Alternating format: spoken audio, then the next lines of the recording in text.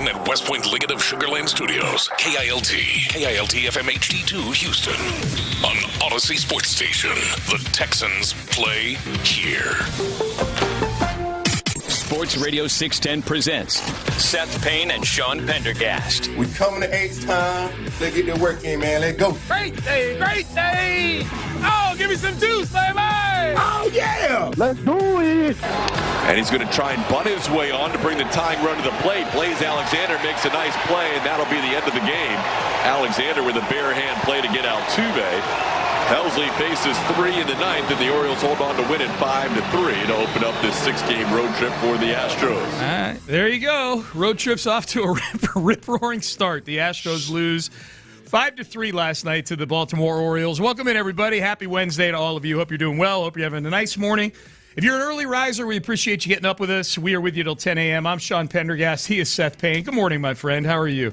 Shut up your stupid mouth. Oh, stop it. You and I have been laughing already off the air today. It's been a good morning. Yeah, but now I'm stage persona. Now that's true. And we hadn't played. Yeah. Now I'm performative. Yeah, seriously though, shut up. This is fair. I hate this team. I know. I hate it so much. You know what I hate the most about it? What about it? I hate statistics. I hate when even somebody's trying to massage the situation and says, well, hey, their expected ERA, right, if you take luck out of the equation, is actually 4.56. That's still one of the worst in the league. It's still bad. It's still bad. They're like, hey. Now, if you're more analytically minded, just know this. Yeah. They're still really bad, but not the worst. It's not a 6. Great. It's not a 6. The worst part for me about last night, and good morning, everybody, was that Kai-Wei Tang pitched the first 3 innings. He threw about 45, 46 pitches, something like that. So right about in that pitch count that you and I talked about yesterday. I thought it was going to be about a 50-pitch count. Yeah. You and I were hoping for 4 innings out of him yesterday. And then once they kind of outlined what their plan was, I'm like, all right, well, in my mind, I'm like, all right, well, they get 3. They got 3. He was not good. He gave up 2 earned runs. And yet 2 earned runs in 3 innings brought the team ERA down for the season. That's 6. That's exactly 6. Kai-Wei Tang came in and was not good as a starter, and yet brought the team ERA down with a 2-run, 3-inning outing. For you. Which is why I want to listen to this right now, and then you and I will chop it up, Seth. I got to hear. This is Joe Espada on Kai-Wei Tang's, I hesitate to say start. They even coined it as he's going to be more of an opener than a starter. So whatever. His first stint as an opener yesterday. Settle in after that first inning. The velo wasn't as what I was expecting. But he threw. He gave us an opportunity, right? Weiss came in with those 2 big punch outs, and aside from the 2-run homer by Alonso, I thought he threw the ball really well. 36 strikes or 54 pitches he made. And I thought Souza is also another positive. Bounced back, 3 punchies. He looked really good. Punchies. You're not allowed to say punchy after a loss like that. I've never heard him called punchies before. I've heard him called punch-outs. I've never heard him called punchies. You've heard it. You've just repressed it in your mind. Maybe. Joe Espada, you know who needs Joe Espada? Mike Vrabel. You can show on the dial the time you heard punchies. He needs us. Vrabel needs Joe Espada. I think anybody going through a crisis needs Joe Espada. Joe Espada can take almost any situation and try and spin it positively. Yeah, Vrabel's operating in a situation now where he doesn't have a trusted person that he can leak information to. Right. Right. It's like he's talking to his therapist, and you're like, well, if I tell you this, will you leak it? Will you make a report on X? And the therapist is like, no, I'm specifically not allowed to do that. Yeah. I went to the wrong therapist. I need some stuff leaked out there. Well, I'm just thinking like Joe Espada could find a way to take Mike Vrabel's situation and spin it to Jen Vrabel in a way that's positive. A love story for the ages. Right. He'd be like, yeah, it's an extramarital affair. Right. It's not something you should do, but he's learning some things in that extramarital affair. Yeah. In the bedroom that may come back to benefit him in his marital relationship. Or it's another way of him to stay in shape. He's burning 250 calories every time he does it with Diana Rossini, so he's in much better shape. Joe Espada would find a way to do that. He found a way to this Kai-Wei Tang really just ratchet opener that he had yesterday. And he's like, yeah, Velo was a little down, but he recovered from the first inning. And then Weiss came in and got a few punchies. And now all of a sudden I'm supposed to feel good about this 5-3 loss to the Orioles yesterday. He's confessed to loving Nicholas Sparks' books, The Spada, yeah. Yeah, that's the guy that wrote the Notebook and everything. Yep. So he's gonna figure out a way to explain how these guys are all just being done in by letters that have been sequestered by his girlfriend's mom. Yeah, it's this is the thing. It's really a threefold problem. Is one, obviously the offense is great, except they're constantly playing under pressure. I feel like every Astros game is like one of those hydraulic press videos on YouTube. The one that was it the Texans or the Chiefs? They used it for their schedule release video. Oh yeah. They just had a hydraulic press squishing all their opponent mascots. When you watch it do it at bowling ball or something, yeah. You're like, hey, the bowling ball's holding up all right, and then all of a sudden, boom! It shatters, and you're 2 for 14 with runners in scoring. Yes, this team And then you have the injuries, yes, okay, to the pitchers. So that's real, that's legitimate. This is the problem. This vaunted influx of pitchers that we got in the offseason, these 6 pitchers that are all starting caliber pitchers, not to mention, Kaiwei Tang, your opener now, they've got a collective 6+ ERA when healthy. Yeah. There's nothing you can point to where you can say, well, if only these guys were healthy, then we'd be. No! You were supposed to be built to withstand a certain amount of injuries at least, and I understand it's been extreme, and you can't expect the Astros to have a great ERA or anything, but none of those guys, it's been atrocious, whether they're healthy or not. You've got 5 quality starts this year in 30 games. That's unacceptable. Yeah. And a quality start in Major League Baseball, the floor for a quality start is very attainable. It's relatively. It's 6 innings with 3 earned runs or less. That's a 4.5 ERA. Yeah, they haven't even gotten to the point. How many times have they had a starter go 6 innings? They've had 5 starts of 6 innings or more. That's a quality start. No. But with a 3 ERA or less. With more than 6 innings. Lance in his first start. Yeah. Spencer Arrighetti in his last start, and I think that's it. Hunter Brown had a quality start. Peter Lambert had a quality start. Quality starts. I'm asking about just the first criterion, which is six innings. And that's what I'm saying. I'm naming the starts that are 6 innings for this team right now. I'm literally naming them for you right now. But you understand, as I understand, that just 6 innings isn't the only criterion. I get it.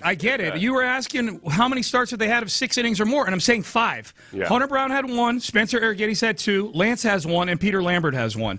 Those are the 5. Yeah.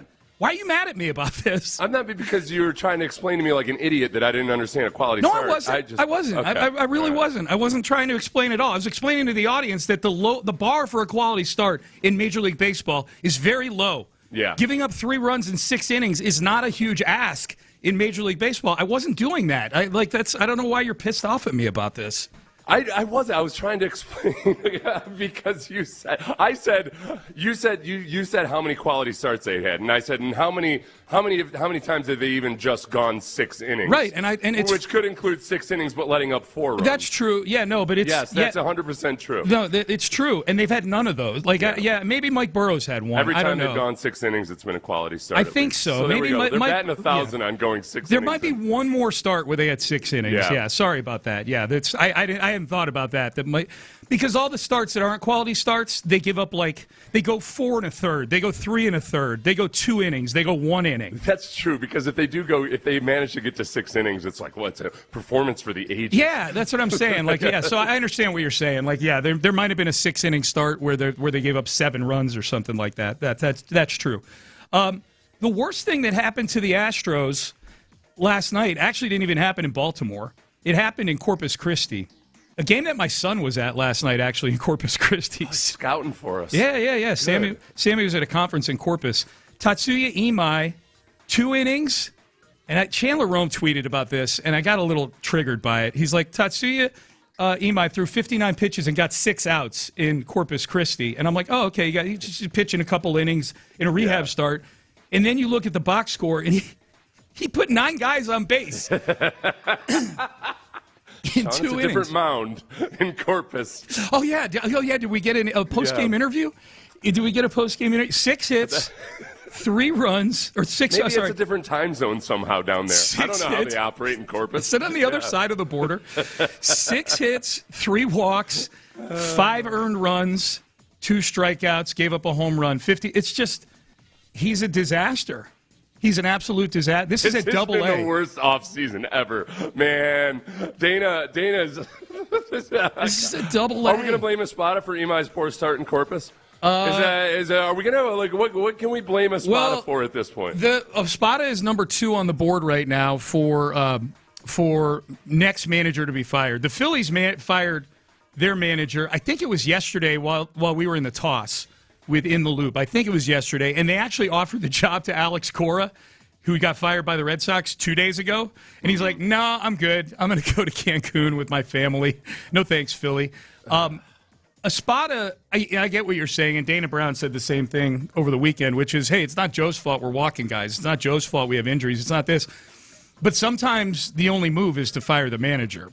Right, yeah. Sometimes there's just a time where you got to try something, and if you're not 100% convinced this is the guy to lead you into the next golden era, that you just try to do something to jostle things up. Yeah. What's gonna be the equivalent of the manager throwing a bunch of baseball bats into the shower? Yeah, just to wake people up. Yep. I don't know. But that's the other frustrating part is when it comes to the runners in scoring position.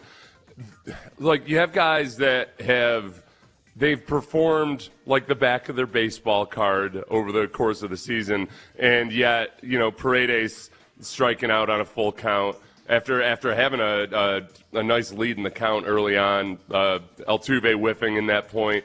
Correa's the Marisnik of the infield. He's overrated, man. He's always, and I like Carlos Correa. I liked when they brought him back because they brought him back for nothing, and he does bring something to the clubhouse. I'm not going to deny all that, and he's an outstanding defensive player. Whether it's third base or shortstop, he's an elite defensive player.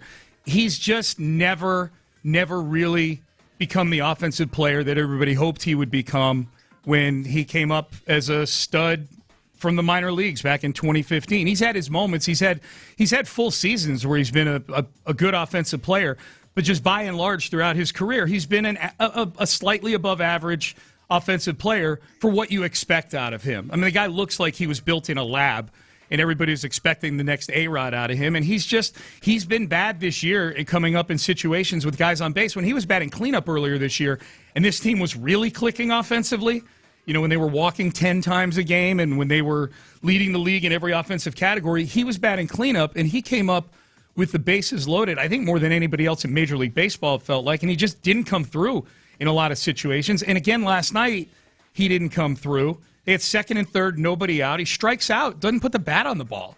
And then that leaves first base open for them to intentionally walk Yordan Alvarez, and they intentionally walk Yordan, and then Paredes and Altuve strike out. Yeah. Just a disastrous inning all the way around. You have a chance. You give yourself a little bit of hope to get back in this game, and then bottom of the 8th, they score a couple runs. You get a home run from Bryce Matthews. That might have been earlier in the game. Anyways, you get it to 5-3, and then Correa strikes out again in the 8th inning. So Carlos, he's just not a guy that I trust offensively. He's a circle of trust guy based entirely on defense. You and I were talking before the show, and Carlos would always bring up WAR back in the day. Yeah. What a great wins above replacement he had. And it's like, well, yeah, you're a Gold Glove shortstop. You're going to have a good wins above replacement if you're just an average offensive player. Well, remember, it was annoying, too, because you remember Carlos Correa, the ultimate teammate. It was the year that La Piña was the batting champ because they had the highest batting average in the league. And Correa would have all these interviews where he'd say, nobody cares about batting average anymore. Look at my WAR. Look at my WAR. He's right there, Carlos. Yeah, and it's right. Your WAR is based on your defense. The reason your WAR is so high is not because of your offense. It's because you're a really, really good defender. Yep. That's why you're one of the WAR leaders. Yep. Did you see Caserio and McAfee yesterday? I did. Yeah. They love him. McAfee, they do love who him. you despise, does love Caserio. Yeah, he does. I don't despise McAfee. I'm just a little burnt out on McAfee. That's all. It's just a bit much. He's everywhere. It's a bit much all the time. Yeah. Like the draft when he was up there, I'm like a lot of these people with the draft. I don't know how you feel about these guest pickers for the draft. Yeah. I like the ones that just get up, maybe say 2 words, and then make the pick. These people that get up there and monologue, like McAfee did. McAfee is like an overly rambunctious sophomore in a fraternity house. Yes. He's just trying. He's trying so hard to show how gung ho he is all the time, and you're just like, all right, just tamp it down a little bit, buddy. You're gonna kill a pledge. Yes. All right. We're just we gotta. He is. He is totally. He's a meathead frat boy. If McAfee hasn't killed a pledge, then I don't even know how to judge people anymore. I tell you what. I mean, you saw the interview. He does. I will give McAfee credit. He's not afraid to bring up negative graphics or stats with his guests on there, at least with Caserio. Like, I think you can tell he's really feeling it with his relationship with Caserio. He literally put up the equivalent of like the mock draft report card that we did yesterday that showed the Colts #1. He cherry-picked one that had the Colts first, former Colt Pat McAfee. And then the Texans were 28th. And he's like, hey, Nick, the guys really aren't liking your draft. These experts out there really aren't liking your draft. It's interesting.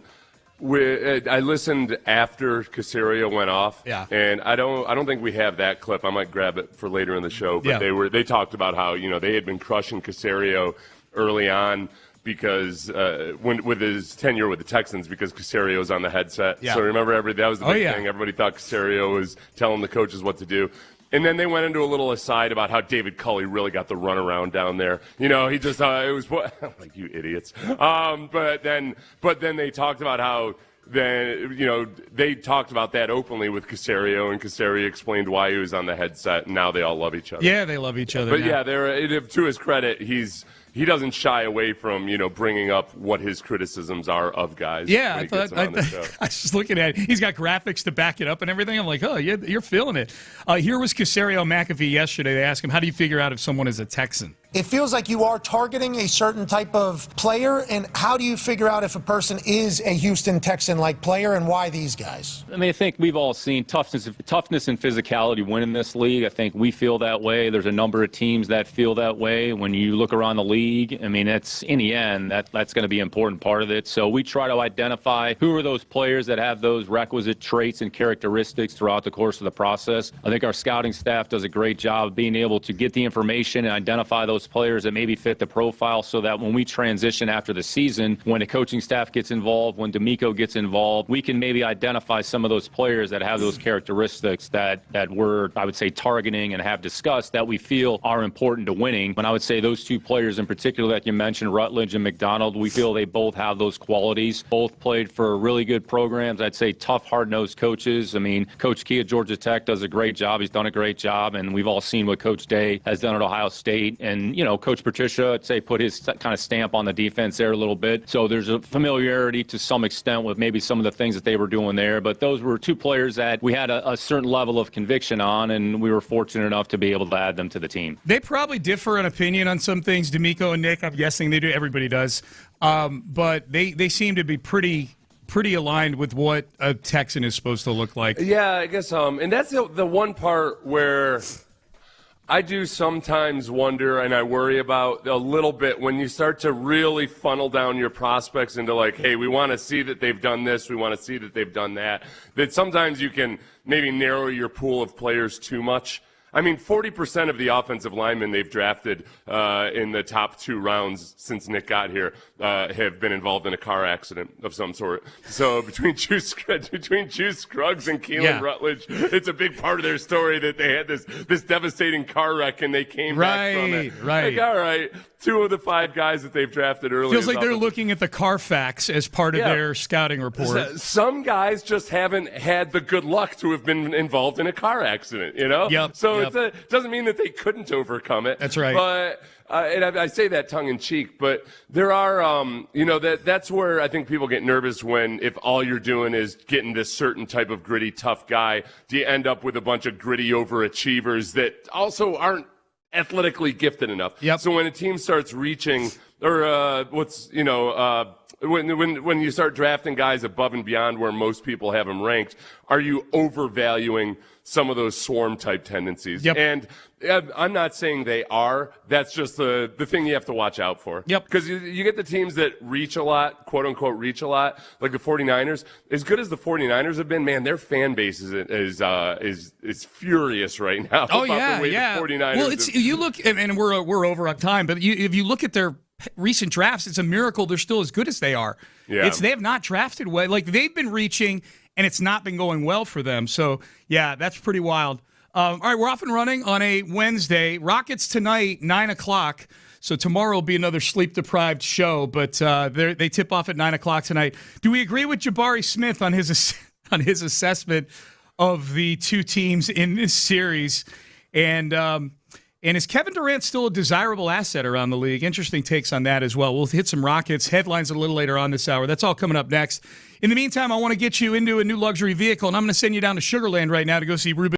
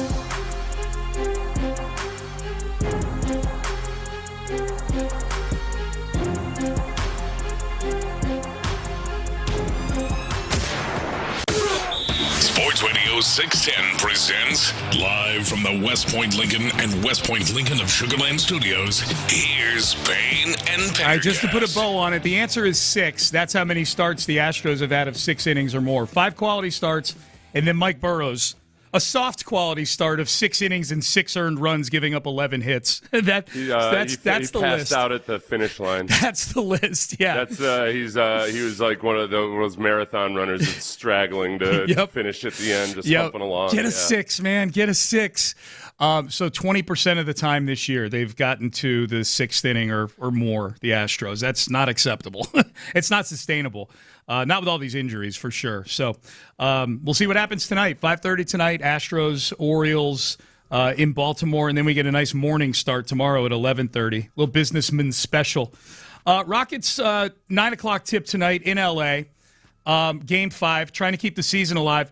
Just to give you an idea how big this series has swung in terms of perception, the Rockets in their last road game in L.A., Seth, were a 5.5-point favorite in Game 2. Yeah. They're a 3.5-point underdog now in this game. Yeah, I know. So the experts think that this is it for the Rockets. It's weird that an inability to shoot or inbound passes would just so easily flummox a team in the NBA playoffs. The betting community, yeah. Here was Jabari Smith at practice yesterday. I always cringe when I hear stuff like this from the team that's down 3-1, but here we go. This is Jabari Smith saying, we're the better basketball team. That's right. Just stay with it. Be us, be aggressive, play free. We're obviously the better team, I feel like. So just knowing that, being confident, trusting our work, and he's just telling us to be us. Why do you think you're the better team in this series? Us. I just feel like from top to bottom. You can say it's an opinion. You can say I'm biased, but I just think we're the better team. Well, it's definitely an opinion. You're definitely biased. It's not a great opinion. He's asked the question directly. He'd be kind of a punk if he was like, "Who's the better team in this series?" Oh, they are. No. But it was to me. It was like we're clearly. He said clearly. We're clearly the better team. I'm like, you're down 3-1. There's a way to show confidence in your team without saying stupid things. Sean, never underestimate the heart of a team that should be better than a team that doesn't have its 2 best players and whose best player, or 2 of his best players, and his best player is 41 years old. It's a clunky saying, Seth, but it's true. Everybody says that all the time. Yeah. So that's Jabari Smith. They're clearly the better team. Look, if that's how he feels, then great. I just hope they play like a team that's got that kind of bravado and confidence in themselves, because a lot of times in this series they've not. Like pretty much every time they bring the basketball up the court, they don't act like a team that thinks they're the better team offensively. Yeah. Like they don't play sturdy with the basketball on offense. This is Brian Windhorst yesterday on ESPN. Most people are looking at this thing going, it's a matter of when, not if, the Rockets lose this series. And then it gets interesting. There was an article in The Ringer this week about what does this team do once they're knocked out of the playoffs with the Kevin Durant situation, which I saved for once the season's over. It didn't feel like it was the right topic for while the season was still going on. But here's Brian Windhorst saying the Rockets are in kind of a tricky situation here if they don't keep this series going. The question Houston has to ask itself, even if Durant was playing brilliantly and was not having any issues in the locker room, and as far as the locker room goes, there's a lot of speculation about what's going on in the locker room. I don't know what's going on in there. There's speculation. What I can tell you on the court is he's not played his best basketball. But even if he had played his best basketball, this team was going to have a challenge to how to figure out how to deal with those monsters in the Western Conference without the ability to dramatically upgrade their roster. So what I'm saying to you is they may have had to look at trades no matter what happened in this season. This is and I'm doing what I said I wasn't going to do, Seth, which is talk about after the season while the season's still going on. But the scariest thing about the situation the Rockets are in right now is not what do they do with this roster? Like, do they run it back? They're going to get Fred back. They're going to get Steven Adams back. You're in a Western Conference where Oklahoma City and San Antonio are built to be like this for a long time. Yeah. Oklahoma City still has a jillion draft picks from all these trades that they've made. And San Antonio's core, other than De'Aaron Fox, who's not an old player, but he's older than the other young guys on the team. That's Victor Wembanyama is like 22 or something like that. and he's an MVP finalist. Like that's the scariest part for me. It's like, okay, it's not just like how do you put the puzzle pieces together? Do you throw the puzzle against the wall and just blow it to smithereens? It's whatever moves you make. If you make the best moves this offseason, you're still not as good as those two teams, probably. Yeah. In all likelihood. That's the scariest part to me. I guess except that, I see exactly what you're saying. Yeah. And because then we fall back to the old dynamic of, well, does Fred VanVleet make that much of a difference on this basketball team? I would love to have just some kind of a point guard on this team, a veteran point guard on this team, to figure out better exactly where they are.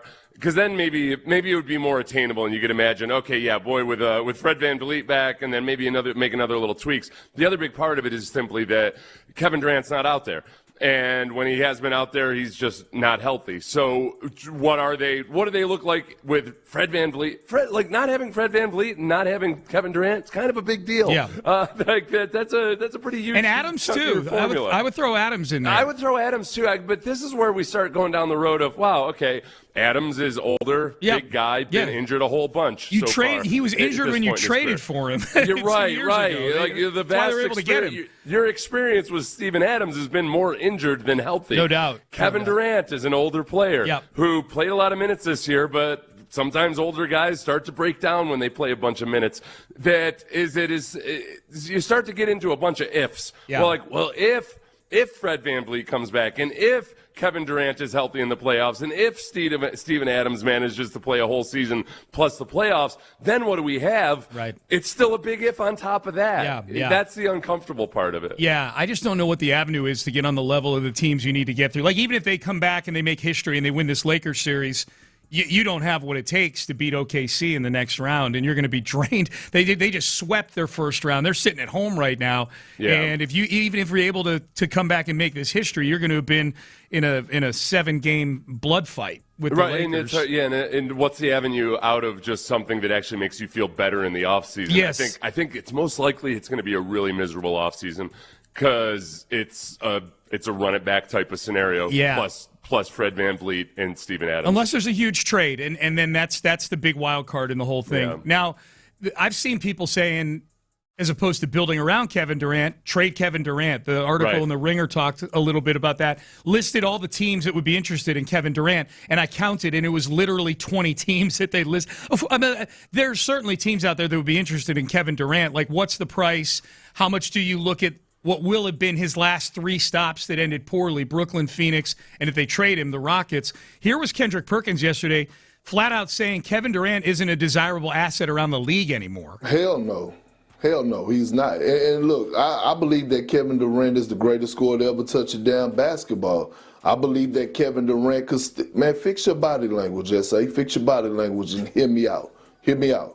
I believe that he still puts the ball in the basket better than majority of the NBA. But let's go facts over feelings right now, and let's keep it a buck. The Brooklyn Nets, disaster. The Phoenix Suns ran through 2 or 3 coaches. 2 of them was championship caliber coaches, a disaster. What did the Phoenix Suns do this year? They made it to the postseason. They were one of the biggest surprises in the NBA. Okay, fast forward.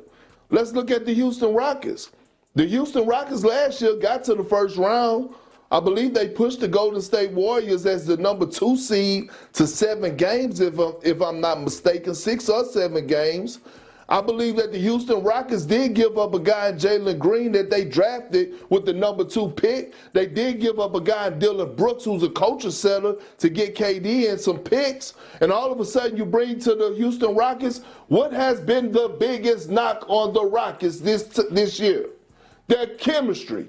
It's so bad to the point where people were questioning, is Ime Udoka still a good coach? I'm not questioning Ime Udoka, is he a good coach? I'm questioning, is he a coach that can get the Rockets over the top? If we're going to look at situations of someone who was there and then they left, the Celtics won a championship after Ime Udoka got fired there. Yeah. Joe Mazzulla won the championship. Yeah, and I think that this is the problem, too, is that Perkins is kind of heaping all of the issues of the Rockets on Kevin Durant and Kevin Durant alone, who, by the way, isn't playing in these playoffs by and large. It's that, are there teams out there that are going to say, well, we've got a better situation and we've got a better offensive-minded coach than what the Rockets have? Yes. And are we going to get the most out of it? Because there's plenty of are there coaches with big egos out there and GMs with big egos out there? Yes, there are. And there's a bunch out there right now that have watched the Rockets this season and are saying, well, in our situation and with our coach, we would have gotten the ideal. We would have made ideal circumstances for Kevin Durant. So, I mean, like, you're still going to get a better trade package for him than you would get out of trading Jalen Green and Dylan Brooks at this point. The price is going to be lower. Based on circumstances than it was last age, year, if nothing else. He's a year older, Right. and so with a little more wear and tear. But you're absolutely right. There's situations out there that have better veteran leadership on the team. I think your point about the coach is a good one. Like an offensive coach that's not going to force Kevin Durant to bring the ball up the floor and get double teamed at half court, things like that. So, I disagree with Kendrick Perkins there, and I don't think they're trading Kevin Durant either, if you want to know the truth. I think Durant's going to be here next year, I think. I mean, if you just go to just to go as plainly as just by circumstance, if he goes to Brooklyn, then he goes to Phoenix. All right, well then lump in the other two guys there in Brooklyn and lump in the entire scenario there in Phoenix, and just let's not pretend that Kevin Durant is that same type of alpha personality that Michael Jordan or a Kobe or somebody like that is. He's not. Nobody expects him to be. Nope. So that's where the situation comes into it. Yep. Let's get to headlines coming up next, brought to you by the Men's Tea Clinic. We'll circle back to the Astros. They lose last night. We'll touch on the Rockets again and a couple other news items that we'll get to from yesterday. We'll do that coming up next. Stay there. Ability Trees. You can do this right now. Call Ability Trees. Get your trees looking beautiful and keep them strong, healthy, and resilient all season long.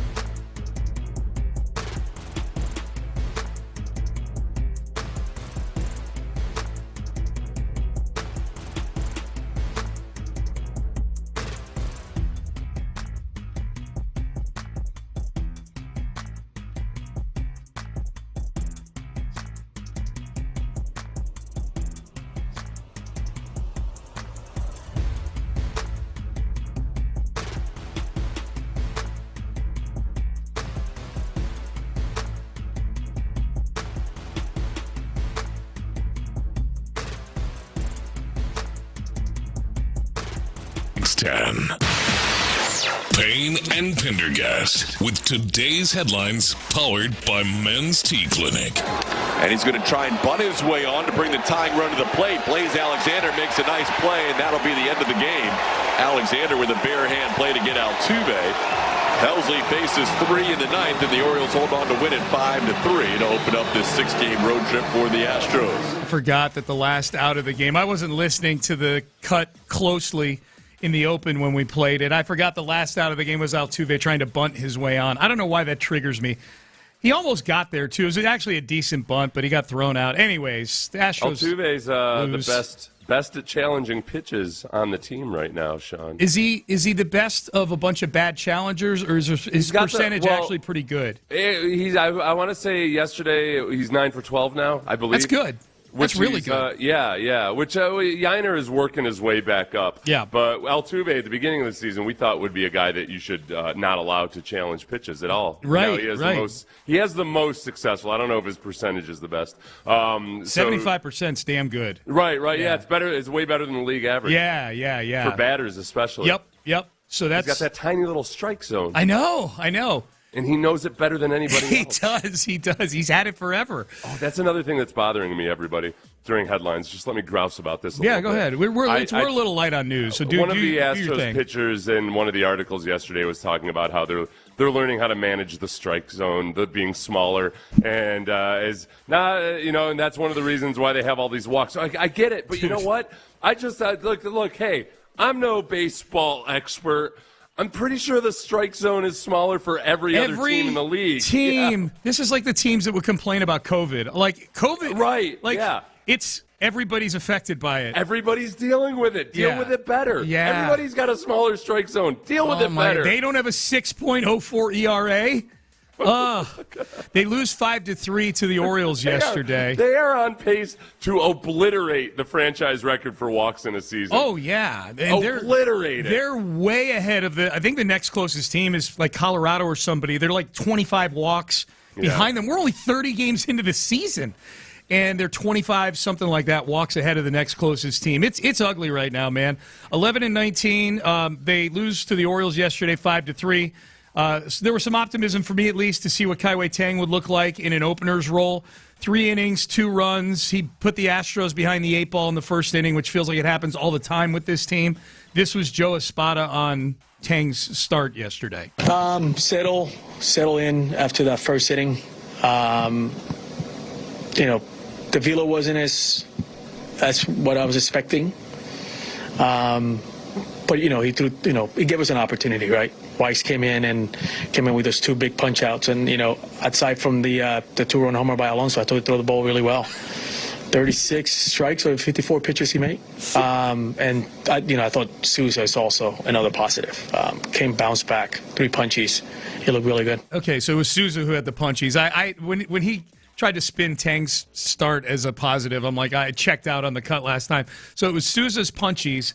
And for Weiss, who came in for Tang, it was like, hey, other than the 2-run home run he gave up to Pete Alonso, he was... It's like my old pet peeve of offensive linemen that love to say, well, I did really well, but just because I let up 3 sacks, you guys act like none of the other plays matter. There were 70 snaps in the game. I can play a great game and have 3 bad plays, and everybody wants to say that they should get somebody better. Yeah, that's exactly what we're saying. That's exactly right. Yeah, they've got an interesting patch of schedule coming up here. Look, Philly fired Rob Thompson yesterday. That's the manager that got them to the World Series in 2022.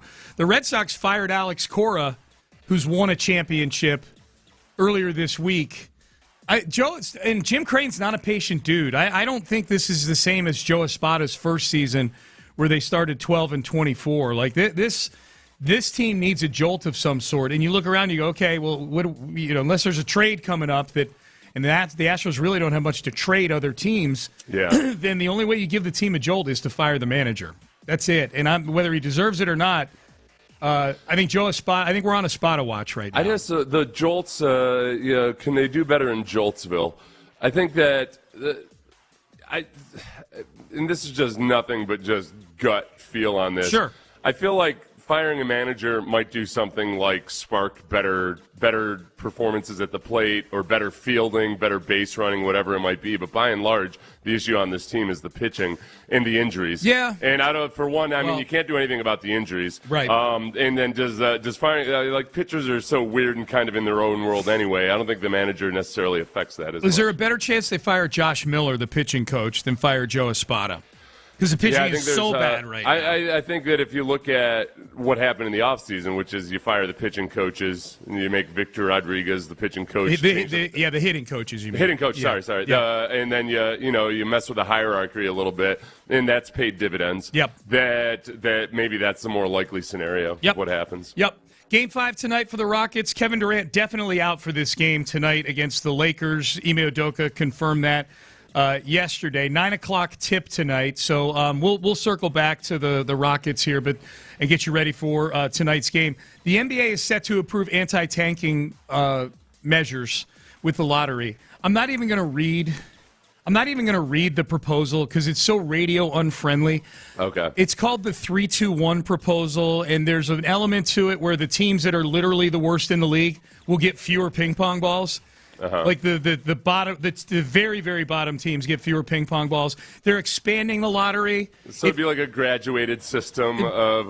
We've already gone too far. Yeah, it's right. It's like a disincentive to be the super worst teams. Whenever I find that I've got a problem in life, I usually find that the best solution is the most convoluted and difficult to understand solution. I hate these, and I read these, and I go, if I read this on the air, Seth is going to murder me. Keep it convoluted. Yeah. That's my answer whenever I face difficulty. Yes, my take on this is it's so sad that you have a league that has to call a huge meeting and put a bunch of proposals on the board to get teams to try. Yeah. To get them to try. It's just the other thing yesterday, Seth, that I don't like is the NCAA men's basketball tournament is set to expand to 76 teams. Yeah, baby. They're at 68 right now. I've long thought that the one big marketable thing that the NCAA tournament, the thing that has kept the men's basketball tournament in a sport that has faded to irrelevance during its regular season. Yeah. The one thing that's kept it one of the premier sporting events is the ability to put a 64-team bracket on a piece of paper or a PDF file and have people participate in brackets. And I'm guessing these 76 teams will eventually feed into a 64-team bracket. It would be stupid to somehow blow up the format that has secretaries and office workers and things like that interested in this tournament. I think it was Damon Amendolara posted a tweet yesterday. Like, if we had this format this year, because this is clearly done to give the power conferences more at-large teams. Yeah. These are the teams that would have been added to the tournament this year, and it's a bunch of teams that were like 7-11 in their conference. It's already you're already letting teams that are incredibly average into this tournament. It waters it down more. And they're even saying it's not even going to make that much money. They're just doing it to try to cover like some of the logistics costs of the tournament. Like it's Oh, really? Yeah. But how would it add revenue when you're adding just more? I guess you just get a little bit more TV money. Yeah. It's more game. It's more inventory. Yeah, it's They're more going to say games. they should make those teams in the expanded bracket pay to be there. Yeah, and some of them would. Yeah. So those are two things There's yesterday. 361 Division I basketball schools. Yep. I didn't realize there were that many. Yeah. Yeah, it's like Patriot League, the smaller schools that don't have Division I football. Atlantic Sun League, yeah. So those are some of the headlines from yesterday. No headline. St. Bonaventure. I don't know if they even have it. They've got like 3 athletic programs, and and one of them is basketball. Yeah, with Woj. Those are your headlines. No Vrabel and Rossini headlines, other than a TMZ reporter following Vrabel around the airport, which we'll have the audio of that. Yeah, you know what? I haven't listened to that audio yet. You sent it to me, and I didn't listen to it. I want to listen to this fresh. Yeah, we'll have it for you a little later on in the show. But coming up next, Seth, I did my back of the cocktail napkin 53-man roster for the Texans yesterday. The hardest decisions I had to make in putting this thing together, and how many rookies actually make this team. I will run this through the Seth Payne filter coming up next. Trajan Wealth, let's run this through your filter. Look, you can't always know if it's the right idea to fire your manager. I fired my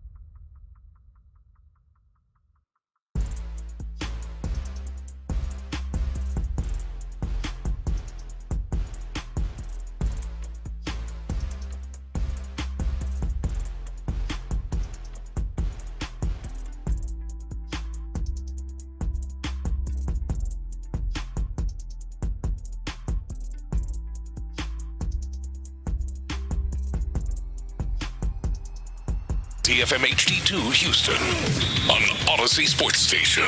The Texans play here.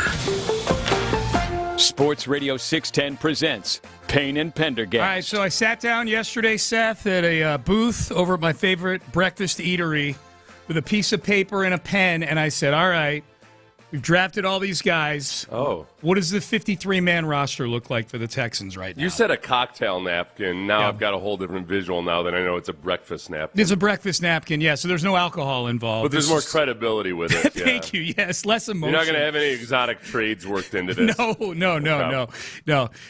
Yeah, that may come later. There's a We're chance. going to put the system on trial. Mm-hmm. Yes. So I'm not going to go through the whole thing, like player by player. I just like the pain points for me, or the touch points that give me a little bit of stress, or who these were the last guys I had making it. These are the guys I think are maybe unnoticed, that kind of thing. I am still nervous about this running back room. I had trouble filling the running back room with guys that I'm even confident in can be good NFL players right now. Yeah, the two undrafted rookie free agents are interesting. Noah Whittington and Josh Pitzenberger. Is the second guy the Yale guy? The Yale guy, okay, yeah. Gotcha. Noah Whittington's fun to watch. He's got some good highlights out there. Yeah, he's a tiny bowling ball. Yep. There's some things about Noah Whittington. I don't want to get too far down this rabbit hole. Yep. But he's old. And there's one of the things he didn't get. One of the reasons he probably didn't get drafted. I mean, he's going to be a 25-year-old running back as a rookie, but he's very patient. And for what the Texans wanted to do last year, when they were running a lot of duo in this style of run, there's a lot of room for a guy who's patient in there. So I think for a 25-year-old rookie, they're probably going to be watching very closely during camp to see if maybe he's just got a knack for this the way we want to do it. But yeah. There's spots, man. Like if there's a spot for an undrafted guy to make the team, I think running back might be it right now. David Montgomery's obviously going to be your starter. Woody Marks is on this team, and he was your leading rusher last year. And he absolutely is, he's still going to get touches in the run game. I think Montgomery probably frees the Texans up to use Woody Marks a little bit more for what he was drafted for last year, which is catching balls out of the backfield. Oh, yeah. I mean, yeah, you saw it last year. As soon as he became the feature back, Woody Marks they couldn't really work him into the passing game nearly as much as I think they would like. Yep. And then the next two guys are Jawar Jordan and British Brooks. And Jawar Jordan's got 43 carries, and British Brooks has 18 carries. It's 60 carries between the two of them in their careers. Brooks, I think if Brooks makes the team, it's going to be because of they feel good about his versatility. Yeah. Fullback / tailback / tight end. For a team that looks like, I think the Texans are buying into this trend of going with 3 tight end formations. Mm-hmm. So if Brooks is one of those versatile guys, I think that's his avenue. Yep. Here was, and we'll get to some of the other positions, but as long as we're talking about this, I'm excited about Montgomery, so I want to be clear about that. It's just the depth in the room that scares me a little bit in going through this exercise. And those are the 4 backs I have making the team. I don't have a fullback on this team. I think Brooks is, I think you're at that was my mindset, Seth, was the fullback position will probably be filled by some combination of British Brooks and maybe the tight ends, using them in that sort of hybrid fashion. So you do have British Brooks on the team? I have British Brooks making the team. Yes, I definitely do. Yep. My 4 running backs are Montgomery, Marks, Jordan, and Brooks. And that's the scary thing is there aren't, other than the undrafted guys, there aren't any on the roster. Well, yeah, and I guess that's where with the undrafted guys or anybody else you add, the expanded practice squad helps out a lot. That's why Jawar Jordan was available last year because you're able to kind of sequester him for a while. That's right. And then bring him in when you need him. Mm-hmm. So there's that. Here was Nick Caserio and Pat McAfee yesterday talking about the David Montgomery trade. Yeah, the running game is an important part of any offense, so hopefully it's to be a big part of our offense as well. That was a position that we had identified. We were probably going to add a player or two at some point along the way, so we just looked at our opportunities, and David was a player that was very highly thought of in our building, highly thought of in the Lions building as well. Like, we have a lot of respect for the program that Coach Campbell and Brad are running in Detroit, and we practiced with them. We played against them a few years back. David's been a very consistent, a very productive player. Who's tough, kind of going back to what we were talking about a little bit earlier, Pat. I mean, the toughness and his physicality kind of stands out in his play. So we felt that this was a player, if we had a chance to add him to the team, would be a good fit for some of the reasons that, we articulated. The interesting part of that cut right there, Seth, and we'll get to more of the roster stuff here in a second. The interesting part about that to me was Nick citing the program that David Montgomery is coming from in Detroit. that they've got a lot of respect for Detroit. I think Dan Campbell probably does a lot of things similar to DeMeco Ryans. Yeah, well, that's what David Montgomery had mentioned, how impressed he was with the way the Texans practice. Yeah, when they practice with each other. Yeah, in the joint practices. And so if you're acquiring a player as a GM and a head coach, it probably makes it a little clear. Like if they're coming from a team that sort of has the same culture as you do, You're saying Dan Campbell is like the pro version of Matt Campbell. Yeah. Right, a little bit. Like that's I think there's something to that. Add that to your list of if you want to be a Houston Texans player, play for a coach named Campbell. Play for a Campbell, yes. I think there's something to that. Like that you bring a guy in from a team that operates similar to your team, and it's going to be an easier transition. No, that's a really good point because that's one of the biggest variables in free agency is he a culture fit or does he? Yeah, is he like a Houston Texan? Yeah, this guy knows what it's like to practice hard, that kind of thing, you know? So I'm nervous about running back. I have Cade Stover making the team. You know, among the bubble guys we've talked about, I got 4 tight ends on this team right now. Dalton Schultz, Foster Moreau, Cade Stover, and Marlon Klein. And let me tell you something, Seth. There was a new type of fan coming out of the woodwork yesterday. Oh, yeah? Yeah, I saw somebody tweeted about they listed I forget who it was, listed reasons why CJ is going to have a better season next year. Yeah. And I don't disagree. I think he'll have a better season next year. But one of the things was he's getting Tank Dell and Brevin Jordan back. And Tank, I think, is going to make the team. I've got him making the team. I don't think Brevin Jordan's going to make this football team, and I don't think that's a slap in the face. He's had 2 ACL tears in the last 2 years. Boy, I had people coming out of the woodwork telling me I was disrespecting Brevin Jordan. What problem do you have with Brevin Jordan? Why are you disrespecting Brevin Jordan? And my thought was, if he doesn't have that 76-yard catch and run in that Browns playoff game, are people coming at me about Brevin Jordan? Did they? I wonder if you asked anybody of those people that were coming after you, just ask, without looking it up, what do you think his career high in receiving yards is? I wonder what they would say on average, Do you have the stats? Yeah, it's 219. You know, so to say, hey, he's going to get this 219-yard receiver back. Yeah. And we're off to the races after this. Yeah, a little perspective. Christian Kirk he was 70 yards away from that in the playoff game last year. Kirk, he had a buck 44. And I see they see the upside in Brevin Jordan. Sure. That's why they keep extending his deal. But that's a part I would say I wouldn't be surprised if he makes the team because obviously they like him. He's had really bad injury luck, or maybe he's just injury prone. But I can't look at him and say, yeah, this guy with his career-high 219 receiving yards in 2023 is going to be one of the keys to unlocking C.J. Stroud. We're past that point now. He's been in the league a long time. I wouldn't be stunned if he made the team. I just don't think he's making the team. That's all. It's a super competitive room now. Yeah. And they might keep 4 tight ends, but he might just end up being the odd man out. Well, unless you're trying to vary the room a little bit, they are clearly looking at a type. You know, Dalton Schultz is Dalton Schultz. Like they know what he is. Like blocking's not his deal. But the rest of these guys, you know, like Cade Stover, I think he better block if he's going to make the team.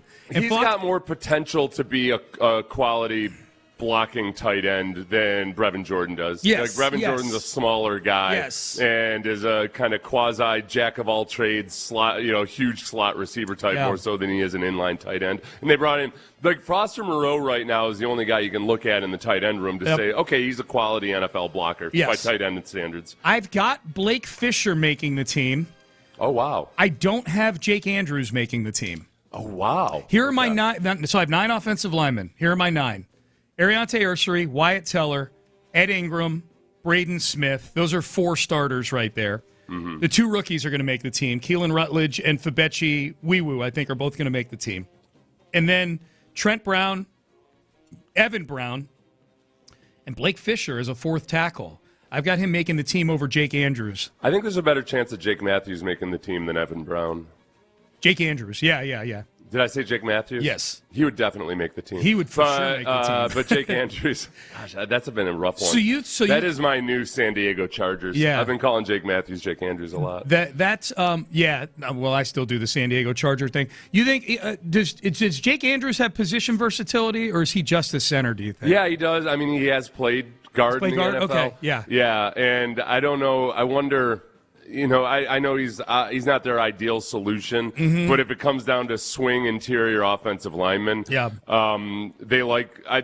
brought him in, they made him a starter, and I think the big, like Evan Brown's been on 5 or 6 different NFL teams, so I don't know. That's a real competition for backup there. Yeah, the competition. And or starter, like Jake Andrews he's in the competition for starter until one of those other guys proves that they can be better than him. Yeah.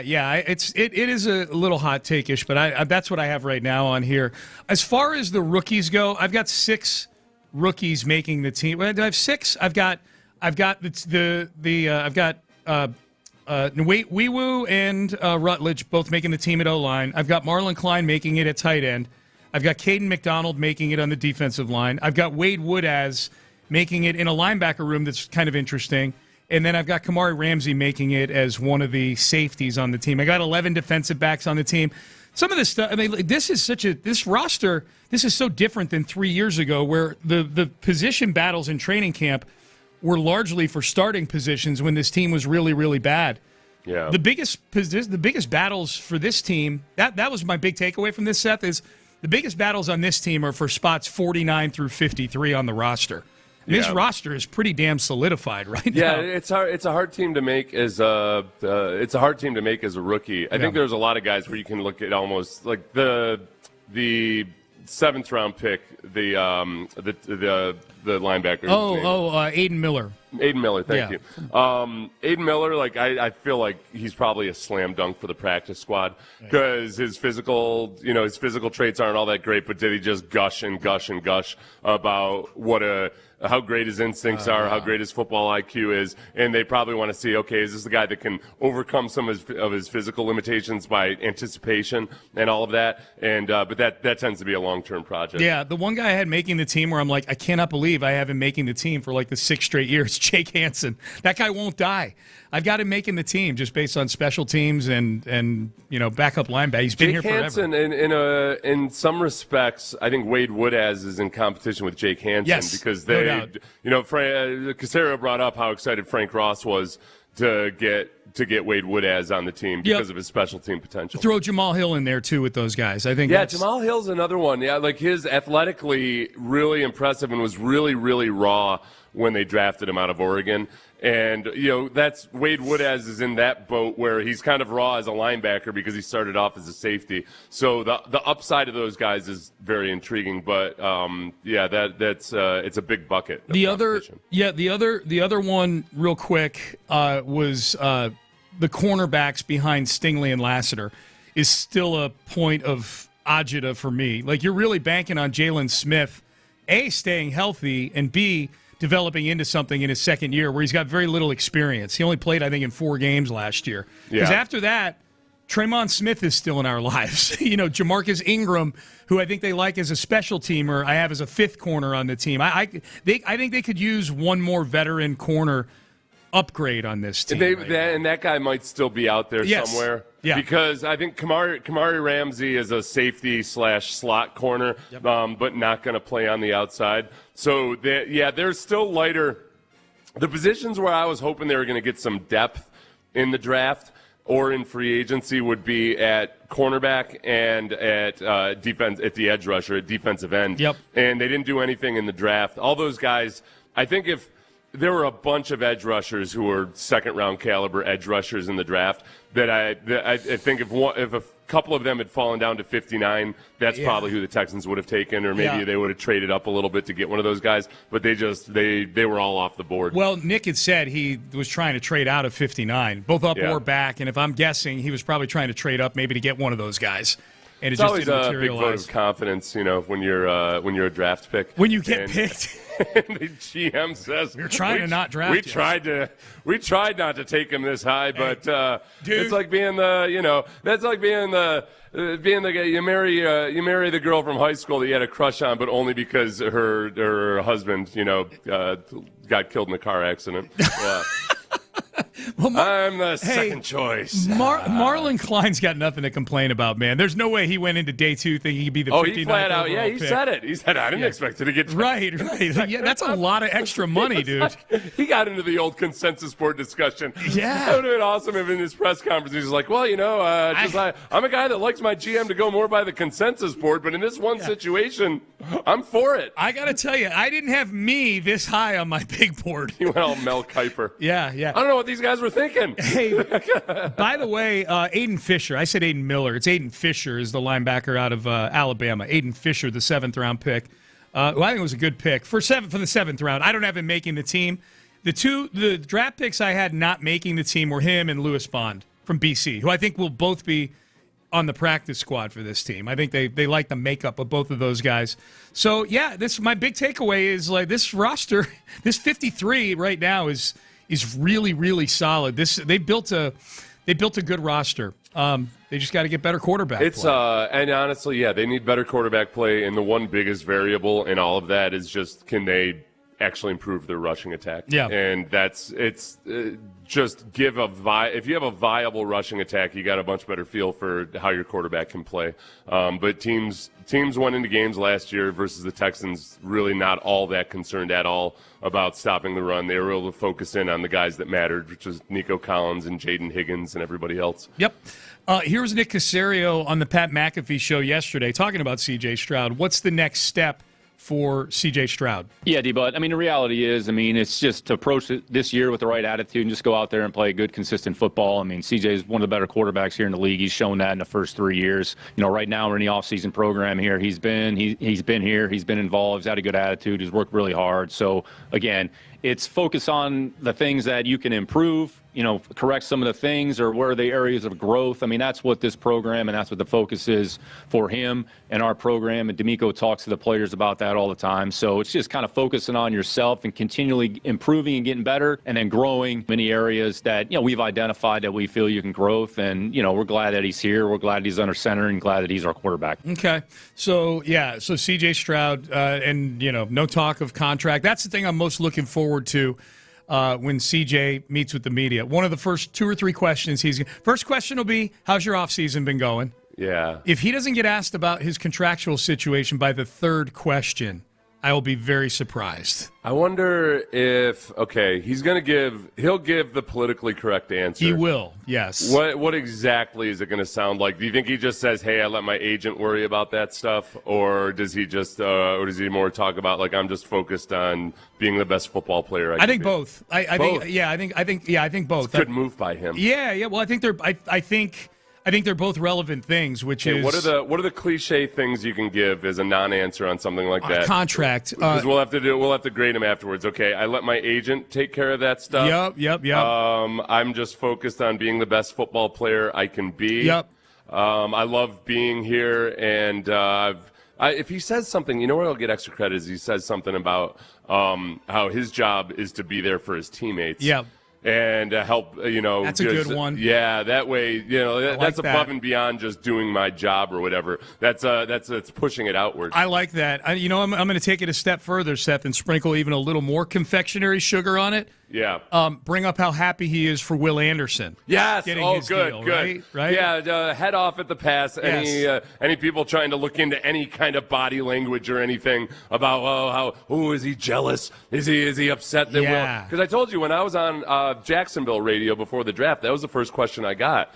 Basically, it sounded like the way they were framing it is CJ going to be jealous about Will Anderson's contract. Right. And it kind of caught me off guard. For multiple reasons, and I'm not trying to prop CJ up like he's the saint of all saints or anything, but he has a very tight relationship with Will Anderson. Yeah. And there's never been anything to ever suggest that there's a chink in the armor in that regard. Right. And but we'll see. He's got to head that off at the pass so all the Nugget hussies don't start reading into it too much. Okay, let me run this by you with CJ and Will. So we know CJ has customized handshakes with all of his skill position guys. Yeah. When we see him doing the customized handshakes, it's typically with wide receivers, tight ends, and running backs. Would it be over the top? Would it be trying too hard to have a customized handshake with Will Anderson out at camp? Would that be too performative or demonstrative? Would it feel fake? I don't know. I guess I can't say for sure that he doesn't have customized hand. I've never seen him do it with anybody except the skill guys. I've never paid attention to it one bit. These are the things I pay attention to. You do? Like, yeah, okay. Yeah, these are the things. Because the football stuff, you're the expert on at training camp on the football, the technique and things like that. I'm about the handshakes, who's talking to who. Yeah. Are they glaring at their coaches? You're old things school like that. scout. Yeah, I'm totally. I'm old school I'm scout. trying to let me get a feel for how this guy Right. interacts with his teammates and all that. Yeah. So would it be if indeed he has no handshakes with any of the defensive guys? Right. Would that be a little phony for him to have all of a sudden have one with all Will of a sudden Anderson? have one specifically for Will. With Will, yeah. Would he be trying too hard to show like, hey, we're buddies here? No, I think maybe that's just him being savvy enough to know. Okay. I don't expect him to do that. I think he seemed genuinely unaware of the fact that people were upset about his wearing a Mariners cap until people had been upset about it for 2 weeks. Yeah. So I don't think that he necessarily would even have a clue that somebody's trying to read into him being jealous. That's a good point. Did you see that he was wearing an Astros hat this time when he showed up at the building for workouts? Yeah, we brought that up. Yeah. That was that's smart. He's self-awareness. A+ this offseason so far for C.J. Stroud. That's kind of like, you know what? It's kind of like when you're learning how to deal with the fan base is kind of like learning how to deal with women, where sometimes as young men we don't even realize some of the stuff we're doing is that we think nothing of. That's is true. Driving a woman insane. Yep. And you're like, I just have a couple little simple things. I don't see why it's important, but I understand that she thinks it's important. So out of respect to her, I am going to do these things that she thinks are important, right? And that's how you got to look at the fans. Where I personally CJ himself doesn't really see the big deal in the choice of cap, but if it's going to make his lover, the fan base, upset, then I'll hold off on it. CJ has started to take out the trash. CJ understands that for whatever reason, women don't like a bunch of pubic hair on the toilet. Okay? Yeah. You just gotta clean that I don't know up, why, but it seems to be a deal with them. Takes 40 years to figure that out, but if you figure it out eventually. Yeah. CJ's taking the trash out and he's emptying the dishwasher when it requires him. Maybe he doesn't know how to work the dishwasher, like me, but he doesn't know how to empty he knows where the plates go and the forks you do go. that? Huh? I empty the dishwasher. Yeah. Yeah, I just don't know how to work the dishwasher. That's all. I load the dishwasher mostly because my wife is incompetent at it. No. That's right, Brandy. I said it. Yeah. I know you're joking. No, because she by far loads the dishwasher more than I do. I'm trying to picture how somebody can be incompetent loading a dishwasher. Well, no, because everybody's got their own strategies and methods. That's one of the things I used to stress out about when I was trying to help out when I'm a house guest. I'm like, all right, how do they stack their bowls in the dishwasher? How do you stack yours? Do you go bottom rung or do you put the bowls on the top shelf there? The bowls, it depends on the wear and tear, like how much gunk is there in there. Yeah. So it depends on the buildup. The gunkier the bowl, you put it on the bottom because it gets hit with the splash, right? The biggest one, yeah. The biggest one is the silverware because some people are tines up on the fork and some people are tines down. Yeah. Where do you put the business end of the silverware in the dishwasher? Do you put it business end down or business end up? I put it business end down because I don't want to cut my hand. Knives I always go down. Yeah. So we're talking strictly forks. I still go down on the forks. Yeah, I go down on all of those. As long as it's not if it's too cluttered, then you got to create some space. Yes. I figure. So then you go business end up. Yeah. Glad we had this conversation. That's a Pender poll for you. Tines up or tines down? Tines up or down in the dishwasher. I'm putting that in there right now. That'll be one of those polls they put up where people are like, boy, I really need to listen to this show, this Payne and Pendergast. They're attacking the important topics on this show. Tines up, tines down. That is for the young men out there in your apartments. That is something that you will be judged on, and just know that whether you agree with it or disagree with it, just be sure your toilet is clean. Yes, that's a big one. It's a huge one. Make your toilet clean, and you'll be way ahead of the curve of other young men. Dude, okay? I think, and you know what? Especially you college kids that might be listening out there, dude. I think about how disgusting. Yeah. My apartment bathroom was. I shared an apartment with at one time one roommate of mine, another time two. And I think back to how disgusting our bathrooms were at our apartment. And we had girls over all the time. Yeah. And I think back to that now, and we didn't think, but we didn't think anything of it. Like, oh yeah, it's gross, whatever. I'm like, how much more action would I have gotten if I just had a clean bathroom back in college? There's a lot of women that will make their decision on, like, nope, this is not the place I want to spend a bunch of time. Yeah. No, it's good advice, Seth. It's good. Kids, if you're listening, keep that bathroom That clean. is your Mariners cap. Okay. Yeah, that was it. Yeah, that was my Mariners cap. The Magnificent Gladstone was on Jacksonville House Radio. It's my Mariners cap. The Magnificent Gladstone. Yeah. If you missed it, we went through the exercise yesterday. I say the exercise. We basically just pulled up a chart that had consolidated 25 or 30 report cards of teams' drafts around the league. I got to go back and look, Seth, and go back and look at the charts from the last few years when this person started doing these. I forget the name of it, the name of the person who compiles them. And it spits out a GPA for each of the teams. This might be the worst one that I've seen in the history of this exercise, or recent history at least. The Magnificent Gladstone got a 1.34 GPA from the 25 report cards, A through F. He got a few Fs for his draft. He was asked on Jacksonville in-house radio on the notion that he reaches for guys in the draft. Let's count. Ben, have the ding ready here. I'll signal you. Let's count how many Gladstone-isms that we hear in this 50 seconds or so of audio. I listen to what's being said about players in a very real way. I care about it. I listen to those in this building and the people that we have invited into this building and what their perspective is on these players. We build consensus internally, and that is leveraged at every pick point. Our wisdom of the collective is how we phrase it, and it is what guides our decision making. And I can tell you that when we get up on the clock, we're looking at the draft board and we see on it our sentiment and Duval DNA, and those are the two North Stars, so to speak, and that is a collective output. And ultimately, when we look at the guys that we select, we're not selecting them without some version of consensus. All right. That's 8 dings in 50 seconds. We haven't added to Seth, for a little inside baseball here. Seth has a section in the rundown below the daily part of the rundown where you're tracking. You have a Gladstone sticky notes or something like that. It's the James Gladstone glossary. The glossary, that's what it is. Yeah. We haven't added to that in a long time. Yeah, we'll have to go. And now I gotta chunk out 3 hours this afternoon to add all these to it. Just listen to that cut. That'll add like 5 right there. Like, so I hadn't heard the Duval. What was it? Duval DNA. Duval DNA, okay. And something else. Are there 2 North Stars? Mm-hmm. Yeah, we don't have that in the Gladstone glossary. So so when people all the rage right now is talk about how teams do versus the consensus drafts. Yeah, and look, there is something about the wisdom of crowds that's very, very relevant. Sure, and that over time.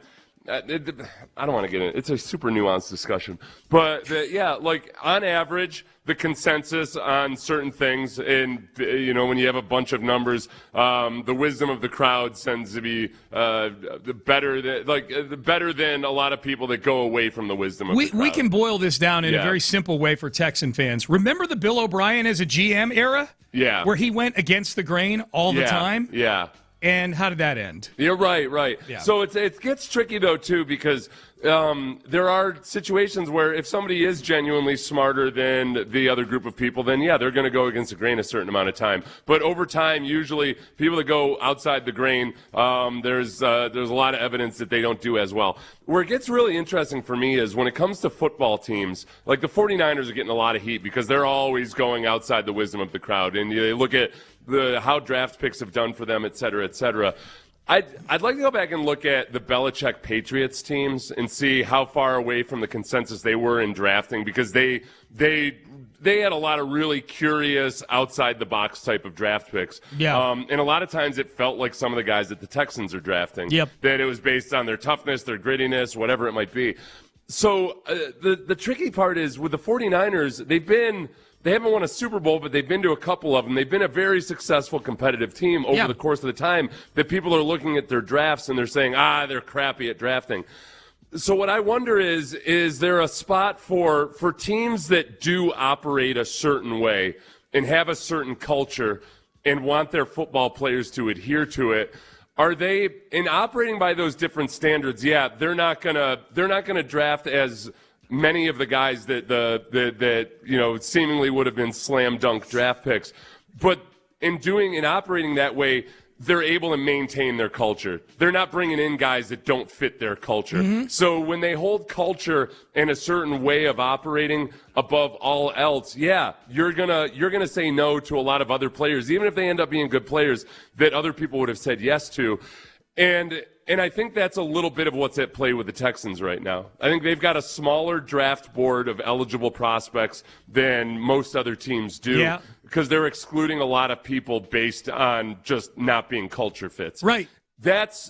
You can win that way, as evidenced by the 49ers and the New England Patriots and other teams throughout history. So that's where I try not to get too fixated on, is this guy drafting the most guys that are viable NFL players? Yep. Versus, no, we've got a certain standard and we're gonna stick to that no matter what. Well, and you can get more specific about guys and what their roles on the team are going to be when there just aren't that many spaces available on the team. Yeah. Like I don't know that a Texans team that's 4-13 necessarily is drafting Wade Woodaz in the 4th round. No, that's a really good point. Yeah. There ends up being the teams that are good that draft guys. Yeah, there's less likely a chance that guy's going to end up even making that team or performing on that team. So it becomes a self-fulfilling prophecy. Yeah. When you're doing that exercise. Yep. Caserio talked a little bit about how the Texans go about it on the McAfee show. He's talked about that on this show before too. We've asked, do you pay attention to the mock drafts? McAfee asked him about this yesterday. I think you have to do your work and you kind of have to stack your board. And there's a multitude of mock drafts that are put out over the course of, call it March, April, and it's a little bit closer than a few more people have theirs. So we try to do our work and we try to identify the players that we like. And then we do have an analysis that we will look at the mock drafts, if you will, to see maybe where a player was projected. And then after the draft, look at, all right, who was most right, or where was that player projected to go? How close was he? You're always going to have some outliers. And I think when you found at this draft, the reality is teams took players that they liked, that they wanted. And I think that's the beauty of it. 32 draft boards don't all look the same, and each team is going to identify the players that they feel that they want or can help them. So you don't necessarily factor it into the overall decision-making. It's maybe something after the fact that you look at to kind of see, like, all right, where were we? Where were the outliers? And kind of how did that player fall? And as you get a little bit closer, you start to hear maybe a little bit more, well, you know what, teams may have liked this player a little bit more than anticipated. So, you try to factor in everything, but without factoring in too much noise, because ultimately you got to stay discipline to your evaluations and your draft board. The mock drafts are interesting, Seth, because they tend to fall into two buckets. You have the wannabe scouts of the world, like I'll say, like the Matt Millers of the world, that they're doing their mock draft based on their evaluations and what they would do. And then you've got the mock drafts from the Nugget Hussey, plugged-in network guys. I'll use Peter Schrager as an example, who openly says, I am doing my mock draft based on things that I am hearing out there in the marketplace. If I'm Nick Caserio, I'm probably paying more attention to the Schrager type of mock draft than I am. I don't care what this guy's opinion is on these guys. And I think, honestly, it's probably different.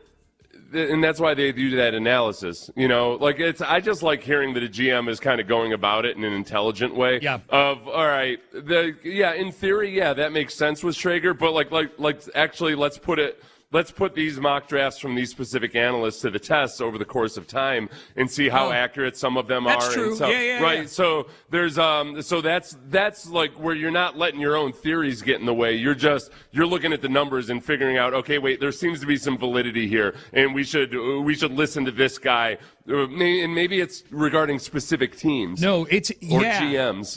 That is a phenomenal point, because they've got all these analytics dudes. Right. They've got as many analytics guys as they have actual scouts in the building there. Yeah. With the Texans. The Texans have one of the smaller scouting departments in the league.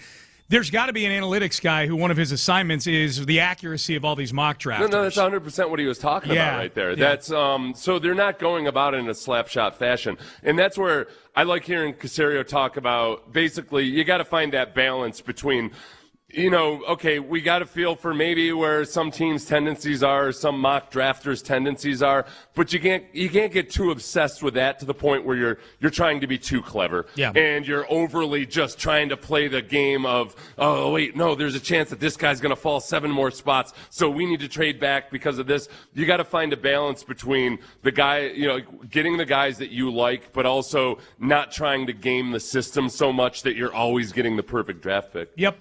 A few texts here on the Base Power text line on the very important topics we were discussing earlier in this segment. I'm with Seth on this. I hate when my in-laws come to town and try to help by loading the dishwasher, and it looks nothing like I would do it. Yeah. God, I load the dishwasher in our house, but I don't load it when I'm at other people's houses. I didn't realize this was such a thing.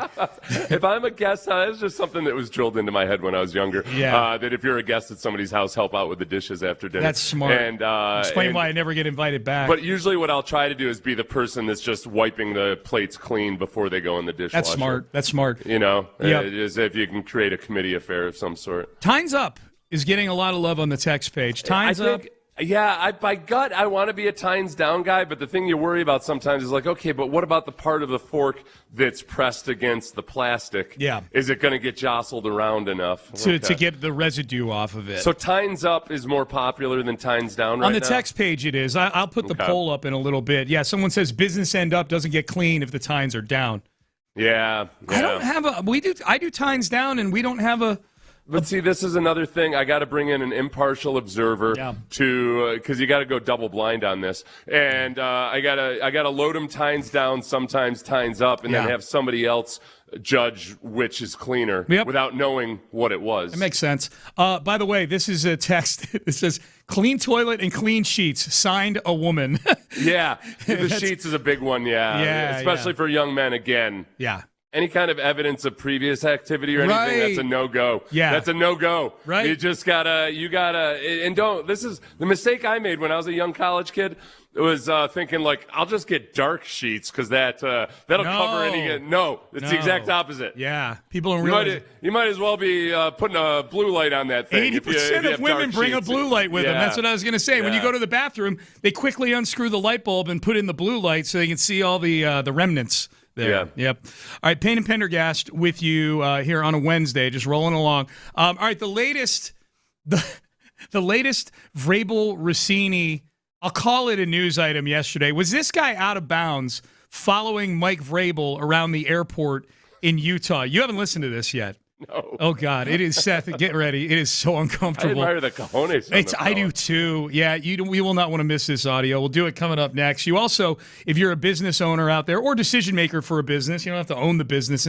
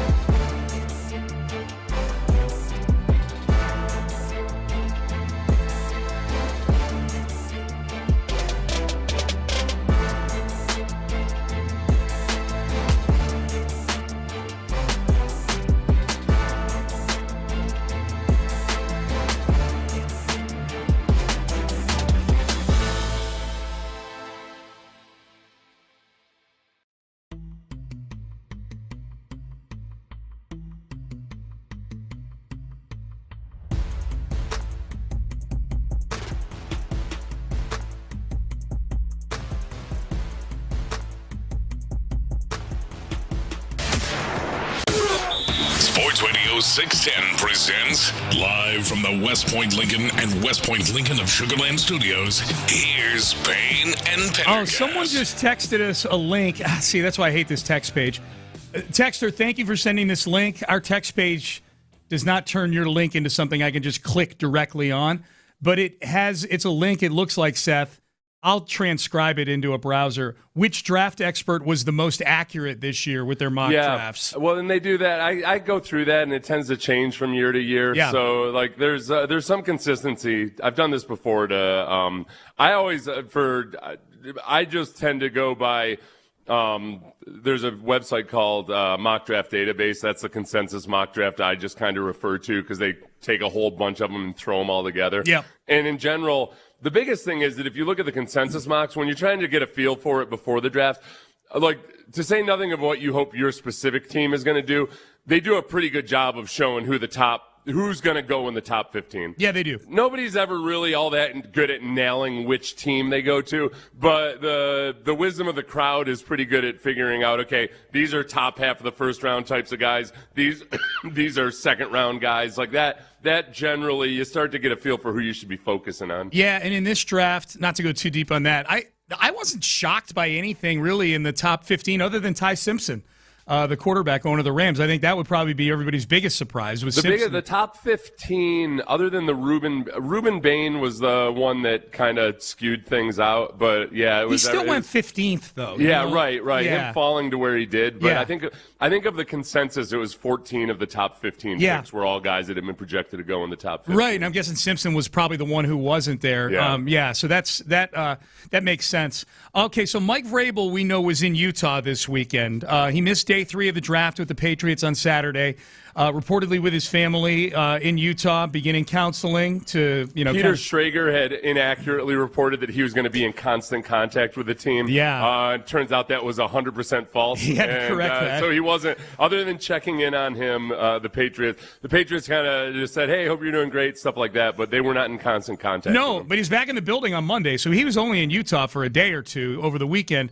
He was in the airport in Utah walking through, presumably after he had landed, and TMZ reporter comes right up to him and is walking next to him through. Picture Mike Vrabel walking through Intercontinental or Hobby from his gate to the parking lot, and picture this guy next to him peppering him with these questions. Mr. Vrabel, how are you, sir? Hey, good, man. How are you? Good. How are you holding up, man? Look, listen, there's just a lot of talk that there's just a little bit of a double standard here, and I just wanted your take on that. Are you doing all right? Yeah, no, thank you. I appreciate you guys. You're powering through? Are you and your wife hoping to work it out, Mr. Vrabel? Look, I just got to say, there's some talk that maybe you should step down. It's a distraction to the Patriots. I wanted your opinion on that, sir. Okay, that's the first part. Yeah. That's in the airport. He's calling him sir. Sir, he's being polite, yes. Was he on the moving walkway? No, they were both walking. Yeah, Vrabel one of the walking. pictures I saw, there was it looked like Vrabel on the moving walkway while he somebody might have else been. was. Yeah, he might have been on the moving walkway. That might be why that guy was breathing so heavy. He's trying to keep up with Vrabel. I couldn't tell because the shot was from the waist up, but they were going through the concourse.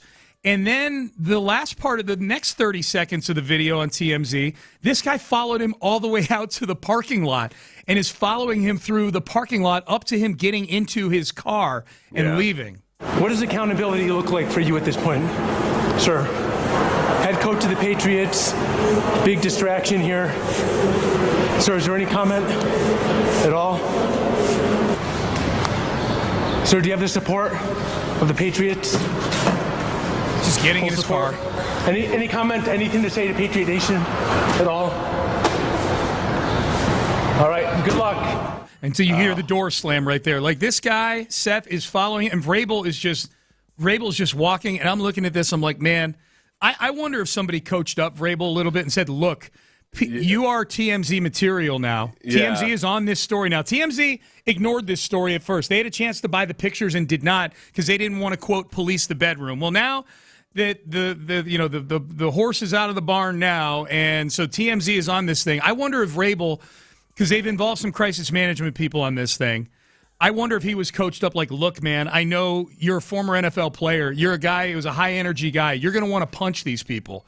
Yeah. You cannot crack. Well, and then if you reframe it, I think, as I was trying to put myself through that exercise, if I were able in that situation, you just got to keep telling yourself, like, this is part of my payment for this. Like, this is part of whether it's penance or part of the process of getting over it is like, this is just part of it. This is the bet I made, and this is the situation, and I just got to deal with this. And somehow, like, yep, this is going to happen. I got to make it through this. Yeah. And I got to get to my damn car. Yeah. But a lot of people were making jokes about, like, oh, good. Oh, you went to Utah for the weekend. Now your marriage is cured. There is an intensive 16-hour program by Dr. Rebecca Jorgensen in Utah. You looked this up. It's intensive couple therapy. Okay. When I searched for famous marriage counseling programs in Utah, this was the one that came up that would have made the most sense. So you start off with a 16-hour introductory program. Okay. Where you, here, does this apply? Are you and your partner can't make weekly counseling work? They haven't gone through that yet. Wanting to kickstart treatment to have a stronger base to work from. That checks off that box. I can see that, yeah. Needing some kind of a change in your relationship. Yep-a-roos. Yeah. In a crisis. Yeah. That's the one that caught my eye. Yep, in a crisis. Okay. So I think, so for the people that want to just slough it off like, oh, you're going to act like, which is ridiculous. People are trying to act like this is how they're going to tidy it all up or something. Right. And it's a PR thing. There could be some kind of intensive program that they went to for a weekend, and then, you build from there, obviously. Yeah, that would explain, too, why you got to go on a Saturday. Right, it's probably, if it's a 16-hour program, I'm guessing that's their standard, that they do it on a weekend. Well, or he's doing it. I mean, this all happened very, very fast. Yeah. It could very well be like the only availability that particular therapist that you're talking about had was like, look, I'm booked, but if you can do it on a Saturday, if you can do it this Saturday, I'll squeeze you in, that kind of thing. Yeah. That makes more sense. And we have no idea if that's who he went to, but I like that. I don't trust this particular one because they lay out the day 1, day 2, day 3 program, and it's basically a couple of 2-hour sessions every day. And then at the end it says, equivalent to approximately 6 months of weekly therapy. Like, oh, all right, hold on a second. Wait a second. This is like one of those workout for 10 minutes a day. Yeah. All right. If that's not going to keep you from cheating, I don't know what will. Remember that machine that they were selling? It was always in magazines and everything. It was some weird-looking machine. It was like 3 minutes a day on this is like working out for 2 hours You'll be a day. shredded. They show some guy where he's got an 8-pack. Yeah. By the way, interesting timing. The timing of print media. Mike Vrabel and Drake May named the 2 most influential people in Boston yesterday by Boston Magazine. It's true. On the cover of the magazine. And Vrabel, you got to go look at I don't know if you've seen the cover. Yeah, he's got his hand on. Vrabel's got his hand on his May. shoulder. Yeah, they're both on the cover. Did you see his haircut? His haircut looks like he walked into a barber and said, "Give me the Aaron Hernandez." I thought, no, there was something weird about that photo where I thought it looked almost AI generated or something. Yeah, because of the hair. That's what made it for me. At the very least, maybe Drake May and Mike Vrabel weren't actually at a photo shoot when they took that. Maybe, and they just kind of doctored it up afterwards. I would say, if anything, this scandal was probably pretty good for Boston Magazine. Like, if anything, it drew more attention to that yesterday. Well, I think that's where the actual football side of this thing is really, the initial act itself, or the acts over the course of 5 years, isn't what's going to get Vrabel fired potentially, or that why he might step down. It's the ensuing controversy over it, and the fact that so many eyeballs are on it, and that he is he is so much just living in a glass house right now. Yeah. That it might be the fervor over it might be the thing that becomes something that either for him or for the organization it's too much to overcome. There's going to be more too. There's just there's a ton of people that are sitting on pictures right now of the 2 of them out in public. We had one pop up on it from a casino in 2024 over the weekend. Like, it's just this thing feels never ending. There'll be something today. You just heard what was yesterday. TMZ following around in the airport. So we'll see. All right, Payne and Pendergast with you here on a Wednesday. All right, we power ranked the post-draft power rankings yesterday of NFL insiders. The lowest, the worst of the power rankers explained himself on CBS yesterday. Are we buying this explanation from Pete Prisco? That's coming up next. Hey, everybody's arguing right now about whether their favorite team upgraded or didn't upgrade.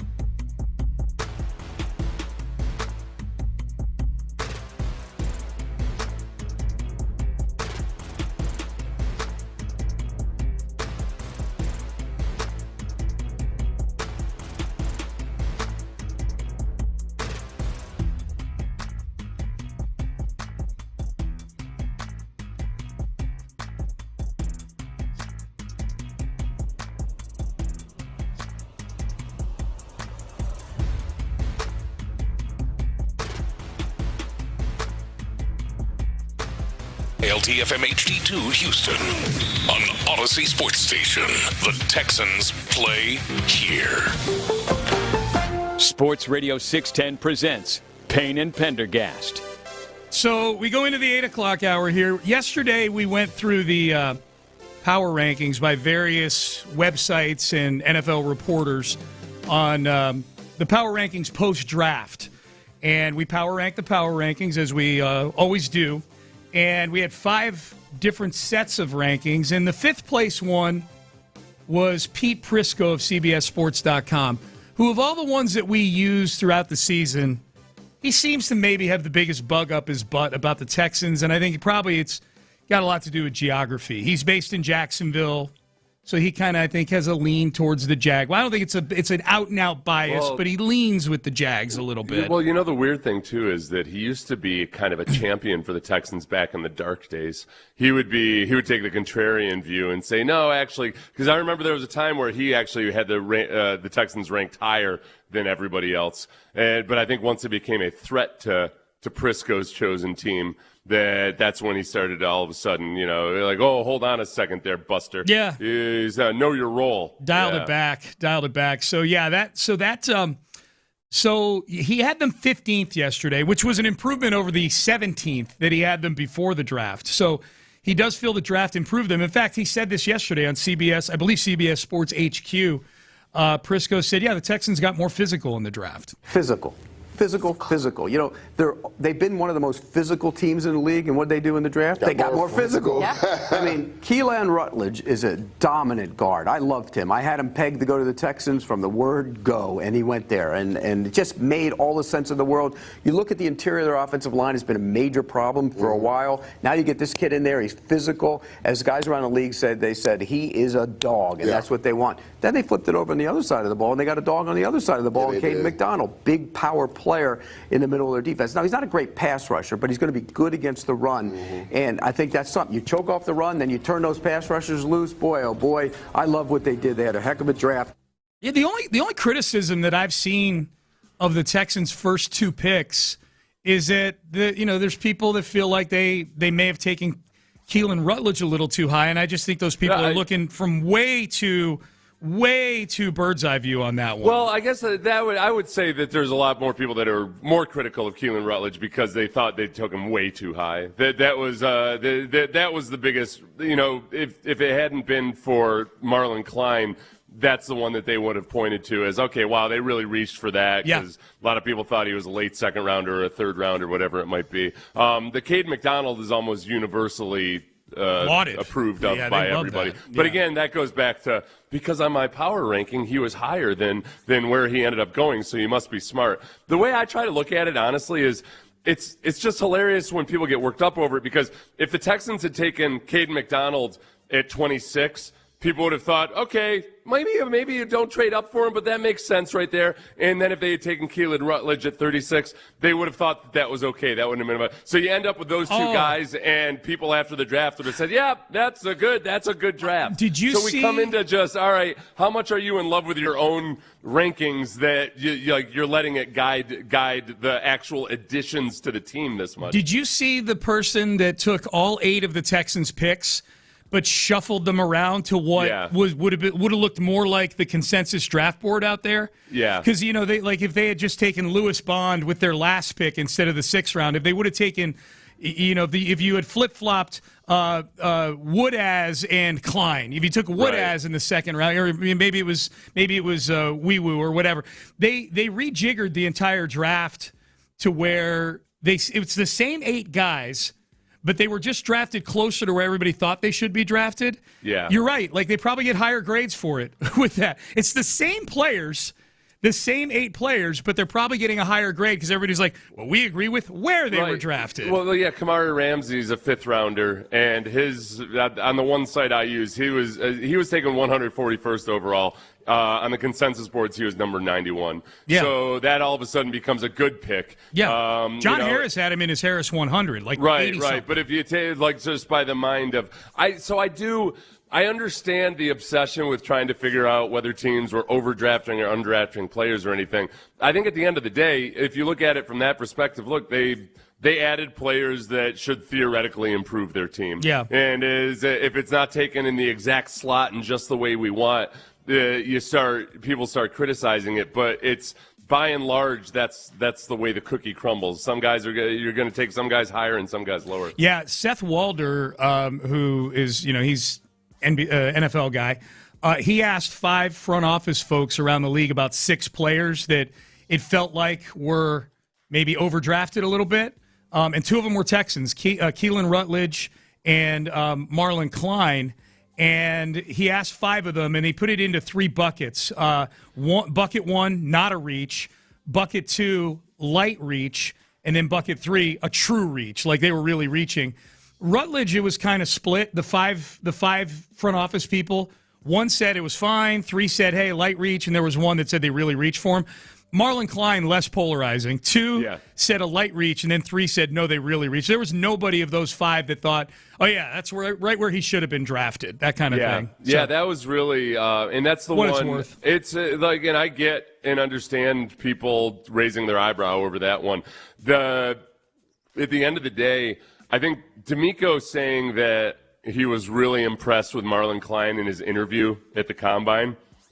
And just this feels like, for whatever reason, it was probably more when you have a bunch of tight ends and that were all similarly graded and not top of the draft types of guys. I wonder how much of it was that, man, there might have been a guy here or there that liked one guy more than the other, but Marlon Klein just ended up being the guy that had the most fans in the building. Yeah. It's and it does make sense though too, because if you're looking at all those other tight ends, most of them had way more college production, and there's more of a solid basis to go by. Sure. The Texans, I think, it does remind me a little bit of the Nico Collins pick, in that you're taking a guy that didn't have as much tape as you'd like in college, and there's a little bit of a unique story. Just with Nico, it was that he had sat out the COVID year, so it was an extra year removed from football, and you didn't get to see that improvement. So that they're betting on upside in not the exact same way, but similar to how they bet on the upside of Nico Collins, who also happens to be out of the University of Michigan. Yep. And that, I don't know if that matters at all as far as they talk about how much they like various coaches and everything. So maybe the Jim Harbaugh dynamic there, and having played in Jim Harbaugh's program, and been recruited by Jim Harbaugh, matters to a certain degree. I'm guessing they're probably not a big Sharon Moore, the Texans. That ended rough for him there. So why does Pete Prisco have the Texans all the way down at 15th if they had such a good draft? Well, they asked him that. We know what this team is all about this year. C.J. Stroud. So is that why they're so low? Yeah. I mean, look. I can't believe you have them at 15, B, because even with the defense, they still went to the divisional round. Yeah, but C.J. Stroud has to. Do you believe in C.J. Stroud yet? I believe in him enough with that defense, 100%. My thing is, if you're going to rank them at 15, 15 is like a borderline playoff team. You're saying the Texans are a borderline playoff team? I think it's going to be between them and one of the Jacksonville or them are going to win a division, and the loser is going to be borderline playoff team. Yeah, this is the thing. This is what I don't like about Pete's methodology here, is that, okay, yes, it is all about C.J. Stroud, which is also tied to can they actually run the ball well. But even with that, so if C.J. plays the exact same way he did last year, they're still one of the top 8 teams in the league at the end of the season. Yeah. That's the part where, all right, I get it. Yes, we all have concerns about whether C.J. Stroud can look like the best version of himself, but you're power ranking the teams here. And the Texans, as constructed, you're sitting there and saying this team that made it to the divisional round last year got better, and yet because of your concerns with C.J. Stroud, they're the 15th best team in the league. Yeah. That doesn't make a whole lot of sense. I agree with what you're saying. I know what you're saying. I'm trying to climb into Prisco's mind here and make this logical, because you're right. You don't have to climb. You have to step down. Step down, 7 or 8 right. inches. Yeah, He's a very small person. He is. So they were one of the final 8 teams standing last year with the year that C.J. Stroud has. I guess the only thing I would say is, does Pete think that the playoff performance of C.J. Stroud, that he's going to skew more towards that version of him? How does he recover from that? Yeah. That whole thing. Like, could C.J. Stroud be worse this year than he was last year. Like certainly he could, yeah. But even then, I feel like if you're gushing about how the defense has actually gotten better, and the defense is what drove them to having the record they did last year and winning a playoff game, it's still better than 15th is the definition of average in the NFL, and there's still last year with CJ playing the way he did, which was way better in the regular season than what it was in the playoffs. They're still an above-average football team. I think the floor for this team, barring just ungodly Astro-type injuries to the defense particularly, if normal, we'll call it normal NFL health for the team, I think the floor for this team, just based on the defense alone, is 7 wins. Yeah. Like the defense alone is going to will this team to 7 wins, even if the offense is a bottom 5 offense. The defense is that good. They'll find a way to beat bad teams 20-17, like that kind of thing. So I think the floor is very high for this team, and I think the ceiling is. I agree with Prisco's sentiment. I think this is what he's saying is the floor for this team is dictated by the defense. The ceiling will be dictated by C.J. Stroud, how far they go. So. Inserting one more here, a late entry into the power ranking of the power rankings. Where would this have ranked yesterday if we included Colin Cowherd's herd hierarchy? Number 8. I think the Houston Texans have the best defense I've seen in this league probably in about 7-8 years. I mean, it's unbelievable. Then they went and got David Montgomery to go with Woody Marks, so they have upgraded the running back room. They added 3 new starters on the offensive line. The O-line has been their enigma. And they've won multiple playoff games last year with a 27th-ranked O-line. So they upgraded their running back room. Tank Dell comes back. They upgraded their O-line, and I think they have one of the top 2 or 3 defensive minds in the game. I have Houston at 7. It is funny. 6. Number 7. I have Kansas City at number 7. Yeah, Kansas City at 7. Yeah, he was jumbling up the numbers there.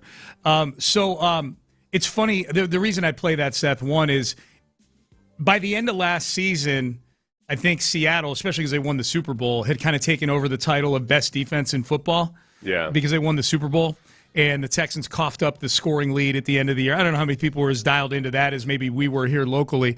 But it does seem through this process and with the drafting of Caden McDonald that the Texans are now back to the narrative of, it may not even be narrative, it may be true, but they now have the belt again as the best defense in football. Yeah, it feels like. I'm in a position, Coward put me in a position I don't like, which is that I think he's disrespecting the Seahawks defense there. I came out of I was way more bullish on the Seahawks than pretty much any other team by the end of last season because of what I saw from them when they played the Texans. And part of it is that defense, which the Seahawks defense had a boatload of really important players injured in the first half of the season. Yep. So they were a very good defense. I put the Texans and the Seahawks last year up as almost just kind of co-champions of the best defenses in the league. But that's, all right, then who's your Jackson Smith and Jigba? Who's your Sam Darnold? Who are all these other guys on the offensive side of the ball that can put together a complete team the way the Seahawks did? And that's obviously the question for the season. Yeah, the other thing that Cowherd said there that feels like more of a national, just sort of like drive-by thing as opposed to I don't know if any of us know the truth about this topic right now, but I think people here locally are more in tune with it because we've heard D'Amico and Nick talk about it, which is Tank Dell. He just kind of just goes, yeah, and they get Tank Dell back. I feel like that's the national sentiment is they're just looking at, oh, yeah, Tank Dell's working out again, and Tank Dell comes back, and it's just like, well, what version of Tank Dell are we getting here? Right, yeah, I've seen people talk about the depth chart for the Texans, and having Tank Dell slotted in as a starting receiver. Yeah. And there's just no way to predict that right this moment. We don't even know what it's going to look like in the spring for Tank. Right. He hasn't practiced with a team or anything, so that's still a huge wild card in just what the team looks like. And I hadn't looked at the wide receivers on your way too early 53-man. I have 5 making the team. And was Tank Dell one of them? Yeah, Tank Dell's one of them. No, sorry, I have 6. I forgot that Justin Watson was still on this team. I have the 6 receivers I have: Nico Collins, Jaden Higgins, Jalen Knoll, Xavier Hutchinson, Tank Dell, and Justin Watson. I struggled with either Justin Watson or Bond that they drafted out of BC. Yeah. Which kind of hammers home the point I've been trying to make in the offseason about that wide receiver room. I don't think it's as great as some people think it is, right? There's a lot of people. There's some national people like they've got depth in the wide receiver room. I'm like, man, it's a young room. It's honestly like if people like that you have supreme confidence in other than Nico Collins in that room. I don't have a single one. You're banking on a step upward. I thought Jaden Higgins had a very promising rookie season, but you're banking on that second-year improvement. Yep. Jalen Noel, is it as simple as, okay, it took time for him to get comfortable in the offense, and he also had Christian Kirk in front of him. But those are still ifs. Yeah. And that Nico Collins, I mean, by and large, we need Nico Collins healthy in the playoffs. Yes. It's a really big deal when your receivers are banged up. I mean, you go to 2 years ago against Kansas City, Nico Collins was the only receiver they had, and the Chiefs were getting away with just hanging off of him like they were playing college football. Yep. And then you go to the end of the season this past year, and Nico Collins isn't there. Right. And it's just, the last two postseasons, it's probably one of the more under-discussed things is just what does the receivers room look like at the end of the season? Yep. So are there any receivers we would shop for right now on the free agency list? We'll take a look at do the Texans do they do any more shopping? And I've got the list of their own free agents that are still out there. I want to run through this and ask the question, does this guy come back? Do you want him back? Do you think he wants to be back? Do they bring him back? We'll go through that exercise coming up next. In the Loop. I think this is a Mary Poppins draft.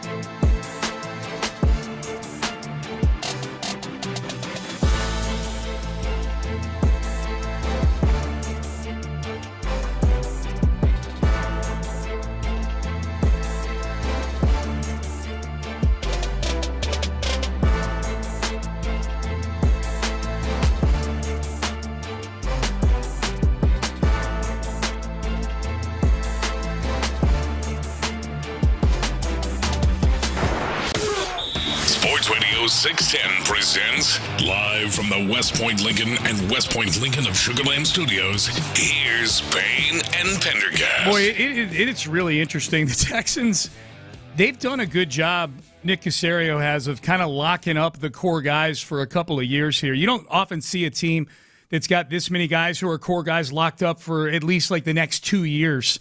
So we'll see. It's going to get harder to do that if and when C.J. Stroud gets paid and when Will Anderson's contract kicks in and you got to pay Kamari Lassiter. It's going to get hard to keep a core like they have together through the next 2 seasons.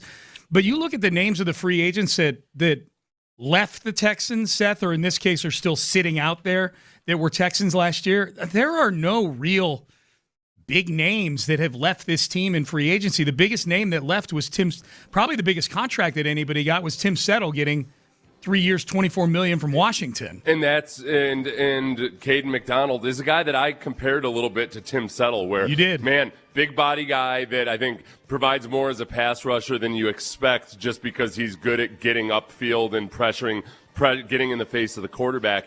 And they went out and they drafted a guy that's a replacement for Tim Settle, but I think with a higher upside and who is going to cost a whole lot less than what Washington is paying him. Yeah. Your biggest concern about this roster right now, it feels like to me, just based on the conversations you and I have had on and off the air, is who's going to rush the passer on the edge after Will Anderson Jr. and Daniil Hunter. Is that fair to say? 100%. Yep. Yeah, without a doubt. Because it is. It's you're looking at between Barnett and Autry. That's 500 or so snaps in the regular season.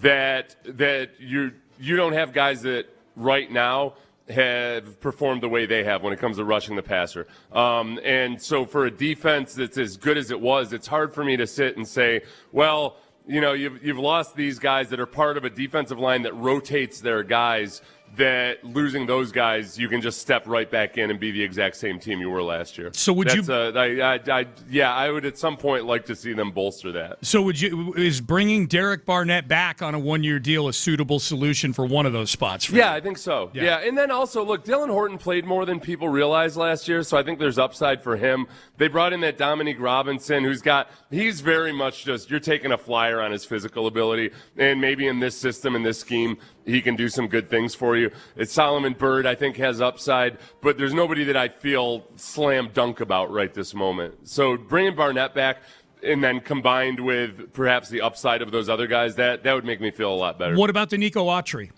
I think with Danico Autry, you got to balance out the fact that he's 35 years old now, and he hasn't been available enough. There's just between the injuries and the suspension and everything else. I think that if they could get him back at a really, really reasonable deal, he was making $10 million a year. Right. I wouldn't bring him back for $10 million. That's right. If he can come back on a really reasonable deal, then I like him, because the other part of him too. I know what you're going to say. Yeah, the blocked kicks. Yep. Or just the presence. And D'Amico believes this, that the presence of Danico Autry on that field goal block is one of the reasons so many kickers have missed kicks versus the Texans, too. The Texans led the league in defensive field goal percentage. Yeah, it was right, which isn't just blocks, it's the missed kicks, too. And it screws up their process a little bit when guys maybe have that little bit of extra urgency or stress of knowing that they've got a guy there where you got to be perfect on your kick. That can end up being the difference in 1 or 2 football games in a season. I'm going to read 5 more names. So Autry and Barnett, there's 7 free agents, or at least big, the name-worthy free agents for the Texans that played for them last year that are still out there on the market. Autry and Barnett, we just touched on those 2. I'm not going to go through each of these one by one. You tell me if you think any of these 5 get a phone call from the Houston Texans. Braxton Berrios, Harrison Bryant, Nick Chubb, Foley Fatukasi, Dare Ogunbowale. Oh, gosh. I don't think any of them do. I think that, for one, Harrison Bryant, they've already got too many tight ends floating around in there. Braxton Berrios,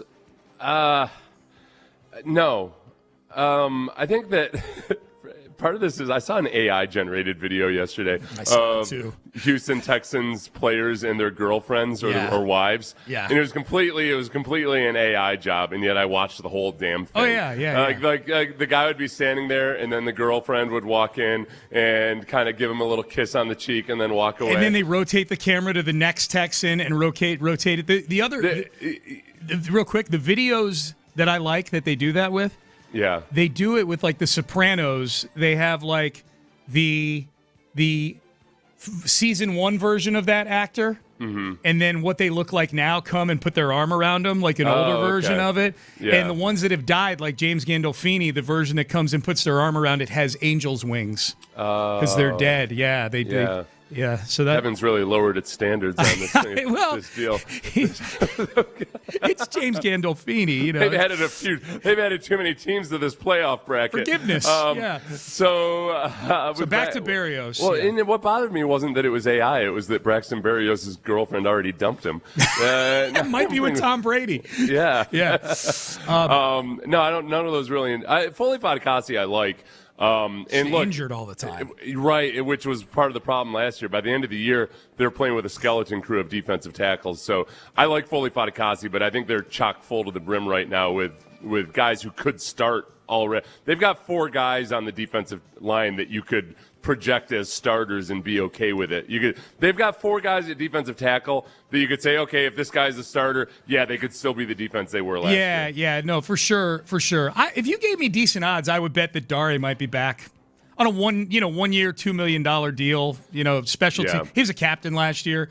He's probably not getting a ton. Obviously, he's not getting a ton of interest right now. He's still out there. I could see them bringing him back, and he's a camp body for them if he's up for doing that. I don't know. When we get to the running back free agents that are out there and available, I did a double take myself. You're right. I'll do the same double take I did when I was on the radio in Cleveland, and they asked me what I thought the Texans' plans were for Nick Chubb, I didn't even give him a good answer. You know my feeling on that appearance for you. I thought you did a great job, except you were way too respectful of Nick Chubb to them. I was? Yes. How? Yeah. What was that? What should I have said? He's a bum? You should have skewed a little bit more critical of Nick Chubb, I think. How could I? Yeah. I just the fact that he's even playing football at this stage in his career. Yeah, that's true. After his catastrophic knee injury, I thought that he did everything that they could have reasonably expected out of Nick Chubb. I'm a bigger jerk than you too. So but I didn't. That's true. I didn't have him in my mind as a guy that they got to bring me, especially pre-draft. You're thinking about how are they going to upgrade this team? Yeah. And I want to say this was before. I want to say that I did that appearance before the Texans traded for David Montgomery. I can't remember. Yeah, I don't remember. But at that point, if they brought Nick Chubb back as an emergency option or something, I'd be cool with it. But it's not anything that makes me feel like better about the depth of the position right now. No, and I could see that happening too. I mean, I think they they always talk about the people and the player. I think they like the person, Nick Chubb, and he was here on a low-level deal last year too. And Joe Mixon is a free agent. Joe Mixon. Yeah, I don't think he's coming back.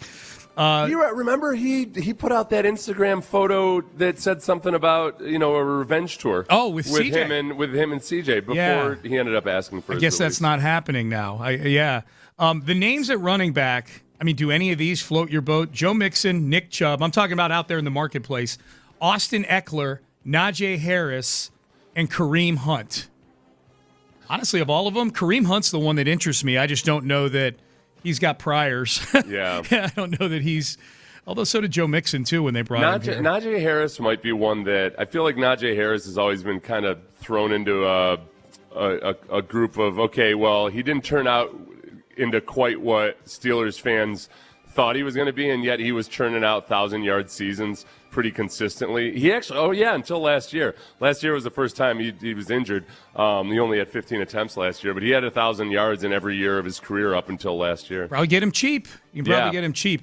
Okay, so you're concerned about the backups at defensive end. Tell me if you think any of these names fit the bill of somebody who would come here. They're not going to come here for a lot of money. We know that. They're going to have to be in that Barnett 1 year, $5 million range. Here are the names. Here are the names of the veteran guys that are out there.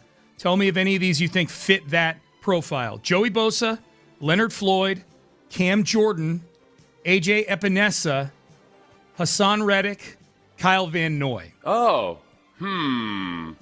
I think that, you know what, Cam Jordan might be the kind of guy that was, I think sometimes people get too married to, this is the type of body type that they want in there. Cam Jordan would be another guy that could come in and be very versatile for him. He's old. Yeah, but he's old. But they love their old defensive linemen. Yep. He's going to be, I would say, kind of like with Danico Autry, where, all right, the guy's 30, he's going to be 37 this year. Yeah. But at the right contract, and if he's cool with just coming in and being a veteran backup, and Cam Jordan's never been a backup in his career, so it would be a change of role for him, but might be one that he's actually would look forward to at this point in his career. You spend all those years, these last 2 years with New Orleans have been rough, man.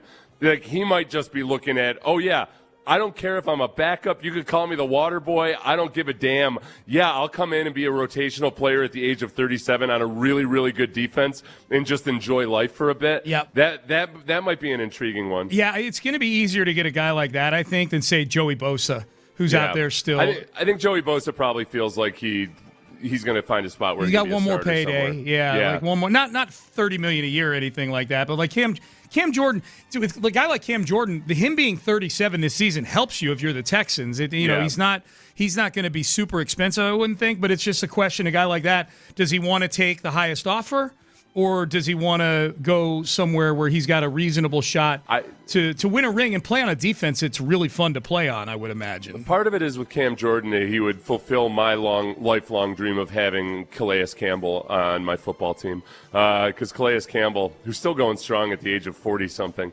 but isn't really. Now, you would talk about scheme fits and everything. He's probably genuinely not a scheme fit for the Texans. Yeah. But I love having those older defensive linemen in the room that not just for their leadership, but for their savvy and everything else like that. Yeah, and all word on Cam Jordan, great dude. He'd fit, probably I would imagine, fit right in from that standpoint.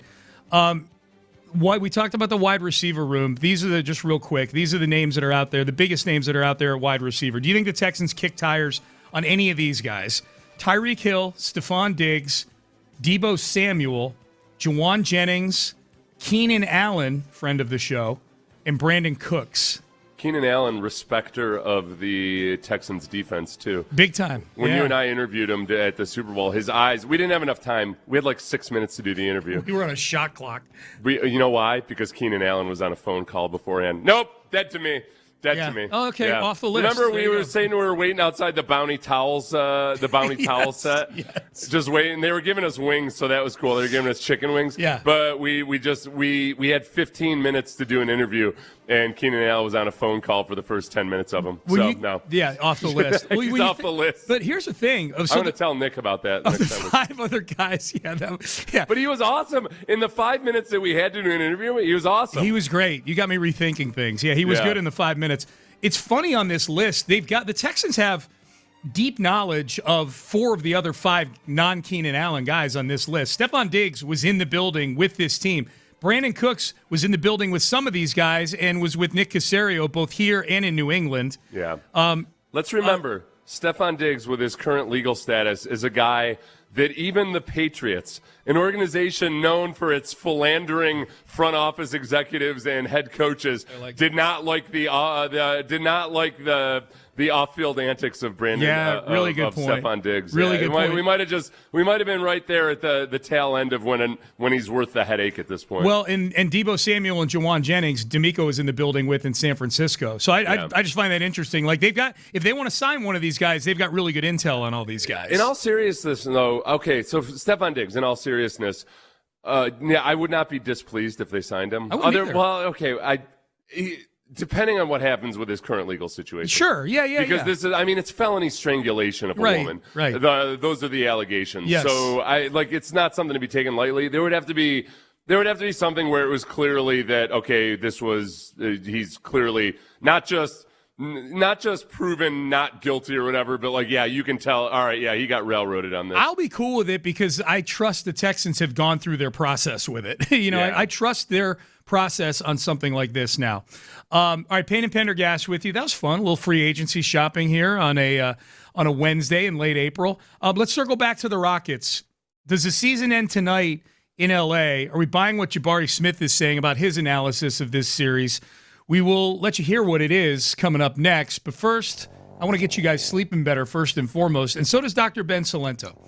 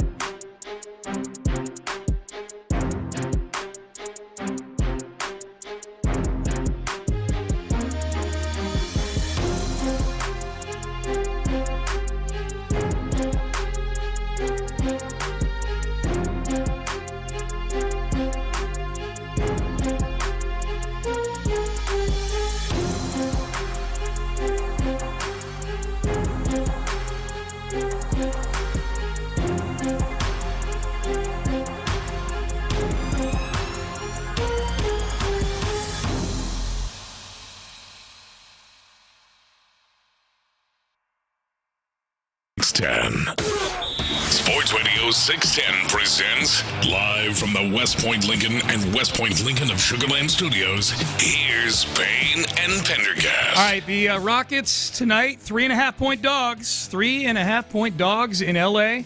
LeBron James trying to continue his streak of never losing a series where he is on the team that's taken a 2-0 lead. So he's 24-0. When LeBron James has a 2-0 lead in a series, you can lock it up. Rockets are down 3-1. Boy, them winning that game on, what day is it today? Wednesday. They won on Sunday. Them winning that game makes Friday all the more painful. Like the difference, I'm not discovering plutonium or anything here. Yeah. The difference between 3-1 and 2-2. Like if you just don't spit the bit on Friday night, you're in a 2-2 series now. Yeah. So when it comes to the improbability of something happening, like we've been blessed with multiple examples of this in the last few years where, hey, this century, only one team has ever come back from 0-3 to make the playoffs in the NFL. Yeah. And it was the Houston Texans, and then it was the Houston Texans again. That's right. The Astros with when they've gotten off to their slow starts and still, made the playoffs, et cetera, et cetera. Mm-hmm. We've seen it happen. So every day, something that has never happened before happens. Yeah. That no matter how statistically improbable it has been. The fact that it's 3-1 makes it more statistically probable now than when it was 3-0. But if you just don't look too hard, and this is a Lakers team that also is battered down and beleaguered, and there's reasons to believe that it could very much come down to the wire a few more times. Yeah. So there's my inspirational. Yeah.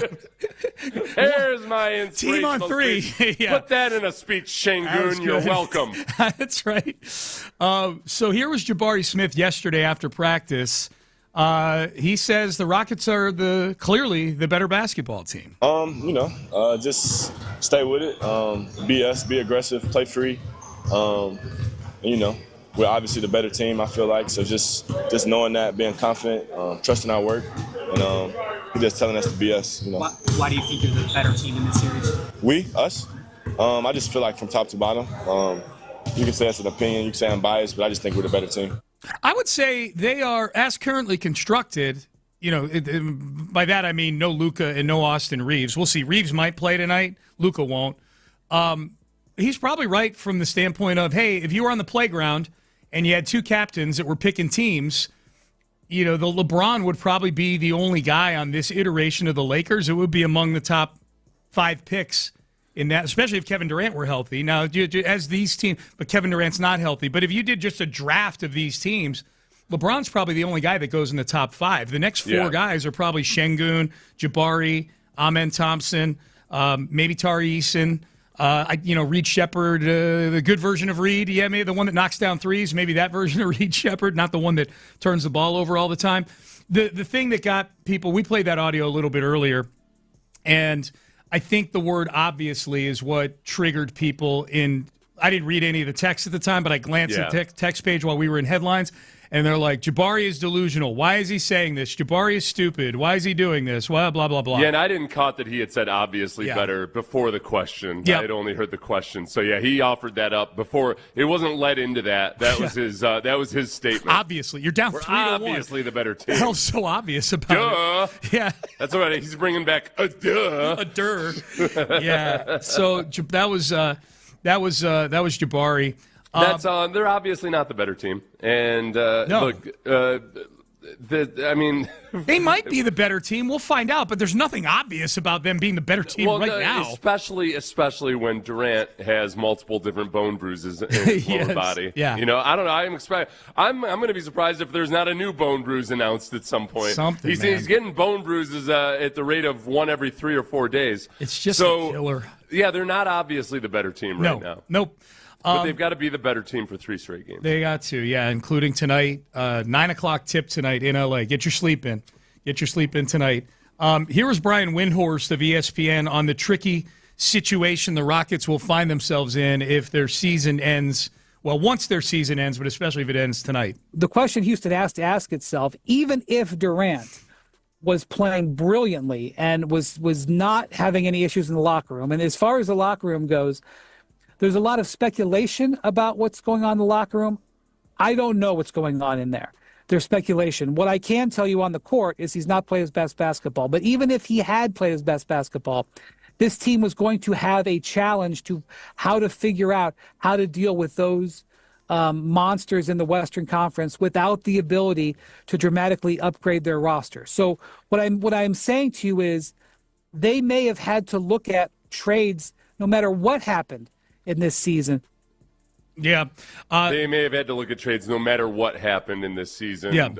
I don't know. That's a little tricky just because, no matter what happened would include, they swept the Lakers and on they go off to the next one. But what was going to happen, when they faced that next option. Yeah, the next one of those genuinely good basketball. Yeah, you got to get through OKC and San Antonio to get to where this team thought they were going to be able to get to with Kevin Durant this year, and I don't see that happening. And that's the scary part too. I mentioned this earlier. Like the OKC and San Antonio are not these teams that have sort of gone all in with 3 aging stars, and that's why they won 62 games this year. Victor Wembanyama is in his early 20s. Stephon Castle is in his early 20s. De'Aaron Fox is still a young player. That's the core of San Antonio, and they've done a good job of building around them. Like their record without Victor Wembanyama this year is like 12-6. That's still, even without one of the top 3 or 4 players in the sport and the best defensive player in the sport, that's still a good basketball team. That team knows how to go win some basketball games even without Wembanyama. That's a scary notion. And OKC just has draft picks for years and days. And so that's Rafael Stone's got his work cut out for him, if indeed he's going to be the one pushing the buttons and making these moves in the offseason. Because there's not a lot of – they haven't given themselves a lot of wiggle room barring a blow-it-up kind of trade. What's your most likely path for them? Like, what do you expect? Not what you want, but what do you expect them to do in the offseason? Right. I expect them to run it back. Yeah. That's what I expect. I expect them to weather the storm, run it back. I don't think Ime Udoka is getting fired, although this has not been Ime Udoka's best season by a long shot. I think some of it is they really like Fred VanVleet. They really like Steven Adams. And they've just, with all these contracts, they've just kind of put themselves in a spot where there's just – the only way they can substantially change the makeup of the team is through a monster trade, and those monster trades are going to be for older guys. Like, I still don't know. My only appetite for Giannis is just because if they get knocked out tonight, it's something different. Like, whatever they're doing right now is not working, but I expect them to run it back. Well, and I think that realistically, if a Durant trade were to happen, the best way to make that happen is to be committed to Durant until you're not. It's going to have to be from somebody that comes a-calling. Yeah. You're not going to go out there and shop Durant. Like last year, the Suns, if the Suns weren't so obviously in a position where they needed to trade Durant probably would have gone for more than what he did. Mm-hmm. So I almost just by committing to running it back, maybe at some point somebody comes along with a deal that just blows them away and makes a lot of sense, but you can't be eager for it. Yep. Because that's getting whatever you can if you're actively trying to trade Durant, and if the big X factor is, okay, are we 100% convinced that Durant's cool with staying here? All of that, because people are speculating all over the place on that now, and I don't feel like the body language reading that's going on right now is over the top.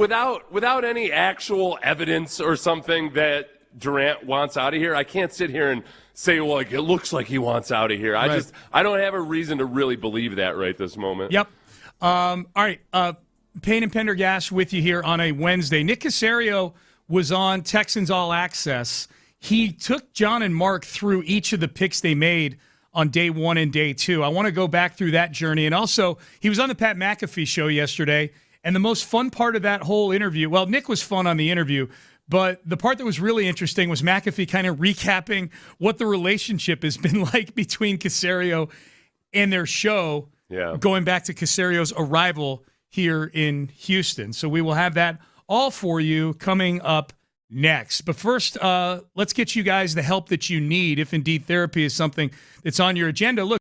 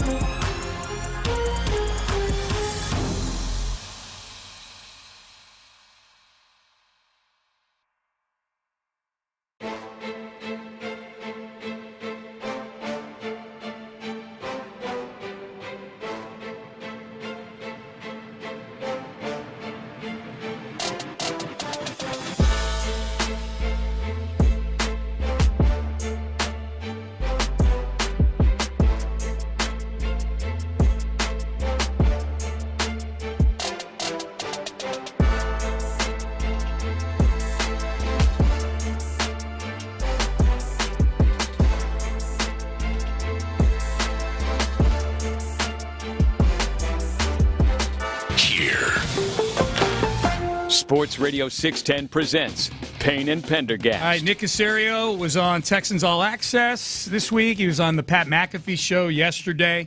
Let's hear from the Texans GM. This was on Texans All Access. So he took Mark and Johnny through the 3 top picks the Texans made. Days 1 and 2. Keelan Rutledge on Thursday night, and then on Friday night, of course, they drafted Caden McFarland and Marlon Klein out of Ohio State and Michigan, respectively. Here was Nick Caserio on the move to trade up to go get Keelan Rutledge. A lot of these moves are just about positioning, and you feel like, well, we think we need to get to a certain point just to make sure that we acquire the player and not run the risk potentially of losing them. You don't know exactly what's going to happen, but we just felt we had to make a small, subtle move to get in a position where we could draft the player who we felt was probably going to go in about that range. As we got a little bit closer to the draft, it started to materialize. It was probably in the 25 to 40-ish sort of range. Whether or not he would have made it to 38. So then it was like, all right, well, if this is a player that we like and we want, if we have to make a small, subtle move, then let's investigate and see what our options are. Yeah, and I think a lot of times on stuff like this, Seth, it means they have intel that there's other teams that are looking at Keelan Rutledge. Maybe even from the Buffalo Bills, I think it was the Bills they traded with at 26 to move up to get Rutledge. Like, if the Bills are smart, then they're trying to create an auction environment to get as much as they can. If they get wind that a team is trying to trade up and they know that, or they have a really good feeling that this team likes Rutledge as well, then let's just go ahead and do that and give up basically what amounts to a mid-round pick to do it. That they feel strongly about that. I think I wonder this. What do you think bothers most people? For the people who are bothered by the Texans taking Rutledge ahead of where most people expect them to go, do you think they would be a lot cooler with it if they had just stayed at 28 and drafted him? Or is it the fact that they traded up to get him what adds insult to injury in their minds? Oh, I think moving up definitely bothered some people. Yeah. To move up, it's almost like it compounded. I think if they had taken him at 28, there still would have been those people thinking they took him too early because his consensus spot was in the 40s somewhere. Yeah. So there would have been that. I think it was almost like, for some people, it was like adding insult to injury kind of thing. Yeah. Compounded it. So, it's a good question. But I think, I would like, okay, I didn't even have this guy at 28, let alone 26. Why are we giving up a 5th-round pick to do it? I think with Rutledge, it's interesting because it seems from listening to people talk about it after the draft, anonymous executives, this, that, the other, that this was one of those classic guys where there was a wide difference in opinion from one group of people to the next about where they would have taken Rutledge, including like inside NFL buildings. That for the Texans, I think that their draft board is a lot smaller than other people's draft boards are. That they're going to exclude a lot of guys based on, I think a lot of times it's the football character side of things or the off-field side of things. And that there comes a point where if you're a team like the Texans that operates that way, you kind of have to accept that, we're not always going to be at a position of strength because we don't – all of those guys on the consensus board that people are saying, oh, you could have had this guy, you could have had that guy – the Texans don't want any part of that guy. And I'm cool with that strategy as long as it leads to championships. That's the big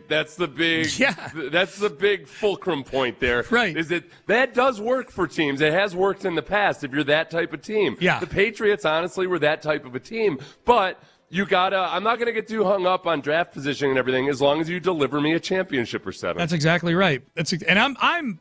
I like everything I've learned about Keelan Rutledge since they drafted him. I knew enough about him to be dangerous hosting a radio show before the draft, but you learn more about him when he comes into the building and you start watching film on him, and then you hear all the anecdotes about the transfer from mid-Tennessee State to Georgia Tech and how much he meant to that Georgia Tech team and how just over the top Brent Key is, his college coach, about what he meant to that program. Yeah. All of those things. Yeah, and just the danger in all of that is always, and again, I'm cool with that strategy. The danger is, just so you're aware of the danger, is that you end up with a team full of, blue-collar grinders and awesome dudes and everything, but you just don't have enough talent. That's where so the reason I don't get nervous about it at this point is that they have a lot of physical talent. They've got, on defense especially, the dream is a guy like Will Anderson who's got all of the the measurable talent, but then also all of the intangible stuff. There's only so many of those guys in the universe. So you're not gonna have a team full of Will Andersons. But for the guys that sometimes just end up being good, solid pros, are they guys that are also adding to your culture and adding to the way that you want to do it? I think that's what Rutledge right now would. If you had to project him going out, you say, okay, I don't think he's probably going to be all pro or anything, but if he's a good, steady, solid starter on your offensive line and he's exactly the right kind of you want, that helps your program out a lot more than a guy who's kind of a bum, but maybe physically talented but doesn't live up to his talent. Who are the guys on offense right now that fit that bill, that you can put in a team picture with a swarm team picture with the guys on defense that fit that? And feel like, oh, yeah, that guy belongs in that picture right there. Oh, okay. So without the extreme physical talent part of it? Well, without the Danielle Hunter or Will Anderson side of it? Yeah. Well, I just in general, like Will Anderson and Danielle Hunter, like I think like the guys on defense, like I don't want to get overly specific with it. Like Nico Collins is a guy. Like that guy fits the he fits the culture of what they want to be. Yeah. I think Wyatt Teller and Braden Smith are two guys that they brought in because they feel like they fit the culture more. I think Ed Ingram is that guy. And to be clear, maybe not guys that have to be Pro Bowlers, but they're at a talent level where like, oh, yeah, they belong. They're player and swarm. Yeah. So the Ariante Ursary, I think, has that potential. I think he has that right mindset. I think Woody Marks, and again, you're going with guys that are relatively recent. Other than Nico, it's a lot of recent additions. I think Tank Dell, if he could stay healthy, that mindset and that attitude and everything is 100% that way. I think they've done a much better job of getting guys that you feel like, oh, okay,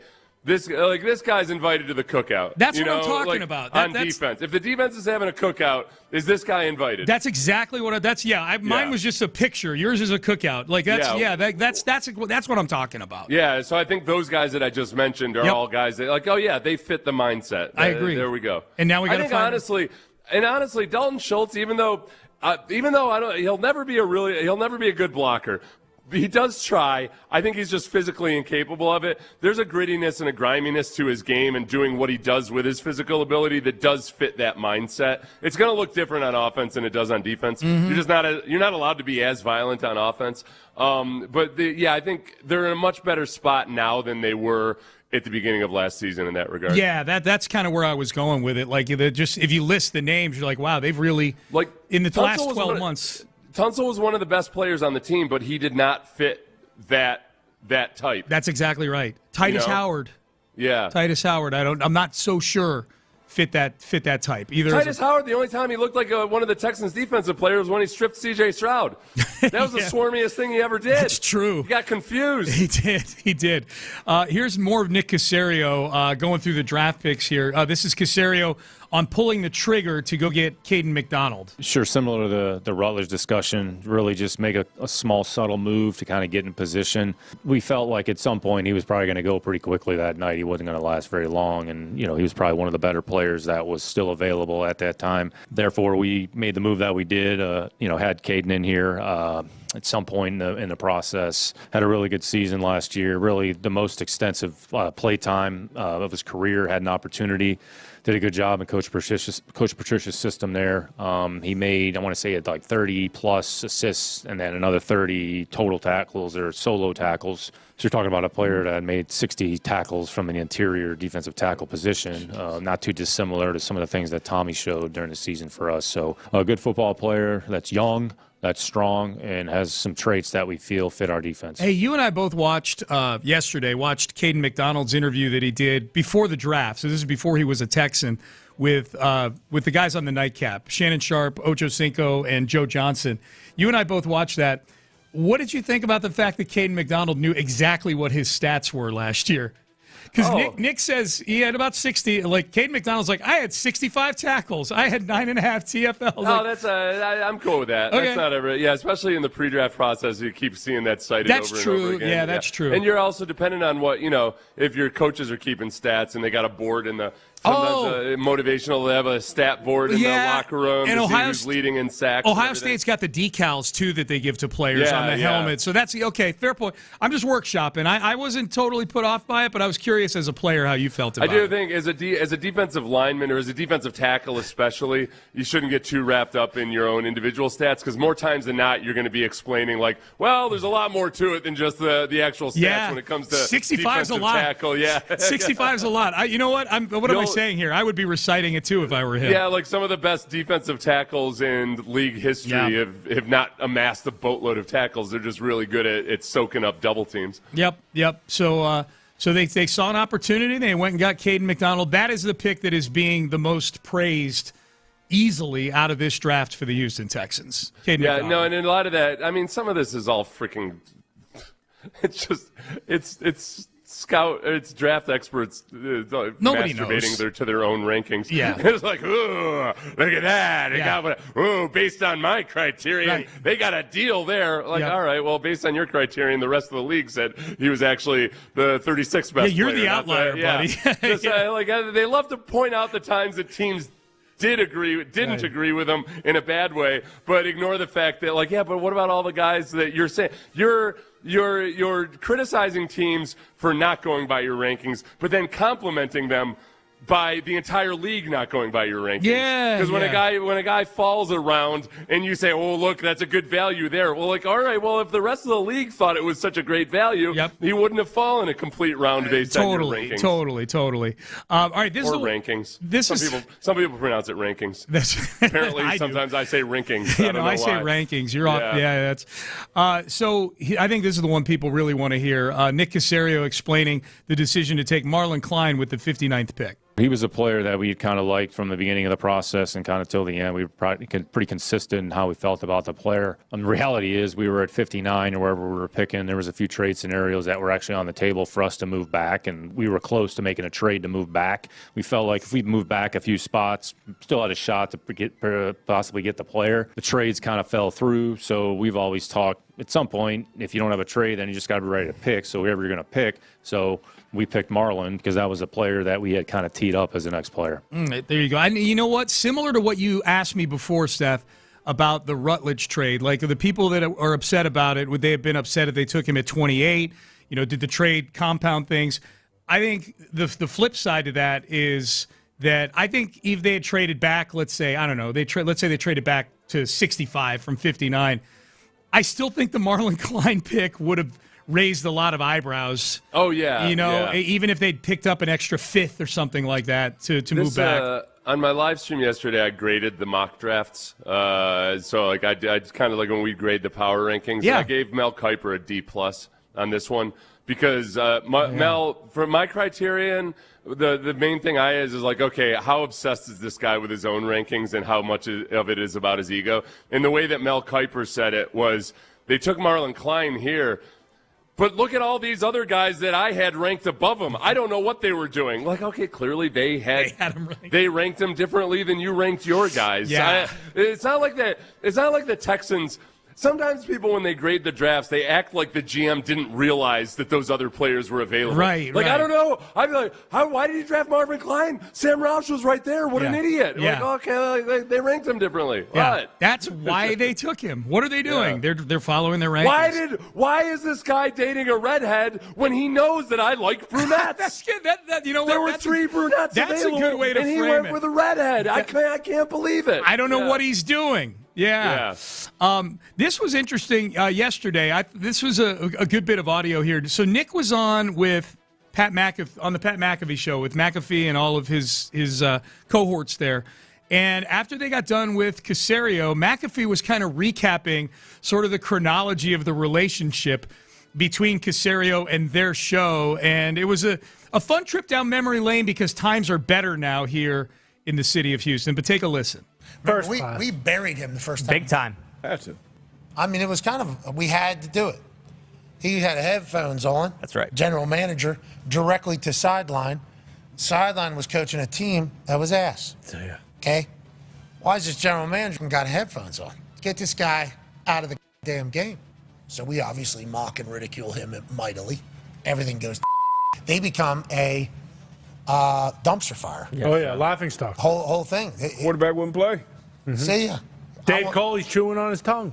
Actually. Yeah, he got a raw deal. He was a one-year coach with Josh McCown was going to let. I mean, it was all bad down there. Coach Dave got a raw deal. Everything was. We agree. Coach Dave did get a raw deal, but during that process, it was all bad down there. And then all of a sudden, he starts chipping away. This guy. He comes on the program. We're like, this guy's going to fucking hate us. Whoa. Dump. I'm sorry I missed that one, Ben. I apologize. Those of you listening on the stream got to hear the expletive. Those of you on the radio did not. But, yeah, they go on to say, hey, yeah, but Caserio explained himself and everything, and they're all cool now. They love to have listened to the rest of it. Yeah, I'm sorry, Sean. Well, you were just badgering me. Did you get that cut yet? Yeah, I was all up in your business. Yeah. I was up in your dinch. No, they lost me at Dave Culley got a raw deal. Yeah. That did you have to reiterate? Oh yeah, raw deal there. They had me at David Culley chewing on his tongue. They had me there, but then David Culley getting a raw deal. I was here for that. Yeah, no, I'm with you on that. Yeah, the raw deal. Like what? Yeah, the hell? One of his slappies, and then he himself, Pat McAfee, said that David Culley got a raw deal. That will forever be one of the most annoying things to me, right up there with Houston, we have a problem, of people outside of Houston not understanding the deal. There was nobody, and honestly, I'm almost not exaggerating that when people outside of Houston were lambasting the Texans for firing David Culley, almost everybody that listens to this show or any other show in Houston or is a fan of the Texans would have to try to explain, listen, two things can be true. The Texans are doing a lot of things really bad right now, but also that David Culley did not deserve to be a head He's coach. got no business. Yeah. He's going to get a big fat check. Nobody's because people outside of Houston were trying to act like, oh, the Texans are blaming David Culley for this. No. It's that David Culley is clearly not the guy to help them lead them out of this. Yes. Even for a tanking coach. Right. It was bad. Right. Yeah. Right. That was fun. It was a good hit on the McAfee show yesterday with Nick. I'm sorry about the missed bleep. Oh, it was funny. That's why they keep routinely turning me down when I apply to be a producer at this station. There's like, Seth, just bide your time as a host for a while, and we'll see. I know you guys can't see me, but that. Oh, that's true. Guy's got a potty mouth of himself right there. That was Seth back in the day. I'm on a 15-year program to someday make it into the producer's chair. Yes. He's coming. Just stop swearing and being bad at editing things. He's coming for you, Ben. He's coming for you. All right. Payne and Pendergast with you. All right. I want to circle back to the Astros for a minute.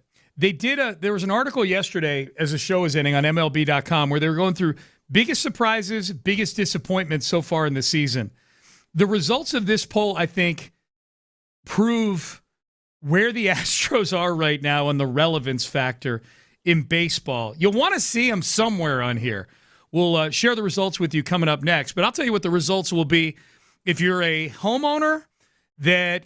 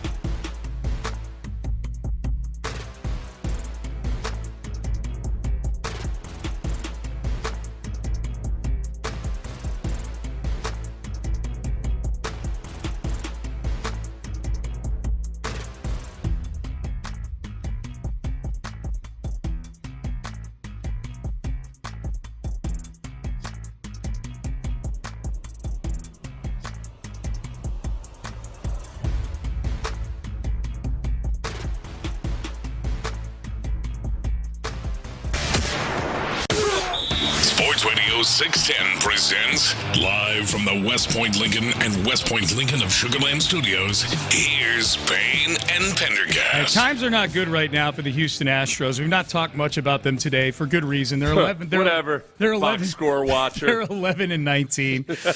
Yeah, if you just go by the box scores. Sean, if I pull out my expected stats where we eliminate luck from the equation, they've actually got the 25th best ERA in the league as opposed to 30th. I talked to Jabari Smith Jr., who said they're obviously the best team in the American League West right now. Yeah. Obviously, yeah. Which Astro is most likely to say we're obviously the best team? Oh, good question. Good question. He's probably one of the young guys. Tatsuya Imai's interpreter. That's who. Yeah. Well, this would be a great team in the NIP or the NPL. Yeah. So Major League MLB.com, Mark Feinsand did a poll of executives around Major League Baseball with the biggest surprises and the biggest disappointment. Surprise meaning positive surprises. And I would not expect the Astros to be on that list. In fact, that list there's 10 teams on that list. That's, as we're mired at the bottom of the AL West, I've just been focused on just like the Astros trying to win each night. I've been paying attention to the standings because I know where they are. I don't need to look. But there's a ton of parity in baseball right now. There is. Well, it's one of the things. Yeah, the owners are pleased with that too because they might make a case that. Well, actually, no, the owners shouldn't be pleased with that. The owners want the Dodgers to run away with it so they can say, "Hey, this isn't competitive right now." Because the owners want a salary cap. You're right. Yeah, the owners are looking at this, and the players are going to say, "Look, you've got the parity you want." Yes. Now the parity though, it doesn't. It seems it's been working in the regular season, but in the playoffs, the rich seem to rise to the top. They certainly have lately, that's for sure. Who's been the biggest surprise? There's 11 different teams that got at least a vote. The voting constituency was 17 people. So the Pirates got the most. Pirates are a fun team this year, but I won't read all the teams. But a lot of the teams got one vote, including the A's, who are, they're leading the Astros division right now. This was the part that actually hit home a little bit more. Is when you get to which team has been the biggest disappointment. And granted, there have been some massive disappointments this year. The Phillies just fired their manager yesterday. They were 9-19 when they fired him. The Mets, the Jets of baseball, had an identical record to the Phillies, and their manager is top of the odds board to get fired next. But then among 17 people, Seth, in a league that would have lined up to hit the Astros in the face with a bat like a piñata just a couple of years ago, because people still had a bug up their butt about the sign-stealing scandal. Not a single vote for the Houston Astros as the biggest disappointment in baseball. Yeah, they're all kind of like, oh, no, I'm smart. I expected that they were going to – I don't know. You know what? You're right, though. Did people expect them to be just where they are right now? Maybe part of it is that they've gotten off to slow starts for multiple years now. That's true. So it might be that, like, look, we've seen them have slow starts before. This isn't a huge surprise. Both years under Espada, they got off to slow starts. And if we're going to criticize Joe Espada, we'll credit Joe Espada with getting them, although I don't think we've really been criticizing Espada that much this year. It feels like it's a pitching issue that he can't fix. But, yes, they've pulled the plane out of the nosedive the last couple of years. I think this one feels a little more permanent, maybe a little too strong of a word. This level of underachievement feels like it's going to sustain longer just because the pitching is so bad. Yeah. It's so bad. Like a 5 ERA would be a massive improvement for this team. And you can blame the injuries all you want. The problem is that these 6 pitchers that they brought in the offseason that we kept hearing, hey, we can withstand injuries this year because we've got these 6 guys we brought in.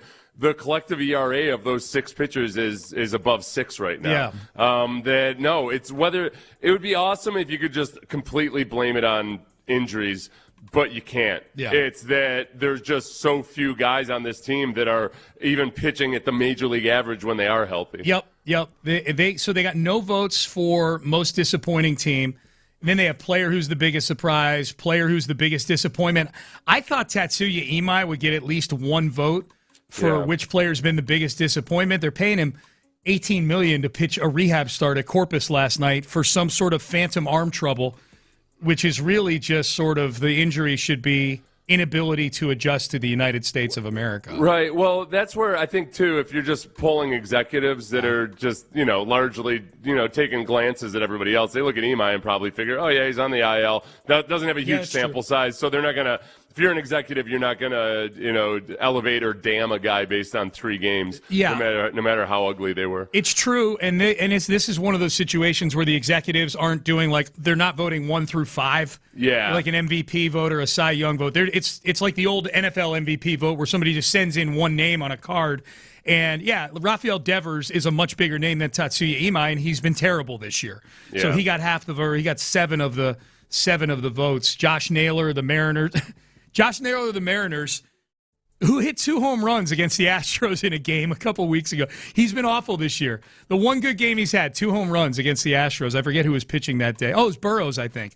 That was the game where Burrows, just those 2 pitches to Naylor. If he could have just, just leveled that up, Trevor Story gets a vote. My big takeaway from this is, man, like the Astros are just, they aren't even mediocre enough to still be hated by people or still have shots taken at them. They're just just a garden variety bad baseball team with an MVP candidate on the team. I get depressed now when the boos are just kind of half-hearted. I guess this is what we're supposed to do for Altuve. Right. Baltimore last night. When I was paying attention, it was just kind of like you hear a few random people go, boo. Yeah. Can't even get up for it anymore, man.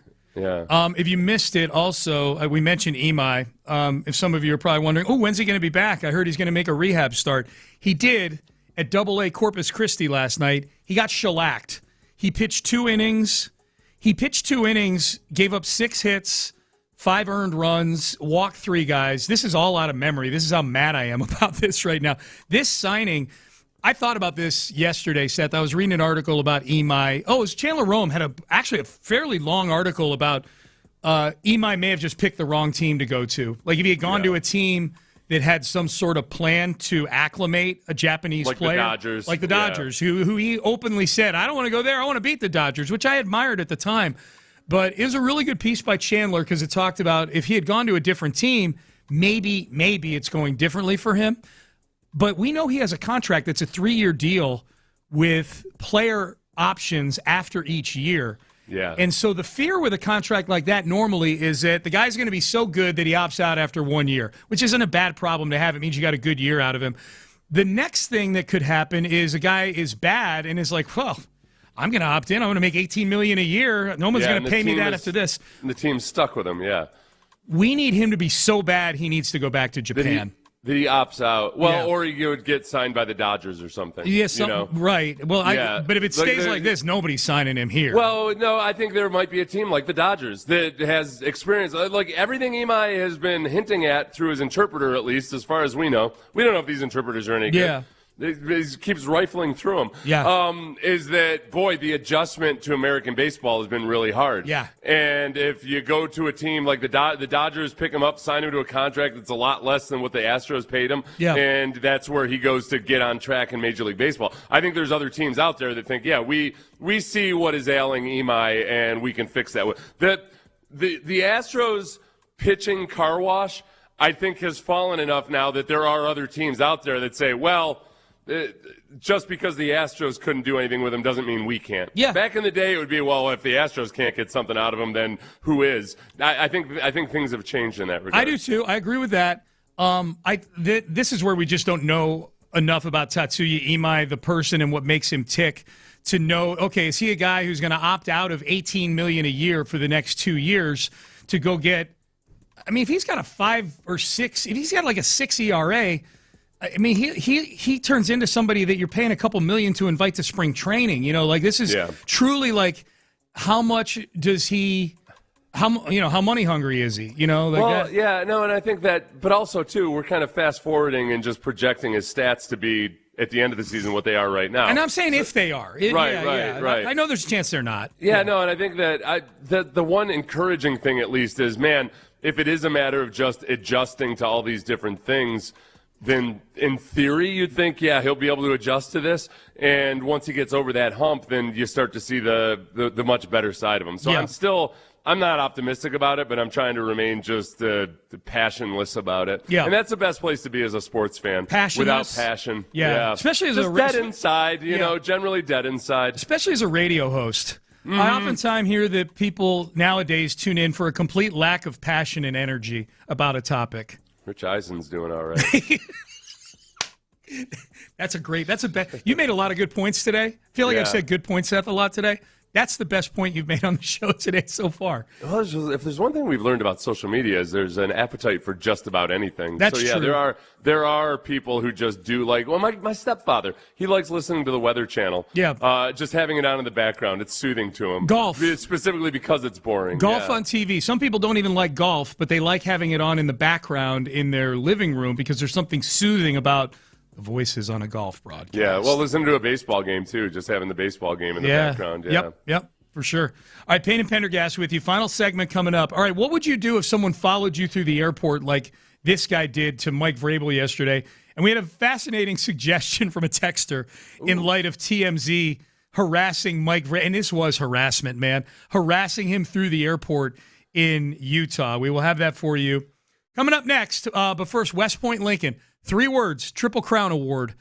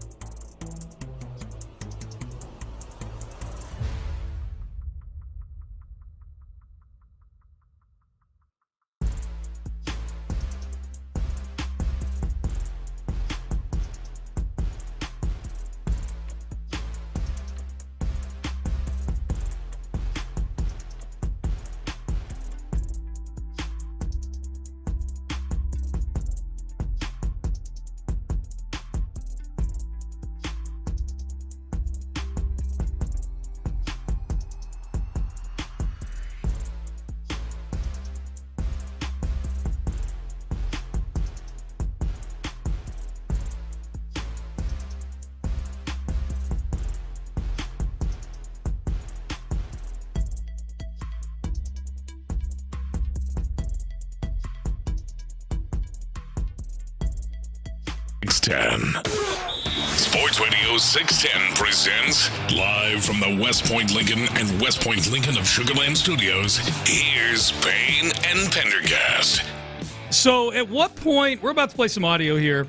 Oh, no. Of Mike Vrabel getting chased through the airport by a TMZ reporter in Utah over the weekend. We saw that, if you've been watching online, if you've been following it, a couple days ago, some pictures surfaced of Mike Vrabel in a gift shop buying what a lot of the aggregators presumed was a gift for his wife as they're going through all this counseling right now for his alleged infidelity with Diana Rossini. And yesterday, this video pops up of Vrabel walking through the Utah airport. We'll play that cut, and then the second cut we're going to play is him walking from the concourse to his car through the parking lot. This was one persistent little fella here following him around. Well, I'm guessing that this is one of the few times that TMZ has ever spent money paying somebody to travel to Utah. It's not really a hotbed of like TMZ type action. Yeah, that's true. That's true. So this was Vrabel. He's just walking from what looks to be his gate to exit the airport. And take a listen. This guy is all over him trying to get some tea. Mr. Vrabel, how are you, sir? Hey, good, man. How are you? Good. How are you holding up? How are you holding up, man? Look, listen, there's just a lot of talk that, that there's just a little bit of a double standard here, and I just wanted your take on that. Are you doing all right? Yeah, no, thank you. I appreciate you guys. You're powering through? Are you and your wife hoping to work it out, Mr. Vrabel? Look, I just got to say, there's some talk that maybe you should step down. It's a distraction to the Patriots. I wanted your opinion on that, sir. This is what I wonder. Is that guy breaking any laws by doing this? Like, is it harassment for someone to just chase you through an airport, peppering you with questions? I'm guessing, this is 100% a guess, but I'm guessing it's kind of like libel laws when you're a public personality, that you lose a little bit of the protection. Maybe. That, you're going to be, So I don't know. It's a good question. I don't know. Because it's obviously, it's rude behavior, if nothing else. Right. So the three questions that he asked, he asked them multiple times, but it was only three questions. Good strategy by this guy. How are you holding up? Yeah, the empathy at the beginning. Yeah. I wanted to ask you about that. I wonder if these. Yeah. I wonder if these guys. We'll get to the other two questions. I wonder if these guys have a playbook that they go by. Yeah, I'm guessing so. Hey, I'm your friend. Are you holding up? Yeah. And because Vrabel did at that point at least give an answer. He gave a no comment. But then he moves into an easy one to say yes to. Right. Classic in sales. Get him saying yes. Yeah. Get him in the habit of saying yes. Yeah. Are you looking to work it out with your wife? Like. As if Vrabel's going to turn around and be like, well, actually, I figured you got to tell somebody, you'd be the first to know, I guess. No, not looking to work it out at all. Yeah. No. Yeah. Okay, so of course, if he were to answer that, he'd say, yes, of course. And then he moved straight to, a lot of people speculating that you could lose your job. What do you think about that, buddy? Yeah. Well, he asked about the double standard, too. A lot of people are saying there's a double standard. Yeah, without saying exactly which double standard. Yeah, well, I'm assuming he means that Rossini's catching a lot more of the flack for this than Vrabel is. There was a report in was it the Telegraph? It was one of those English. The Daily Mail. The Daily Mail. Yep. That said that a source said that Vrabel feels just awful about the fact that he's ruined Diana Rossini's career. Oh, really? Okay. Which I'm like, if I'm Vrabel, like I don't want that source, if that actually is a really good source. I don't want that source putting stuff out for my wife to see. No. It's like, oh, that's nice that you're showing empathy towards Diana Towards Rossini, your mistress. Vrabel. Yeah, boy, gosh, are you going to make it through already? Do you need a break from therapy? You okay, so you can go feel bad about what you've done to Diana Rossini's career? Well, the other funny one that I saw, we'll play the rest of the TMZ Vrabel here in just a second. The other one that I saw that was hilarious was, especially because it was ESPN, who didn't touch this thing for like 10 days. Because Rossini had new people in the building. Like people are wondering if ESPN also doesn't want to shed light on how she might have gotten some of the nuggets when she was working. They for might have ESPN. known about this. Yeah, they might. Yeah. So, but it was who's the new Molly Karam? Oh, Shea Cornette from First Take, where it was whatever came up on Friday. It might have been the pictures from 6 years ago, the day. There's something every day, so I forget what day it was. But she was like, she was just beside herself that now we're forced to talk about this again. Now we have to talk about this again. And I'm like, oh, poor First Take, having to talk about the biggest story in football this week. Yeah, this is what I started wondering is that Tony Farmer guy who's been following all of this very closely and has kind of compiled. He put out a list of all the major media outlets that have either completely neglected this story or when they did, like when ESPN finally wrote anything about it, it was from one of their nobody's ever heard of them type writers who posted on his 7,000 subscriber account. And they didn't share it on their 50 million ESPN Twitter account. Yeah, that it is kind of getting eerily quiet or it has been eerily quiet on the way all of these major outlets aren't covering it. But to the point where even TMZ is claiming that they don't like to police people's bedrooms and that's why. So does all that point to just a massive attempt to squash the story by the powers that be? Right. That's where I start to wonder if the NFL doesn't want this story out there as much as possible, at some point does it get to the point where the NFL starts putting pressure on Bob Kraft to like, listen, man, this thing isn't going away. You got to do something to make this story go away, and that's one of the things that perhaps ends up being the why Vrabel gets fired, not because of the original transgression, but because of all of the fallout afterwards. Yep. So we heard Vrabel getting chased through the concourse by this TMZ reporter. This was the same reporter following him. I want you to picture Vrabel walking through the parking garage to get to his car and him putting his bag in his car and opening the door, and this guy is still just hitting him with questions, and Vrabel is staying stone-faced and saying nothing. What does accountability look like for you at this point, sir? Head coach of the Patriots, big distraction here. Sir, is there any comment at all? Sir, do you have the support of the Patriots? Full support? Any comment, anything to say to Patriot Nation at all? All right, good luck.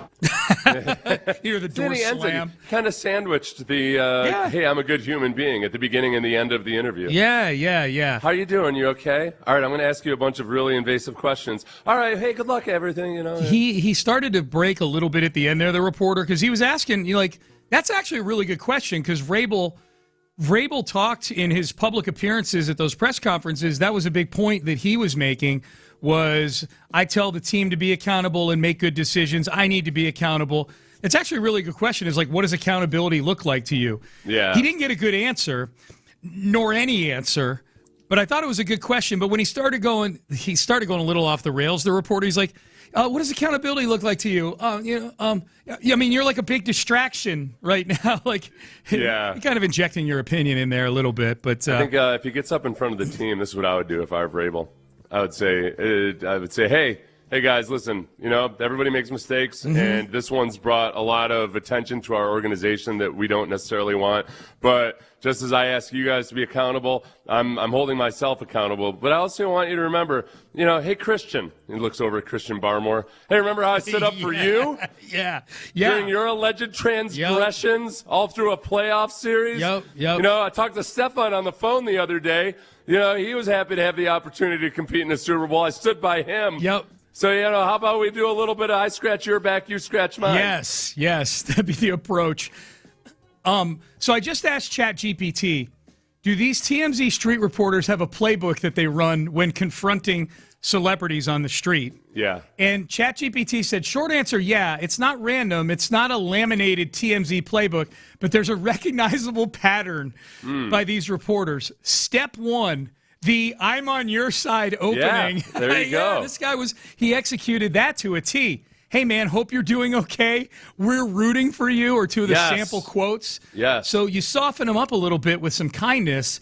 And then the next step is softball to pivot move. How's everything going? You staying strong? So this guy was actually executing this very playbook. He asked that question verbatim. Are you staying strong? Therapy voice. That's number 3, Seth. You got to use a therapy voice. Boy, that's really tough. Yeah. People don't understand what you're going through. Yeah, So you that's gotta, good. Yeah, so we got the. So if you and I ever decide to go enter that segment of the industry, I basically feel like I figured it out. I could totally do this. The validation bait, that's number 4 on the list. Yeah, that didn't seem fair. People are being too hard on you. I don't know that particular reporter did that very well. Yeah. He out and out called him a distraction in the building. That didn't feel very empathetic at all. Name drop for reaction. Have you talked to ...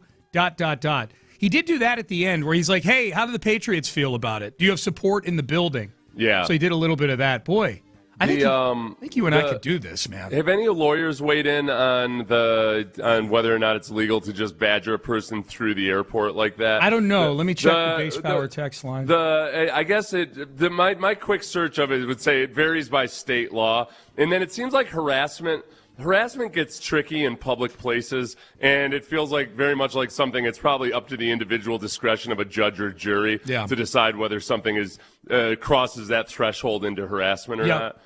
I would bet, man, it was, and that's where if I were a jury, if he were with his family at that moment, that might have all of that behavior right there might have crossed into, if I was a jury member, it would feel like that's harassment if he's with his jury or with his family. Yes. If he's not with his family, I'm like, all right, it's annoying, but is it harassment? He's a public figure. Get over it. I'm just to be clear, I don't feel sorry for him at all. This is all part of when you do what he allegedly has done, this is what's going to come with it. I'm just curious, just purely from a factual standpoint, is this guy breaking the law by running alongside of him and harassing him?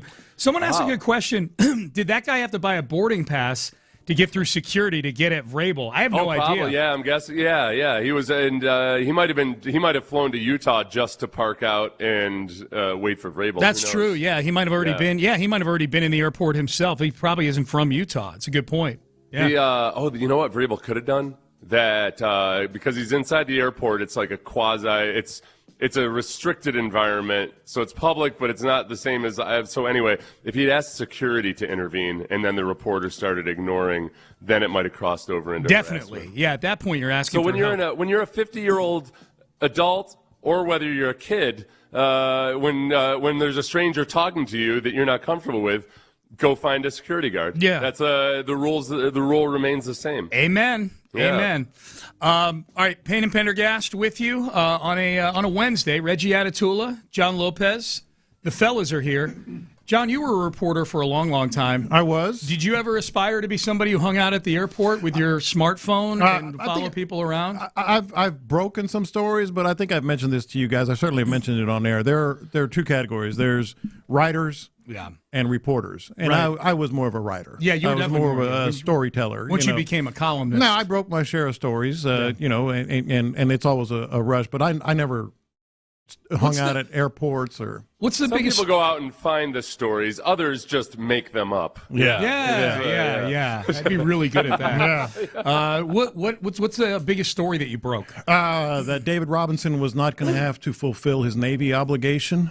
You broke that, I broke that story. That's a big story. 1980. Did you sleep with a colonel to get that in? You know what? It's funny. I got to be real close, and this is kind of one I heard you guys talking about. The format, the way to go about these things. Yeah. My whole strategy was get real tight with David Robinson's dad. Recruit the parents. Who was living in San Antonio. So I kept going to him, asking stuff. He didn't really know, whatever. But at one point, and this is how I broke the story, at one point, he actually gave me the information to make a ship-to-shore call to the ship that David Robinson was on. Yeah, this is pre-cell phones. Yeah, right? Yeah, it was 1987. Yeah. You had those big brick phones. Yeah, the closest thing. The Gordon Gekko special, yeah. And so I made a couple of ship-to-shore calls. I think he was based out of Georgia on an aircraft carrier, which was the only one that a guy that big could be on. Yeah. I got a hold of the admiral or the captain, whatever he was. Yeah.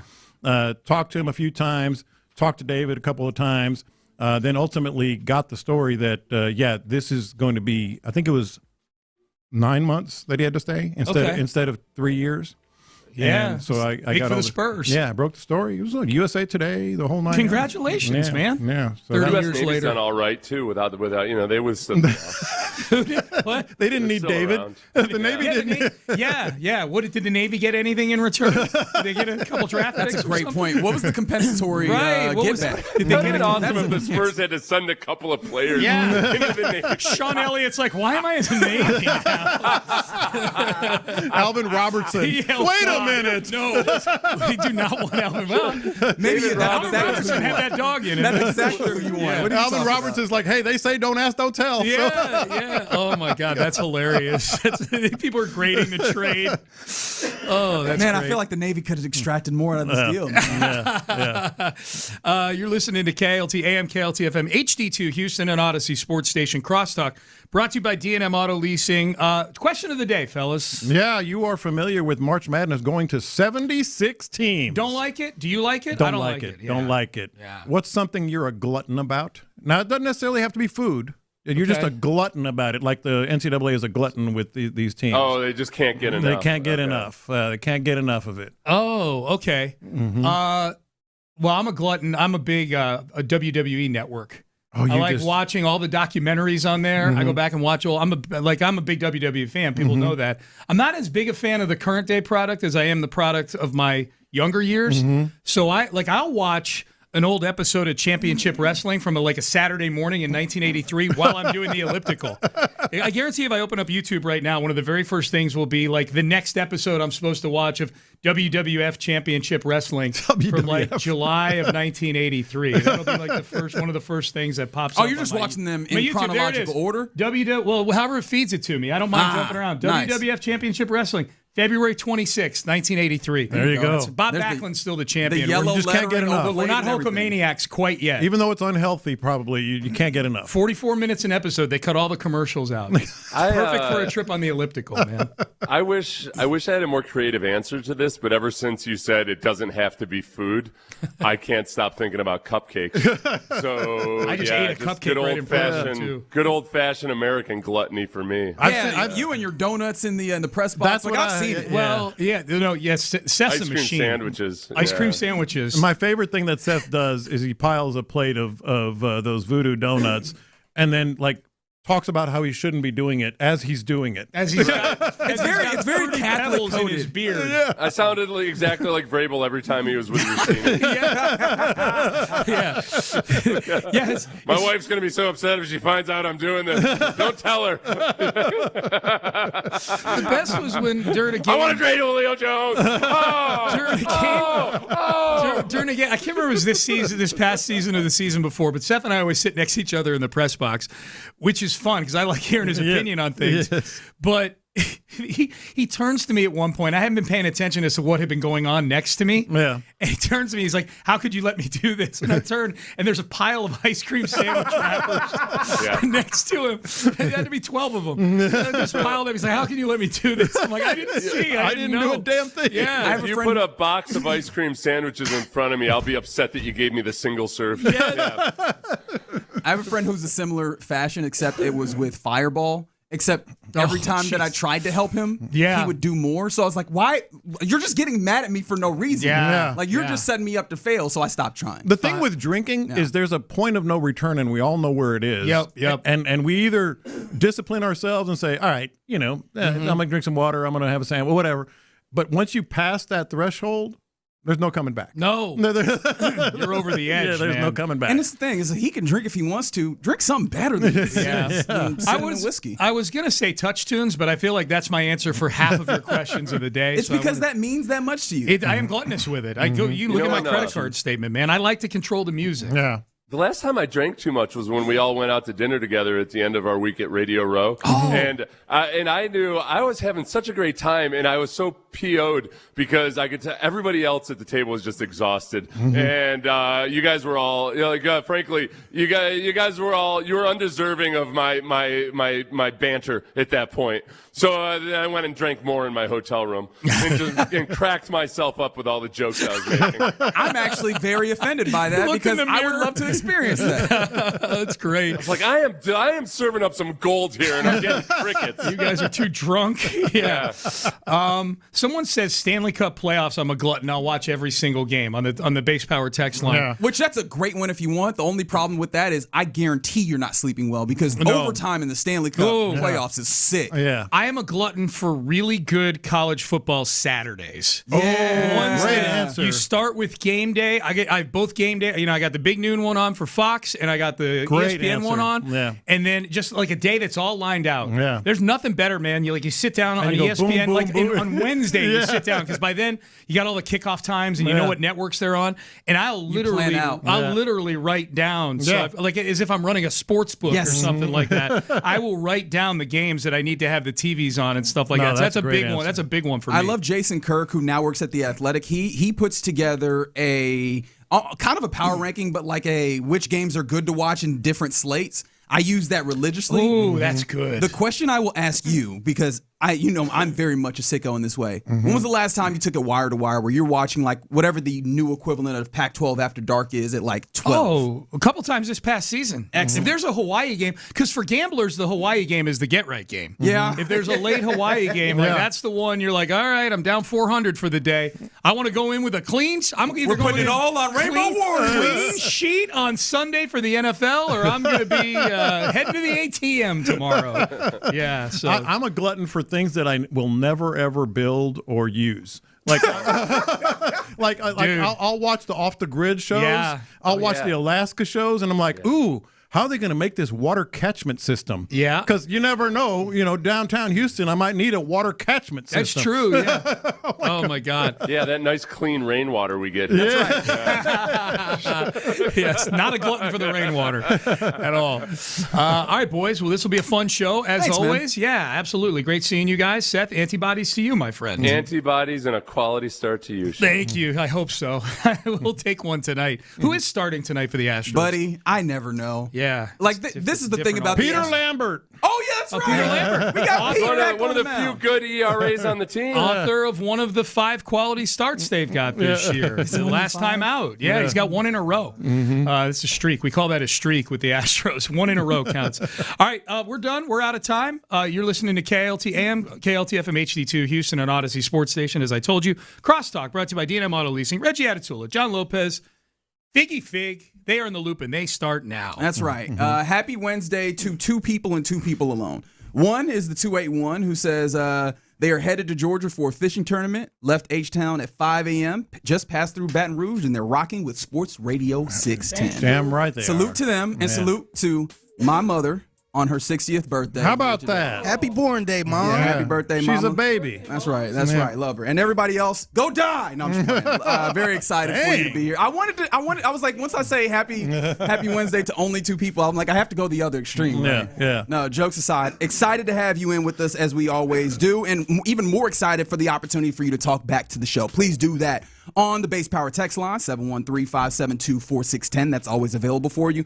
And appreciation to the Mo Karaman Jewelers for the live stream. We keep it 100. The YouTube page is Sports Radio 610. The Twitch chat is 610 Houston. Always appreciate folks getting in there. And one of the things I love about that, obviously we'll do the show. We're talking about things. There's kind of a separate show happening in the chats on there. And I love that. With each other. Sometimes we'll have bounced around to something else, and they're just like, so what do you think about the undrafted free agent out of Oregon? Do we feel like he can make the squad? And I'm watching that conversation Where'd happen. they get that? I love it. I love it so much. So that is always available to you wherever you are and however you may be listening. But unfortunately, I have to start with anger. And it's not the anger of myself. It is the anger of one John Lopez. Because Tatsuya Imai is your man's. Well, he was for about an hour and a half. Figgy Fig is the arbiter of this. Yeah, that's your guy, man. Thank you, Fig. I appreciate the support, even though you're wearing sunglasses inside. Got a headache. Oh, okay, all right, so, you good. Now I feel bad for throwing you under the bus there. But back to the first person I was throwing under the bus. Your man's John Lopez, Tatsuya Imai. This was one of the big places that the Astros were putting their hope. One of the big places the Astros fans were putting the hope.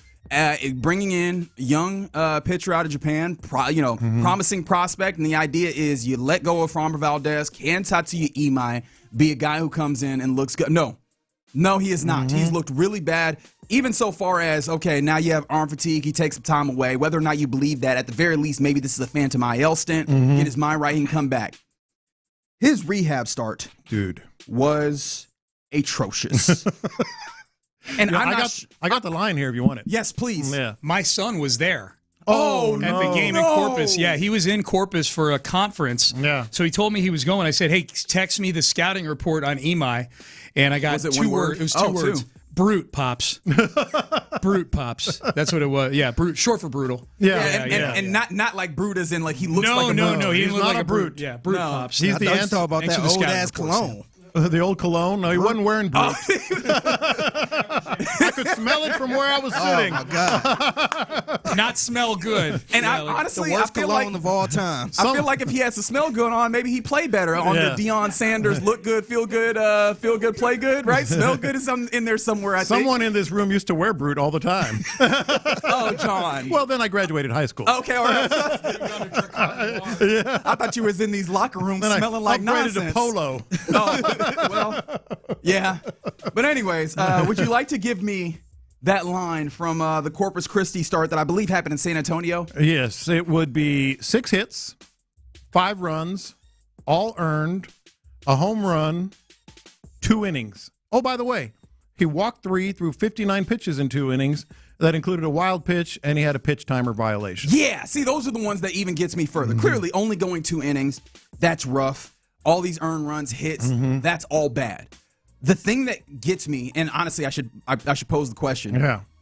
At what point is it that we can call it on Tatsuya Imai is ultimately the question here. Is he a lost cause? Yes, and the thing that gets me closer to that, because you know me, I try and be more optimistic, and obviously I think that there's a lot more. Sometimes we get out on certain prospects or teams a little bit early. The thing that makes me really concerned in this way is the wild pitch, is the pitch timer violation, is some of the things that we continue to hear through translators that make it seem like, oh, this is between the ears. Yeah. And one of the things, especially in baseball and particularly on the mound, I won't say that this is specifically the yips, but this feels like some level of a cousin of that. That's the hardest thing to get right. Mechanical issues we can tweak, and it's not that. This is between the ears in a way that I don't know how to get to. Even the 30 pitches an inning, at 59, 30 and 29, or however it's spread out over the course of the 2 innings, that just the pitches in those 2 innings tells you he was scuffling, he was searching, he was trying to find something, wasn't comfortable or whatever. I'll put it this way. I don't hate Tatsuya Imai. Don't believe you. Don't believe you. I've seen the text messages. I do not believe that. I don't hate him. You've called him various different iterations of crook. Of soft? Con man. You called him a con man. I did call him a con man. As though he came here with the explicit intent to rob the Astros. What is it, $20 million? Bamboozled, That's right. led astray, Correct. Run amok, and flat out deceived. Yes. Thank you, Stephen A. Smith. No, as if that was his sole goal, and he wanted to embarrass them in the process of doing that by making them look like fools. The sarcastic side of my take on Imai is, are we sure he actually knows how to pitch, that he's ever pitched, that he's not just a con man? This is just a catch me if you can situation? Yes, that he, this is the long con. Yeah, that's the sarcastic take. The real take is really leaning heavily into, if not there already, I think he's soft. I think he's soft. But here's the weird part. I didn't know we had Ime on the show. Yeah, well, Ime would have used a different word that starts with B. If we're gonna be honest. In the press conference, he be saying soft. Y'all playing soft. Yeah, but on that court, he be calling people something else. All sorts of female dogs. Yeah. And yet, while I do think that's the case, it's not entirely his fault. Because this is interesting. Dana Brown has to equip a player like him coming from Japan with all the right resources and personnel and the support systems that could help him thrive. The thing about the Astros is they are the world leaders, literally, in Latin American players. I mean, they created the first. I feel like Latin America is the world leader in Latin American players. Well, no, I'm saying in terms of bringing them over to Major League Baseball. Like they created. You didn't even just laugh at the joke. They created the first ever Latin American academy. The Astros did, and they have developed it, and they've thrived because of it. I mean, from Altuve and before Altuve to the more recent, iterations of Latin American and South American players that have shown up here. They have equipped them with the right support systems to help them thrive. Yes, I think 2 things are true here. Yes, I think Tatsuya Imai, until he proves otherwise and makes us all look stupid, is soft. I do. I also feel the Astros, and specifically Dana Brown, are not without their responsibilities here, that they just flat blew. They just flat blew it. Yeah. I think that there's a few things that he's gone through 3 interpreters. He's gone through 3 interpreters. He's on the third one now? Yeah. He's on his 3rd interpreter. I thought he was on the second one. Uh-uh. I wonder how much that has to do with him being. And that's just the interpreter. Yes. Yeah. This is one of the things that I brought up early on as a question of, are the Astros equipped to handle it? Because there are other teams like the Dodgers who have done a decent amount of this. Yeah. I do wonder if they are prepared to handle this and how much that factors in, because I can remember the feeling of Shohei Ohtani needing to find some level of comfort here, and I hate to get to a place where we get to like anywhere near some level of xenophobia, right? But like, is this something that happens a little bit more with Japanese players in general? Just that level of attunement to the smaller details, and if they're out of whack, does this throw them off, right? But I think it's fair to bring up, and I don't like getting to these places, that he might be a little bit more finicky when it comes to these things. Finicky, I'm trying to be nice. Finicky. Soft just don't feel right, man. Accusing someone of being a soft feels just a little nervous. A lot nervous. There's a lot of anxiety in there. Come on, man, you can say it. I mean, I've said the word. I just don't want to allow the accusation quite there. Because also, I do wonder, though, how I make gel also the idea that there was a lot of pressure put on him in ways that some of the Japanese players coming over don't have. Now, Shohei clearly had that, but some of these other Japanese players come over and there's expectations, but there's not, hey, save us. Yeah. Right? We're seeing the way that the Astros are. Mind you, the Astros lost again last night. And they did so in a way that was very frustrating to me that I'm trying to keep at bay. We'll talk about it later because I don't want to get super mad right now with them leaving runners in scoring position and swinging at pitches out of the zone when you could have walked in. Okay, sorry. You're doing it. I think that some of that pressure also shows up, but then coming back to the is he a lost cause, where I get even closer to that as an answer, I'm not willing to go just there yet, is the whole idea of going to a rehab assignment is you should have the confidence in I'm better than these cats, right? Being what we believe to be already a major league pitcher, maybe your mind ain't right against major league batting. This ain't AAA either. This is AA. You should come in with a level of confidence that allows you to at least get out here and be aggressive. And it feels like that's not there, and that's why I keep coming back to the mental side of this. And even if he is not equipped, it does feel like there's something in there that you need to attune a lot better, and I don't know if they're properly equipped to handle that. No, I think it's both. I think you're right, and I think the Astros, specifically Dana Brown, it's a great idea. Bring over a pitcher that has had some incredible numbers in Japan, and see if he can you can work some magic here. I think it goes beyond Dana Brown, but it falls on his lap. Because there's also pitching coaches, there's also baseball, people that you should have hired or brought in or whatever, contracted to help him, and I know they probably did a lot of research with how do the Dodgers do it, how does Seattle do it, how does, some of these teams that have. I mean, Joe Espada said he called around. Yeah, but what does that mean? I mean, are you really getting what you need? But it's both things. You can't say, and to your point, like Imai, if he were really strong-minded and strong-willed, would say, damn it, I'm going to go down there, I'm going to mow him down, I'm going to get over this. So it is him.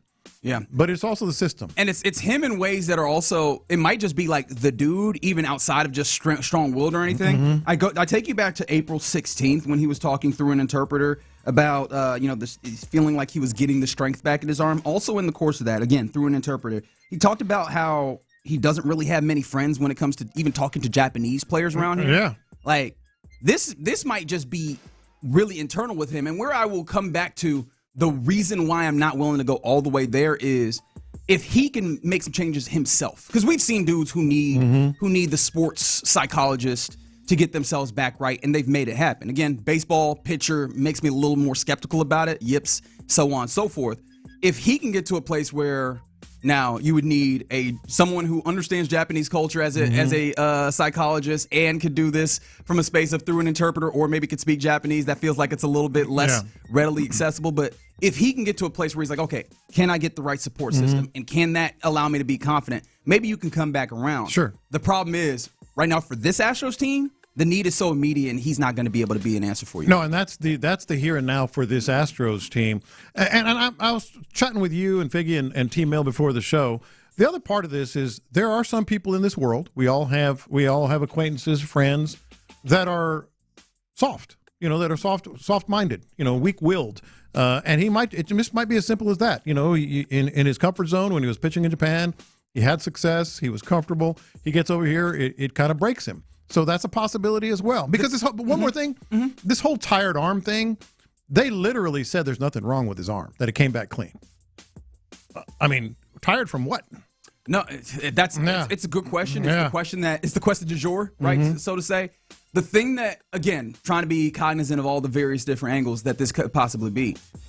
I don't think that you become as successful as he was in Japan by being like flat out soft. Like there's still competitive baseball happening there. It's considered the second best league in all of the world. Understandably, still there's a difference between there and here. But pitching in Japan is notable. It's not like the boy can't do this at all. It feels like there is something somewhat particular to here that is making this a problem, but it's not the here's issue. It's ultimately his issue that he's going to have to figure out. The thing that gets uncomfortable is, one, obviously, he's not going to be able to help your team this year. That I'm willing to say flat out. I agree. He can't help you. This goes beyond that, and I'm willing to go there. The question is this something where he's a lost cause for this year, but is he a lost cause for the entirety of the contract, the 3-year contract that you signed him to, that, mind you, has player options in it? Yeah. No, that's right. That's right. It's not team options where you go, well, this didn't work, and so we'll that's a bad sign. We'll eat the cost on this year. I forgot about that. Yeah, this is now maybe he takes the player option. I'm out. Maybe he takes the player option because he's where we are, and he goes, actually, the Astros weren't ready to help me, and maybe I go to the Dodgers and they help me. Maybe that's how this works. Best of luck if he thinks that's how that's going to work, though. But I do wonder, and I feel like you can't be in the place as an organization where you go, one of the few dudes who has some level of promise in this, we just going to give up on him. You don't really have that luxury. And they're paying him a lot of money. So, yeah, you're right. Yeah, so that's the uncomfortable thing. And, actually, one more uncomfortable thing is there's a lot of uncomfortable things. Are we certain that the structure that you have right now for the Astros is the structure that's going to be the right one to fix him?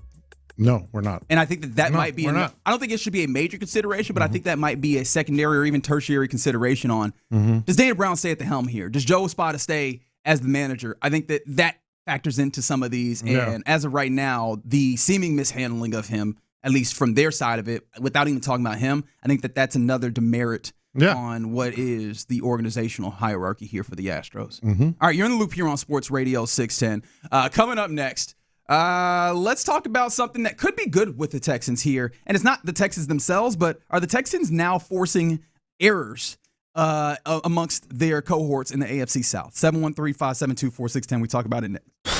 Coach D'Amico seems pretty excited about how the new Texans draft.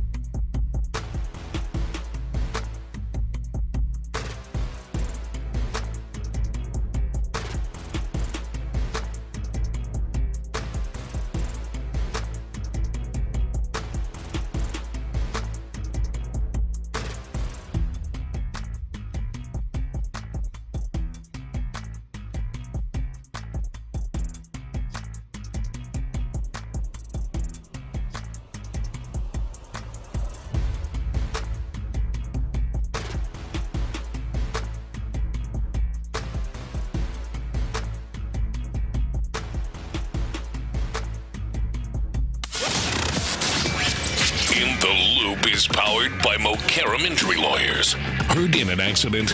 Call Mokaram Injury Lawyers at 281-222-2222. Faggy has hit him big time. Houston, let's get in the loop. You better get ready because we're going to show up and show out. With John Lopez and Reggie Atatula. Always live, always local. Coming up next, what happened? Nothing, man. Continue. Hey, man. AB conversation. That's right. And see your way out of it. Okay, all right. You know what? I'm ready to be done with the show, and that means that coming up next. You're in the loop on Houston Sports Leader, Sports Radio 610. Yeah, you're in the loop here on Sports Radio 610. I'm just getting a personal show about the time that John Lopez had a few brews at a finals party. We got plastered. Shout out to Michael Wilbon. Not that he was related to this story in any way.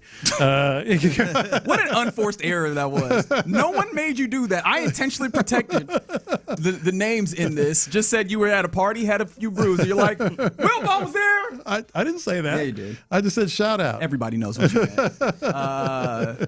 meant. For some reason, I keep looking at. Shout out to Bryce Matthews, mind you, if we're giving shout outs. 3 for 4, home run, double, single, triple short of the cycle. Say it. But it feels like there should be that happens a lot. Mm-hmm. The triple is the hardest one to get of the cycle. Why don't we have a term for that? Yeah. For the triple short of the cycle outside of saying triple short of the cycle. Yeah. Because it happens so damn much. I totally agree. The poor man's cycle. That was what I thought. Mm-hmm. Or like the unicycle. Something like that. But it just feels like, hey, man, That's impressive in and of itself, is it not? It sure is. Yeah. Anyways, and by the way, it was Hagler Hearns, April 15th, 1985. Okay, that was the night that you and Wilbon was out there having brews. I didn't say that. So you can't. He done taken the lid off, but trying to put it back in there. No, he was out there with the hose. Michael Wilbon's on TV. I said, shout out to Michael Wilbon.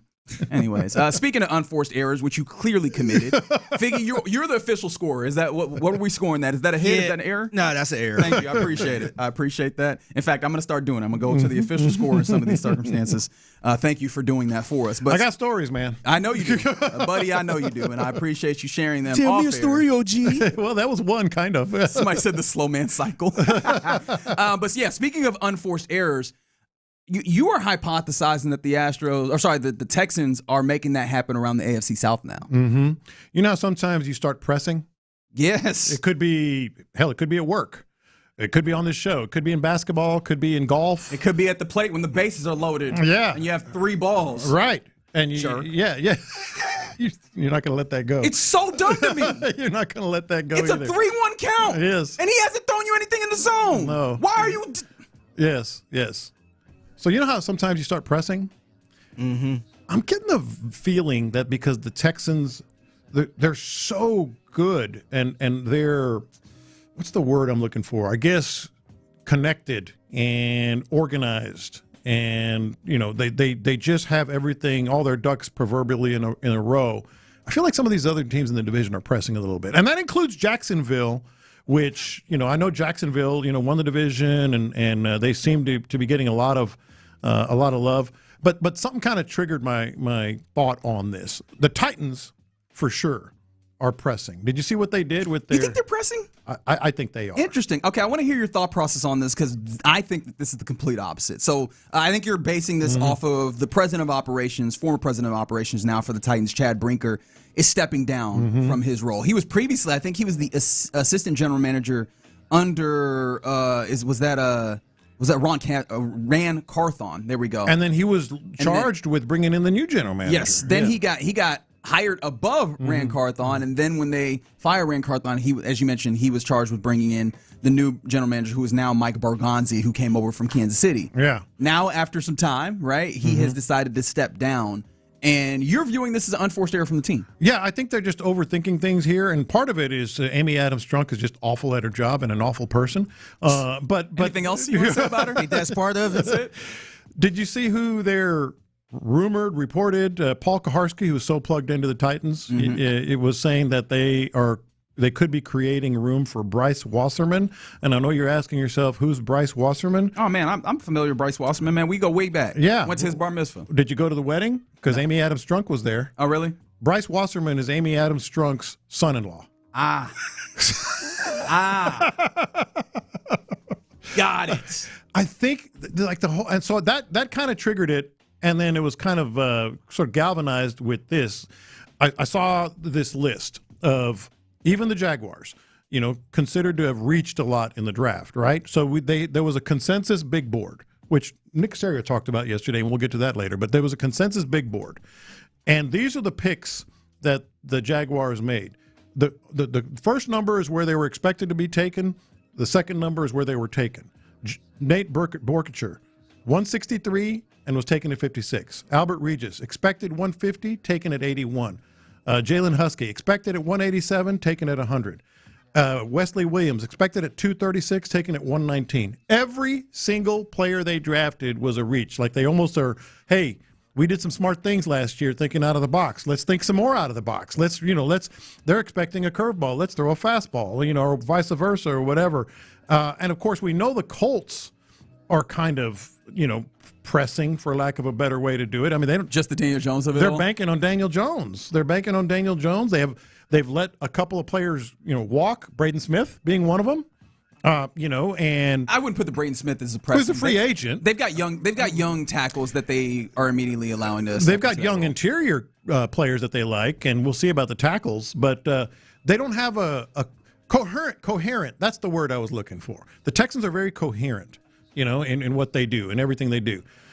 Meanwhile, the Titans are hiring sons-in-law. The Jaguars are, it got good to them that they kind of thought outside the box, and now they're doing it across the board. The Colts are like, hey, Daniel Jones, Achilles heel, no problem. You're a starting quarterback.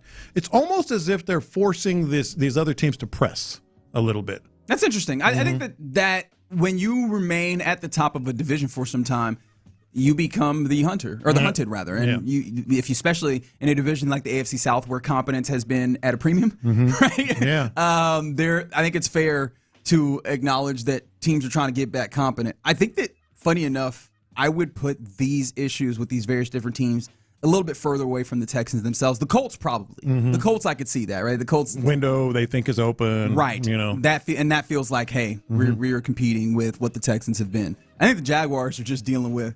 We hired a wonderkind, and this is the burden of perceived genius. If you believe yourself to be a genius, you have to validate that at every turn. But that's pressing. And so I will validate but I don't think that has anything to do with the Texans per se. I think that is that dude in particular. Like, he didn't have to be the general manager of the Jaguars specifically for this to come up. Yeah. If he had gotten a job with the Cardinals, if he had gotten a job with the you Bengals, think he'd still be doing he would be doing this because he feel like, look at me and look at how smart I am, and I will demonstrate how smart I am. I will pick pick players that y'all didn't even think were this good. Do you feel like the Jags actually hired him because of the Texans? Maybe. Were they trying No, I think maybe because if he's outside the box. Yeah, that's what I'm saying. Yeah. Like we know who they had as their GM the last few years. So I wondered if they felt like they need to try to keep up with the Joneses a little bit and try to do something they usually don't do.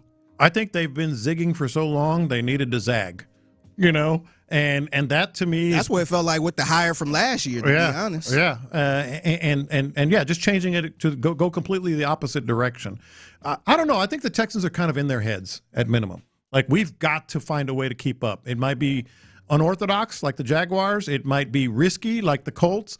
It might be, hell, we're incompetent. Let's try this, like the Titans, or something like that. So I think the Texans are just kind of in their heads. Maybe that's a better way to put it. It seemed like they're trying to operate like the Texans going to be around for a long time.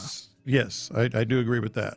Yeah, I could see that at the very least, right? And they're trying to get to some level of competence with varying different degrees of success. I think that this move makes sense. At least for the dude who steps down, Rinker. Again, the reporting seems to follow that he wanted to be close to the football side of operations. You bring him Borgonzi. He was respected. Yeah, you bring in Borgonzi, and now we're turning more of this over to Borgonzi, and Robert Saleh has enough status to where he also is going to take some oxygen in the room, and he looked around and he's like, actually, I'm further away from the things that I want to do. Yeah. Now, the whether this is pressing or not, the idea that, I'm just going to put my my son-in-law in here, I think that's the place where you can hit the Titans.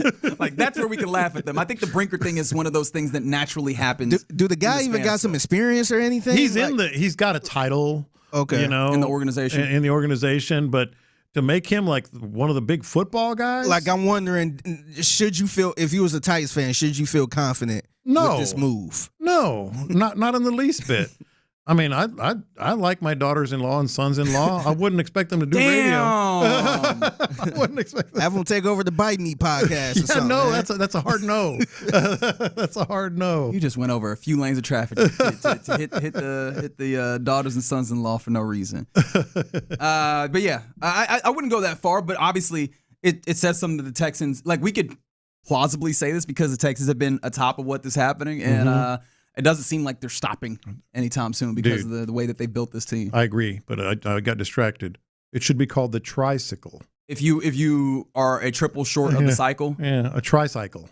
But it feels like, in my mind, I hear tricycle, and I'm like, you did it three times? You did it 3 times? Yeah. How did that happen?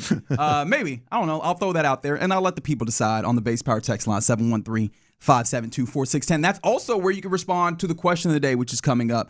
What's something that you're just a glutton about, food or otherwise? Because the NCAA, they've shown their hand on this. Let's talk about it next. The Rockets survived a sweep with a big win over the Lakers in Game 4. Can they steal the next?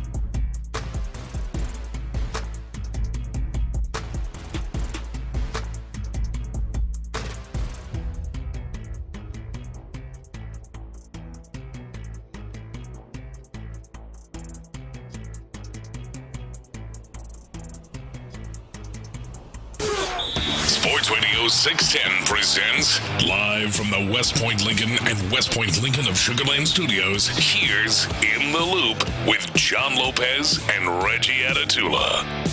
Yeah, you're in the loop here on Sports Radio 610, where a number of people on the Base Power text line are advocating for tricycle. Mm-hmm. I like it. As opposed to they say don't emphasize cycle. And they just call it the tricycle. Tricycle, because you hit 3 legs of it instead of the full 4 to get the cycle. That sounds cool. Okay. Yeah, I'm good with it. Maybe so. Let's go to our question of the day right now. And the question is, what's something that you're a glutton about, food or otherwise? Because it seems like the NCAA is a glutton for basketball tournament teams.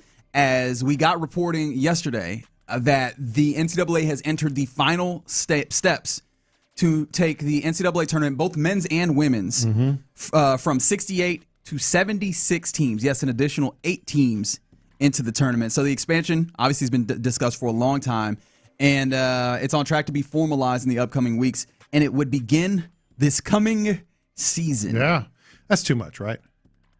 Yeah, because what's going to this is just going to be, instead of the first 4, it's going to be the first 8. You get a car kind of thing, yeah. It's just going to become the first 8 in the games that people kind of don't watch anyways, or not watch, but don't really take in a big way. It doesn't feel the same. No. It doesn't hit the same. Now, they'd have to try and make it hit more. Sure. Right? They'd have to lean further into it. Also, does that just mean more games on Wednesday and Thursday? Or yes, Tuesday and Wednesday. Or Tuesday and Wednesday, right. What I saw was, yes, it'll be 2 cities. And more games on Tuesdays and Wednesdays, which kind of led to my thought here. They're showing it right now. 8 additional at-large teams, 24 teams, 12 play-in games.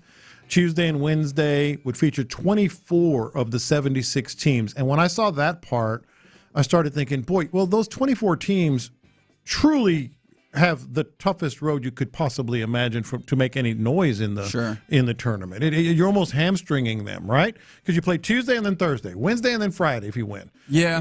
And then all of a sudden you got 2 games if you win that one, Friday and Sunday, Thursday and Saturday, whatever. You're just really hamstringing them. Also, in a very selfish way, why are you making my bracket harder? Yeah. Oh, yeah. How are you going to do a bracket? There are more teams that I don't know who's actually going to be playing on Thursday and Friday as I'm trying to put this bracket together. Right. Why are you being jerks about this? But honestly, the biggest thing that I'm actually upset about with this is I know the types of teams that they're going to put in.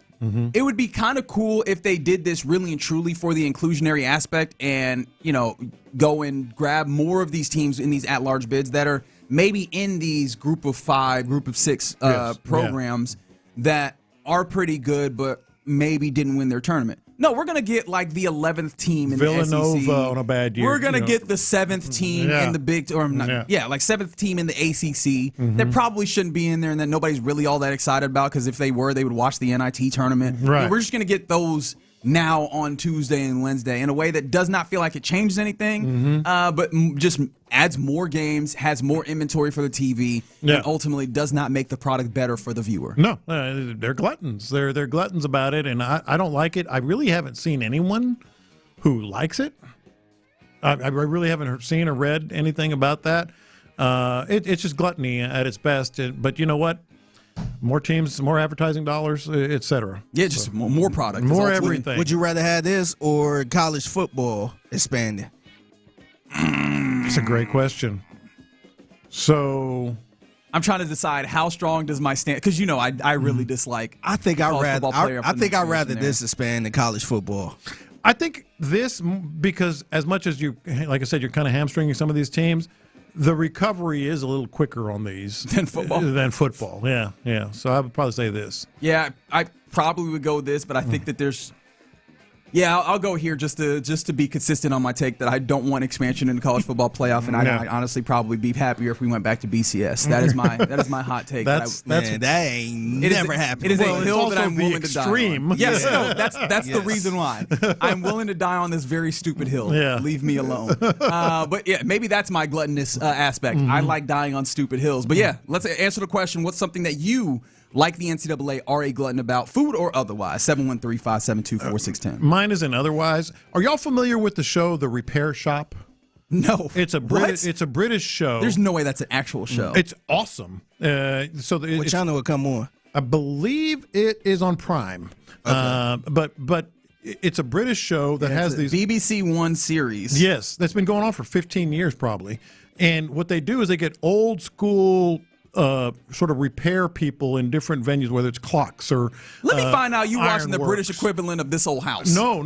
It's like people bring in like an 1920s porcelain. My bad. Whatever. Antiques Roadshow. No, not even that. But they fix them back to their glory. So we do like antiquing. No, it's not. Got him. We got him, boys. Yep. We got him. He complain about having to go antiquing No, with his I'm letting wife. Jan He know really right like now. Y'all need to watch it. It's like bicycles and porcelain. Get ready for Saturday, buddy. And clocks. No fishing for you. Like they have stuff from the 1800s that they repair back to their. Anyway, I watch at least 15, 20 minutes of this. It's like my bedtime story. Hey, I need you to pull this audio so we can light his ass up the next time he complains about antiquing. I watch this show all the time right before I go to bed just to see what they're working on, to see how they do things. And my glutton is not just that.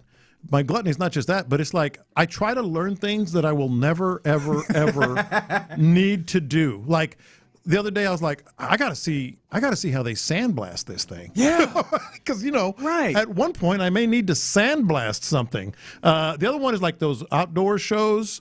I mentioned it earlier with Sean and Seth. Like whether it's Alaska or living off the grid or whatever, they're like building a water catchment system, and I'm like. Well, but you never know. I might need to build a water catchment system at some point in my life. And I'm like, oh, that's how you do it. So it's stupid. I'm such a glutton for learning how to do these innocuous little things that I will never need in my life. It's funny because I might be similarly a glutton for just useless information that's not going to actually come up for me. On the Base Power text line from the 832, I'm a glutton for fantasy baseball. And honestly, you got to defend this. How many baseball teams you got? Right? That's how I know. Yeah. And honestly, it's twofold if you're a glutton for fantasy. It's how many teams and then what are the leagues that you're in. Like I got friends that are in an AL only league, dynasty league. Ew. I got friends that are No, in, thank you. Yeah, the dynasty leagues where now I'm trading picks for next year because I'm trading this dude who's good, but I want to get 3 prospects who I know are going to come up next year. I'm like, nah, you can't get me there. Not at all. I can't be there. The place where I am actually a glutton, though, and this is the easy one, it is candles. Oh, yes. I have literally, I was talking to a young lady recently, and I told her that I had candles, and she's like, oh, yeah, just like one. I was like, oh, no, it's going to take a minute because I got a whole bunch of them. I got to go through and decide which one that I want. Like, there's literally 2 different You were just talking about buying one right now. Yes, because the place that I buy candles sent me a push notification, which, yes, I have notifications on the candle app. That is how you know it's gluttony. And they were like, hey, your birthday was recent. You get a free item. And I was like, I will be taking you up on that. Another candle. Right? It really is. As soon as I see a sale, I'm liable to buy at least one. And, buddy, I got at least 20 or 25 that I have not fully used up. Right? This is a problem. However, it's a problem that ends up working pretty well in certain circumstances. Yeah, mine is just flat out buying video games on the PS5 app. Still? Yeah. I didn't know you were still on that. Yeah. Sometimes I just go through it like it's just some type of app where I'm shopping. I'm just like, ooh, this on sale. I've never heard of this game. Click. And I'll just kind of go through it, just buy games. Don't even play them like that. Just buy them because they on sale. The other thing is I love watching people on YouTube actually play the video games. So I will put it on just like how you'll put on the TV show or some people cut on the news and all that stuff, cut on the game. I cut on somebody playing the video game. I just watch it. Yeah, and the thing is, it's not like a regular sports game. It got to be like a game with a some type of storyline to it. Right. So I will be standing there in front of the TV, hands on my hips, trying to figure out this storyline and see what's going on. And then the other thing is, I'm just a sucker for it. Whenever I get on TikTok, just looking for cops that catch people shoplifting. That's very specific. Yeah. No, it's hilarious because you get these people lying. You get the point of view. Yeah. You get the people just lying like, no, I paid for it. I'm looking for the receipt right now. Oh, yeah. And then they try to take off and run. Like, I would sit there and watch 5 minutes of it on my phone, man. Texter says, I'm with you, John. I watch a ton of YouTube videos of a guy and his dog building shacks in the wilderness. I would watch that. Fair enough. I feel like just as dudes, we enjoy watching things get built yes. and made. I think it's something deep in our DNA. Mm-hmm. Whether or not you're a handy person or not, I think that's one of the fun things. From the 346, they say Swiss Army knives and utility knives. Oh, that's a big gluttony. Knife folks are definitely. One of my best friends from college, he got swords. In fact, he had so many swords that when we had like a 4-bedroom, obviously you have a whole bunch of dudes living in an apartment. Mm-hmm. Every dude had a sword in their room. Yeah. For protection. Just because this dude had so many of them. So yeah, no, the knife folks, I know about y'all. I've definitely seen what y'all are on. Somebody said, no lie, YouTube Texans videos, just listening to 610 every day is their glutton. All right, I see you. I respect that. I have several friends, multiple, dozens of friends that have more guns than they could shoot in a year? would ever like they're waiting for it to happen.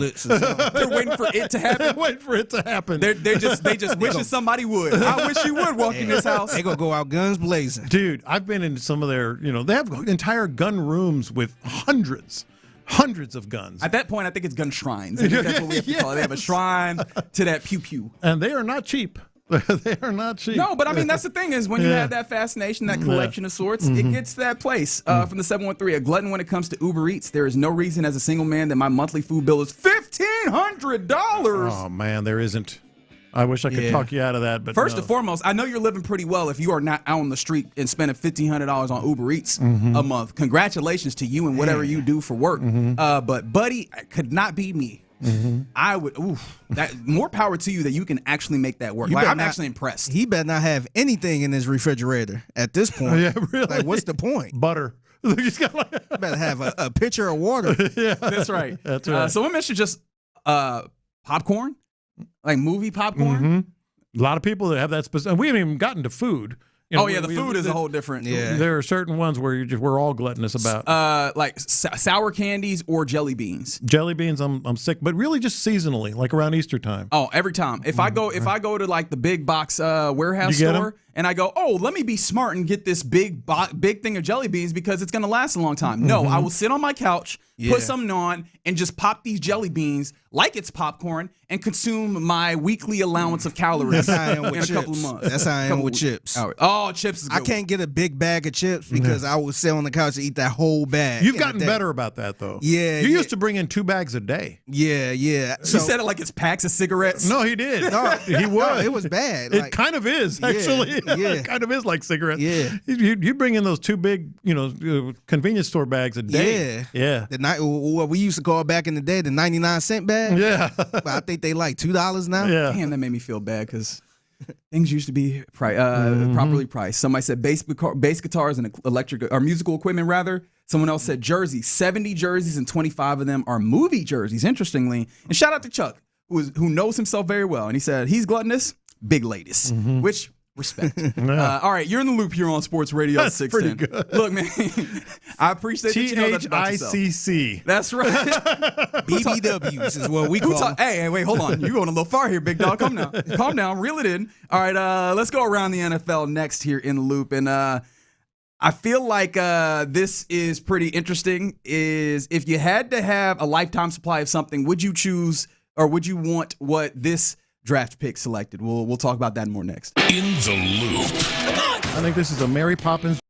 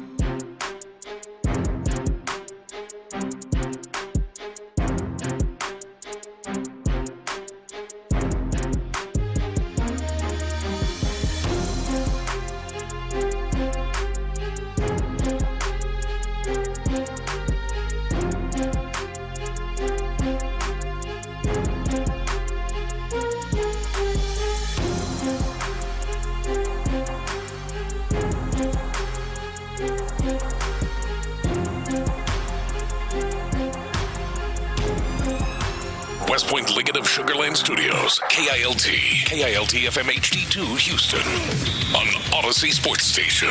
The Texans play here. Let's go around the NFL in the loop style. Why are you smiling? Because I love football.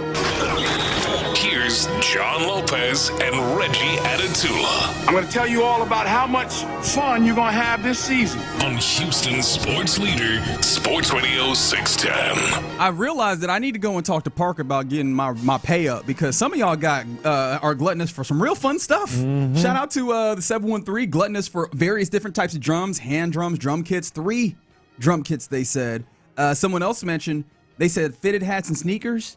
And then another person as well mentioned this, and I found this fascinating. They said gluttonous for jerseys and hats, over 900 hats and 300 plus jerseys. And the reason why they know these numbers, because they're all categorized in spreadsheets. Brother! That's wild, man. So Like, I'm I guessing feel- you've got like NFL, 1983, Yes. whatever. Yeah, I hadn't even thought about like the organizational system. Let me look on the spreadsheet to see which hat. Like, all right, do you want the 91 Hakeem Olajuwon? Yes. Okay. Do I there's have a that. 91? Let me look at the He knows. spreadsheet. You could say, hey, do you have like a 1989 Rockets? Homer away. Yeah.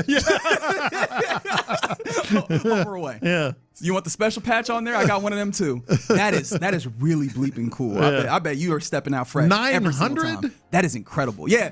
At that point though, Do we keep it at the house? got to have a separate room. There's got to be a separate room. Yeah. In Is the there house, a whole right? room to this, or It's do you gotta got be. the storage unit? Has to be. unit? It Probably might be a storage storage room, Some too. people have storage unit. Yeah, I am very intrigued to see what your organizational system looks like. I am now. I need to find this, but we'll put that off to the side. I'll talk off air because I need to go around the NFL now, which is what we do here in the loop. And we begin with this because I know for some reason, well, not for some reason, he is an interesting personality. Diego Pavia is one of those dudes that people have been interested in. We talked about this yesterday that he had gotten an invitation to rookie minicamp with the Ravens. The Ravens were like, "Oh, don't even worry about that. We'll give you the contract right now. A 3-year contract for Diego Pavia before he comes in for essentially his tryout." Yeah. And I know that a lot of people were like, 3 years from not being drafted and basically coming in for a workout to being signed to 3 years. Interestingly enough, the person who made this clear is Nick Caserio. He was on Pat McAfee yesterday when they brought it up. And he basically said that this has become standard for undrafted free agents, the 3-year contract. It's obviously not guaranteed.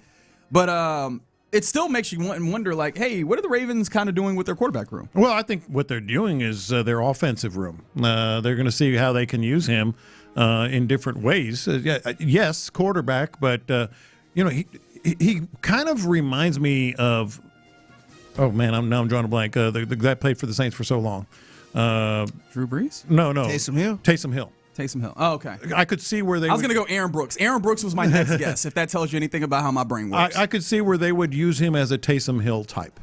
Just let's see, maybe H-back, maybe some quarterback in certain situations. Weird, because Taysom Hill was like an athletic tight end size guy. No, he's not a tight end size. Yeah, that's the problem. It's like, and when you say athletic, he's kind of shifty. He's not like athletic. Shifty in the is way good. That I think about it. No, it's good. Shifty is good. But Shifty doesn't really fit in the way of like, hey, he Swiss Army knife and just use them all these different. At least not in my mind. Yeah, but he's not making the roster. He hasn't made the roster. No, he hasn't. I think what they're doing is like, are there possibilities to use him in various ways? They already are somewhat unorthodox, in how they approach offense, just almost by default.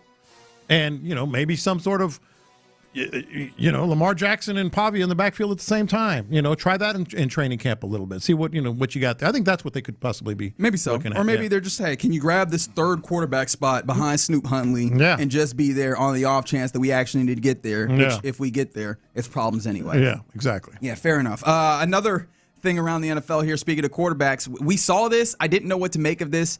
Have you been able to get your mind around the idea that the Steelers used some archaic rule? It's maybe not archaic, but one that is not very popular or well known. There is a free agent tender on Aaron Rodgers, which basically gives Pittsburgh a little bit more control over Aaron Rodgers. So it's a rarely used tender that affords the quarterback the opportunity to accept a 10% raise from his salary from last year, which was just under $14 million with the Steelers. And it also grants the Steelers compensation in the form of a compensatory pick if he decides to go elsewhere. I love it. I absolutely love it. Do you want to play for us or not? Well, I don't know. I'm going to decide, and I'm going through blah, blah. Okay, do you want to play for us or not? Well, I don't know. I'm not sure. I'm still, thinking about things and weighing my options. All right, well, here's a tender. If you want to play for us, there's the offer. We don't have to negotiate. Here we don't go. have to wait. Nice and clear. I think this is great on their behalf. I really do.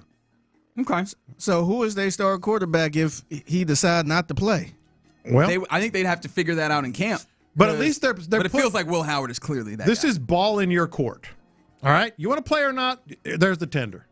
If you're going to just drag this along and play us as fools and make us make decisions and tell us one thing and not the other, then too bad. Sorry, I forgot about the guy who's actually probably the starter. It's Mason Rudolph. Good old Mason Rudolph. I felt like I probably would have made more of an effort to try to get a quarterback. I mean, but that's kind of what that was this the is. case. Yeah, they got Drew Aller. So we'll see. I feel like y'all kind of making my point a little bit. No, I would have been in free agency, like at least trying to bring somebody in. I don't know about starting the season with Mason Rudolph. Well, I mean, disrespect. They're going to have quarterback issues if Aaron Rodgers doesn't come back. What I like is they're saying, dude, make a decision. Right. Make a decision. Yeah, what is his excuse this time? Because last time the excuse was like he had family stuff going on, somebody was going through some level of treatment. And, I think a lot of us can be sympathetic of those times in life. Right. Are we saying now, of course, we could find out, and maybe we won't find out, that there's another thing happening that has caused him to take time away and really reflect. And maybe it's just as simple as, do I want to play or not? Yeah. But it's getting harder and harder to avoid the idea that, hey, Aaron Rodgers, you like this, man. Yeah. You like taking your time. You like hanging people out to dry. You like keeping people on the hook. And, man, that really sucks that your team is beholden to him. Because, Figgy, you mentioned, why didn't they go get a free agent? It's not like there was abundantly, available options, especially ones that are better than Aaron Rodgers. And that feels like a team that if you do not have Aaron Rodgers on there, you kind of just need to take the year off. But they could have made, if they knew he was, let's say he was retiring at the end of this year, I'm sure they probably wouldn't just did what they did this year. They probably, they could have been trying to make a move for Ty Simpson. But that's the point. He didn't tell him. That's what I'm saying. He's stringing them along. Yeah, that's what I'm saying. That's why I'm like, man, I'm surprised they even just waiting on this. I would have just tried to move on, man. Well, I think you make a good point. But they did give him that little offer thing, but he's still kind of holding them on a little bit. But now it's up to him to bleep or get off the pot, is basically what they're saying.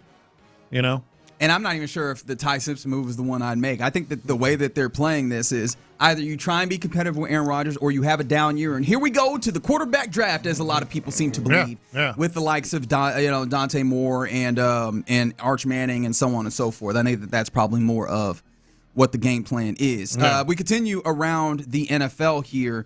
And does this at all make you feel better about not being able to get this particular player? I know that you come around a little bit on a big boy, Caden Proctor, the possibility of him. He goes to the Miami Dolphins, and they say that they plan to play him at left guard.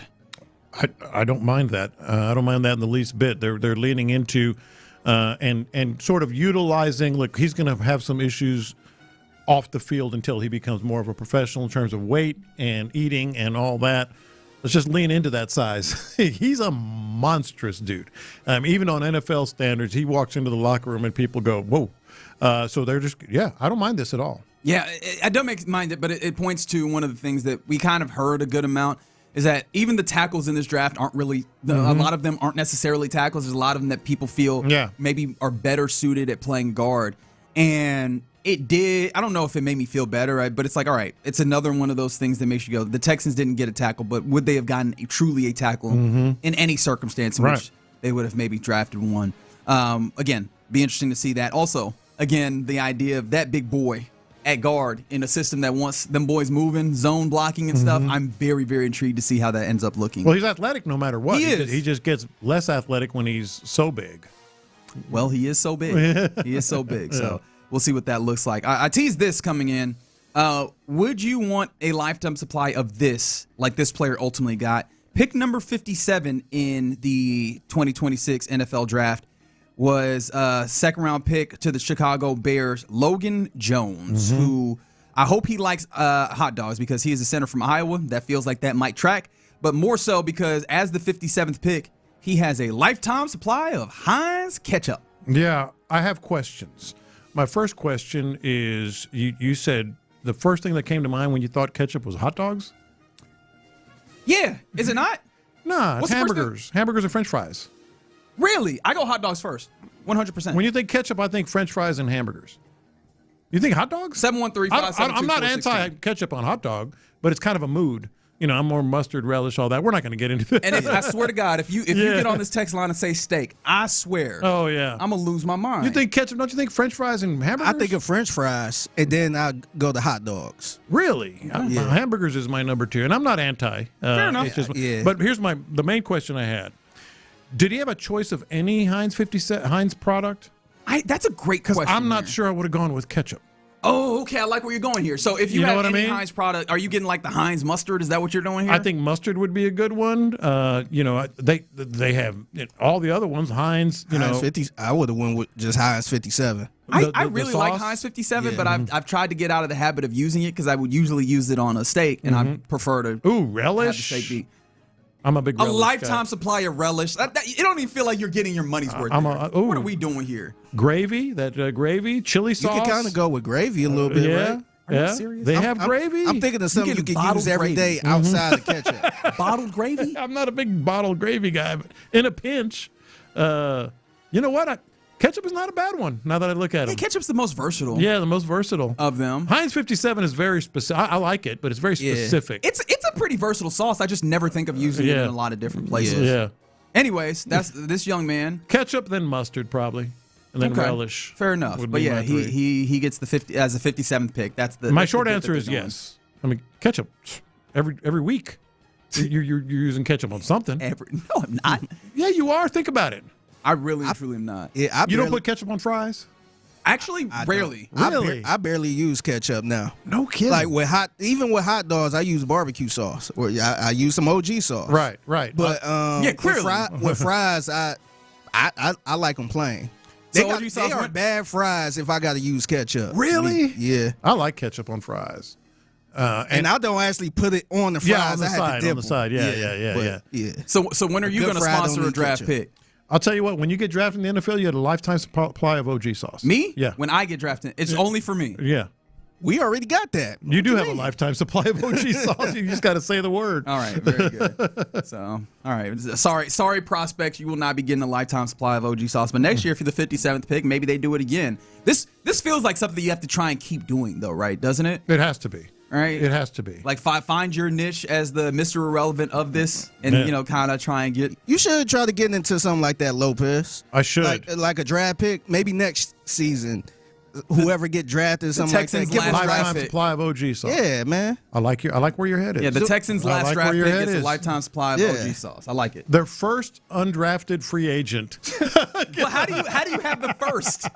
Because we just get a drop last of them. draft pick. Last draft pick. Yeah. Or you got that'd be sweet. Yeah, no, you should do it. Man. Who was their last pick this year? Aiden Fisher, linebacker out of Indiana. Aiden Fisher, man, he should have been drafted next year. The official barbecue sauce, Aiden Fisher. Yeah.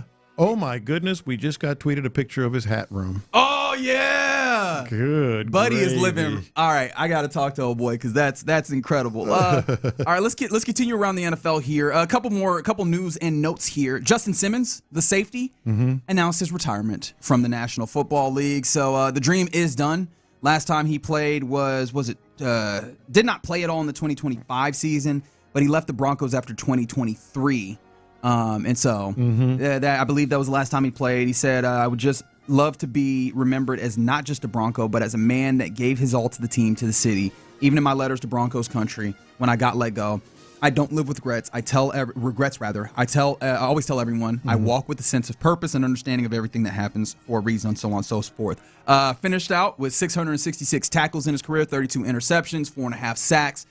Pretty good player.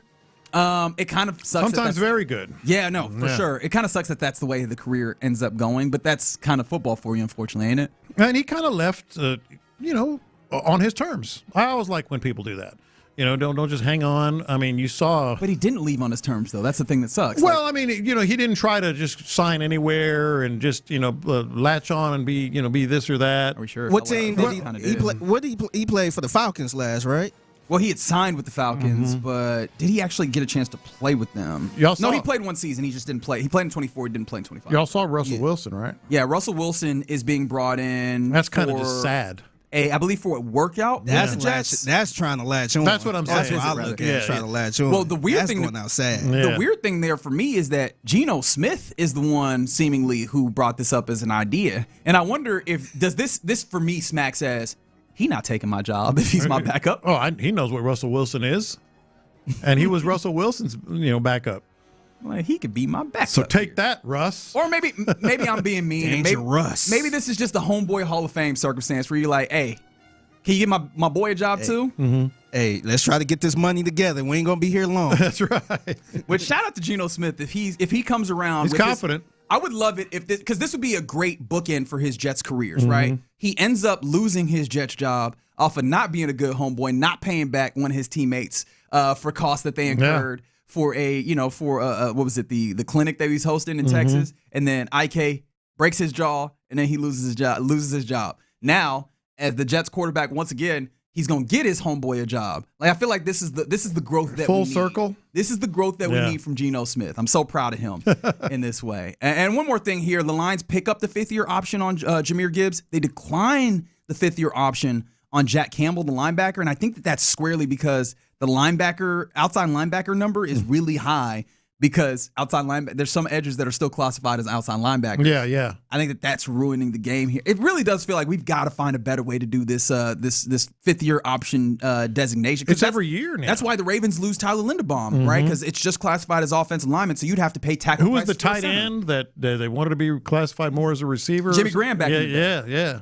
Yeah, no, for sure. So it feels like we should find a way to fix this because there's too many of these little instances where you end up having oddities because players that should be compensated in a certain way and compensated properly, just you don't want to compensate them outside of the realm of what's reasonable. Right. All right, you're in the loop here on Sports Radio 610. Shout out to our listener that is driving to Georgia. He says checking in from Mississippi. He appreciate you rocking with us. Mississippi.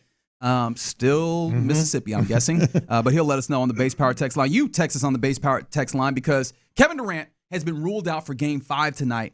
Are we done here? 713-572-4610. Let's discuss next. All right. Ability.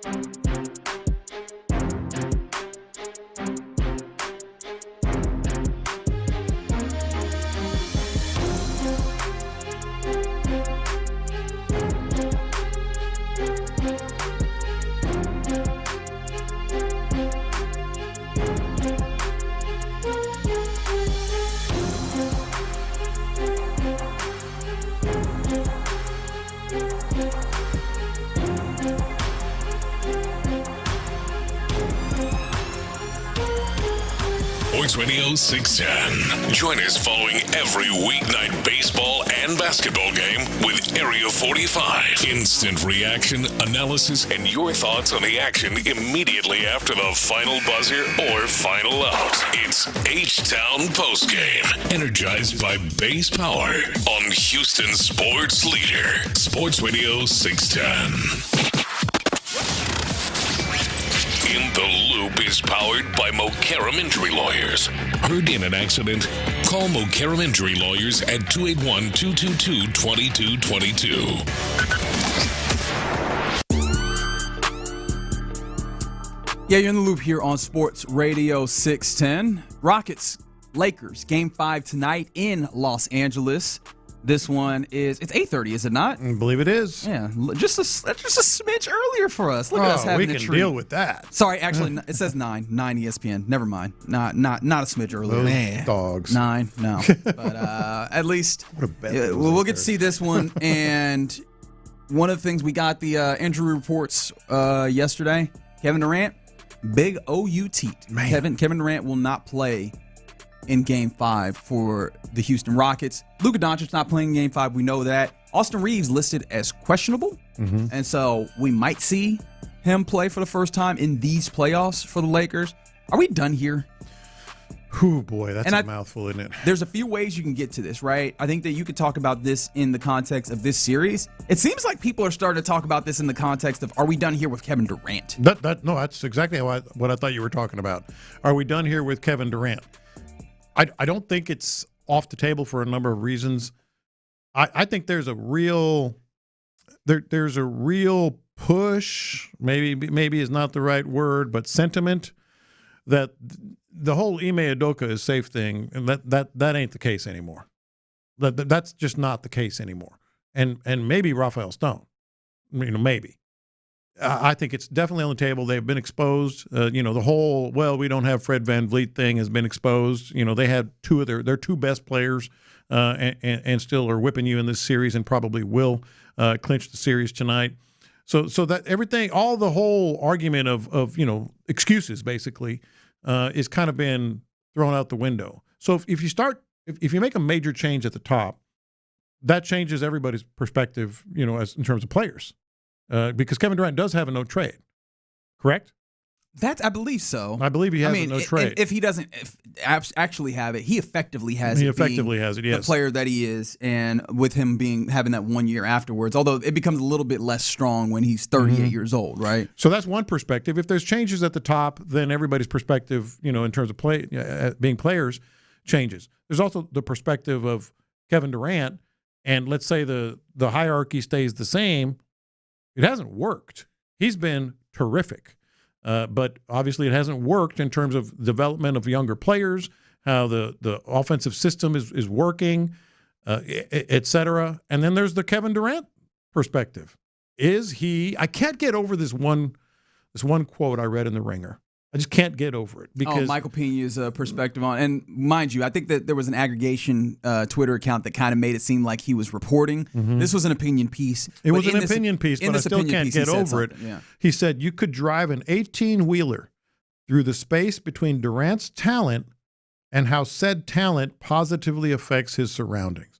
And you just go through his history. And you can certainly make some qualifiers on why things didn't work out in Oklahoma City and Golden State Warriors and Brooklyn and Phoenix and now Houston. That was 5 teams. Now you can certainly say, well, but this, and this. I get it. I think that's a fine argument. But nevertheless, if this happens 5 times where, like mom used to tell you, leave that place better than you found it. And in every case, he didn't leave that place better than he found it. That can't be a coincidence, can it? And I've been the one defending Durant this whole time. I think when does it come to a point where you kind of got to look in the mirror or you got to look at Kevin Durant? I think that's how I kind of look at it. That's how I'm looking at it. Like it can't be 5 different times. It was, this happened and excuses as why, or explanations on why it wasn't left better than they found it, or why it didn't reach the expectation that was had, or why, Durant just, moved on. to the greener pastures. Why keep bouncing from team to team at this point? Yeah. Him being such a star like this, a superstar like this. Yeah. I mean, I will go through every single one of those, and I can give you the reasons why. I do not view this as Kevin Durant issues. I think that it is quite the anomaly, though, what you say that, these teams have not achieved in the ways that you would hope that they would with him at the helm of it. And I even if you want to make that point and say, hey, man, it's quite a coincidence. I think we all saw what happened with this team right here, because we don't have to litigate what happened with the Nets or with the Suns with him. The thing that we need to litigate is what's happening with the Rockets. And what's clear is that this has not been a him issue here. Now, I think the question would be, would he want out, right? Especially if there's a change at head coach, right? Because that was one of the big selling points, is that he has a level of belief in Ime Udoka. Would that change something within him? I think that he has enjoyed being here, and I don't think that he would want out of this. I don't think we're done with the Kevin Durant experience. I will say that I kind of am oddly not happy, but I'm appreciative of the fact that he's not playing in this game, because I feel like one of the things that you came into the season hoping was that Kevin Durant was not going to be the load-bearing portion of this team, and that's exactly where you've landed. Yeah. And I've appreciated the moments which are few and far between, where they've had to throw out the rest of this team and see what they can do standing on their lonesome. And they actually answered the call on Sunday. I want to see what the answer is again here. And if you could find some more of these answers for this team, unfortunately not for this season, because I don't think that even if this team can manage to win this series, that they can move on against the Thunder. Let them fight. This is supposed to be the toughest environment in NBA basketball. Is you get to the playoffs, you find out things about your team. Let's sink or swim time with the remainder of this core, and then bring Kevin Durant back next year when you can hopefully answer some questions around it, and put this team that we all reasonably had high expectations for in a circumstance to actually meet up to those expectations. What kind of changes do you feel like they need to make for this offseason? Offseason? Oh, yeah, that's a big question. I mean, that's a bigger conversation. Because the big one, it obviously. sounds like you saying you want to run it back. Like, run it back again next year. And, they're gelling these last couple games in the playoffs, so let's try it again next year. All right. I don't think I mean it quite as that. Like, it's not just run everything back. For one, offense needs to be addressed in a big way. And we've talked about that. That's either, hey, Ime, you need to bring in somebody who will handle offense, or Ime will not be here in my feeling. Yeah. Not trying to fire him. However, I know that he can be my way or the highway at times. And so if he's willing to handle that, because offense, it's not sufficient. Point blank, period. Anyone around the NFL or NBA rather will tell you that. And so offense needs to get better. But when we say this, how much change do you think do you actually want to make to what you have with the core? Now, you do have tradable assets, and you still have first-round picks that you can swap. You do have dudes that I think would be interesting to people, like an Alperen Sengun and so on. I still don't know. Like, Giannis ends up being the big conversation point. I think you go and get Giannis, and you still have to make some big moves around him, because you don't have the things that make it work when you have Giannis. I think that instead of doing that, make the moves that help you, one, schematically, obviously get yourself point guard play, and have somebody that can put those guys in a position to be successful, because you have talents. Amen has demonstrated his talent. Reed Shepherd, even as he's demonstrated some of the downsides, has demonstrated his talent. If you can harness those things in the proper way, as opposed to this year where you didn't harness them properly, this is still a talented basketball team. But you said a lot there that I think is, frankly, a dangerous game to play. It's a dangerous game to me to say, I'm just worried about Houston, which means you're ignoring the four other teams that were not left the same, that experienced many of the same things. It's a dangerous game to play, to me, to say, let's find out about these guys if they find something in these 2 or 3 games without Kevin Durant, or one with Kevin Durant, and ignore the 82. What I'm saying is, you can't ignore those other 4 teams. It was a 52-win team. You also can't ignore how they played in the 82 games. Was there any consistency whatsoever? Sure, but consistency means that there was good points in there, and there's been decidedly good points in here. Right, but what I'm saying, it's dangerous to say, hey, I think they're onto something, and ignore that they were not onto something for any significant amount of time over the course of the season. I think you're mischaracterizing what I'm saying here. It's not that they're onto something right now. It's that, hey, what are the finer points, and what are the things that are good in here, and how do we then accentuate that going forward? But you should also look at the 82. Sure. And that's why I'm saying, I'm not saying you're wrong. I'm saying, just to say, I'm worried about these, and then, like, I'm worried about the Rockets, Well, what happened in those other 4 situations? You have to look at both. And again, I'm feeling like I'm all in on Kevin Durant. I've been all in on Kevin Durant since he got here, but it's all of a sudden like, oh boy, is that a bigger risk? Yeah. Is that a bigger risk to do? It kind of bigger. So wait, so you're positioning the bigger risk as staying with Kevin Durant? Staying as Kevin Durant or staying status quo with someone like Şengün? I think to me, I think the bigger risk is running it back, thinking it was maybe one little problem. Right. And if you do, let's say you do run it back and you do got Fred VanVleet, and let's say you going through the same thing you're going through this year, then I think it will be even worse than last year because now you're going to be in a point where you go, man, what were we thinking? Yeah. And now at that point, you definitely talking about firing the coach. Yes. Or you thinking about trading KD and burner accounts going. It's going to be worse than it was this year. Yeah. And I'm not saying it will. I'm saying that's a risk. That's the risk. That's a risky thing to do. Yes.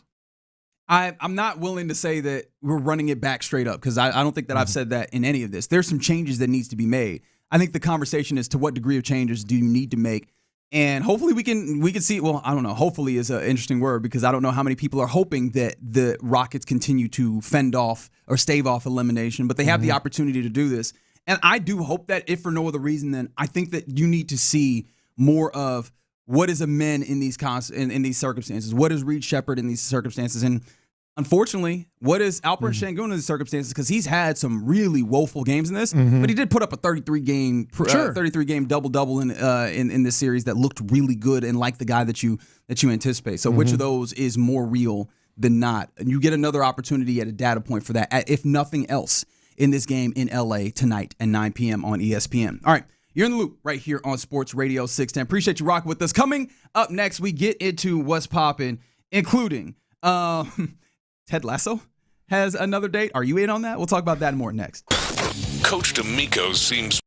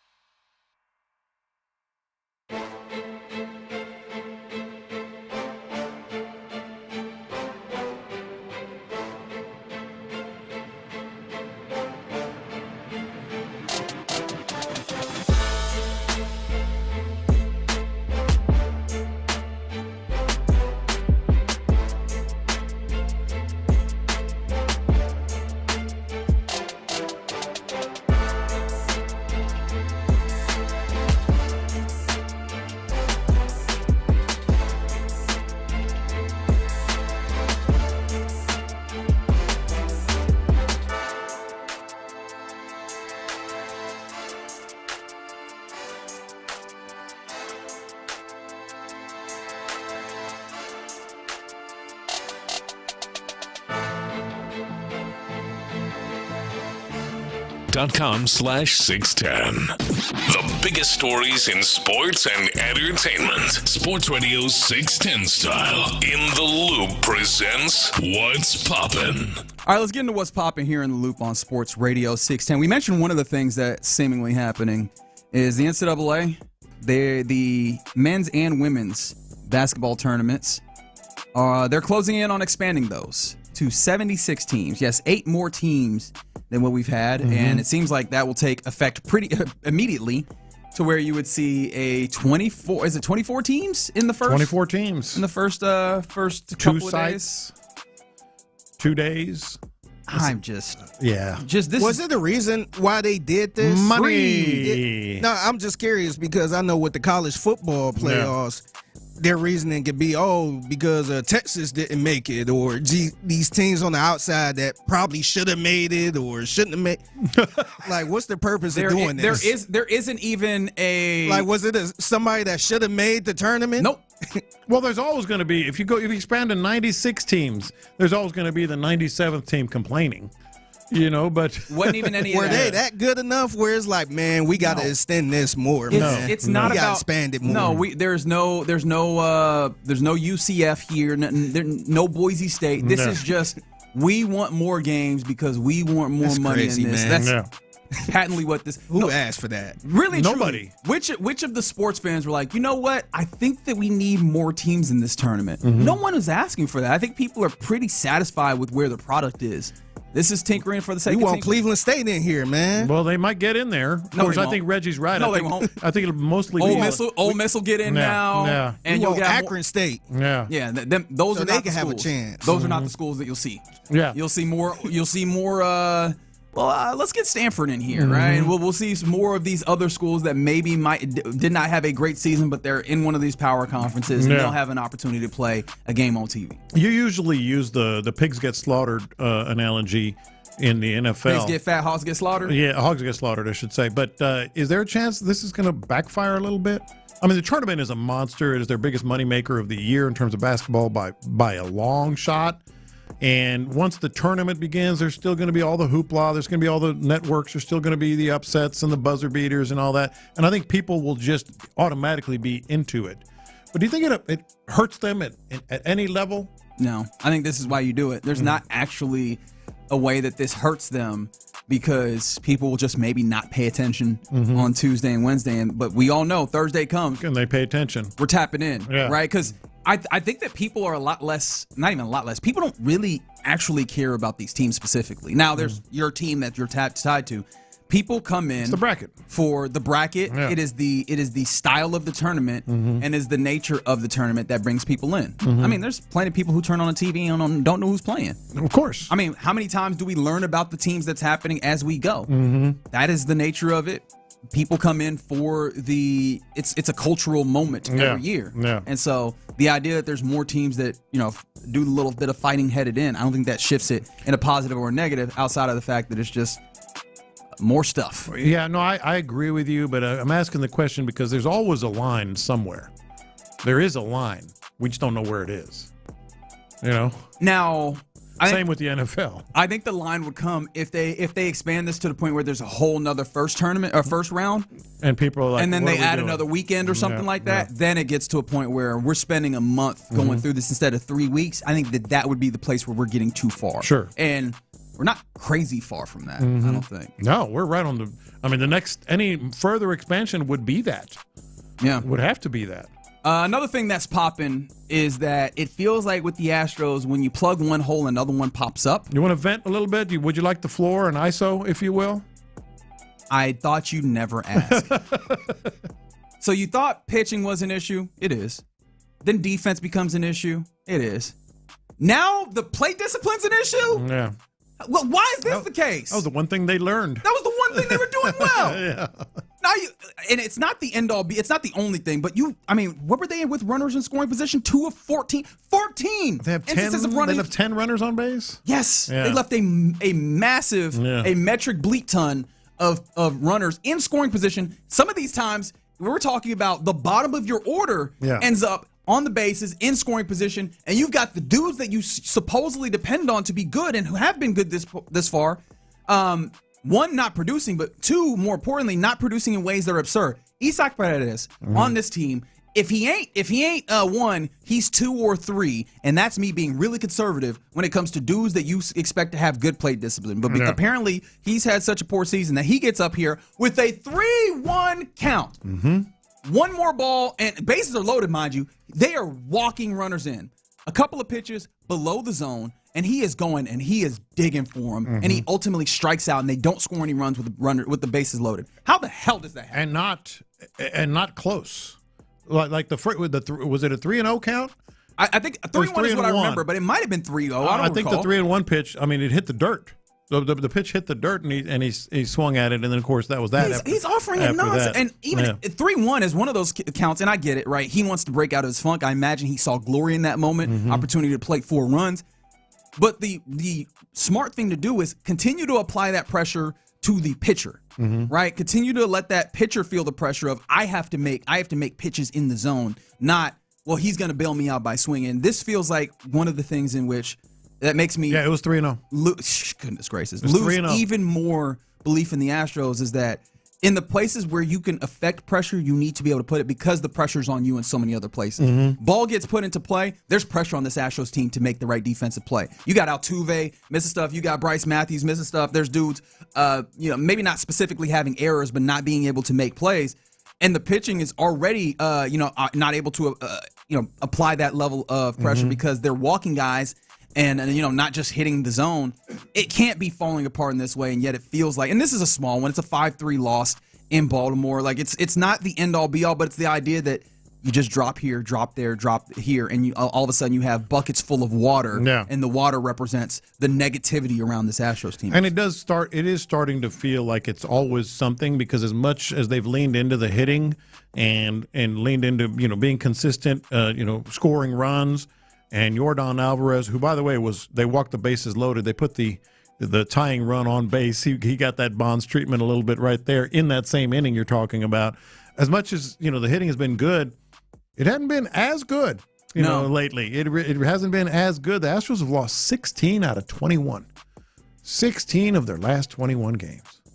It feels like, and look, now I'm talking about moving around deck chairs on the Titanic. It feels like the guys that you've had there protecting Yordan Alvarez can't be the guys that you have protecting Yordan Alvarez right now. I mean, last night in particular, Isaac and Jose Altuve both 0 for on 9 attempts when Yordan Alvarez is up there and giving you he should be able to give you that menacing effect that he typically does. But this is one of the things that sucks about not having enough left-handed bats, but then also the protection that's supposed to be there doesn't feel like it's there because those guys aren't performing the way that they should. And as much as you had 11 hits and left 10 men on base, there is still the other something, and that's the pitching. They did a good enough job, 5 runs, but they did give up 9 hits. There was a lot of pressure on this team throughout. It wasn't exactly like, pitching wasn't the problem tonight. No, they still had their issues. No, they did. And so that is one of a series versus the Baltimore Orioles. Is it weird? I guess this isn't necessarily the way I should say it, but Peter Lambert on the mound, and I feel better about it. Like this is where we are. Peter Lambert on the mound, opposite, I believe, Chris Bassett. 5:35 first pitch again tonight, and it's just we go again. And I don't mean that in the good way, unfortunately. Yeah, I am just in the all right. Here we go. Now Chris Bassett over a 6 ERA. But what does that matter? Yeah, I was just going to say, I was waiting for the punchline. Like, okay. Okay. But Lambert is he's about the most reliable one you have right now. 3.27 ERA. Yeah. He has an ERA that looks respectable. Yeah. Right? But even one of the things is he has not walked guys as much, but hopefully they can get a win. And the Astros were actually better at not walking guys until they weren't. Because it was. That's right. That's true. I don't think they walked a single batter until they walked a guy, and then Pete Alonso hit a home run. So there's 2 runs instead of 1. And this is the thing that's baseball. Those are going very rare are you going to have the pitcher that is absolutely perfect, but the margins become so thin when you're giving up bases when you do, right? I think that ends up being one of the issues. A couple more things here in What's Poppin'. Shout out to the YouTube TV folks. This might be another reason, or an additional reason, if you are really a football junkie to get Sunday Ticket, because now, if you are a Sunday Ticket subscriber on YouTube TV, you can mix and match your 4 screen. That's so awesome. So you can build your 4 games that you want to watch at a time all the way across the league. This is the thing that makes Sunday Ticket more tenable than maybe any other development since they actually instituted Sunday Ticket. Because what it does, I mean, you can personalize it. Like for us, you can see the other division games. Yes. Or you can see maybe a game that late in the season would affect your playoff standing. And you basically the game, scoreboard watch in real time by actually watching the games. It's terrific. Yeah, and I mean. I think a lot of people enjoy Red Zone, but I kind of like the feeling of these games in particular, I don't have to wait for them to jump to it. And one of the things that sucks about Red Zone is you kind of keep up with where the score is, but you don't actually get a good feel of what the game feels like. Right. This is a little different. Now I say this, and all this sounds good. I'm still not getting Sunday Ticket personally. Too much. I was just about to ask. That seems like that's up your speed a little bit. Yeah. Just imagine having no 4 boxes on one of your TVs. Take more of my money. Well, this is why I heard it. This is why I have 3 TVs. I'm like, why have 4 boxes in one TV when I can just have all the TVs? You can watch 7 games at one point, at one time. Well, if I do it on all of them, I can do 12. That's right. We can do 12 games. I can cover all of the games at once. That would kind of look fly. That would look really good. I think that would be too much for me. Do it once. Just do like Don't you dare say it's too much for you. What? I can't know my limits now because I'm a glutton. I can't know my limits. That's crazy. Yes. And finally, if you were into Ted Lasso, I was. Season 4. That's coming up this fall. They have a premiere date for it. It will be August 5th. Yeah. Wednesday, August 5th. Apple TV will release the season 4, and I'm going to admit that this is the first one that I'm just not excited for. I get that. I thought it kind of ended with a whimper, season 3, but they are. First of all, I have a lot of confidence in Ted Lasso just because it has been so good. Obviously, Jason Sudeikis is terrific, but what really intrigued me is he's going to be back in the U.S. Is it his daughter's women's team or something like that? Yeah, whatever it is, it doesn't feel like it's continuing the thing that brought us all in. I'll be here because I'm not always good at letting go of things that even as I feel like they are losing their quality. Sometimes I see it out, or I have to go to a place where they absolutely offend my sensibilities, where I'm like, okay, this is too bad. Yeah. Ted Lasso has not gotten there yet. This could be the year. That was the one show I did let go. I watched the first season and never went back to it. Yeah, I never went back to it. What was your issue with it? It was no issue for real, but it didn't keep me there. Interesting. Like when I didn't click. Yeah, like I watched it, I'm like, this is cool. That was it. It was nothing to keep me where I'm like, I can't wait for season 2 because I think I watched it very early on. It was still going on as season 1. No, I loved it, but I did think season 3 ended with a kind of a whimper. Yeah, we'll see if they have any stories left to tell. But there you go. That's what's popping here in Loop on Sports Radio 610. All right, coming up next, Nick Caserio. Apparently, he was out here talking to a lot of different people. Texas All Access was there, and he also jumped on the McAfee show. Within all of that, did Nick Caserio confirm something that we've kind of speculated about? Let's check that out next. The Rockets survived a sweep with a big win over the Lakers in Game 4. Can they steal the...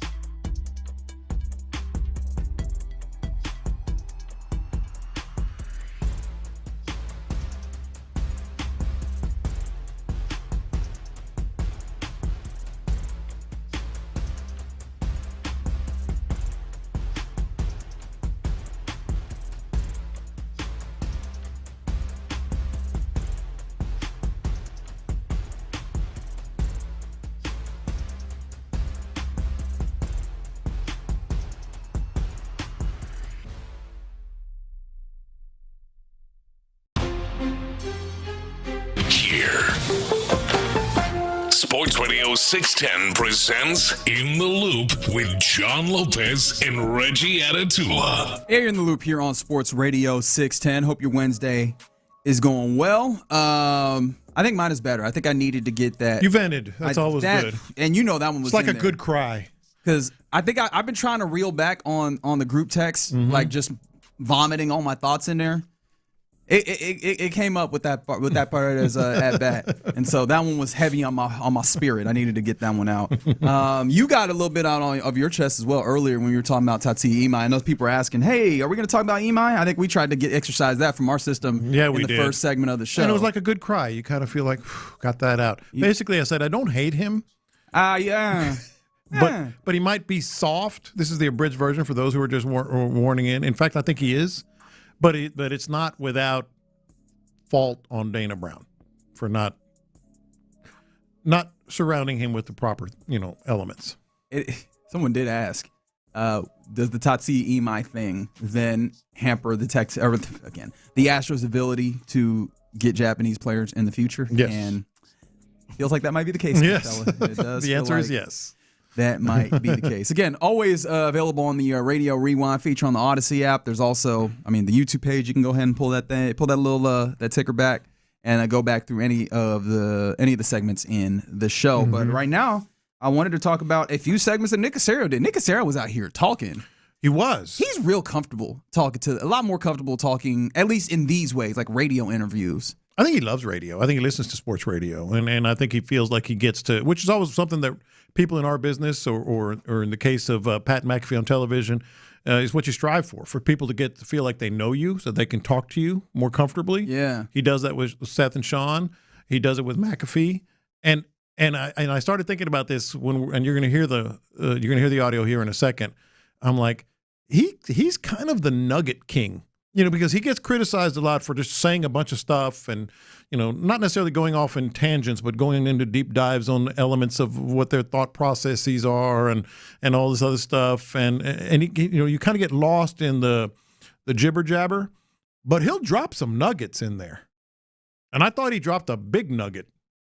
Okay, let's get to that one. Yeah. Because this one, I believe this is Caserio 6 here from McAfee, if you don't mind.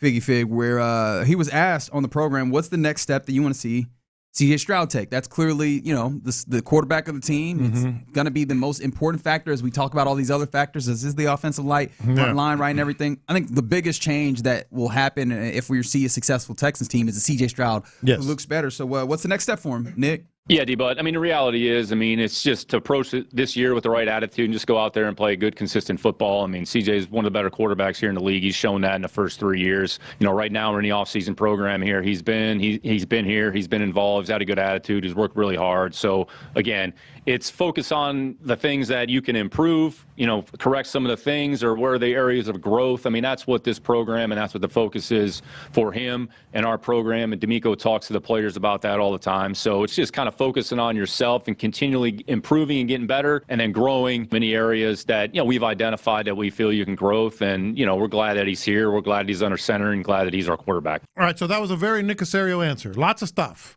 going in a lot of different directions, adding a lot of different layers to what his answer is. But the beginning and the end. The very beginning, he said, the reality is, this is a direct quote, the reality is approach this year with the right attitude. Which I think they would probably say about anybody, but I think it becomes What they say about Will Anderson? Well, no. Aziz? He's a different cat. No, but I get your point is well taken, right? Right from the start, he said, the reality is approach this year with the right attitude. Had that been his entire answer, the world would be exploding. But he went on to all the other Nick Caserio stuff. And then at the very end, he said, show some growth. And I'm paraphrasing this. I don't think this is exact. But he said, show some growth in the things we've identified that you need to grow in. Yeah, and the ideas that we... So the bookends of that quote were like, he's saying it. I kind of... Wait, hold on. What is it then? Go ahead and lay it out. I kind of said, wait, what? He's kind of confirming all the jibber jabber we've been doing, all the speculating we've been doing about the only issue with this team is C.J. Stroud coming back with the right attitude, coming back. I said humbled, early on in this whole offseason. Coming back, buying in, I think, is the main point that a lot of us all agree on, because he didn't necessarily look like he was buying in, to what they really wanted to do. Reggie, I think he kind of said it. I think that's definitely an interpretation that is fair. I don't think it's the only interpretation in there, right? I think that the idea of like coming in with the right attitude could be a platitude. It could just be like one of those generalizations that you say, hey, make sure that you handle this and approach this the right way. Yeah. Now, I think it's fair to acknowledge, you say, hey, Will Anderson Jr., would you need to specify that? Yeah. Would you need? But I think that they would say, like, if Will said it, it just sounds like, sounds like, coach speak or whatever. It's because of the context that we've seemingly had with CJ, where you wonder if the approach was appropriate. After year one, that was because maybe he was a little too high on himself. He was feeling himself a little bit, smelling himself maybe a little too much. The year two, and these are the excuses that they have given CJ Stroud in some ways to kind of like, I think, apply some maybe not pressure, but apply some of the onus on him in some ways, talking about whatever the injury was, not being able to have that offseason. This is the offseason that he has where he can really address things. So make sure the approach is right there. But yeah, I think that there's clearly growth areas for CJ Stroud. Yeah, and he needs to get better at those. But yeah, it does feel like a lot of that is mentally with the approach of the system and the embracing of the system. Yeah, and they've done. Again, we came into the offseason. They're going to try to do everything they can to fortify what CJ Stroud is doing with a better run game, better offensive line. Better options offensively. Well, they have a new quarterbacks coach, new offensive line, new running back, and they've surrounded him with everything that he could possibly want. And now, as we started, it's still the case. It's up to CJ. Yeah, I mean, it was always going to fall on him this upcoming season. Interestingly, all right, so if you're talking about the areas of growth that they've identified, where are you going outside of just like, hey, embrace this? Because I do think that like there are some things where I wonder if the mechanics needed to get tighter. Maybe. It's one of the things that, I kind of was seeing, but I'm not an expert quarterback eye by any means. But it's like, hey, man, why are so many of these passes floating in instances that you don't want them to float? I wonder how much of it is like down to technical, mechanical things like that, or how much of it are you thinking is high-minded, kind of larger, overarching conversation? Yeah, look, I was chatting with somebody yesterday, and of course, everybody wants to talk Texans, and the topic came up, and it was a very simple question. It's like, even if there's all these issues, and he didn't like the offense or whatever, how does accuracy go away? And I'm like, that's a great point. That's a great how does accuracy fall when he was what did he call himself? A ball placement specialist, yes, sir. How does that happen? Could it be just a mechanical breakdown? It could. I mean, it could be a mental thing. Could it be an EMI effect? Yeah. Well, why would you? I don't want to go that far. Yeah, so why would you do that? I just wanted to see what you guys calling him a con man at this point. Yeah, that's what he's doing. CJ ain't no con man. I got exactly what I wanted out of it. Both of y'all just paused. like, wait, what? Yeah, what do you want me to say to that? You done called him soft and a con man today. You're like, maybe CJ Stroud is EMI. Why are you doing that? What is happening here? Oh, that was fun. No, but I do think that there's probably some mechanical things in here, which obviously you should be encouraged if for no other reason than, right? We know that he is modeled at least some part of his game on Matt Stafford. He's working with Matt Stafford's quarterback coach out in when he's been out in California, right? And I imagine that these are the time periods of the offseason where you can dial back in the mechanical portions of this, because I do think mechanical is part of it. I also think that there was clearly some level of belief, and I don't know if it's like large enough to the system itself. There were times where you could tell he was trying to put on his cape. Like that is something that jumped off the screen. Absolutely. And the playoffs, I do wonder what that reining in is. Like I say I'm reaching, maybe so. I do think that us hearing that Wyatt Teller had been kind of recruited in some ways by CJ Stroud, that Keelan Rutledge very quickly had that level of a conversation with CJ Stroud. CJ Stroud goes over to the hotel room. I do think that I wonder if that factors in or plays into some level of how do you calm your nerves so that you can, be the guy who has that pinpoint accuracy and you're not considering your eyes coming down and what's happening in front of you and those types of things. But I do think you have the runway for those things particularly that I think would impact the accuracy to get better. But these are, again, things that we can't know until we see them on the field. No, and you're right. And I feel like it is, the messaging has clearly been, even if you don't take that literally, which I did, because that's, he got asked the question, said, approach this year with the right attitude. That was his first instinct, his first answer.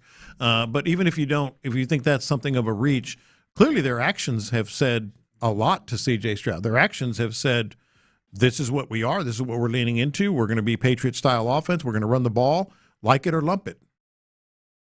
You want me to respond to like it or lump it? I'm just saying that's what they're saying. This whole segment's a bit for him to get in these various things. No, I cannot wait till when we get these boys in. I mean, even any type of work, because you could think back to when C.J. Stroud is not getting work in. Was that minicamp? Because of it was OTAs. It was OTAs. Yeah, it was OTAs. When we get to OTAs, and all of a sudden he's not throwing because of the shoulder, right? I cannot wait until we get to that point where at least we get some level of opportunity to see what he's doing here, right? Yeah. Mm-hmm. It's also worth noting, right, that'll happen relatively soon. Yeah, you got the dates. Because we got rookie minicamp starting on Thursday of next week. So like almost a week from rookie minicamp starting. And then off-season workouts, mandatory minicamp is in June, but off-season workouts start as soon as May 27th. So you have a 3-day stretch there. You have the start of June, the 1st through the 2nd, and then by the time you get to June 9th, you got the mandatory minicamp. So we're probably about a month away from starting to see at least something when it comes to the accuracy. Like, obviously, pads aren't going to be on, but hopefully you get a little bit of a feel for, okay, how is he placing the ball? Talk less of, getting to this place to be able to evaluate if some of these areas of growth are being addressed a little. May is day after tomorrow, believe it or not. You said May 27th is the first day of mandatory. First day of OTAs at the first OTA workouts. Man, it is happening, and it's happening fast. And the schedule's probably going to be in a couple of weeks. So there we go. Yeah, we got a little bit of breaking news here. Sports Radio 610. Breaking news. All right, this breaking news is Texans related. Jonathan Alexander is who I'm seeing it has it, but I don't know if he had it first. The Texans have given linebacker Azeez Al-Shaair a 3-year extension per a source. So maybe this is some of the reason why the Texans don't end up drafting a linebacker is that they go, all right, we know Azeez will be here. We will get this deal done. Your immediate reaction is to seeing that the linebacker, the heart and soul of this defense, and the one of two players on this defense that I know D'Amico Ryans would love to adopt if he could, Azeez Al-Shaair, 3-year extension to remain with the Texans. My initial reaction is hell yes. Such a key element, such a key part of what the Texans do defensively. Maybe the most key in terms of cohesiveness and leadership and all that. We know what Will Anderson is. I'm just saying, being in the middle of that defense, C on his helmet, all that good stuff. Yeah. I'm excited to see this. I was wondering if you might have to find a linebacker that could be eventually take over for him. The nature of 3 years, I think, could be something that scares some people off, where they go, "Oh man, that's a dude who was 28, so you're taking him through the age 31 season." I was super encouraged with Azeez that we saw growth last year from him. Not even just like hey, he's the same guy and we're not seeing a fall off. We saw improvement in this last season, which feels like, I mean, if I'm going to do this, even though development isn't linear or whatever, if we're doing the bell curve of a career, it feels like he hasn't reached the apex. So I think that gambling on 2 to 3 more years is probably a safe bet. Yeah. Because he got better at coverage this past year. He absolutely did. I mean, it still was one of the things that you watched, but he got better in every way. Clear leader of the team. I think he's the hub, and he's one of those guys that just as he and Will Anderson are going to lead the way, and this defense just feel better about it. You just feel better about having all these guys. Will Anderson, him, obviously, already. With Derek Stingley, we'll see about the others. I mean, it's established. Y'all don't jump me because I'm just allowing my brain to work right now. Is the timing of this at all, in your mind, related to the idea that the Texans don't come out with a linebacker at a higher position, or one that maybe you view as more of a middle linebacker that could possibly take over? Not for me, simply because I still think you could have drafted a linebacker. You still could use another linebacker. They brought in some, UDFAs. Bringing in another linebacker was not to replace anyone. It was just going to be able to have that extra body in the middle when you needed it. Well, I think there is an aspect of replacement because coming into today, you had 2 starting linebackers that were both on the final years of the deal. Now that's no longer the case. Azeez Al-Shaair, middle linebacker, will get a 3-year extension. I haven't seen any numbers come by. I think that Ian Rappaport and Mike Garafolo had this first of NFL media. I still do look over at Henry To'oTo'o like, all right, that's not been an extension that's been found out yet. The reason why I asked it is, again, is there any chance that the Texans came in and go, if we can end up with one of these linebackers that is a future aspect for us, get him in there, start learning and developing him, and eventually, depending on how it looks, do you go over and they go, all right, we're going to get one of those. We need to make sure Azeez is here. Either way, I feel good about this as an extension for the Texans. Well, yes, but don't you think that the Toa thing is going to happen at some point, too? To me, the new linebacker was going to be doing that no matter what, whether he had a new extension or not. He was going to be learning from Al-Shaair, is going to be developing hopefully into something that can get into the rotation a little more. But I don't think it really had to do with the other. I think I tried to address this, but 713 on the base power text line says they're not a fan of it because they're tired of old dudes hanging around. He's not old. I mean, linebacker old maybe at the end of his contract. He's a little bit older, but I don't see the fall off. He had a Pro Bowl. He just had a Pro Bowl. That's my point. Is I think that you're still seeing a trend upwards. I don't think you're seeing a fall off in the immediate. Like, this is where it gets interesting. I would love to see what the structure is, and over time we'll get it. Is that third year one that is a little bit? What's the guarantees if there's any on it? Is that one that you could get out of if you get to that place and you're like, okay, we're starting to see that downturn, and we need to turn to a different perspective. But I think the next couple of seasons that you're looking at, right? You have this year, 2 more years, 3 years after that now with the extension. Like, obviously there's a pay raise there, and maybe that's more of the concern is that you're putting money in more and more buckets, right? And what does that leave for other places? But the actual play and the length of it, I think, is one that I feel comfortable. I am too. But yeah, you're in the loop here on Sports Radio 610. As we just mentioned, Azeez Al-Shaair, 3-year extension coming down per NFL media. Still some things to get in line, but the Texans really handling their business on at least paying the dudes that it feel like deserve some level of appreciation for the work that they've done. Yes, they've consistently done that. Yeah, that is absolutely the case. All right, coming up next, let's do our lunchtime confessions here on Sports Radio 610. In the loop. I think this is amazing.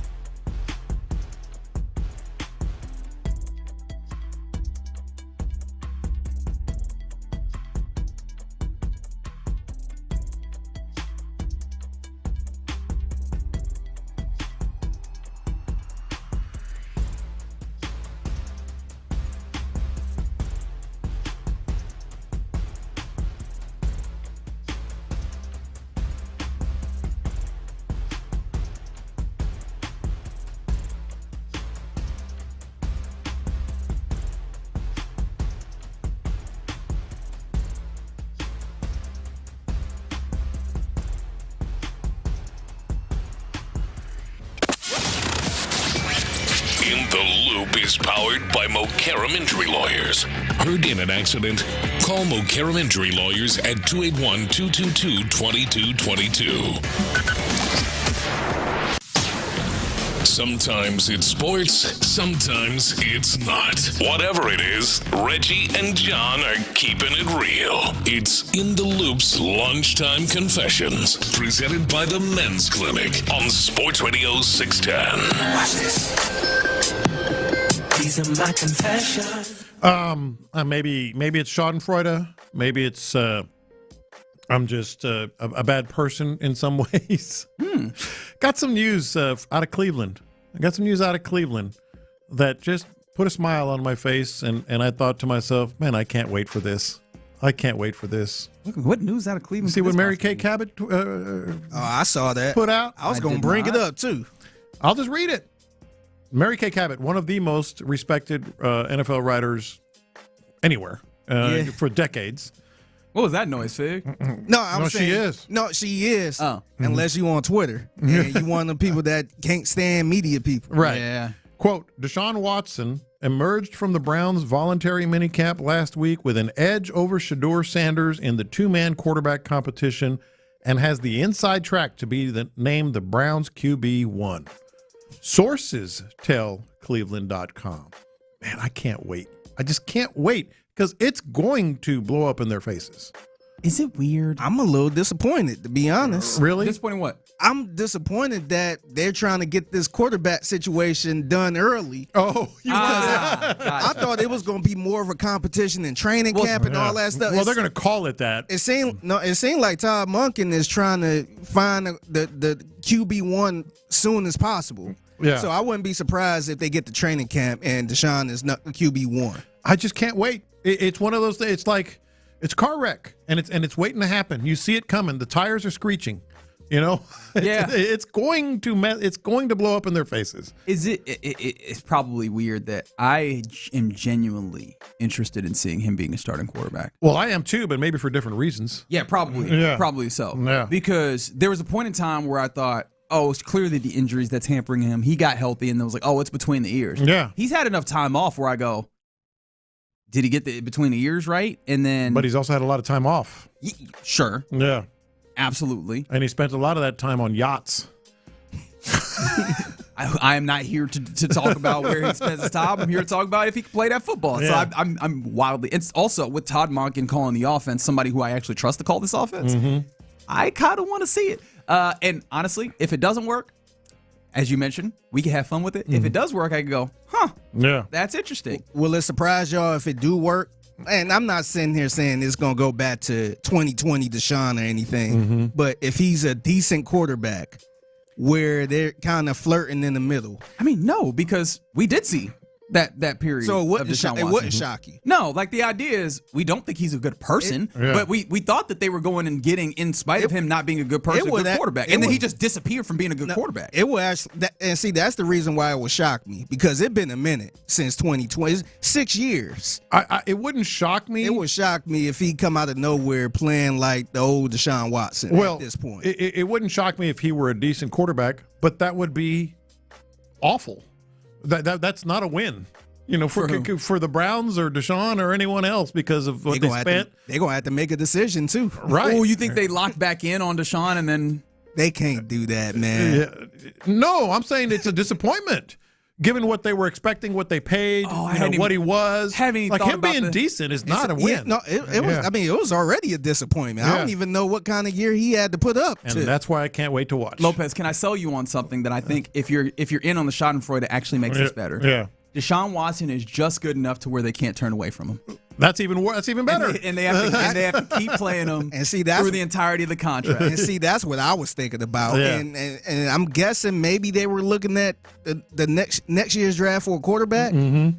But what if he's just good enough? What if he ramps up again? No, what if he's that good enough where you don't make the playoffs, but you picking like 19th to 20th? Hey, I'm here for it. That's even worse. I think it's going to fail spectacularly, either off the field, on the field, whatever. I think it's going to be a spectacular failure. if they start him, do you think that we get this any level of the same vigor of people mad that they playing the nasty man? Because remember, he's still the nasty man. He still right? is. It's been long enough to where that's not like as front of mind with this, but I don't think so, man. I think there's going to be a segment, but it won't be as loud. You'll have a couple people still bringing it up, but I don't think it wouldn't definitely be like how the first time he played here or anything like that. Yeah. I think that kind of died down. I can already see the headlines is that Todd Monken massages the quarterback depth chart. That's right. Oh, boy. These are my confessions. If you missed it, we were just talking about the breaking news of the day, which is that Azeez Al-Shaair, middle linebacker for your Houston Texans, and has agreed with the Texans on a 3-year extension that'll keep him as your middle linebacker. And in talking through that, I got to confess, I completely bungled one of these very obvious things in that the Texans drafted a couple linebackers on day 3. One is Wade Woodaz, the other is Aiden Fisher. I'm surprised that my brain worked in the way where I got those names off immediately. And I have just kind of dismissed those guys in my head as those guys are special teams guys. And I think it's in part because I was thinking, do they get a linebacker to take over Second round, third round, middle linebacker type responsibilities? Azeez is there, and I'm like, oh, yeah, that's right. Henry To'oTo'o is still there, and that job is not accounted for. And what round was he drafted in? 5th round. That's right. And so I don't know that this is the way that you can work it in your head, but the Texans might just be going, hey, this Wade Woodaz, you're immediately a special teamer. If you can show and prove, you could take that. You could take that will linebacker job right next to. That's what To'oTo'o did. Yeah.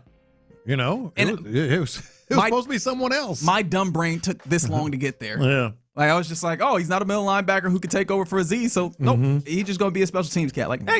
Depending on how he looks, which, again, I think it's still a step. He would still need to take a step or two in order to get there. And maybe you're given the luxury of, if it doesn't work because it's the final year of Henry, if you end up to next year's draft, that could be something that becomes a priority on days 1 or 2. But I had completely... From immediately as he was drafted, which is deeply unfair, be like, Wade Woodaz, that's a special teams guy. He's the new Jake Hansen. I don't have to think anything further about it. But he might not be. He might not be. Yeah. And I was being unfair.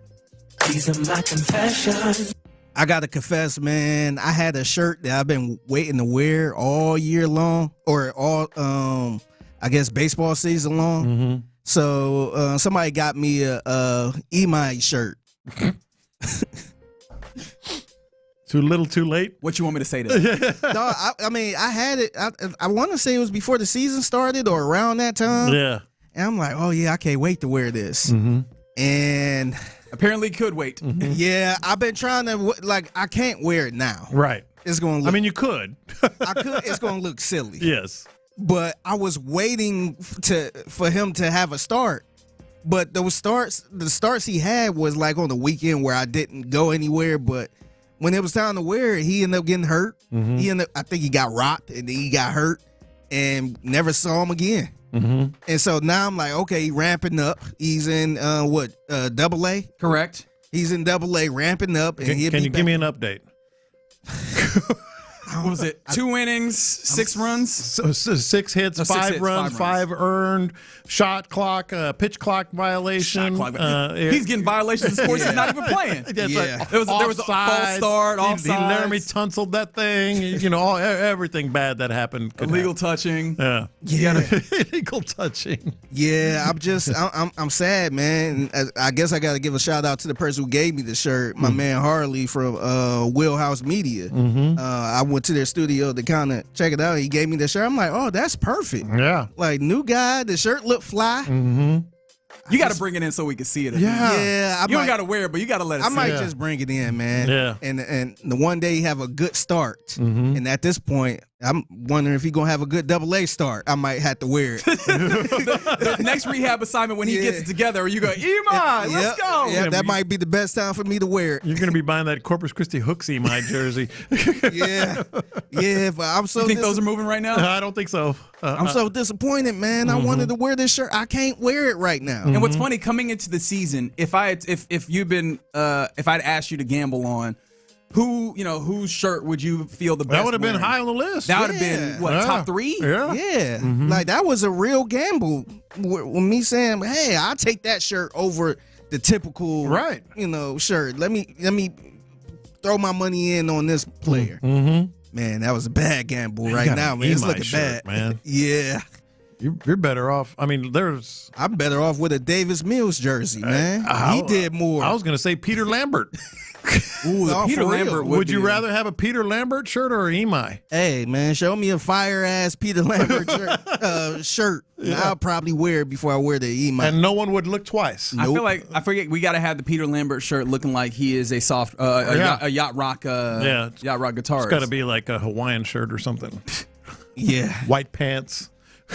Wow, from the 832, they're saying go the other way. You're a fan. Rock that T-shirt. I like it. Man, somebody gonna be thinking I'm related to the brother or something. Like only his family would wear a shirt like that. This is what if the shirt has magical powers and the reason why he sucks is that you haven't worn the shirt.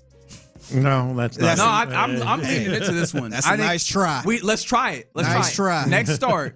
Once he gets back up to the majors, assuming he gets back up to the majors. I'm not wearing that shirt. Well, let Lopez wear it. That's his man's.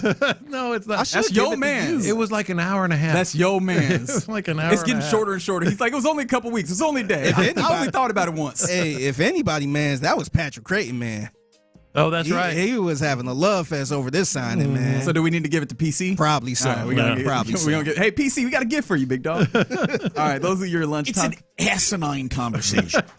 About wearing the shirt? It's not that. It's just the shirt, PC. Come on. All right, there you go. Those are your lunchtime confessions here in the Loop on Sports Radio 610. All right, we keep the show rocking on.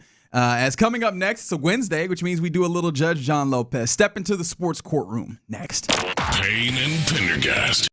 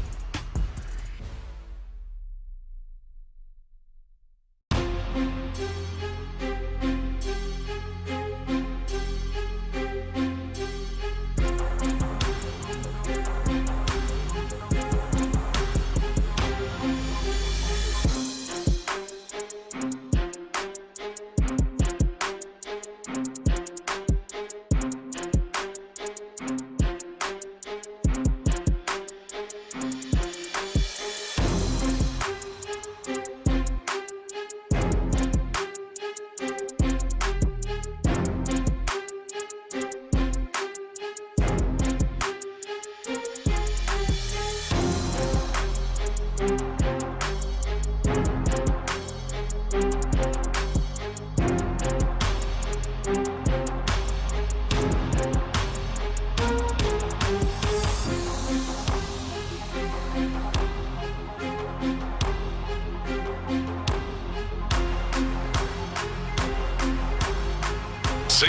presents, live from the West Point Lincoln and West Point Lincoln of Sugarland Studios, here's In the Loop with John Lopez and Reggie Atatula. Well, all right. Hear ye, hear ye. Court of the Honorable Me is now in session. Let's get to it. A couple of good cases right here. One of the big things that we actually did not get to during What's Poppin' because we wanted to dig in right here. The NBA is eyeing a new anti-tanking proposal for the draft lottery. The details of which they're calling it the 3-2-1 lottery. And I guess what they're doing, and you may have this a little bit more, at your fingertips, but it's basically expanding the lottery to 14 to 16, from 14 to 16 teams. Mm-hmm. The bottom three teams are not going to have the highest odds. In fact, if they are, I think you get like 3 balls if you're one of the teams that makes it into the play-in game. Only 2 lottery balls if you're. Oh, sorry. Play-in teams can get 3. Yeah. Then the other ones get 2, and if you're one of the bottom 3, that goes down to 1. So the worst team in the league will only have 1 ball? They all have the same, basic. They're all in the same pot, but the bottom 3 teams only get the 1 ball. Okay. So is this and also within this? You cannot have, I believe, the number 1 pick in back-to-back years, right? Consecutive years. Yeah, it's in consecutive years. So that the idea is obviously to disincentivize tanking as much as possible. Mm-hmm. And so, obviously, this is very, very serious. They were finding teams. They find a team this year. No team would be able to win the top pick in consecutive years, as you said. Sunset provision that, the new system would expire after the 2029 draft, which would allow them to maybe tweak it a little bit. Or just, if it's not working, they don't have to actively repeal it. It's just, all right, well, this goes away. Yeah. So, the new NBA anti-tanking reforms, a good thing for the league or nay? See what I did there? Your Honor, I'm going to say this is a good thing for the league. I think they really had to do something about this tanking because you had a lot of bad basketball out here. You had a lot of teams that was clearly tanking and wasn't trying. I think if you get teams the chance to or try to get them to perform or at least try to get into the playoff or the play-in game, I feel like at least you're trying to squeak into the playoffs and not just focus on the number 1 overall pick or anything. So I think right now what they're doing, I think this is a start right here. I'm not saying this is the end-all be-all, but I think this is a start. However, I don't know if this is going to make my case a little worse, but I just want to throw this out here. It is a little scary if a team, let's say a team like a Golden State, who is going through some injuries or something like that. Maybe they're a good team, but they just going through a couple injuries. They make the play-in game. That's a little scary if they get the number 1 overall pick, a team like that. And we kind of saw it with Dallas a little bit. But I think it's a little scary for a team like that to get a good chance to get the number 1 overall in the draft. No, this isn't good. First and foremost, I find it hilarious how this is the NBA's MO, is when they're trying to attempt to fix something, they make it more complicated. Salary cap, let's make this more complex with various different, it's soft salary cap, there's, obviously you can go over, there's bird rights, and obviously all these things trying to address individual things, but all of a sudden you look up and you need to have a JD in order to interpret it. The playoffs, how do we incentivize teams to keep playing to try and make the play? Well, let's add the play-in. And the way that the play-in works is that you get 2 chances if you're here, but you only get 1 chance if you're there, and then you do all this. And now the draft is looking at – so let's make it more complex. I don't think that this helps from that level. I think the bigger problem with it, though, is it inherently assumes that everybody that's at the bottom of the standings – has the opportunity to be good and is just choosing not to. And I think there's way too many teams for whom that is actually the case. Don't get me wrong. Like, reform needs to happen. But the problem is that this throws the baby out with the bathwater. And if you are just a bad team and you just are bad because you're bad and you're at the bottom, you are also penalized like a team that is tanking. And so the issue becomes, if we're stopping teams from tanking, great. But if we're not allowing teams to get good, then what's the point in the whole draft system and the lottery system inherently, right? Because the thought process of having this draft system and the lottery system is we give bad teams an opportunity to acquire talent. Yeah. Well, if they're being punished in the same ways, or if they're getting the adverse effects, is really the way I should say, because it's not inherently a punishment. But if they're getting the adverse effects like a team who is tanking, they don't have the opportunity like a tanking team to just stop tanking, to just stop being bad. Right. So I don't think that this actually addresses what you want, or maybe it creates unintended consequences that really aren't as good as the things that you ultimately get on the other side. So no, I don't think that this fixes it. It's more complicated. It pushes, I think it makes your general fans feel a little bit more divested from understanding what's happening, and I think it has adverse effects on the teams that this whole thing is supposed to benefit anyway. Yeah, look, this is a tough one. Now, you stated a very strong case for the NBA's problems at large in terms of complicating things, and I think you're right. But you're arguing about how they continue to complicate things, and it's a strong argument, but this is about anti-tanking. You know, this is about tanking by itself, and 10 teams lost at least 50 games this year. That's ridiculous. So while it may not be perfect, I think any effort to try to, whether they're doing it on purpose or not, you know, whether they're doing it on purpose, whether they had an opportunity to be good, as you put it, Reggie, or not, ultimately 10 teams lost at least 50 games. You got to believe some of those had an opportunity to be, you know, relatively good. So I think I'm going to go with Figgy on this one, just because you're right. I mean, the NBA they're spitballing at this point, and this thing, even you stated the case, Figgy. This might hurt my case. Because, you know, who knows? It could be awful and it could blow up in their faces. My point is just kind of hearing the two sides. If you're trying to go for anti-tanking, at least you're trying. You know, at least you're trying to go. I think I don't even want to say trying. I think they just got to do something. They have to stop do something. it because they're trying to do something. It's getting out of control. Yeah. But I do feel like if they were trying to, I guess, get people to compete more, teams to compete more, I do think it could help, like the Wizards of the worlds and teams like that. That at least they can at least try to get people to try to be competitive. Yeah. I don't mean to be callous about this, because the tough thing about it is, while I'm saying that I don't think this is going to work, there's not really a lot of good answers if there are any at all. Yeah. The ones that I'm thinking are like extremely, very extreme. You know me, I'm very much go ahead and abolish the draft, but that's tough. And with any of these, it's the stepping into it that gets awkward. I thought this was a very interesting tweet that came in from Clutch fans yesterday, considering that if the Brooklyn Nets, were one of these very bad teams, if they get the number one pick this year, with these rules going into effect, if they do, the Rockets have control of their first pick next year. So if the Brooklyn Nets are again the team that the ping pong balls, what would happen then? They would not have the opportunity to get the number one pick. But the Rockets have it. Yeah, but it's still. Oh, yeah, and that's a great point. Do they rule differently in that case? Or, does the pick not transfer and confer? That would be in a the same bridge way? to cross at some point. Yeah, so now, of course, I don't think that should stop you from trying to attempt to do this. But some of the unintended consequences, it seems like, could, in fact, hit the Rockets. And you were 100% right. The NBA they constantly try to complicate things. But again, to me, I was just looking at the anti-taste. Like, we're litigating someone running a stop sign when the charge was speeding. You know, it's like you're right. He did run that stop sign, but we're talking about speeding right here. Sure, fair enough. One of those things. All right, next case. Next case. There you go. He's like, damn, gavel doesn't work. All right, so we got this is an audio version. The evidence before us includes some audio, and that audio is one from one Shaquille O'Neal, who saw. He's been watching Victor Wembanyama and saw the game last night. Spurs clinched their series against the Portland Trail Blazers, and said this. I think Wemby is the first perfect big man that's ever created.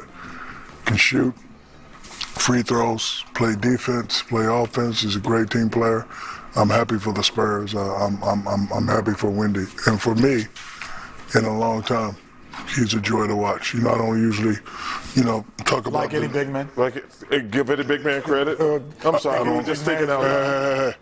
I don't usually, enjoy the big man how they play now, but he plays it so perfectly. I actually accept the way he plays. So if he wants to shoot jumpers, I'm fine with him. But to me, he's like the perfect big man. I like that he called it the big man holiday play.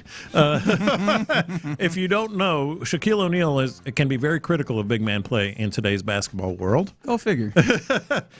And he called him the perfect big man that's ever been created. Figgy, where do you fall on this? Your Honor, I'm gonna have to say yes. I think so, and I talked about it a couple times before. How he is such a joy to watch, and it's kind of like what you like to call it, Your Honor, the bearded lady. Yeah.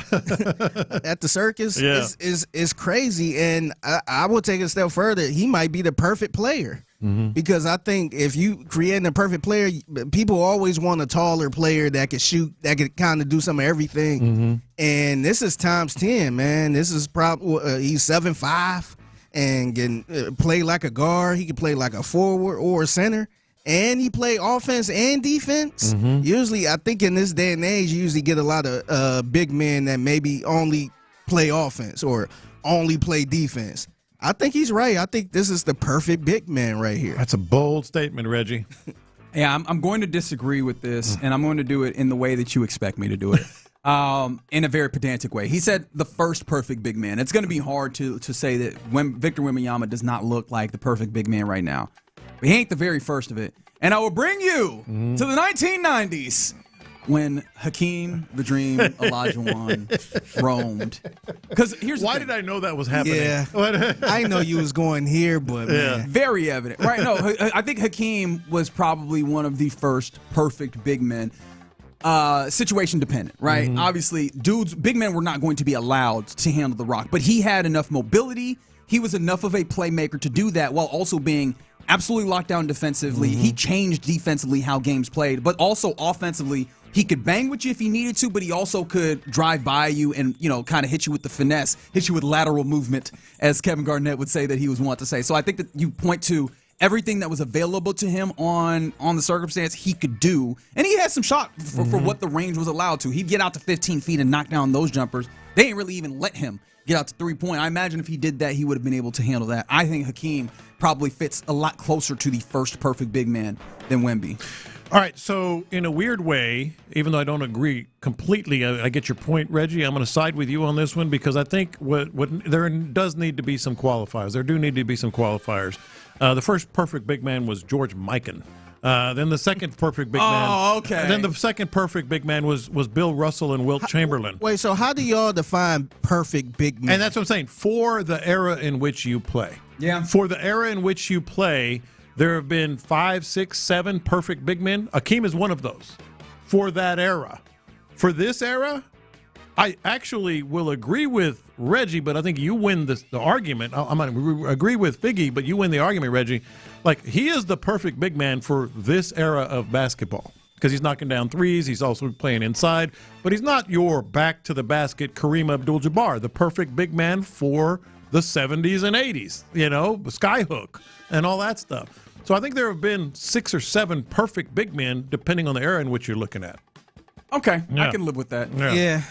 I can live with that. Because for the space that is allowed for the big man, who could do all of the things is ultimately what was happening. I think Victor Wembanyama now benefits from. There's more of the opportunities, and it might be the most impressive of the perfect big man circumstances that we have in this category that we've created, because we're allowing those dudes to do so much more, and he can handle the rock like a guard. He can shoot, and he shoots very consistently. Yeah. Dude, last night he blocked a shot off the top of the backboard. He did. How does that work? And it was, wasn't it Abdia?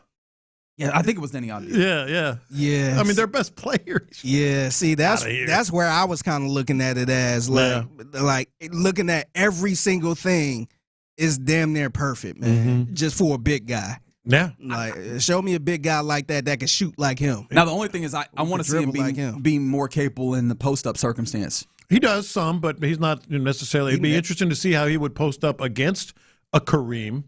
Or something like that. It would just be moving him around. But that's why I just can't sweep, and just sweepingly say perfect big man because it depends on what area you're talking about. But see, he can shoot so well. I feel like he probably don't have to play with his back. Exactly, and that's why he does that. That's why they're talking about it like that. I wanted to try and make the argument about Jokic, and he's a better defender than people give him credit for. But I was going to be like, ooh, that's going to be hard to talk about the defensive side of this. I mean, Wemby's the best player in the world right now. I think most people would argue certain players. Well, I'll put it this way: every team on the planet drafts, a basketball player. Redraft. He would be number one. Right now? Yeah. He's a creative player, man. Yeah. He's a creative All right, player. enough of the Spurs talk. You're in the loop here on Sports Radio 610. Those are a little Judge John Lopez for you. All right, you're in the loop here on Sports Radio 610. Coming up next, the Astros are doing something that the Texans used to do rather. Is it a problem in the way that we think it might be a problem? Let's talk it out next. Coach D'Amico seems pretty excited.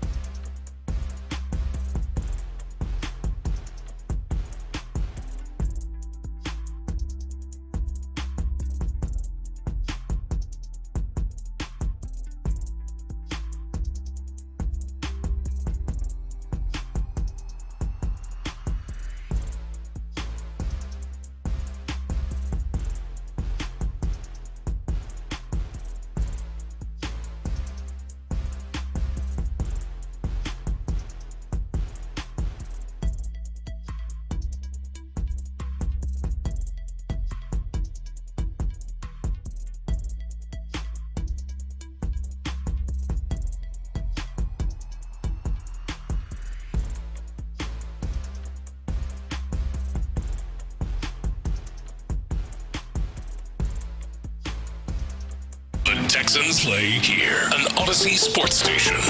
Sports Radio 610 presents In the Loop with John Lopez and Reggie Atatula.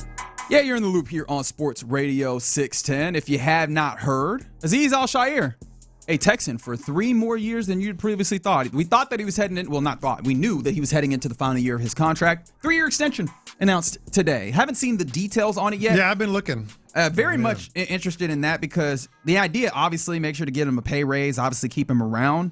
But to what extent? There's a lot of dudes getting money, right? Over the last how many years? A couple of years. You talk about Petrie, Stingley, now Will Anderson Jr., who am I missing? I'm definitely missing a whole bunch of dudes that have gotten money. Oh, Daniil got another extension. Dalton Schultz got some more money in there. Nico Collins probably sitting on an opportunity to get some more money here relatively soon. That's not to mention the biggin. Yeah. Right? And if CJ Stroud gets his big extension. Does it affect it? I'm imagining that the linebacker money is not going to be so large as to really affect that. But all of the money. Exactly. The amounts of ones that are being put in.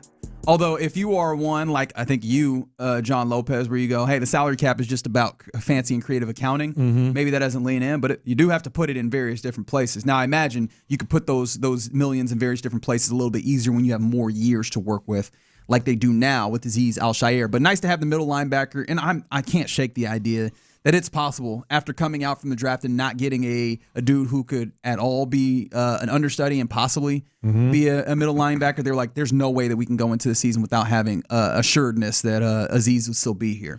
Oh, for sure. And I feel like this was such a good, strong move for the Texans. I'm sure we'll see when the money comes out, but it's just so important. Like, it's another sign to everyone on the team, not just C.J. Stroud, not just player X, or whatever. You do what we like to do. You become one of us. We take care of you, and we take care of you without blinking an eye. Yeah, that's true. Just go down the list. I mean, all of them. You do what you and it's not like, hey, fit in or else, but it's not. I mean, is it not? But I'm saying, C.J. Gardner-Johnson would say that it's fit in or else. Well, that's true in his case. But what I'm saying is, like, people who get it and buy in and walk the walk. They don't blink an eye. You're part of this squad, and we're going to take care of you sooner rather than later, time and time again. Yeah. So we'll see. Do you think Nico Collins gets some money this offseason, or you think I think he's asking, or his agent, off? I should say. Every time someone else gets money, I look over at Nico, and I'm like, hey, we was talking about how much money they were saving last year. He's a steal. What is his current contract compared to, let's say, the top 5? All right, you're going to make me the top 5 highest paid. You're going to make me do that Google here, because he's not in the top 5. No, he is not. Yeah. Is he in the top 10? He might not be in the top 10. On average annual value, clearly Jackson's picked the jig, but just stepped up there recently. Jamar Chase, Justin Jefferson, CeeDee Lamb, DK Metcalf, Garrett Wilson, Terry McLaurin. I forgot. I feel so dumb after last offseason being like, no, you got to pay Terry McLaurin. And then now, the injuries that they had as a full team didn't help them, but him, A.J. Brown, Amon-Ra St. Brown, Brandon Ayuk, damn, and they're thinking about trading him. T. Higgins, Alec Pierce now, remember that? Yeah, this year. Jalen Waddle, DJ Moore, George Pickens, damn, there's a lot of names. Jameson Williams, Devontae Smith, there he is. Nico Collins, $24 million and some change on average annual value. Barely top 20? Yep. Wow. Yeah, man. Now, of course, you could bring up the injuries, but I don't know how much you can talk about injuries before you give a damn about no injuries. Hey, man, about Brandon Jalen Waddle's right here, man. Brandon Ayuk right there. I want to hear about nothing. Look, I'm better than DJ Moore. Like, you kidding me? Man, I can miss half the season. Ayuk, what is he doing? Yeah. He over there getting fat. Yes. They can't even Did you see him run during training camp? Driving crazy speeds past the stadium when you're not showing up to work. Yeah. So, no, we'll see what happens, especially once we get the details on Azeez Al-Shaair's extension. But I wanted to talk about the Astros a little bit, and maybe this ties in a little bit with the Texans, because the Astros seemingly are doing something the Texans used to do, John Lopez. Yeah. This hurts me. Does it? It does. Right here. It hurts me inside. This is not a visual medium. It is. Kind of. Okay. Right here. Texan 713-572-4610. Do you know what John Lopez was pointing at in that moment where he said it? Right here. No, not there. Here. Is Jordan kind of J.J. Watt? Ooh. Is he kind of like J.J. Watt? Unbelievable player. Yes, that one is undoubtedable. I saw a stat. I say stat. I saw a string of stats yesterday. He's first in like everything offensively. Like name a category, it's Jordan. Like pretty much everything. This game. OP. I mean, just go down the list.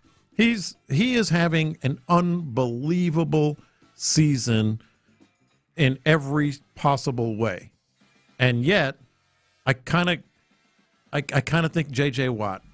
Now, Jordan has won a World Series, and J.J. didn't. But at the same time, don't you feel like they're kind of wasting the apex of an athlete that won't come around again, more than likely? Absolutely, especially seeing as he has played a good amount of games here.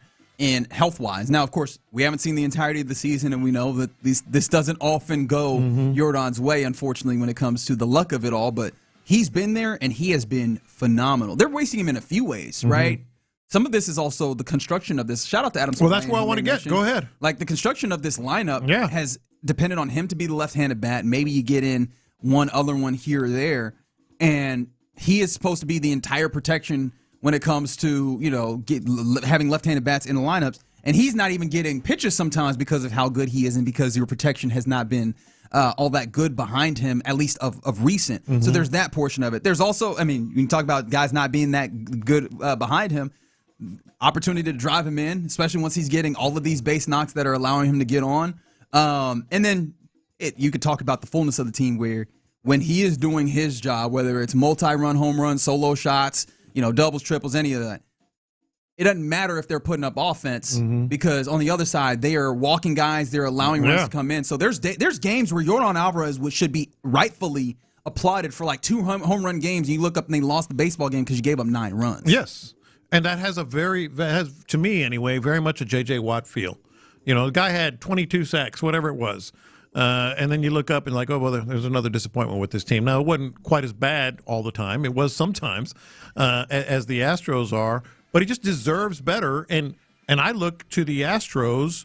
Is there a point, you kind of alluded to this, is there a point where you either trade Jordan Alvarez, bite your tongue, to get the most value in return, or you start trading other pieces, plural, to try to find some semblance of pitching, some semblance of outfield, some semblance of bullpen, prospects, to at least get to being good sooner rather than later.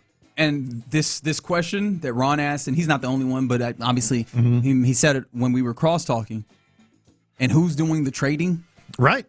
And, I pushed back on him because the trade that we did see him get a chance to actually make was the Kyle Tucker one where you get back 3 players that I think all hit. Yeah. Now, right this moment, Isaac Paredes is not playing that well. Hell, even Cam Smith has had a little bit of up and down this year.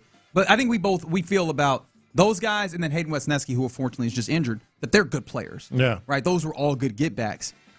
I don't know that even gives me enough solace to believe that the setting up of what you would need to do, whether it's Jordan himself or the other pieces that you're trading, that you're getting back adequate commensurate value, especially because you can't afford to lose on the last little edges. You can't lose in any marginal way because you're already so bereft of the amount of prospects and talent in order to fill out this roster the way you should. Well, the thing is, you don't want to look up one day and start looking at Jordan Alvarez like you do Mike Trout.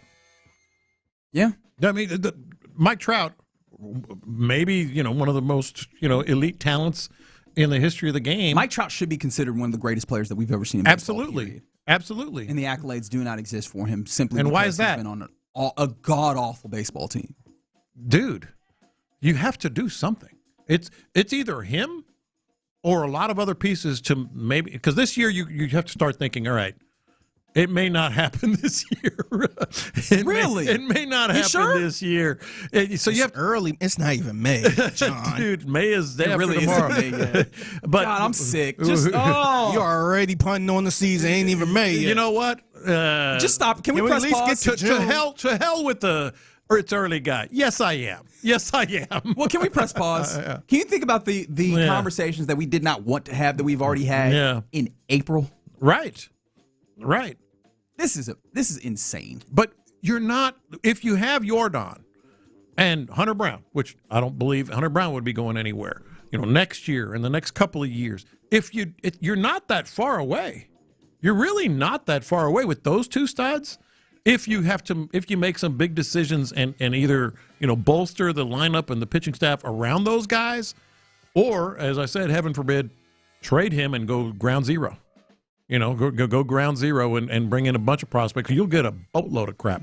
Which of those, and I'm not going to say that you have to be married to this thought, but just in this moment, which of those feels like the most likely and the most beneficial? The idea of do the stuff around Jordan in order to try and get yourself back, or trade Jordan in order to try to and speed this up. And of course, this is in a vacuum, not considering what Dana Brown would actually be able to get back, and probably not saving this season in particular. Yeah, two different answers. Most likely keep Jordan and try to build the not even margins, because they'd be significant pieces, but maybe you're going to have a surplus of infielders when Jeremy Pena comes back, right?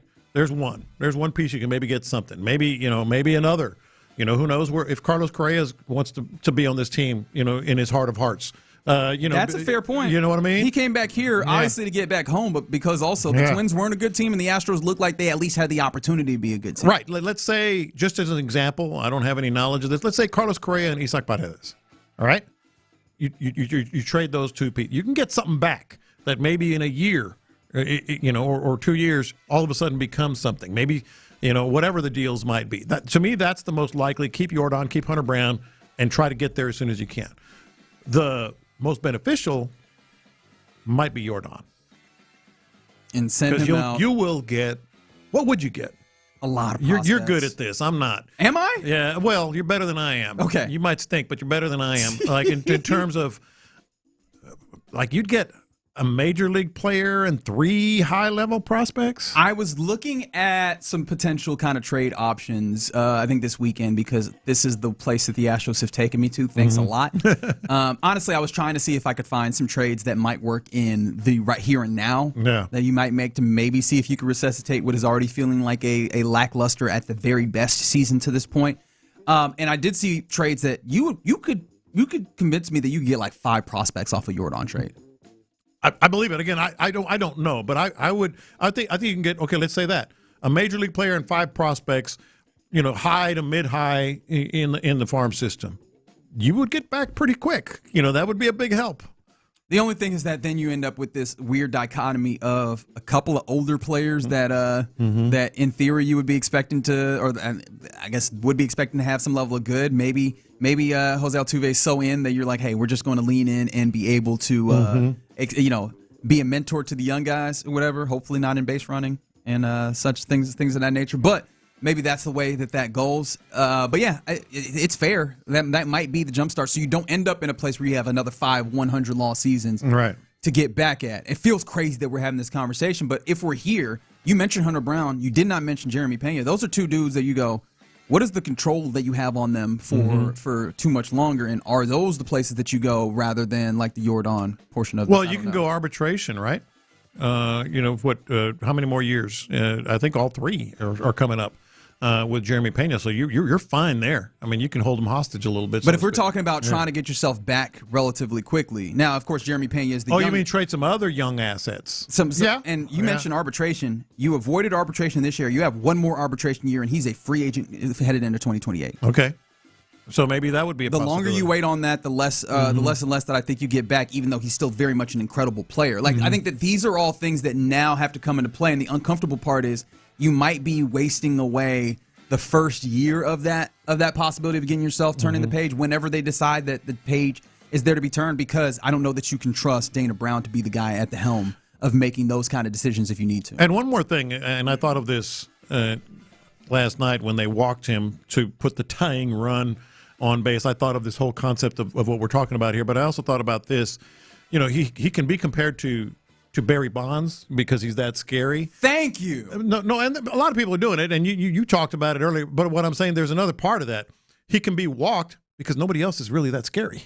I get it. You're having some good offensive years, here and there, but Christian Walker feels scary now. Christian Walker's good. Honestly, Dana Brown's got to be thanking his lucky. Can you imagine what this feels like if Christian Walker Walker had another was bad year? Oh my, he wouldn't be in the job right now. Yeah, he would not. Like that might be enough to just be like everything is bad. Thank you for your service. There is a little bit of a Barry Bonds effect, but there's also like walk him. We're not worried about these other cats. Yeah, especially when you're going to swing. Yeah. When you're going to swing 3 times with a 3-0 count with the bases loaded. Yeah. Hate it here. I really and truly do. Astros back in action tonight, 5:35 at Camden Yards. Peter Lambert on the mound for the Astros. So maybe it looks better, but maybe it doesn't. And that is the Astros circumstance before we get to May. All right. I want him to be Mike Trout, man. I don't either. I mean, I would just like to not be the Angels, period. Yes. But here you are, 11-19. Is it 11-19? Did they add another? 11-19. Am I on the wrong? Mm-hmm. Did I add enough losses in there? Yeah, you did. Okay, excellent. All right, you're in the loop here on Sports Radio 610. It's about that time where we hand things over to Figgy Fig for the mixtape. What you got, man? Yeah, I got a crazy story about some social media content creators who decided to meet up to shoot some content, no pun intended. Oh, no. Oh, no. All right, we got to dig into that next. But right now, what we've got to do is talk about something big.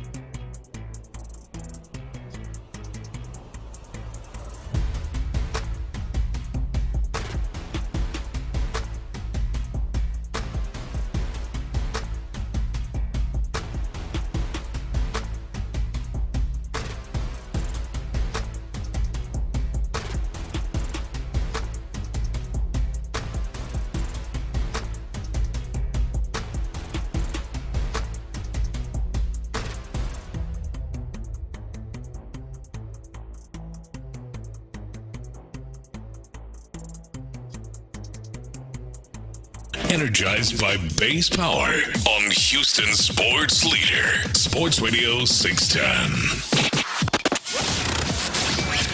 In the Loop is powered by Mokaram Injury Lawyers. Heard in an accident?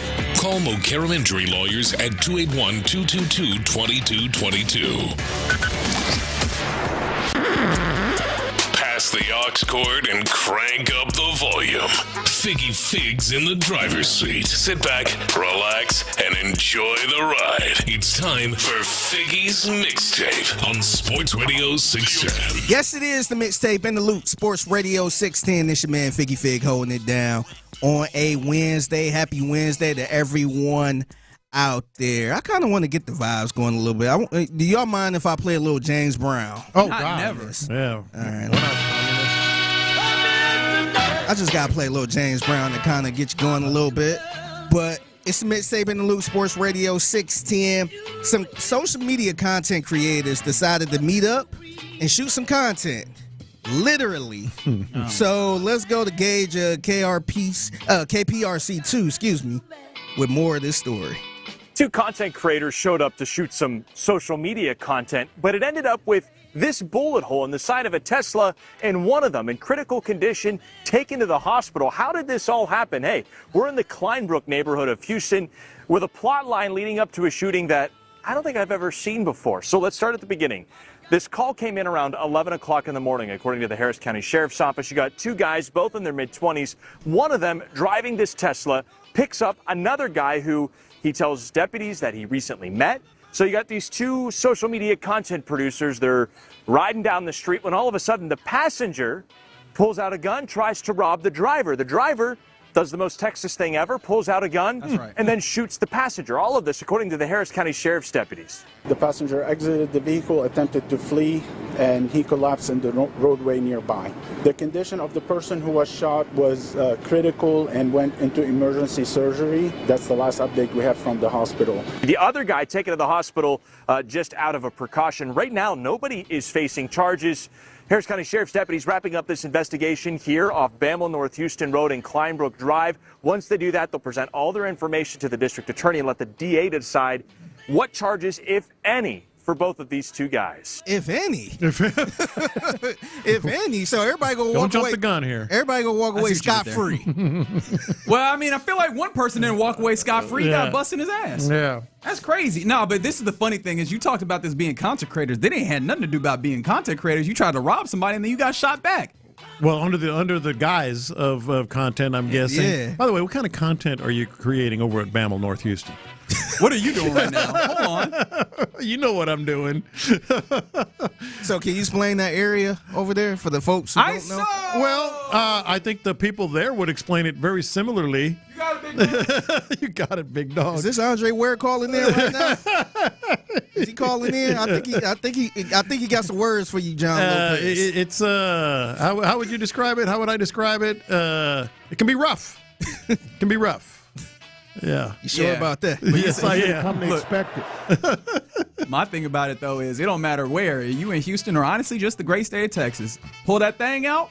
Yeah. They're likely packing themselves. He said, I'm about to shoot some content, all right. Oh, that's a cute little gun you got there. He said, what you mean? I got that Roscoe as well. Hey, I'm about to shoot some content. I ain't got no camera. Yeah. Yeah. What did Andre 3000 say? Don't pull the thing out unless you plan to bang. Yeah. It's the Mixtape in the Loop, Sports Radio 610. Actor Hugh Grant. Are you familiar with Hugh Grant? Oh, yeah, man. He's had his issues. Which of these Hughes is this? He's the one that kind of in a theater did some things with himself.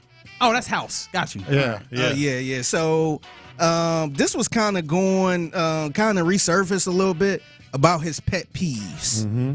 I am one enormous pet peeve. That's all I do. I walk around the streets peeving. I don't like people walking slowly. I don't like people with backpacks. I don't like people with backpacks on their front. What? I don't like people with backpacks and water bottles. I don't like water bottles. What's the whole water bottle thing? Why do my children have to go to school with a water? They have to cart water across London. What's wrong with a drinking fountain? I mean, don't get me started. I don't like leaf blowers, road works with no people working on them. I'm pretty much Larry David. That's a hell of a pet peeve. I'm glad they realize that he's Larry Bird David because some of these are asinine. What's wrong with you? That's a lot of very normal things that are pet peeves. He hates water bottles. Yeah, but backpacks? He said, "Why do I have to cart water across the city?" Which actually is kind of funny. I'm not gonna lie. Like as a premise to a bit or a joke, as a stand-up comedian, I feel like that one would land. I feel like that would go. Pursuant to nothing, this man's name, because I did have to go to Wikipedia, is Hugh John Mungo Grant. Mungo? Hugh Mungo Grant. Oh, there's no way this is real then. Yeah. Somebody edited this, right? There's no way his name is Hugh Mungo Grant, right? Like, Why this not? is fake. You got to double check now. Yeah. Now I got to double check. Man, I thought we could at least trust Wikipedia. I ain't asking no AI. Yeah. Hugh John Mungo Grant. That's not real, right? I don't know. It could be. Where am I supposed to check? Usually we check Wikipedia. Hey, check AI. How do I check? That's not going to help. They're just going to take me back to Wikipedia. His name can't be Mungo. Yes, Hugh Mungo. It can't be Mungo. Do you have any things like that where you're just like, this is really Not anything like that. petty Like, that I hate? What all was like water bottles? You want to go back to backpack? it? Yeah, If you what don't are mind. they? Yeah. I am one enormous pet peeve. That's all I do. I walk around the streets peeving. I don't like people walking slowly. I don't like people with backpacks. I don't like people with backpacks on their front. I don't like people with backpacks and water bottles. I don't like water bottles. What's the whole water bottle thing? Why do my children have to go to school with a water? They have to cart water across London. What's wrong with a drinking fountain? I mean, don't get me started. Or I don't like leaf blowers, road Leaf blowers. That was the other one I was thinking of. I'm pretty much Larry David. You are. So leaf blowers are a pet peeve. I mean, when you do the leaf blower, like I don't like the people that do the leaf blowers at 6 a.m. Like, you know, damn Well, well of course, there are rules. But how can you just say leaf blowers is a pet peeve? Yeah. He was right about the people walking slowly thing. That really does. At least if you don't walk slowly, acknowledge you're walking slowly and leave room for other people to walk. That's it. When they walk next to each other slowly, I just feel like ramming through the middle of them. Yeah. I want to know what happened that he was like, I hate backpacks, but then also I hate it when you wear the backpack on your front. Really? It's that deep? That would bother me. Really? Yeah, that would bother me. Wearing the That backpack part way part around? would bother. What the Seeing hell the you? kid, Yeah. seeing the kid with on the backpack front. on the front. Hey, Call the sometimes backpack. Yeah, sometimes you need to keep an eye on all these zippers and make sure nobody's getting in there. I think you'd feel it. That's what you think. As someone who's going to Europe, my mind is very much thought about pickpocketing. Yeah. So, yeah. Oh, are you gonna get one of those little waist things? Oh no, I'm getting the crossbody. Oh, okay. I'm gonna have it right here on my chest. If you're gonna rob me, you gonna have to rob me from the front, face to face. Yeah. So if you see Reggie, rob him face to face. And then we might be in the place what where he gonna do. We might see what that first story was talking about. It's the Mixtape in the Loop, Sports Radio 610. We got to pray for our 911 dispatchers, man. They have a really tough job, and they got to go through real life situations and stuff like that, man. So first, before I do want to give a shout out to my guy Coach Hudson on Twitter. Oh yeah, shout out to Coach Hudson. Yeah, he actually sent me this, and he said he listened to the show on iTunes. All so right. he catch up with the episodes. Oh, the podcast. That's right. Yeah. And you're welcome because I'm the one that upload everything. Yeah, go ahead. Everybody, real Figgy. quick. Here Take we a go. bow. Let's say thank you, Figgy. Here we go. 3, 2, 1. Thank you, Figgy. You're welcome. You're welcome.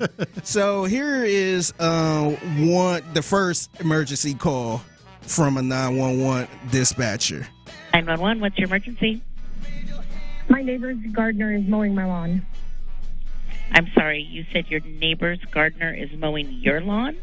Yes, they're trespassing on my property and vandalizing my grass. Ma'am, you can't call 911 because your neighbor's mowing your lawn.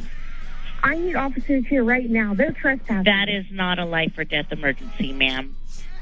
They're literally vandalizing my grass. You cannot call 911 because your neighbor is mowing your lawn. I'm going to have to give you the non-emergency number. Man. Also, give her that ticket for reporting false reporting of a crime or something like that. I know we got one of those on the books. They going through it, ain't they? She is still talking about that. The dispatcher. She'll never stop talking about that. That is the worst They person. are vandalizing my grass. That is the worst person. Somebody was doing something nice for you and you became a jerk about it. You are I can't imagine being her neighbor. I need to find that person so he can mow my yard, man. I'm tired of going out there doing it. I can't imagine the things that I would think about doing to my neighbor's house or whatever. if the cops show up and say that they called because you did the nice thing and decided they mowed their lawn for them one time. I can't imagine how petty I'd get. And even if she called the non-emergency number, an officer would have to go. Yeah. Right? But then they'd see this dude mowing her lawn. I'm pouring grease on your lawn.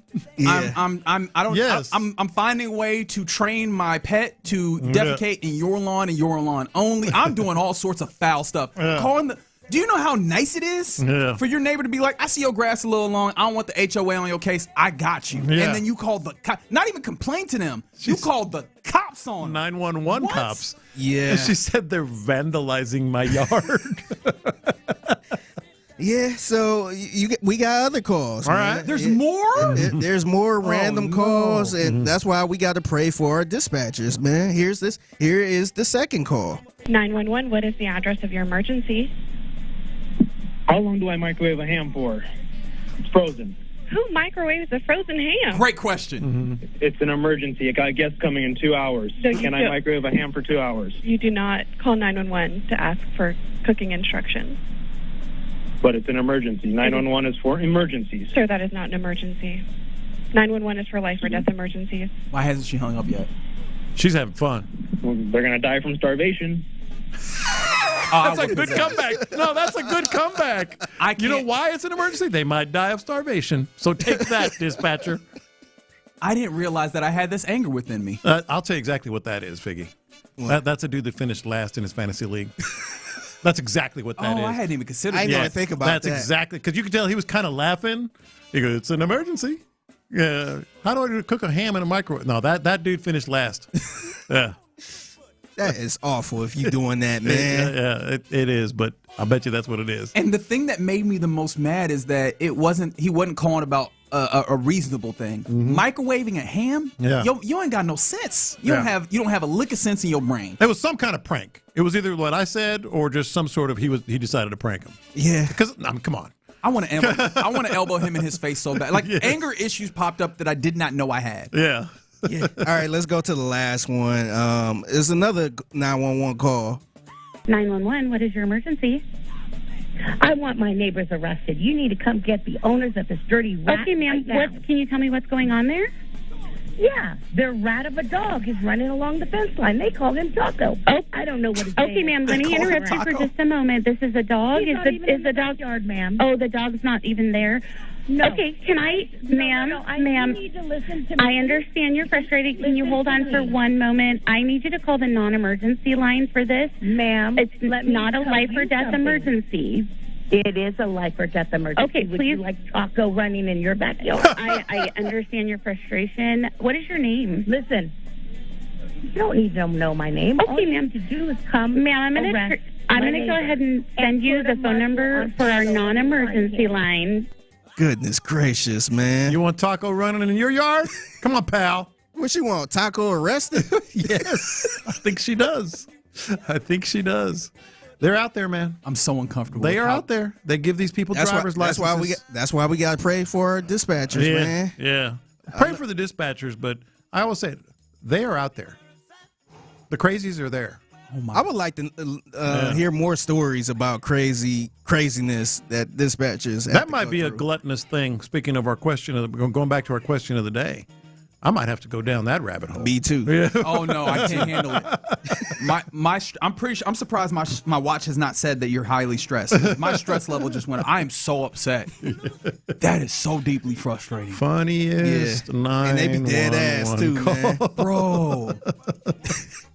Oh my goodness. All right, I'll get y'all out of here on this. It's the Mixtape in the Loop, Sports Radio 610. Salute to Jigga Man, Jay-Z. Yeah. Mm-hmm. So Jay-Z, he did an interview with the New York Times, and he talked about songwriting, composing songs, which including his song Big Pimpin' with UGK. That's right. Mm-hmm. And before I get to what Jay-Z had to say about Pimp C, I got to play Pimp C verse on Big Pimpin'. Keep it lean up in my cup. All my cars, I live in wood in my hood. Call it buck. Everybody wanna ball. Holla ball at the mall. You be up, watching ball. With y'all, if I wasn't rapping, baby, I would still be riding Mercedes. Coming down and sipping daily. No record tell why they pay me. Now what y'all know about them Texas boys? Coming down in candy toys, smoking raw. Rest in peace to Pimp C. Man. Always. But Jay-Z, he had this to say about Pimp C. He talked about trying to get him on the song, and Pimp C wasn't really a fan of the song at first. I'm curious to see how this is going to turn out. What is Pimp C going to say on this beat? He didn't like that beat in the beginning. It was just like, hey, Jig, man. Man, that's too fruity, man. He thought he was making like the biggest commercial, like sellout record. And he took some convincing. He still did the song. We actually was really cool once we met each other. I think he had 8 bars. I'm not sure. Maybe 12. I think he had 12 bars. 12-bar verse that was like one of the most memorable verses on a song. Because me and Bun is like, it's the big rap pick, but down, we just did a triplet flow to it. But he did the opposite. He wouldn't even, he cut it in like, I think quarter note, whatever. He cut it like smoke. And I was like, what is he doing? And then by the like 4th bar, I was like, oh my God. Just beautiful. Salute to Jay-Z, man, giving Pimp C some love, man. But I ain't appreciate the accent, man. That was an awful country accent he was doing. Yeah, but Jay-Z doesn't seem like a dude who ever was good at accents. Like he talks his one way, and that's it. I don't know if you could hear it through Lopez's mic. I just sneezed like 6 times in succession. And I think it's because I'm allergic to those 911 calls that you had. I already Googled it. I'm looking as soon as I get into the break. Funniest 911 calls. It makes my neck itch the way that them people. Vandalizing my grass. Oh my gosh! You want Taco in your yard? Little rat of a dog name. They call it Taco.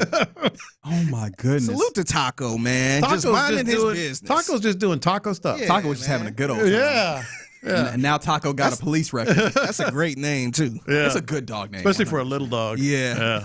All right, that is another fantastic edition, even though it had me irate of the mixtape. I think you got the hives. Yeah, I'm pretty sure. I think I see it happening on my forearm right this moment. But either way, I still love having it happen every weekday, 1:20 p.m. right here on the program. Hit them up on social media if you see anything mixtape worthy at the Figgy Fig. All right, you're in the loop here on Sports Radio 610. We get ready to hand things off to the fellas of the drive next. All right, let's talk about.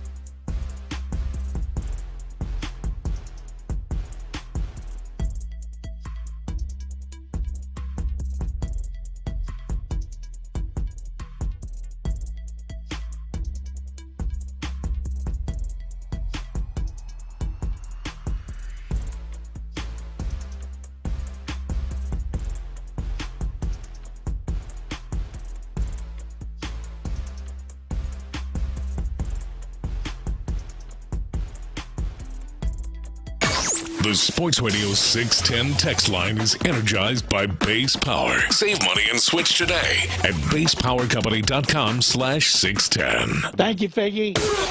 Sports Radio 610 presents live from the West Point Lincoln and West Point Lincoln of Sugar Land Studios. Here's In the Loop with John Lopez and Reggie Atatula. 610. Appreciate you. Yeah, we go. There we go. There we All go. right. Yeah. This microphone has been whooping my ass all week, ain't it? Has been. Goodness gracious. But yes, you're in the loop here on Sports Radio 610. A little bit of news.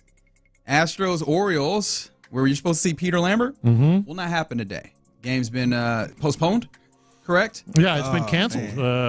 Postponed until tomorrow. I thought you was about to say he was scratched. Oh, yeah. Consideration that I did not even Forearm make. tightness. No, hey. We don't need any more of that out here. Yes. Discomfort in his elbow. No, none of that. None of that has happened. It's just real bad rains, I guess, because they've already decided. It wasn't scheduled till 5:30. Yeah, 5:35. And they've already postponed it. Traditional doubleheader tomorrow. Which, that can't be good for the Astros, can it? Mm-hmm. Probably not when you look at the bullpen and such, right? What's wrong? What did I do? Oh, you're talking and it didn't come out? That microphone is still acting up? I thought I heard you. Yeah. That microphone just keeled out on me. Oh, my goodness. That's crazy. That is insane. I don't know what's happening in this studio, and I hate to be so inside baseball, but the microphone that I moved to allow the drive to get themselves set up and you obviously hit the ground running or what have you, it is acting a plumb fool, ain't it? But yeah, it can't be good to have a doubleheader with the team where you're worried about getting to the bullpen. It's like, hey, we need all of y'all to pitch today. Like that just cannot be good for the circumstances. So I feel like I went from what yesterday, oddly enough, was a game that was very winnable, even though they still lost it because they just left so many runners on base. I went from a feeling of, hey, they can get a win, maybe even win a series still, with, again, unnecessarily hopeful thinking to a doubleheader feels like, yeah, this is just go ahead and chalk up the L. That's a lot for the bullpen. That's a lot for everybody, especially when you're scuffling and you got to come back right away. Of course, they do too, but they're I think they're a game under 500, so they're a good team, decent team. And they have good, their bullpen performed pretty well today. If you were an Orioles fan, yesterday, they performed with Kittredge and those other guys. They made some pitches. They started getting after those boys, and part of the reason why it looked good is because the Astros did not take advantage of the couple of situations, in fact, that are times that they put the Orioles in precarious circumstances. They just didn't follow all the way through. Yeah.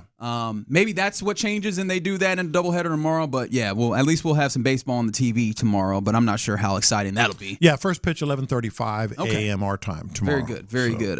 Maybe whatever deity you choose to believe in looked down and said, you know what, Houston doesn't need two teams playing on the same day because the Rockets are playing tonight. Maybe that was a little bit of a we don't have to do it to you on both accounts. So you will just have the Rockets tonight, 9 p.m. ESPN. I imagine that's going to end up looking a lot more like 9:15 because the doubleheader always does. But obviously facing off against LA. No KD. KD is out in this one. How are you viewing this one? Yeah, no, I don't think the Astros. I don't think the Rockets are going to win tonight. I think the number one reason is not necessarily Austin Reeves probably coming back. I guess we could say probably, right? It seems like he's been working. He was at the shoot-around today, going through things with his teammates, according to L.A. reports. The main reason is I don't see LeBron having another bad game.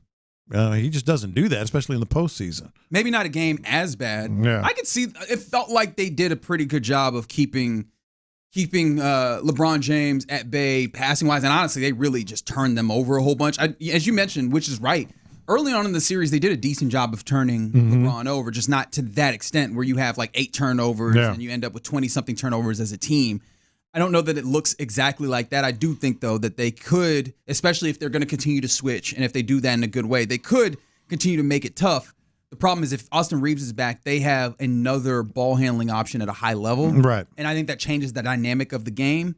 I wonder what Ime Udoka has as another counter to that because it took them a little you know what? Probably fair. It took them way too long to get to the answers that they did on Sunday. Yeah.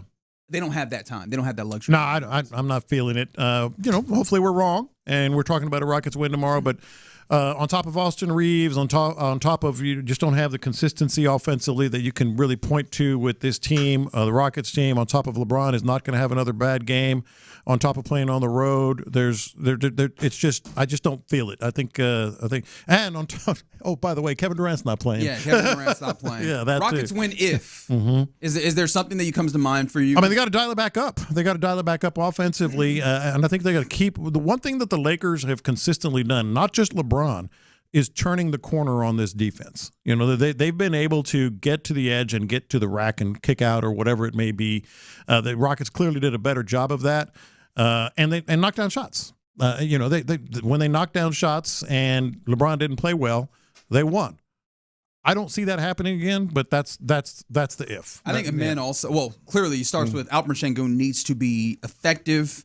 And he can't be wasteful with opportunities when he gets them down low. I think Amen could be a really big part of this, like the ability to get downhill and make use of those mid-range jumpers that he is, kind of added to his bag over the last few months, where he'll take that like kind of 7-foot jumper right in front of folks in the post. Yeah. If he can keep that going, hopefully you can keep putting points up, because that's the thing that kills the Rockets is they'll have those stretches of 4 minutes where it just feels like the offense dies on the vine, and even if the Lakers aren't like running away from them, they'll open it up just enough for it to be an issue. I don't know if that'll be agreed upon by our Lakers expert here.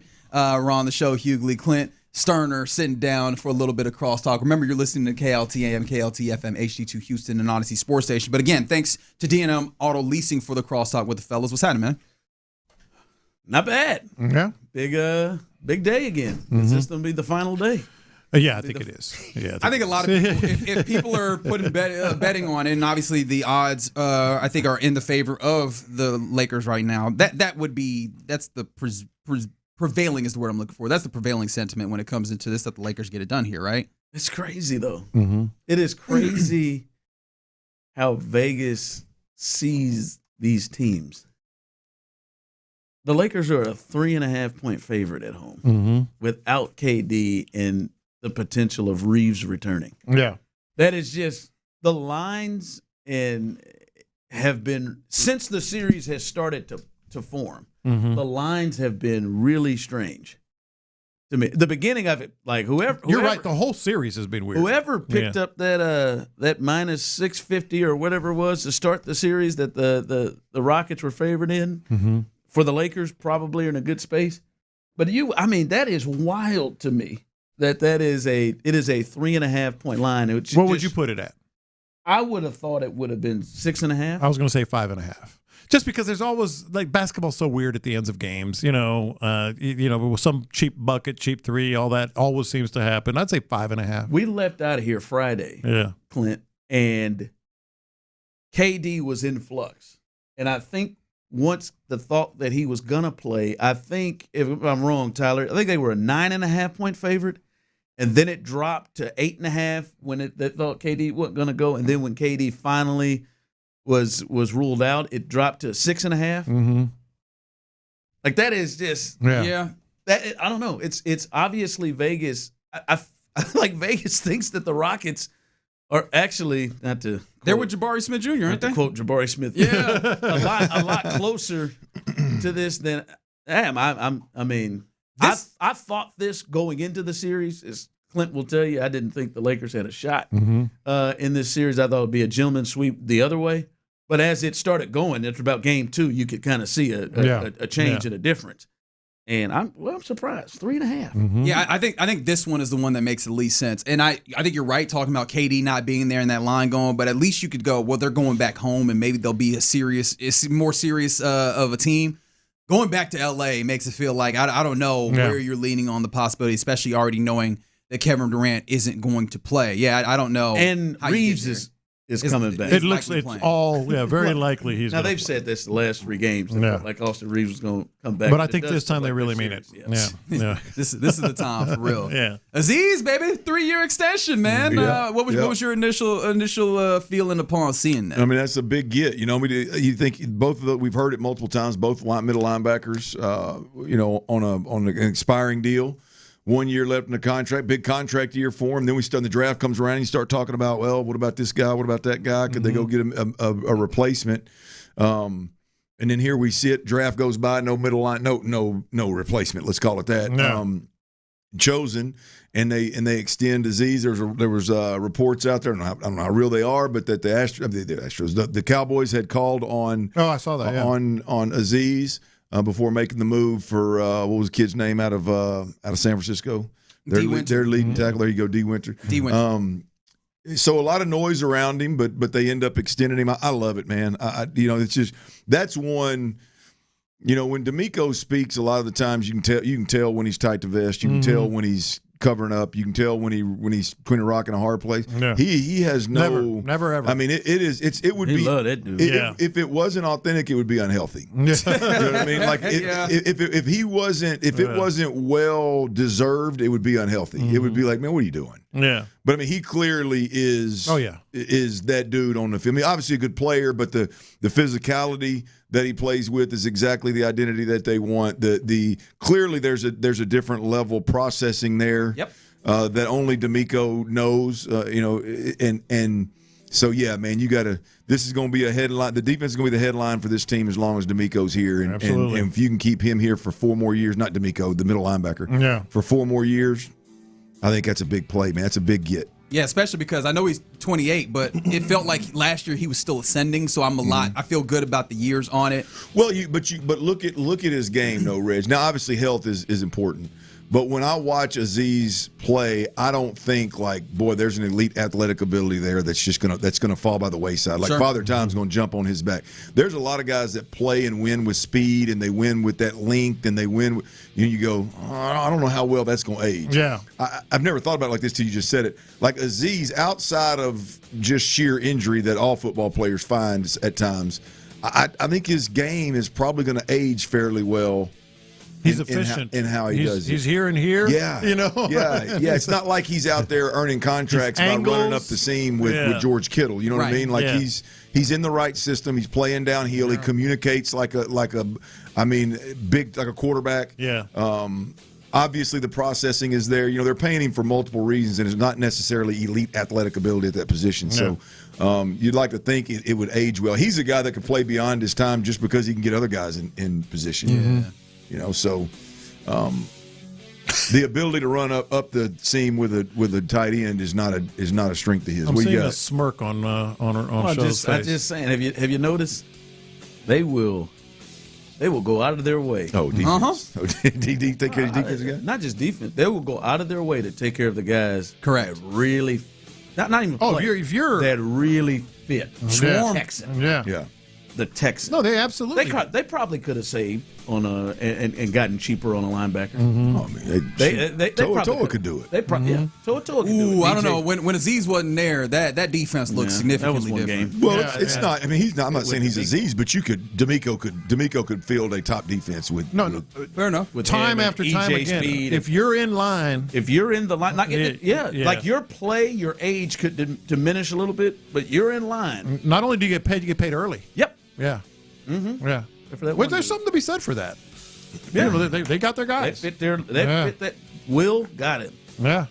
Daniil, keep getting them. Mm-hmm. Fitting everything. Hey, man. They go ahead and get you. It's one of the things we know, man. Some people talk about the way of life or the mantra or the motto that they have. The Texans ain't lying about it, man. Like everyone. It means something here. But the interesting thing, too, fellas, is like, you notice who gets paid early. Yeah. Oh, yeah. D'Amico's dudes. Yeah. Stingley.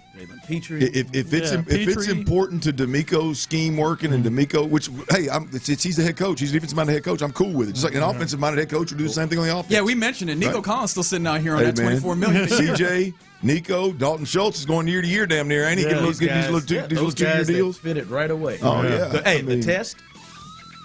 It's gonna be after this year. Yeah, you're gonna be able. Kamari, I damn sure knows one of his dudes. Oh yeah, you're gonna be able to make that work. Going to be a very. I don't see. I think he moves Mountain to keep Kamari. I think Kamari. You think he'd move on from CJ to keep Kamari? I do. I absolutely. It may not be to keep Kamari. All right. I think when you look at the guys on this that ones we talk about, he's the next. I mean, Will and Aziz, Kamari's in that group. Sure he is. Yeah, without question. Stingley's not. I think that's fair. Stingley's a great player. Don't get me wrong. I think he likes Stingley. I think he loves Stingley. I think Stingley's, but Stingley is getting money because Stingley's like just flat out ability, tangibly one of the best corners in the game. No matter the ball, right? Yeah. I mean, Kamari's going to get paid. Yes, he can ball, but Kamari's going to get paid, and I think stick around with him anyway because he is wired exactly like Will, exactly like Aziz, and exactly like D'Amico Ryan. That's a very fair point. Fellas, I just wanted to let you know we got a listener who woke up at 5 a.m., left the great city of Houston, drive to Georgia. He's tasked us with keeping him company. Okay. So we hand the baton to you fellas. We Whereabouts know is he? He said he's getting tired. Listening the whole time. Yeah, he's. I think Do we know where he's at? I think We got he his said he's right location? about Florida, headed into Georgia.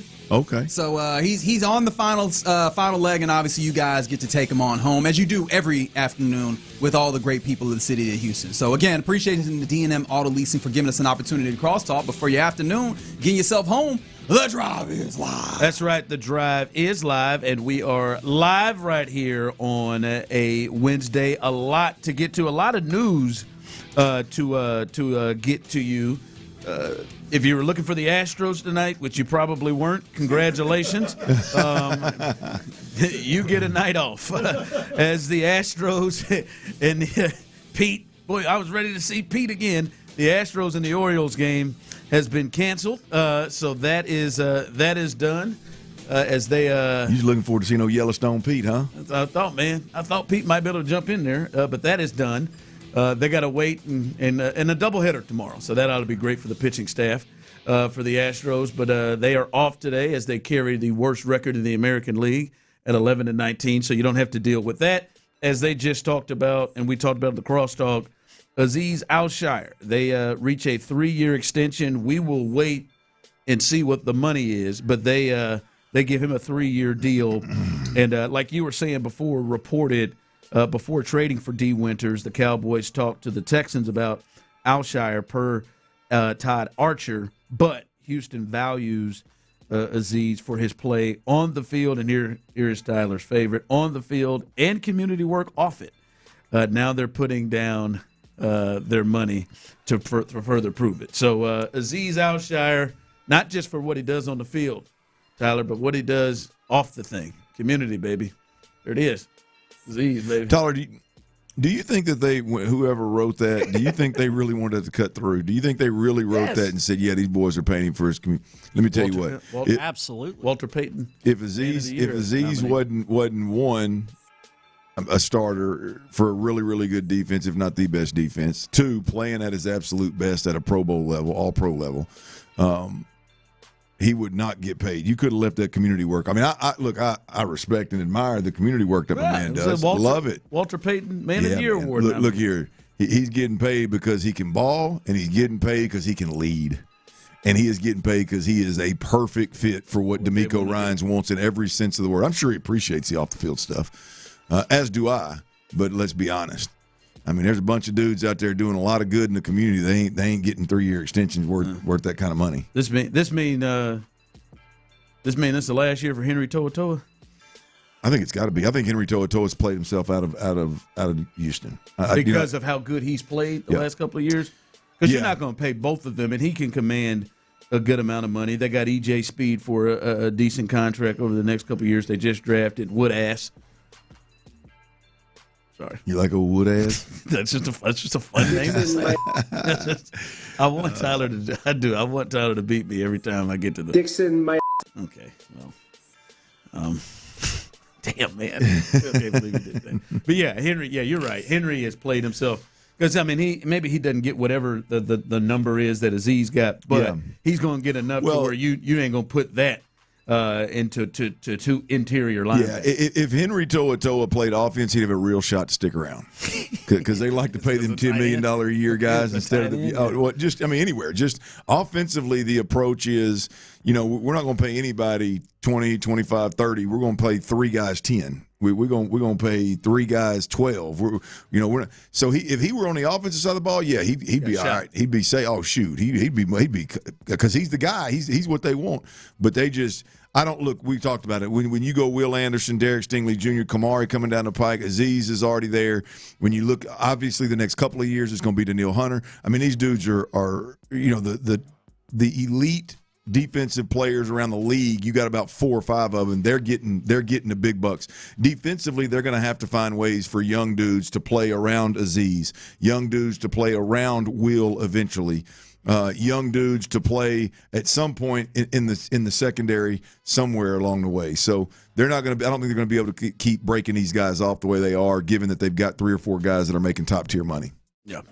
And I think, to your point, I think Toa is one of those. He can go somewhere else, make great bread, and start for somebody instead of playing second fiddle to Aziz. I'm gonna tell you, they play downhill and fast when they're both in the game, though. They really do. Yeah, they have been both. He has gotten, and Toa that is, has gotten better every single year. Yep. Every single year. So that's the latest there as they go ahead and wrap up their signal caller on defense, Aziz Alshire. All right, tonight is Game 5. This is potentially the end of the road for the Rockets, which I think, if it is the end of the road, will mean a ton, and I think will create Clint and Tyler a very interesting offseason, because there is no way, with everything that has happened, and I mean everything that has happened up to this point, from the KD situation, not just the injury stuff, but the weird, what appears to be chemistry stuff, from Udoka to the players that seem to not fit and don't fit, from what clear mistakes that every single person will scream and yell about coming from the general manager and this team not being able to get certain positions that many people believe would put them in a different spot right now. If they lose this game tonight, all of that gets started. And I just want to throw this out to everybody. The people, Base Power text line, 713-572-4610, YouTube and Twitch. Do y'all want the Rockets to win tonight?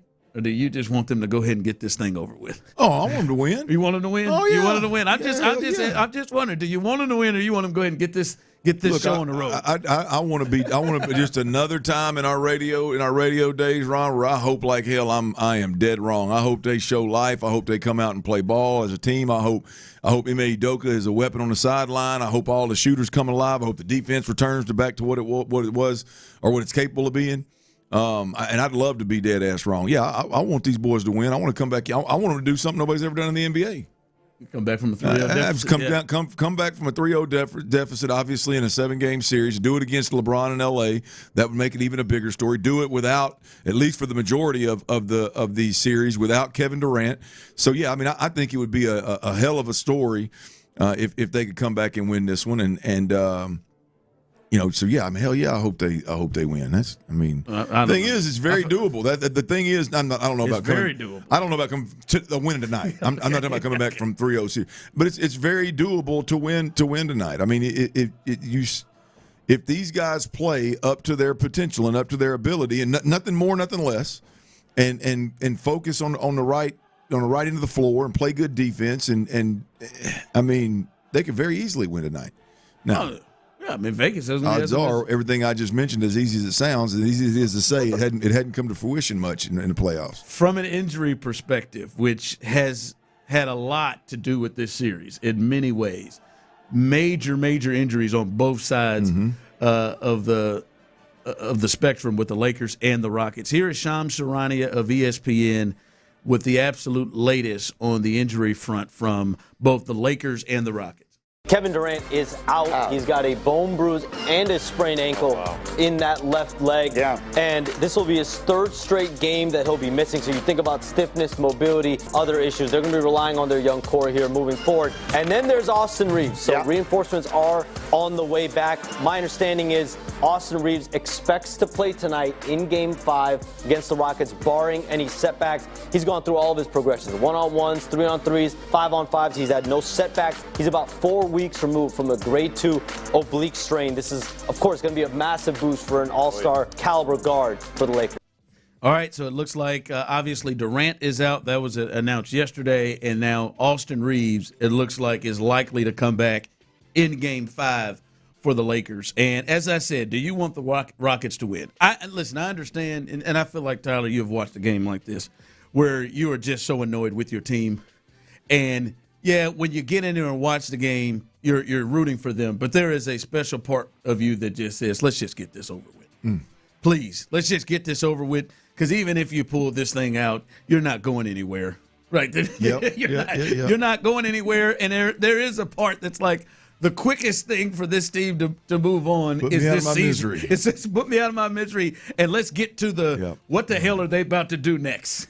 What are they going to do with the general manager? What are they going to do with the coach? What's going to happen with this team? Because clearly some moves need to be made. Because if you get that historic comeback, you're going to run into Oklahoma City in the next round. And, who knows what'll happen there. But there is just a part where it's just like, as you said, just take me out of my misery. Yeah. Just take me out. I can understand that, and I don't know that I wouldn't. If we didn't have the opportunity, and I think it's at least safe to talk about again something that's never been done before. And given this arrangement, if the Rockets put their best foot forward for the next 3 games, they could get real interesting. If I didn't have something that's never been done before in the NBA to maybe look forward to, I could probably come over to your way of thinking of like, hey man, just put us out of our misery. Let's move on and get this football season rolling. I could probably get there pretty quick. You know how I like to see. I like to, even if it ain't my team. This happens to be my team, but even if it's not my team, I like to see things that ain't never been done before. Yeah. I mean, I like to see things that have never been done before. So part of me is just that. That it's not necessarily the Rockets fan as much as it is, hey, man, I just like to see something that's never been done in our lifetime. And then the Rockets fan on top of it. So, yeah, we need a dub tonight. Text line coming in. I want them to win, then see what happens in Game 6. I want to see these guys grow up and be a team that they can beat. That is fair, that you want to see them continue to gain experience in the postseason, because clearly this is a group that's doing it without KD, and KD is who knows how long he's going to be here. If he's here past next year, because I think when this season ends, anything's on the table right now for the Rockets. So you are seeing this group grow a little bit. Someone texted in and said, just win, baby. Somebody said, I want them to win until they're losing by a lot, and then I just want them to take me out of my misery. Yeah, they get down there in that third quarter down about 13. All right, let's go, Rockets. Oh, come on, man. Don't you stay, no come back. Man, let's just end this thing. Someone texted in, I honestly think having Reeves back is going to help the Rockets because Smart has been playing out of his effing mind. Only thing is, it feels like Luke Kennard has taken a step back and come back to earth a little bit. And does Austin Reeves come in and fill that void and allow Luke to go back to the role that I think they had probably intended him to go to coming into this? Well, the thing is it definitely changes the rotation for the Lakers. It changes who's on ball for the Lakers a lot of the time. So I mean, it does change the formula, the calculus of the overall game, and I mean, I think it's probably fair to say that most of this series, the formula, the calculus has been in the Lakers' favor. So any kind of change, I would think, would probably be welcomed. Now, I don't know that you want to ask. I mean, I don't know that you want to necessarily go poking the bear of Austin Reeves and let him get hot, because I don't think that right now they don't have anybody outside of LeBron that can do that, or that should be able to do that. But the change, I would think, is probably somewhat welcome, just to see if you, as a team, you can fare better against a different Lakers lineup. Yeah. Text line coming in. What is Ron talking about? I'm always rooting for my team to win. Yeah, guys, first off, many of you were not rooting for the Texans to win when they had a chance to get the number 1 pick. No, you were not. You were rooting against Davis Mills in that game, so not always. Quite frankly, it's bullshit. But there is a little bit of we all know this, right? This Rockets team is not going anywhere. Right? This team without KD and everything is not going anywhere. And there is just a thought of man, come on, man, let's get to this offseason and really see what the plans are. And I'm telling you, boy, they go in here and force a Game 6 against OKC and lose the series. All right, well, maybe we need to keep Rafael Stone. Maybe we need to keep Udoka. Maybe they found something in the last week. No. We'll see. They're going absolutely nowhere. All right, coming up as we continue right here on The Drive, there is a draft pick. A draft pick that the Texans went after that may be the one that you should be keeping an eye on coming up this, not just this season, but years to come. We'll let you know who that is coming up next. But before we do that, guys, I know many of you have experienced this Texas weather for your entire life.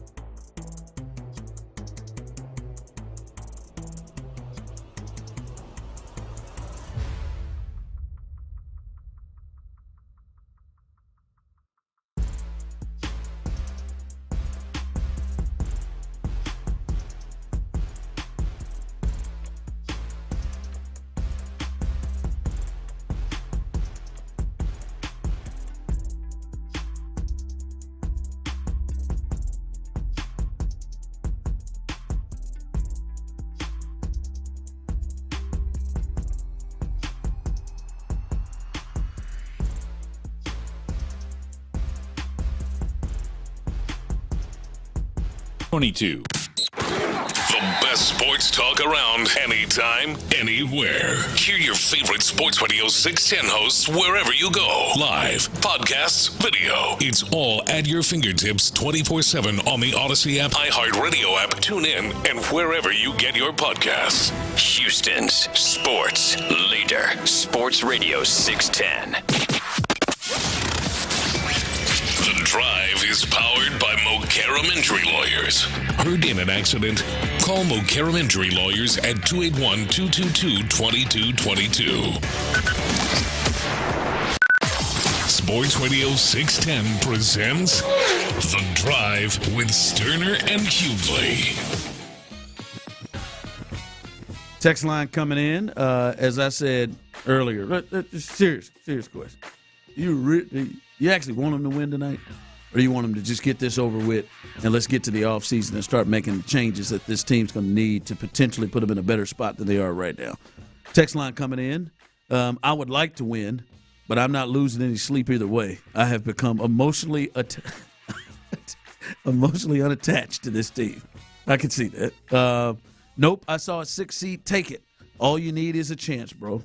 Maybe. All they need maybe is a chance. We'll see. Big one tonight, Game 5.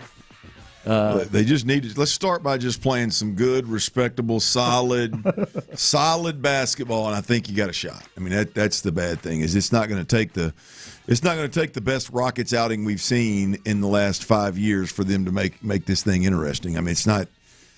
I know. I guess I'm crazy. I guess the Rockets fan of me is crazy, but it's not going to take a whole hell of a lot, boys. I mean, just put something respectable. Put something out there that you can sleep good tonight. No matter what happens, win, lose, or draw, that you can sleep. You can put your head on the table and you can sleep good tonight. If that's the case, I think they win the game. All right. Let's look at the draft. Right? They really clearly continued what they've been doing in the offseason, and that is we are going to try to get big, powerful, physical players with their first 2 picks. They go interior offensive and defensive line. Yep. But, Clint, as you continue to look, hell, they got another guard later on in the draft. They continued that to build up that physicality and the type of team they want to be. But there was a draft pick for you, though, that stuck out.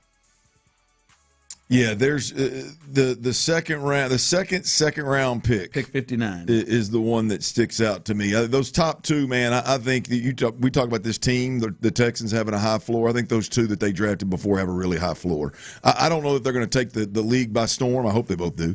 Hell, I don't know if they're going to take the Texans by storm, but I know they're going to be a part of what this team does in 2026 to some degree. Maybe even key parts on both sides of the ball. On the interior offensive line, interior defensive line. I feel pretty confident in that. The 3rd pick overall, which, again, the 2nd pick in the 2nd round, what did you say, 59? 59, yep. That's the one to me that is really a wild card here for a couple of reasons. You know, there's been a lot of talk about the size of Marlon Klein, the tight end out of Michigan. 6'6", 250 pounds, 4'6", 40. Low 4'6", 42, almost 4'5", yeah. If handheld, he'd be in them 4'5s, no question. Absolutely. You know, he can stretch the field. You know, he's the long, and he can do this athletically and that athletically. And that's fine. That tells me that there's a high ceiling there. And obviously that's why he's a 2nd rounder and not a 4th rounder.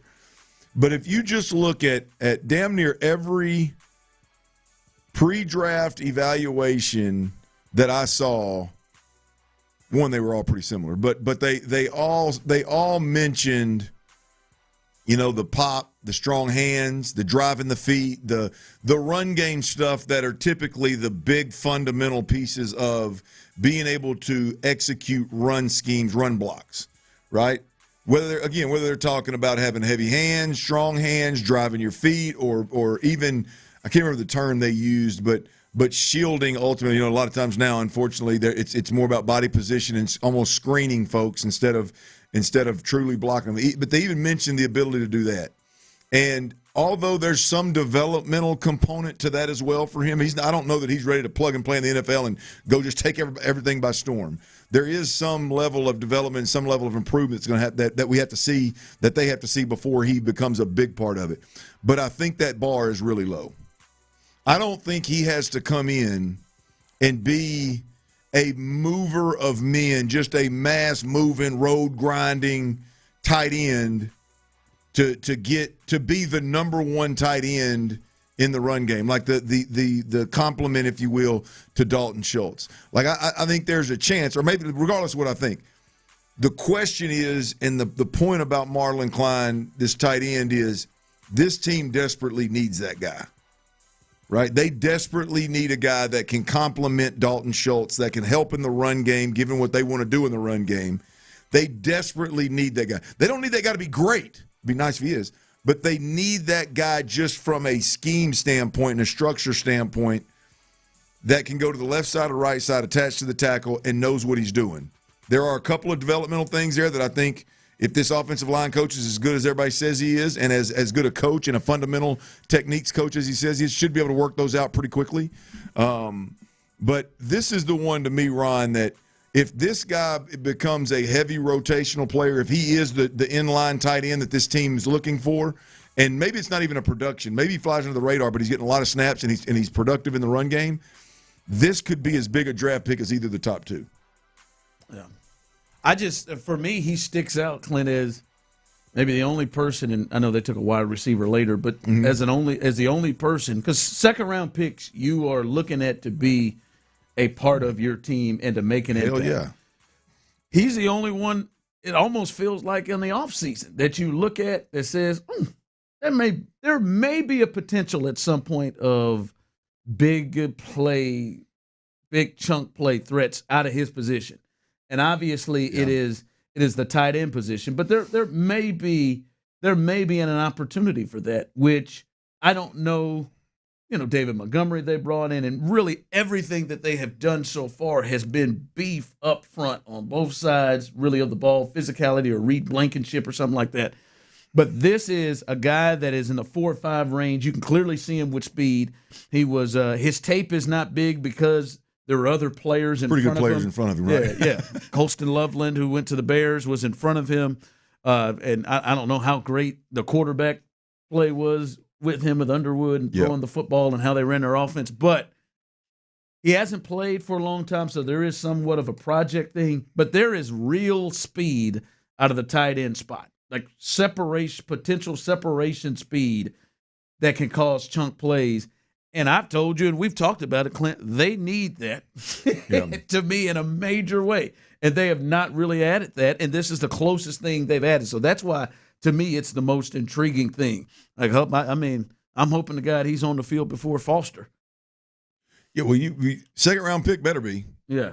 I mean, that's a good, great point. Like they're, a developing Cade Stover that's injury prone. Yeah. I don't know how that guy keeps a second-round pick that's built like this off the field. I don't. Brevin Jordan, injury prone, more of a weapon, more of a H-back than a true tight end. Probably not even in the same conversations of keeping him off the field, right? And so then you look to Foster Moreau, like you said, is like that guy can't keep a second-round draft pick off the field. And so that's part of it. Like the bar and the competition is set up in a way for this kid to impact this team sooner rather than later, assuming he's a second-round talent. We'll see. Yeah. All right, keep an eye on him as Klein looks like a big fella, great size. Only thing I don't like, Clint, is when they did his scouting, the first strength they gave out there was voted team captain for 2025. That's got to be the 4th or 5th strength. That's like, man, Tyler, she's got an amazing personality. Gosh, she is one of the guys like that. All right, coming up, we'll give you the latest on the Astros. They have been canceled. We'll let you know what else that means. And where are you with this team as they lose yet another game on the road in Baltimore? And also an update on Imai. He pitched not in Sugar Land, but in Corpus. If you hadn't seen his line, you don't want to miss it. We'll discuss all that coming up next. Say goodnight to the Astros. Coach D'Amico seems pretty excited about how the new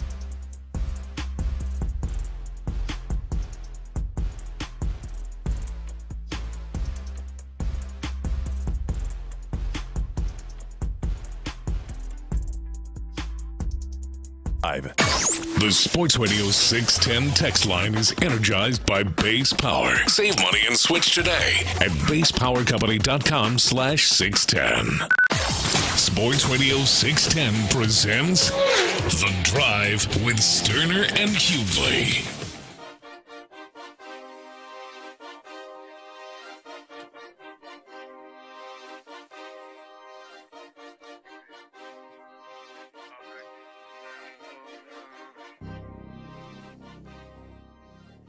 All right, welcome back in as we are live here on The Drive. A lot happening today and tonight here in Houston. But one thing, Clint, that is not happening is the Astros and the Orioles game. That is being postponed.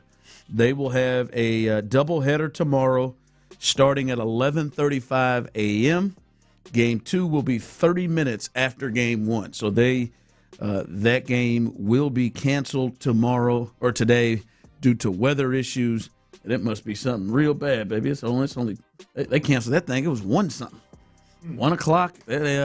So obviously bad weather. They see that coming in and not slowing up. So the Astros will not lose tonight, guys. They will not lose tonight. So that is a positive thing. Are you getting close, Clint? How far away are you from throwing in that personal towel on the Astros? This is, my emotional swings are out of control here. Monday, Brandon Scott and I had a conversation. I was like, I'm more confident than I probably should be with the Spencer Arrighetti stuff and with Christian Walker swinging it well. Obviously, we know what Jordan is doing. You're getting Pena back. You're getting Hunter Brown back. You're getting Hader back. And it's like, man, boy, with Spencer Arrighetti doing his thing, man, you feel like, boy, he's going. You're a deadline move or two away from having a shot. And then I watched that buzzkill last night. It's a repeated punch in the gut. It feels like until Spencer pitches again. Yeah. There's just something, and this is a personal feel, like just a gut feel. Like there's something when I'm watching as good as they are at the plate, there's still just something missing for me right now. And it wasn't that way earlier. Like if Spencer's not pitching or Hunter Brown's not pitching, like there is just a real like wind out of my sails vibe around the Astros. And I was trying Monday, 2 days ago. It's 2 days ago. Less than 2 days ago, actually, depending on what point of the show you chimed in. I was trying my damnedest to feel good about it and really live off of that Spencer Arrighetti outing. But if I'm being honest, I'm driving in today thinking I'm real disinterested. Yes, that is the worst. That's the worst place to get to. Yeah. By April 29th. Yeah. They are 11-19 with the worst record in the American League. And 3-7 in their last 10 games, I guess the positive thing is the division is not rolling away. But the hell, they're 4.5 back of the A's, and the A's are 1 game over 500. Yeah, that's the. You're doing what I did Monday, by the way. Is this what you did? Well, not on air, but just like that to was yourself. I look at the standings. You're like, man, you only 4.5 games, and it's the A's. It's the A's. Yeah, you ain't chasing. I mean, yeah, and then you start looking at the injuries and the returns and then you watch Jordan swing it and Christian Walker swing it and you watch Spencer. Oh, man. Whew.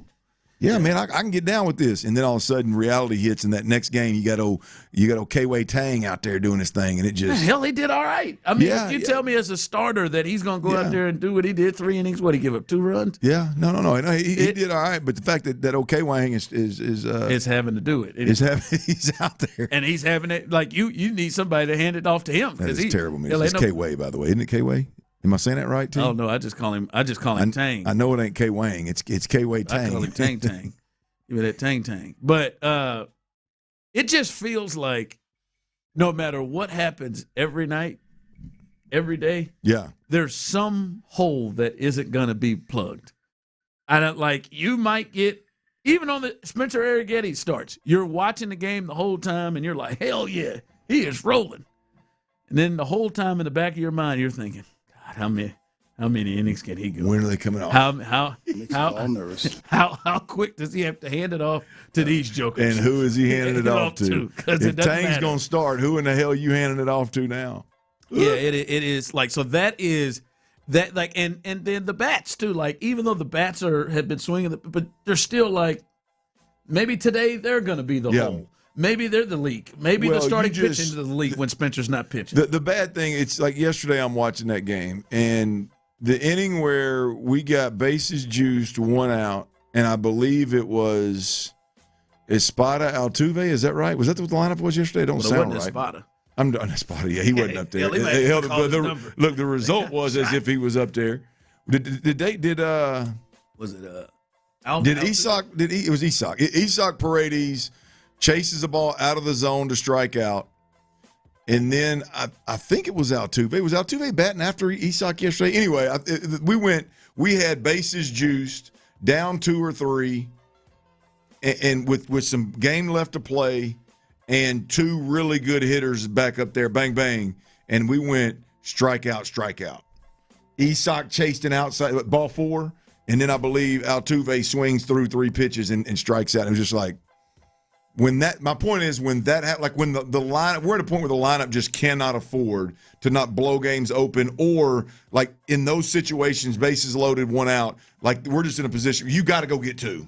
You got to go get you can't leave that scenario with no runs scored, or you have no chance to keep up with the opponent. So because know something's going to happen. Like when that happened, I changed the channel. I said I'm out. Like when Tang when he was announced as like the starter, and you knew it was going to be a bullpen game. The likelihood that's when you tuned out. Well, just saying the likelihood that they win that game. Right.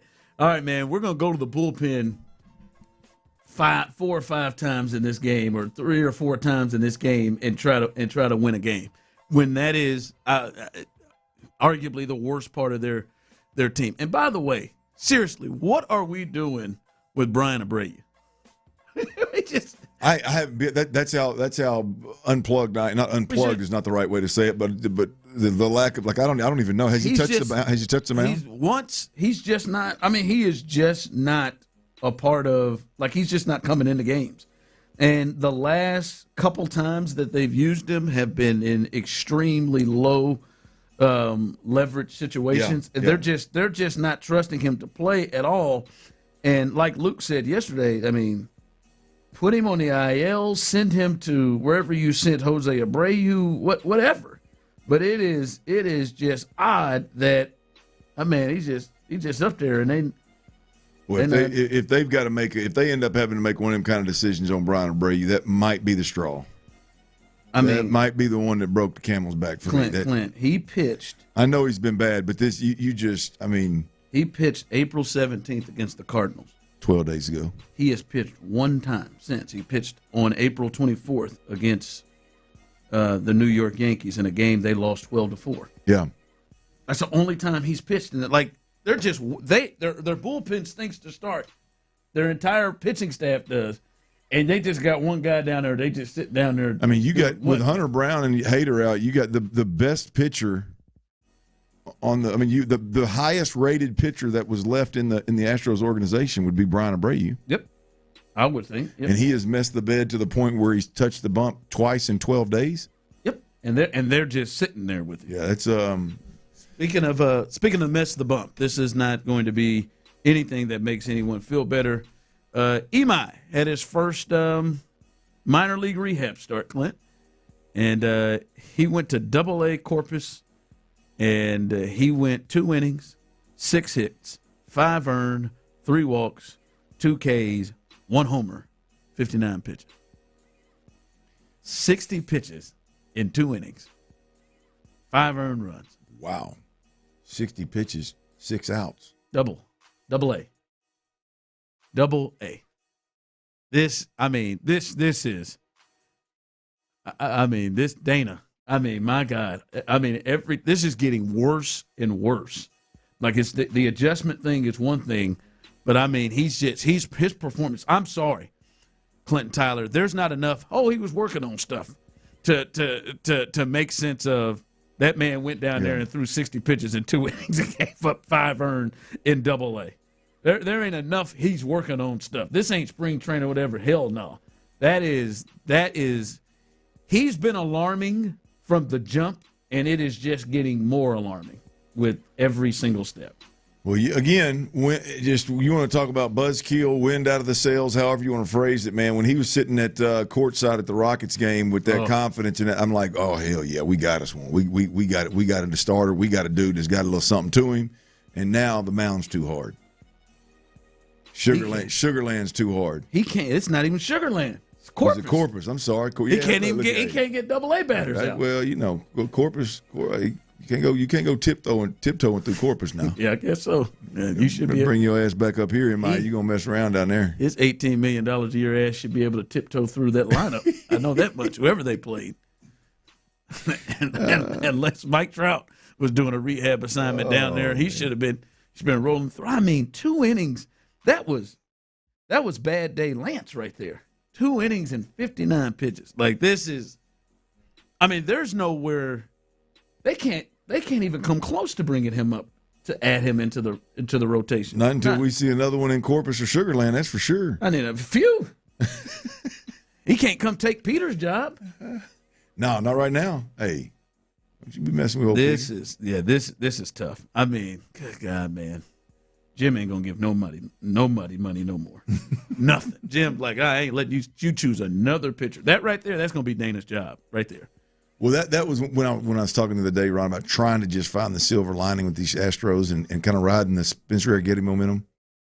I got to the point where I said, B. Scott, I see, we'll move or two away at the deadline. And then B. Scott, he just yanked every bit of the wind out of my sails. He said, "Who's gonna make that call?" I'm telling you, man. You comfortable letting Dana make more decisions with your pocketbook? Yes, I'm telling you, man. Fair, good call. Make that call. Good call. Hell no, not Dana. Yeah, man. Dana over there talking about, hey, baby, we're gonna be all right. We good. We're gonna be all right. We're in good shape. I've heard Bagwell and Dana both. Oh, everybody's over here worried about this or that, man. It's early in the season, man. A lot of baseball. What are we, 1/6 of the way through? I didn't think Jeff was allowed to continue to speak on behalf. Oh, shoot. He was in the booth. I don't think he's. Jeff's been in the booth for a couple games. I don't think he's allowed. He's getting the mic for an extended period of time. I don't long think he was form. allowed anymore. Oh, hell yeah. Long form now. Coming up, Nick Caserio, the GM, he made a few stops after the draft, and there was something he said about his quarterback where it's like, yo, is C.J. Stroud ready for this? Is he ready for what feels like the change coming with the Texans? We'll do that coming up next. I mean, this isn't like the NBA. The Rockets survived a sweep with a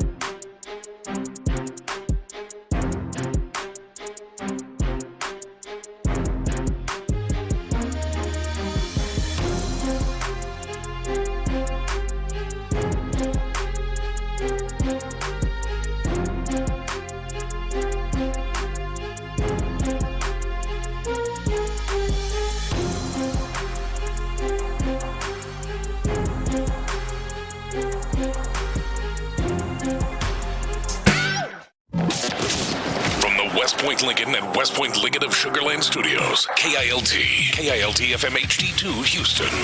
On Odyssey Sports Station. The Texans play here. Sports Radio 610 presents The Drive with Stoerner and Hughley.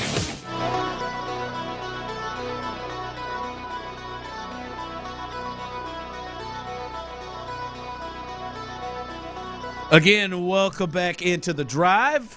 A lot of news happening. The Rockets, Game 5 tonight. Kevin Durant is out. Austin Reeves likely to be in. The Astros, their Game 2 of the series with the Orioles has been postponed. They will play a doubleheader tomorrow starting at 11:35. And Aziz Alshire, Wynn got big money, I'm guessing. Still haven't seen what the numbers are on that, but the Texans re-signed their signal caller, their middle linebacker on defense, Aziz Alshire. So three big stories there to kick off your Wednesday. Remember, coming up in the 4 o'clock hour at 4:40, could this be the last Rockets report? With maybe we'll do one next week again to see where the offseason goes if they lose. But we could be winding down on our Rockets reports with Brandon Scott, but he'll be with us at 4:40. Hopefully, no fires erupt to where we get cut off with Brandon Scott. No fire alarm. No fire alarms this time. or fires. Any of it. Yeah, damn sure no fire. Damn sure no fires. Next time it'll be your turn to hang in there. But all of that coming up here as we get going. Nick Caserio made the rounds. And talked a little bit about his draft, and he seems to have a pretty good rapport with Pat McAfee. Now, not as good as Payne and Pendergast, but with Pat McAfee. And he talked about the quarterback situation and the next steps and what they want to see Stroud to take coming into this year. Here's Nick Caserio.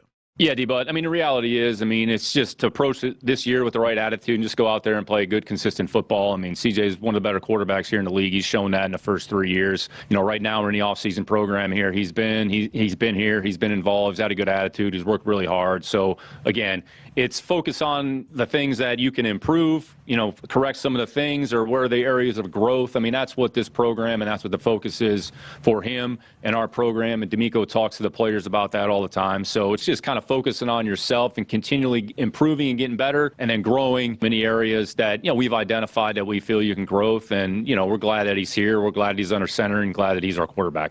You think I'm taking too much at him leading off with the we need him to have a good attitude and talking about growth and what we feel like we want to see done?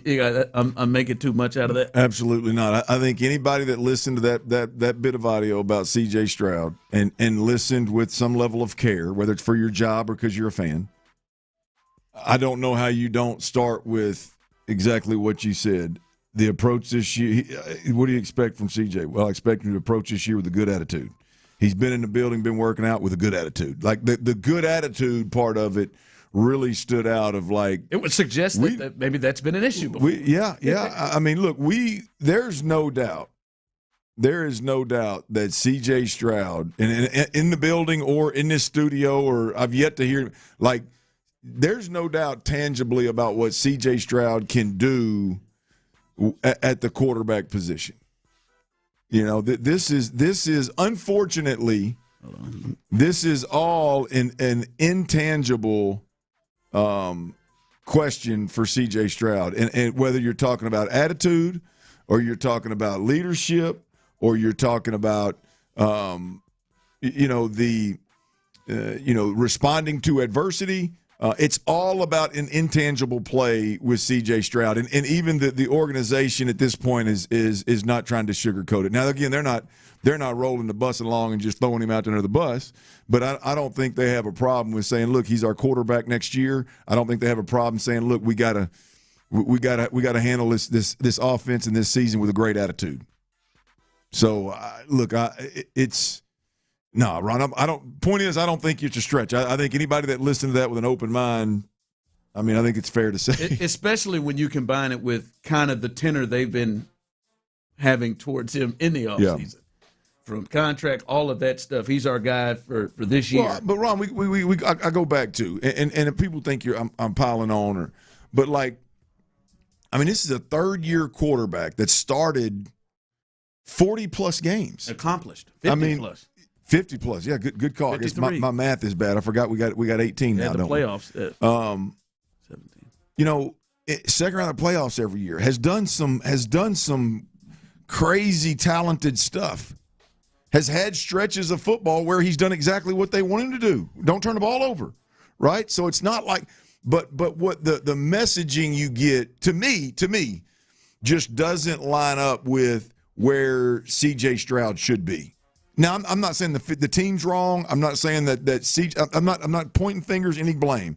All I'm saying as a fan, when your team has been to the second round of the playoffs 3 straight years and your quarterback started 3 straight years – and he's going into year 4, it's not a good thing that your general manager is talking about, man, just, hey, approach this thing with a good attitude, man. You know what I mean? That's the reality of where the Texans are. It's what they're doing offensively is they know C.J. Stroud can play, right? They know in the moment. Yeah, he said it right there. Yeah. If the game dictates that C.J. put the team on his shoulders and go do something, they know he can do that. It's the simple, stupid stuff. I don't mean stupid as in intelligence. I just mean it's the simple, monotonous, just down in, down out stuff with a unbelievable attitude on a daily basis is what these guys are seemingly missing with C.J. Stroud. And so, good thing is, Ron, is it's doable. But it's not like they're going to ask you to do something talent-wise that you're not capable of doing physically. The interesting thing to me with this is it has felt like up to this offseason, even with Bobby, especially with Bobby Slowick, and then especially when Bobby Slowick left and all of that, it has felt like, and I think the way he started to show himself probably midway through that first year, it's felt like this was closer to a partnership between CJ and D'Amico and the offensive staff. Like I wouldn't be surprised if those first, let's say maybe after the half of the first year and then the second year, maybe even last year, that CJ was just like in meetings. Like it was him, the coordinator, the coach, and they were as a partnership, right? Figuring things out. It seems like now there's a shift to, hey man, this may be a little bit more tough love. Like, we don't need to worry about this other stuff. This ain't no partnership. You need to just approach this thing with a good attitude. You need to approach this thing with improving on the things we've told you that you need to improve upon. Right? Hey, man, you don't have long-term a long-term deal here with us right now. Yeah. You got to earn that. It feels like there has been a shift of he is working together with them, almost as a partnership, and he wouldn't be the only quarterback like that. There's a lot of quarterbacks in the league that are like that. Into now where he's just, hey man, you're just one of the dudes on the offense. What did Nick say? We ain't building this thing around one player. Yeah, no. There has definitely been a shift. I've said it many a time. You look up, and I'm not. I know a lot of people last year made a big deal out of when I think Davis Mills had a big game, some locker room video of CJ kind of in the corner. Don't forget all that. That's silly. Right, I'm just, and we talked about this well before Davis Mills played well. But there was that first year, every time there was a video of D'Amico Ryans in the locker room in a post game, which there was a lot of them because they won 10 games, right? C.J. Stroud was right there now with something to say. Yep. And that dynamic, which is really good. It was cool to watch. It was fun to watch. I liked it. That dynamic has, without a doubt, shifted over time, right? At that point in time, it was D'Amico, Bobby Slowick, and C.J. Stroud, and Gerard Johnson. You got this longtime buddy of C.J.'s that's had him since he was young. You got D'Amico's boy and Bobby Slowick that he'd been around forever. One big happy family, right? Get a little sideways during year 2. All of a sudden, there's a splinter. All of a sudden, Slowick's gone, right? one of Nick's guys came in, Nick Caley, right? Now, after year 3, all of a sudden, Gerard's gone. Yep. In comes another one of Nick's guys that CJ ain't got no tie to in Shaplinski, right? Then you all of a sudden, during that same little process, D'Amico, everything was so bad on the offensive side of the football because they're to me, it was a leadership deal, but everything was so bad on the offensive side of the football that D'Amico had to give up play calling rights, hand it over to Burke, and so he could oversee this offense more, right? Another splinter. So yeah, I think there is no doubt about it that there has been a dynamic shift. I mean, it can be positive, negative. You can look at it about growth, development, look at it however you want. They're approaching him differently. No question. No question. How does he handle that? And you should. Fourth-year quarterback, you should. We talked about it multiple times. It's exactly what should be happening. Coming off of what he did in the playoffs, now the next thought is, how does CJ handle this?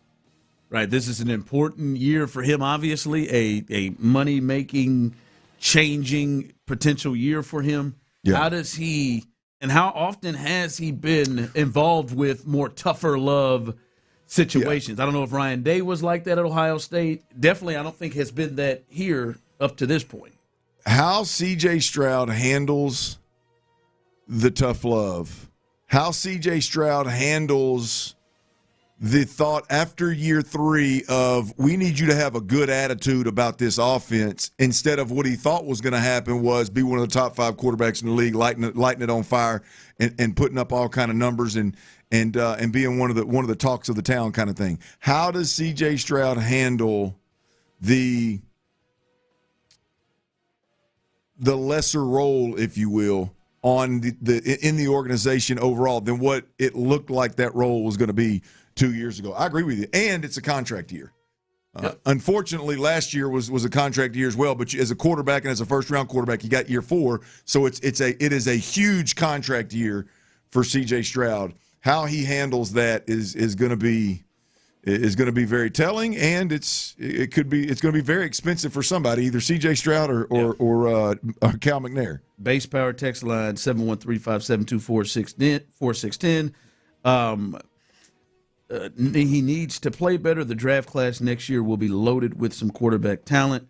One day, sooner rather than later, CJ will be able to get away from Houston, and he'll be able to show what he's really capable of doing. The sky is the limit when he gets away from here, and they take the reins off. You know, it's funny, and this is obviously, a year from now, if not longer. But I do think there's some truth to if you're a guy that wants to be handled with kid gloves, if you're a guy that wants to be with an offensive-minded head coach, if you're a guy that wants to be constantly surrounded by, which as a quarterback, who wouldn't, right? You want to be surrounded by, Jamar Chase and what's the other cat's name in Cincy? Oh, yeah, and D. Yeah, T. Not T. wrong Higgins. letter. T. Higgins. Yeah, there you go. I mean, you want to be constantly be put, weapons put around you. And again, OC say, let's put it up. Oh, yeah. And again, look, what quarterback doesn't? I mean, the only ones that don't want to are typically guys that don't have the ability to be all pro. So, that's the interesting thing here is he will respond. There is no question about it. He would respond. We wouldn't be talking about his attitude right now if this is an offensive-minded head coach and the quarterback was surrounded by weapons. How often we talked about his attitude leading up to this year? How often they talked about his attitude leading up to this offseason? I hadn't heard. I hadn't heard. I think that's what I'm saying. I think it became a big enough problem to where they needed to change the quarterback and they needed to talk about it. It was all fixable. It was always, oh man, CJ's got the receivers out there. He is rolling with them. He's our guy. No, now it is. Text line coming in. It ain't no shift. Y'all are stretching for a talking point. We believe in CJ and he'll have a great year. What I'm telling you is, a loser. I'm not going to say that they don't believe in CJ. I ain't going to put words in D'Amico and Nick Caley and Nick Casario's mouth. I will just tell you their actions have said, let's do most everything to go away from CJ. Yeah. Look, I'm not even going to try to guess on what they or that texter is going to do or feel like. It's that. What I'm going to tell you is we ain't reaching. What I'm going to tell you is your general manager was just asked, what do you need your quarterback to do? And he, right out the gate, he mentioned have a good attitude twice in the first 3 or 4 points. So, look, you can be the staunchest C.J. Stroud and fan. So far, he's doing it good. That's it. That's it. You can be C.J. Stroud's mama, and C.J. Stroud's mama hears that right there and goes, "Hey, son, you got a good attitude today. You show up with a smile on your face, and you embracing this offense. It ain't no stretching. Hell, it's a GM talking. We will stretch the hell out of some stuff. That one ain't one of them. Yeah. I did get presidential and sit and reach every year, though, in PE. Did you? Yeah. Sit and reach? Really? What is that? Wow. Yeah, presidential physical fitness test. Yeah. That did go everywhere, huh? Yeah. I was dead. I was so serious about that. What was always it? had. I was too. Shuttle run was my specialty. See, I was everything I could try to get it. It's just that mile was very problematic for me. Get that mile. I think the mile had to be under. It's like you're trying to convince us of that or something. Shut up, man. I had that before you went into the event. Shut up. Sit-ups, I smashed.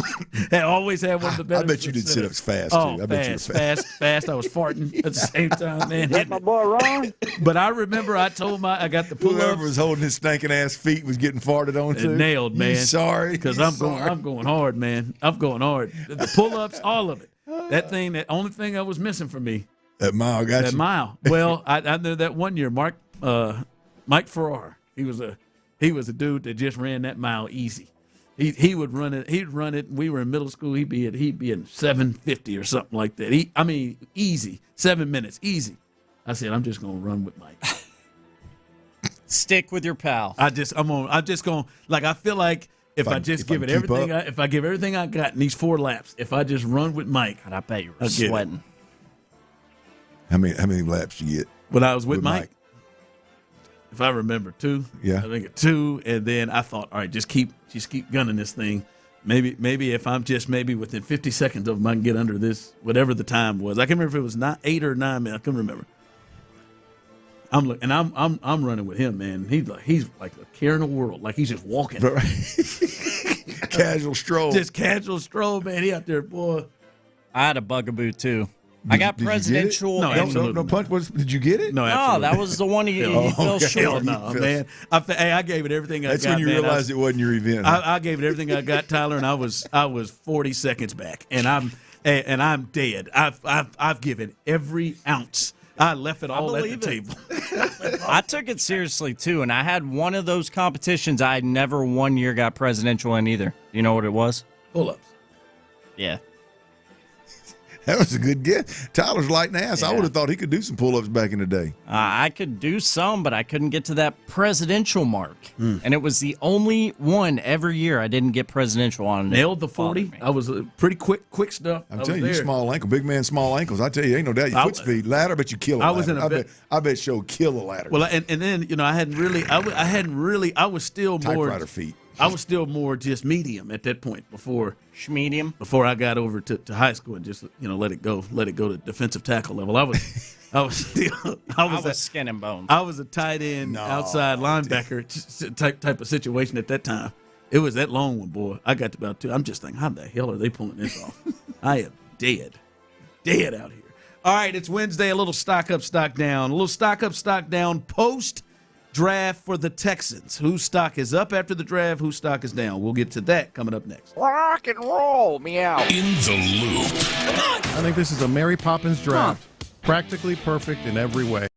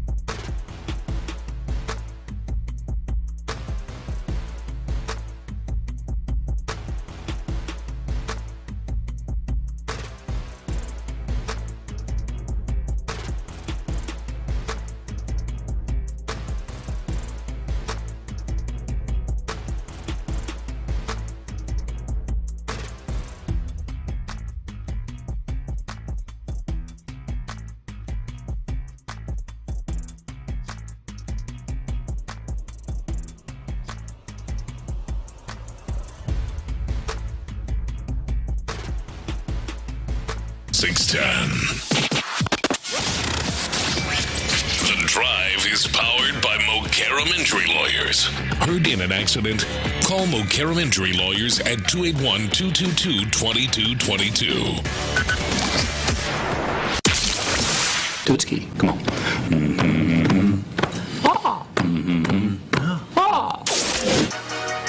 Every football season brings highs. Yes! Rock and roll! And lows. Every week, though. There's no excuse for that. Oh, no.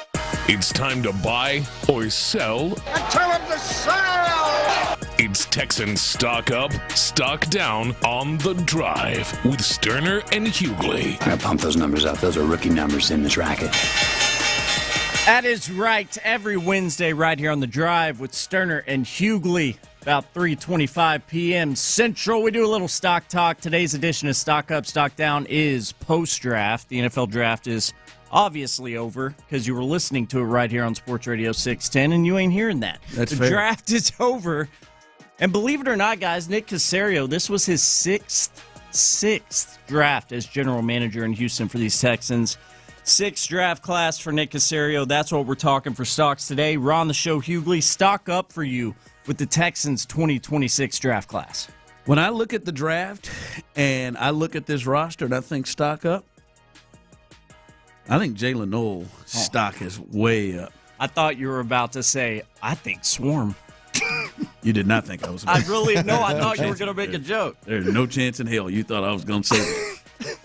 I see that guy. I think Swarm. I'll tell you, buddy, when I first saw him, Clint, first thing I grabbed on my notepad is I wrote down the word Swarm. Wow. Anyhow, mine is Jalen Noel. And the reason being, Clint, is in this draft, they really didn't draft anybody of note that could seriously jump in and even really compete with them potentially with what they had before at the at kind of the slot position. Right, the only one there is, I like to be honest, it took us a minute to learn this because of his size, and now we'll see what happens. I don't think they will do this, but Clint, Tank Dell is not a slot receiver. That is like he is an outside receiver, better as an outside receiver. Now he can go inside, but right now you could argue that Jalen Noel is really the only real slot receiver, and they got 2 for $20 Christian Kirkup out of there, and they did not draft anybody that could step in and slide in front of him. So I think Jalen Noel is going to be given a real opportunity to get a lot of time in that slot position. And to me, if I'm a Texans fan, I'm excited about it. I liked what he showed and really was kind of confused why he didn't get more opportunities. The Seattle game, the Niner game, I thought, boy, second half of the year, Jalen Noel's going to be a big piece and a big part of this. Yeah. But he wasn't. They just kind of relegated him to the punt and kick returns. But I think his stock is up. Nobody, what do they draft, a receiver in the 6th round? Nobody that can really jump in front of him. So that's where my stock up. Yeah, look, when you look at J. Noel and you look at the skill set, right, the strengths that he brings to the field as a receiver, as a pass catcher, it fits the slot position better than any other wide receiver position. If you look at the film that we've seen, when you give him the ability to start and stop, when you give him the ability to have a two-way go at the top of a stem on the corner or the post, getting in and out of cuts, he excels and is very quarterback friendly in those moments. And then, like you said, when you look at the wide receiver room, there's just not a whole hell of a lot. If they choose to, at any point in time in this organization, if they choose to legit play receivers at certain spots and not cross-train them all, Jalen Noel is the best fit at the slot position, and there's not a whole hell of a lot of company, if you will, in that wide receiver room. So I agree with you, man. That stock is through the roof. No Christian Kirk. I think the door is wide open for Jalen Noel to be the slot receiver for this team. The arrow's pointed up. Stock up, stock down, live right here on The Drive, talking about this draft, the 2026 draft class for the Texans. Clint, over to you. What's your stock up for the 26th class in Houston? T, I'm going to go with two. I'm going to break rules. I'm going to go with two guys here for the same reason. Blake Fisher, tackle, Woody Marks, running back. I think going into this draft, I think there was the thought by some that there would be a running back drafted, and there was a thought by some that there could be a tackle drafted. Hell, in the first round is what some folks thought, which I believe would have shifted the plan moving forward for both Blake Fisher and Woody Marks. Now, I believe Blake Fisher would have ended up running out of room on this roster and not made the team, and I think Woody Marks would have been shifted into a third down back and more of a specialty back than a true 1-2 punch with David Montgomery. And so the fact that the Texans did neither, they didn't go get a tackle, nor did they get a running back, both of those guys' stock have to be through the roof right now. There's 4 tackles on this team, really. Kingston has been talked about a bit, but I think he's listed as a guard. He's kind of a swing guy that can play several positions. Yeah. When you look at true tackles on this team, there are 4 of them, and one of them is Trent Brown, who there's no way they think can be a utility tackle or give you multiple, a full season of starting duty. So you got to handle him differently than most. So I think Blake Fisher and Woody Marks, their stock has to be through the roof relative to where it was leading up to the draft. You are listening in to The Drive, Stoerner Hughley, every Wednesday around this time. Stock Talk. Today's edition is a stock up, stock down, post-NFL draft edition, looking at this draft class and the impacts of it here in Houston for the Texans. Back to you, Ron. We got the stock ups done with, stock down for the 26 class. We're on the show. All right, correct me if I'm wrong here, Tyler. It's been a minute. Tommy Togiai. Nope, but is it Togiai? You gave it a good effort. What is it? Togiai. Is it Togiai? Well, I was thinking Togiai and Togiai, and I thought it was Togiai. Anyway, Tommy Togiai is to me the stock down just because that guy, just because you use that selection on Caden McDonald that early.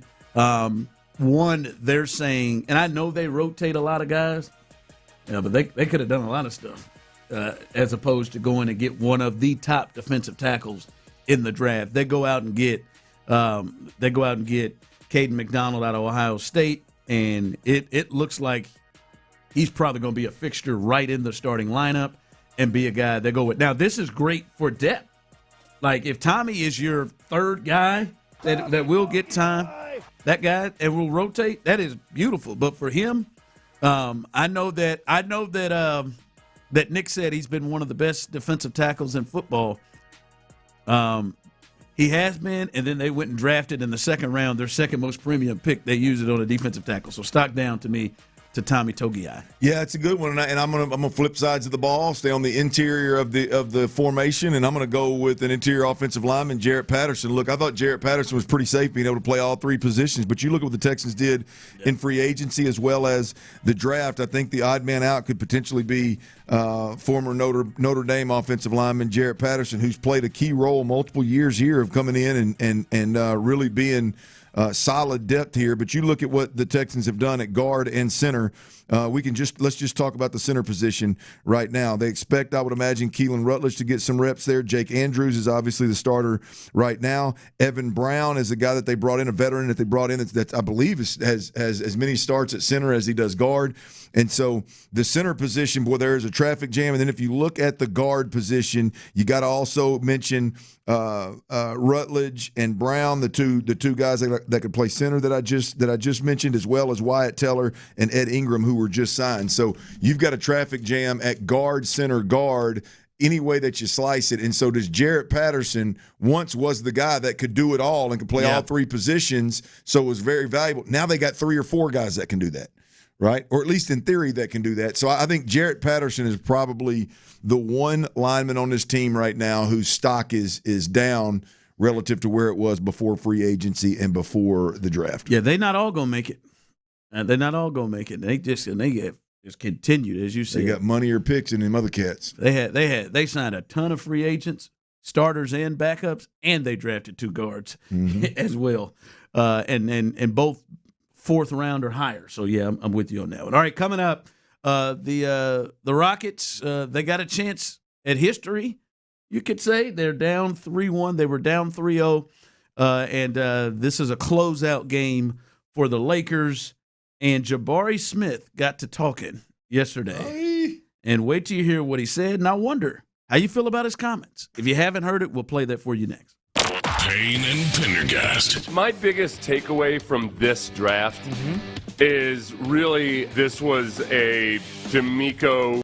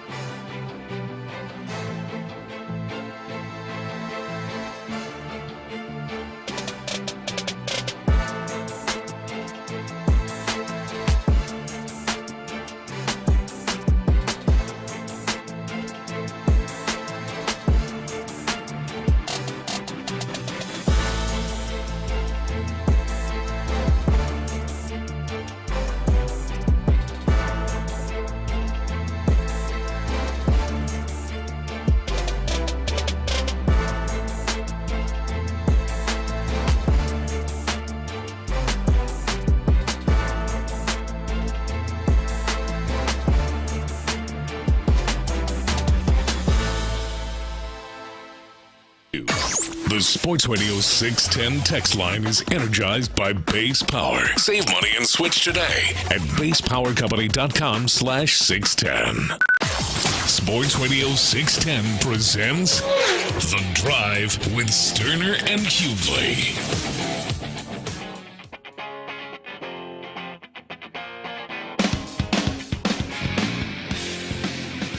Base Power text line 713-572-4610. We'll get to Jabari Smith's comments in just a second. Show, did the Texans only play one defensive tackle? No. They only. Wait, are you sure? They play more. They play more than one receiver too. They play. Ignorant. They play more than one safety. They play more than one a lot of positions. Yep. And last year when they drafted all them wide receivers and brought in Christian Kirk, John Mechie was over there probably thinking to himself, "Ooh." Xavier Hutchinson said, "Boy, I better get on my ass here." Yes, they do. They've been digging and just finding guys to play defensive tackle. And they had one in Tommy who played at a great level. I'm just saying. They said, "Boy,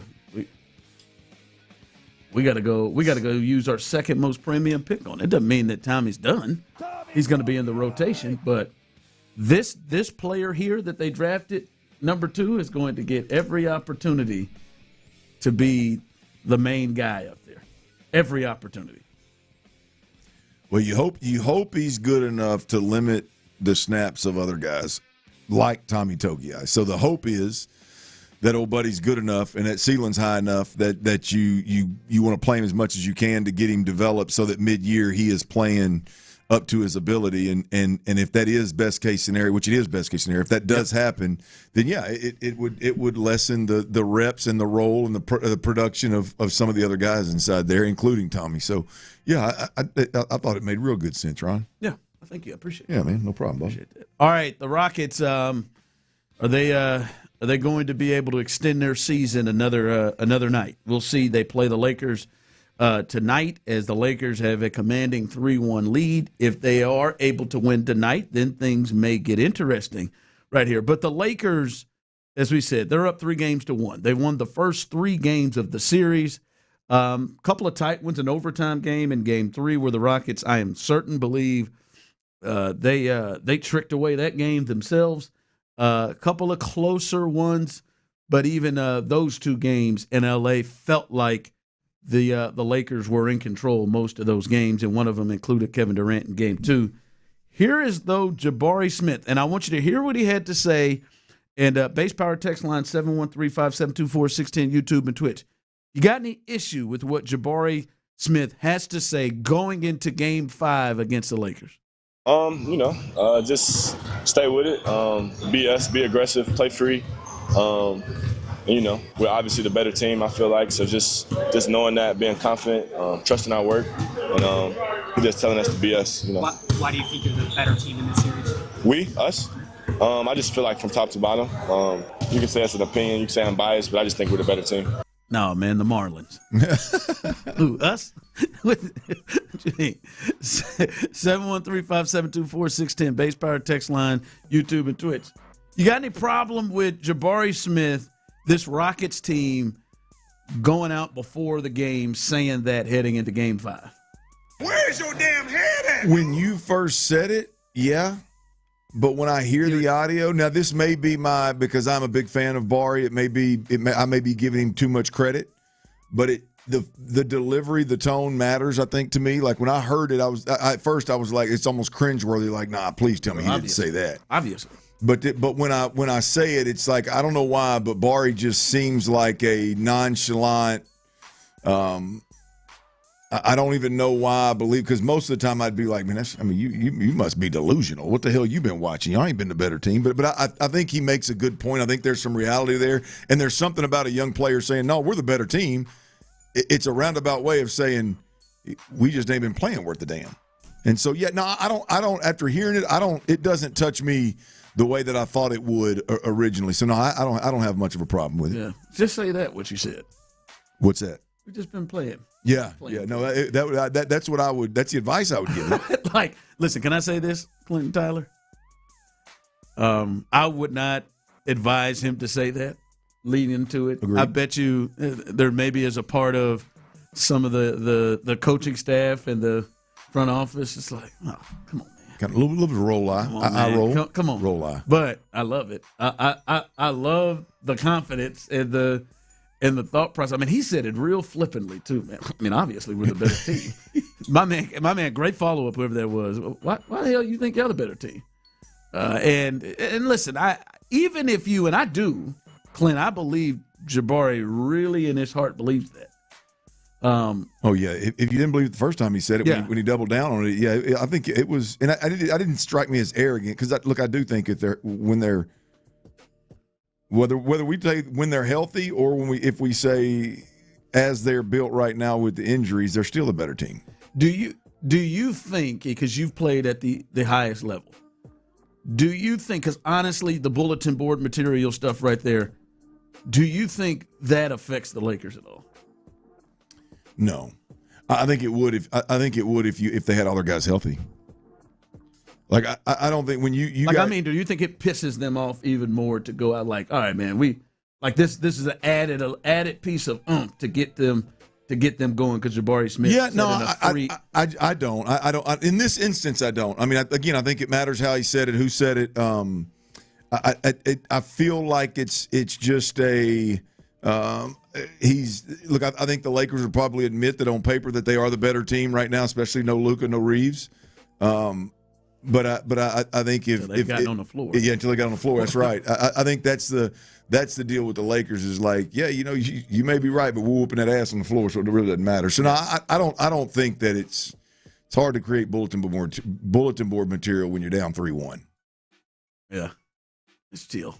Probably best just chill, but I enjoy it. I enjoy it. I feel like it's going to add a little something extra to it. Well, why not? Hell, why not at this point? But the audio to me that's interesting, and again, you never know if this is just the player playing his cards tight to vest and not letting the cat out of the bag, or is this really the player communicating the same things that's being communicated to them from the coaching staff? In this instance, I really feel like, given what we've watched and what we think we know about Ime Udoka, like I don't doubt for 1 second that his message to his basketball team is boy, you guys, all you got to do is be yourself.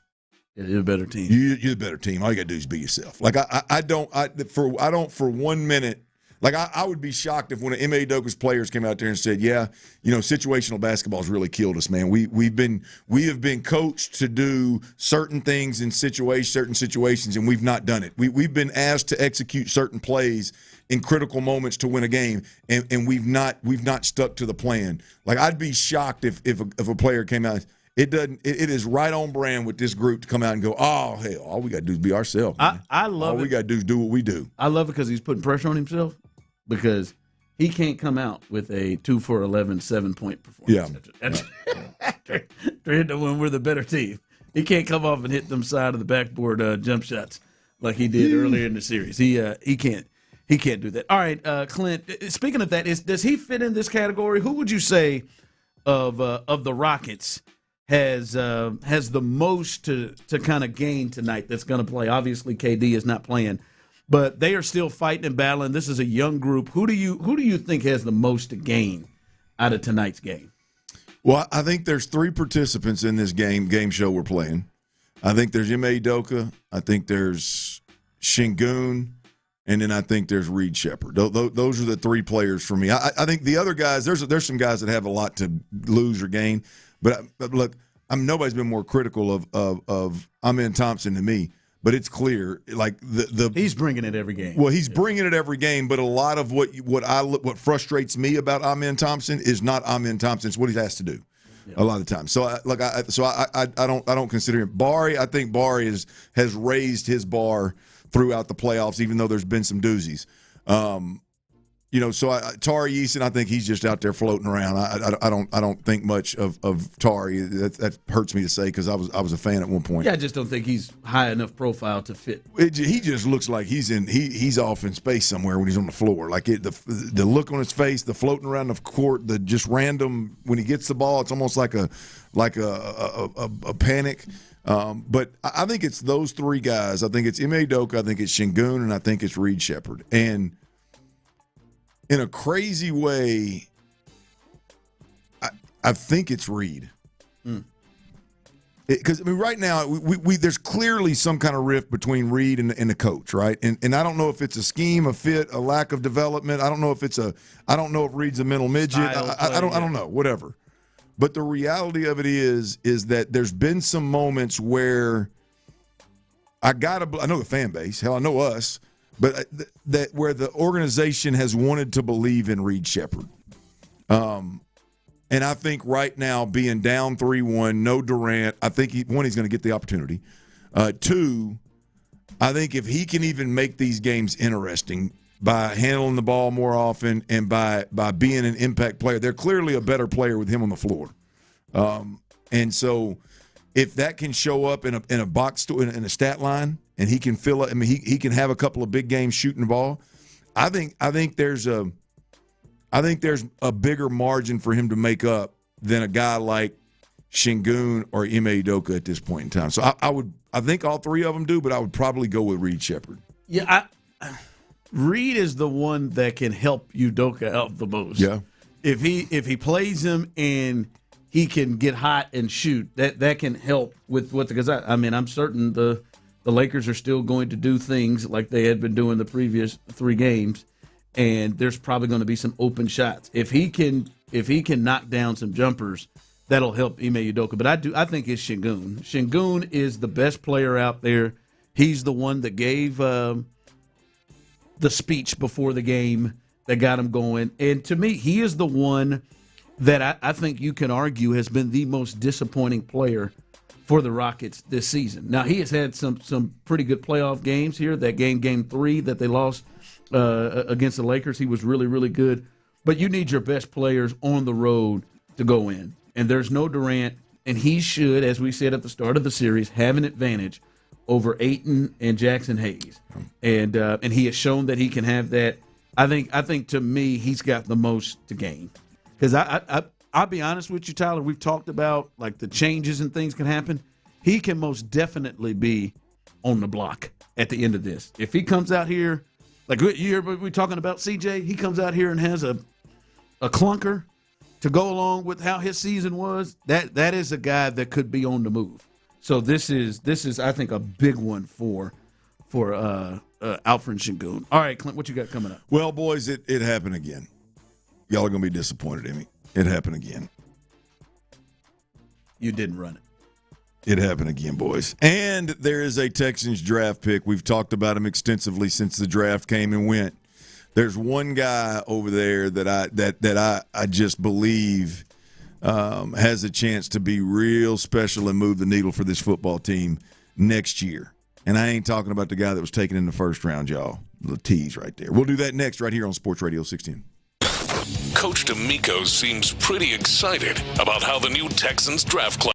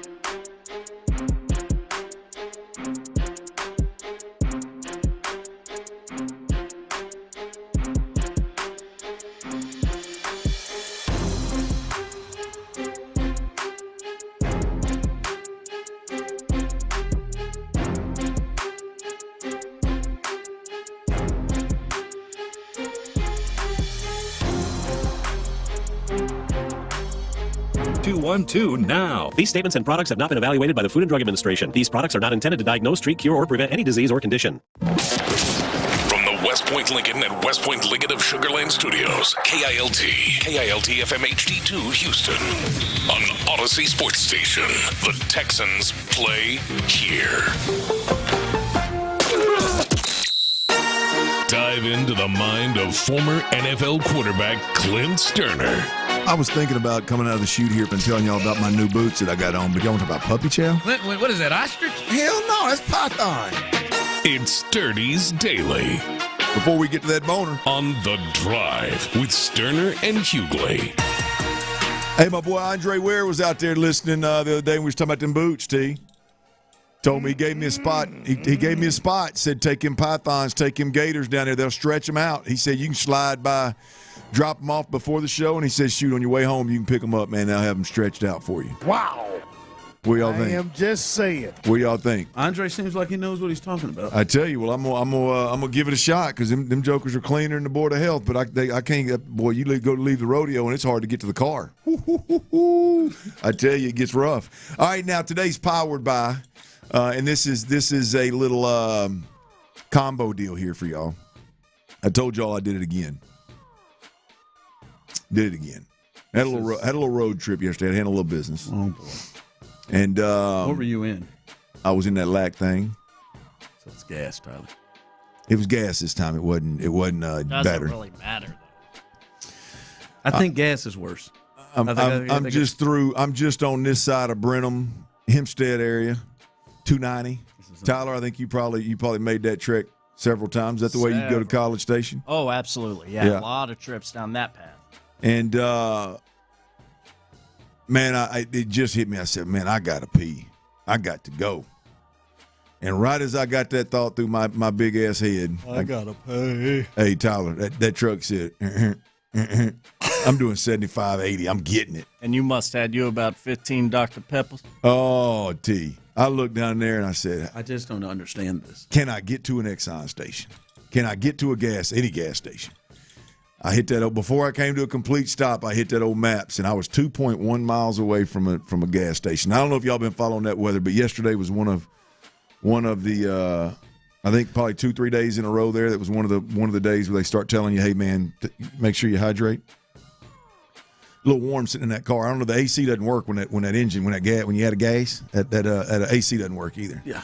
So I'm sitting there, man. I'm looking around. I'm thinking I'm gonna have to walk my ass smooth down this highway for 2.1 miles and then back, and hope they got a gas can when I get there. Or I'm gonna have to pull my typical call the closest wrecker service and see if they'll bring me some. Should have plenty on speed dial, right? Well, not in Hempstead. I don't travel 290 too often. Good point. So it was. But you can just map them and it pulls it right up. I'm telling you, that's the trick, man. That's typically what I would have done. I'm sitting there. I'm sitting there, kind of gathering my thoughts. Right. Well, I look to my right, Ron, and there's a fella on a tractor, and I mean, it is a big tractor. Tiger. It is a big tractor, and it's make you want to take a ride on it. Well, at that point, I would have jumped on. I'd have jumped in that cabin with him if he could have got me some gas. So I look over there, and it's some kind of farm. Well, I look back to my back window, and it's a King Ranch turf grass farm. And up there, Tyler, up on that hill, sitting on that nice little hill, they got a nice little house up there on the middle of this farm. Gotta have plumbing. Hey, they had an old phone number on that King Ranch turf grass right there, phone number. So I said, what the hell? Let me try it. They got shops all over the damn farm up there. Tractors everywhere. I'm thinking, if anybody's got gas, these guys got gas, right? So I call the office. By the way, King Ranch turf grass, the Chapel Hill Farm location in Hempstead, by the way. What's this happening? So I call, and my girl Mandy answers. Sweet as she can be. Hey. I'm waiting for Mandy to say, man, you think I'm going to talk to some fool that sounds like you on the side of the highway that's done ran out of gas on 290? Do it, lady. No, she's sweet as she can be. Sweet as she can be. I said, look, I got an awkward question. I said, I just ran out of gas out here on 290, and I said, I damn near hit y'all's mailbox where I stopped. There's a big sign right here. I'm hoping that you're in that house up there on that hill. She said, I said, because I ran out of gas. Anyways, she said, you want me to call you back or do you want me to put you on hold? She said, no, let me put you on hold because I don't want to get disconnected. So she puts me on hold. She comes back on. She says, hey, our general manager, Wyatt is going to come down there. Hey, 5 minutes later, my man Wyatt pulls up. It's got to be his name if he's working at King Ranch. Hey, that's right. Mandy and Wyatt, man. Big shout out, man. I owe y'all dinner, drinks, whatever the hell you want. I mean, my man, not only Tyler does he pull up on the other side of the ditch, but he's a farm fella, so he got gear to get through that ditch, just walk right on through it, get to me. Not only does he have about a 5-gallon, maybe even probably 5-gallon tank of gas, but it's got that old long neck on it, with this ain't no cheap one now. You ain't getting this thing. I mean, they went for it. Yeah. Oh, it's a farm one. I mean, so not only did he have the gas, but he had the extension that it's just like I was pumping gas in that thing. Got me about an eighth of a tank.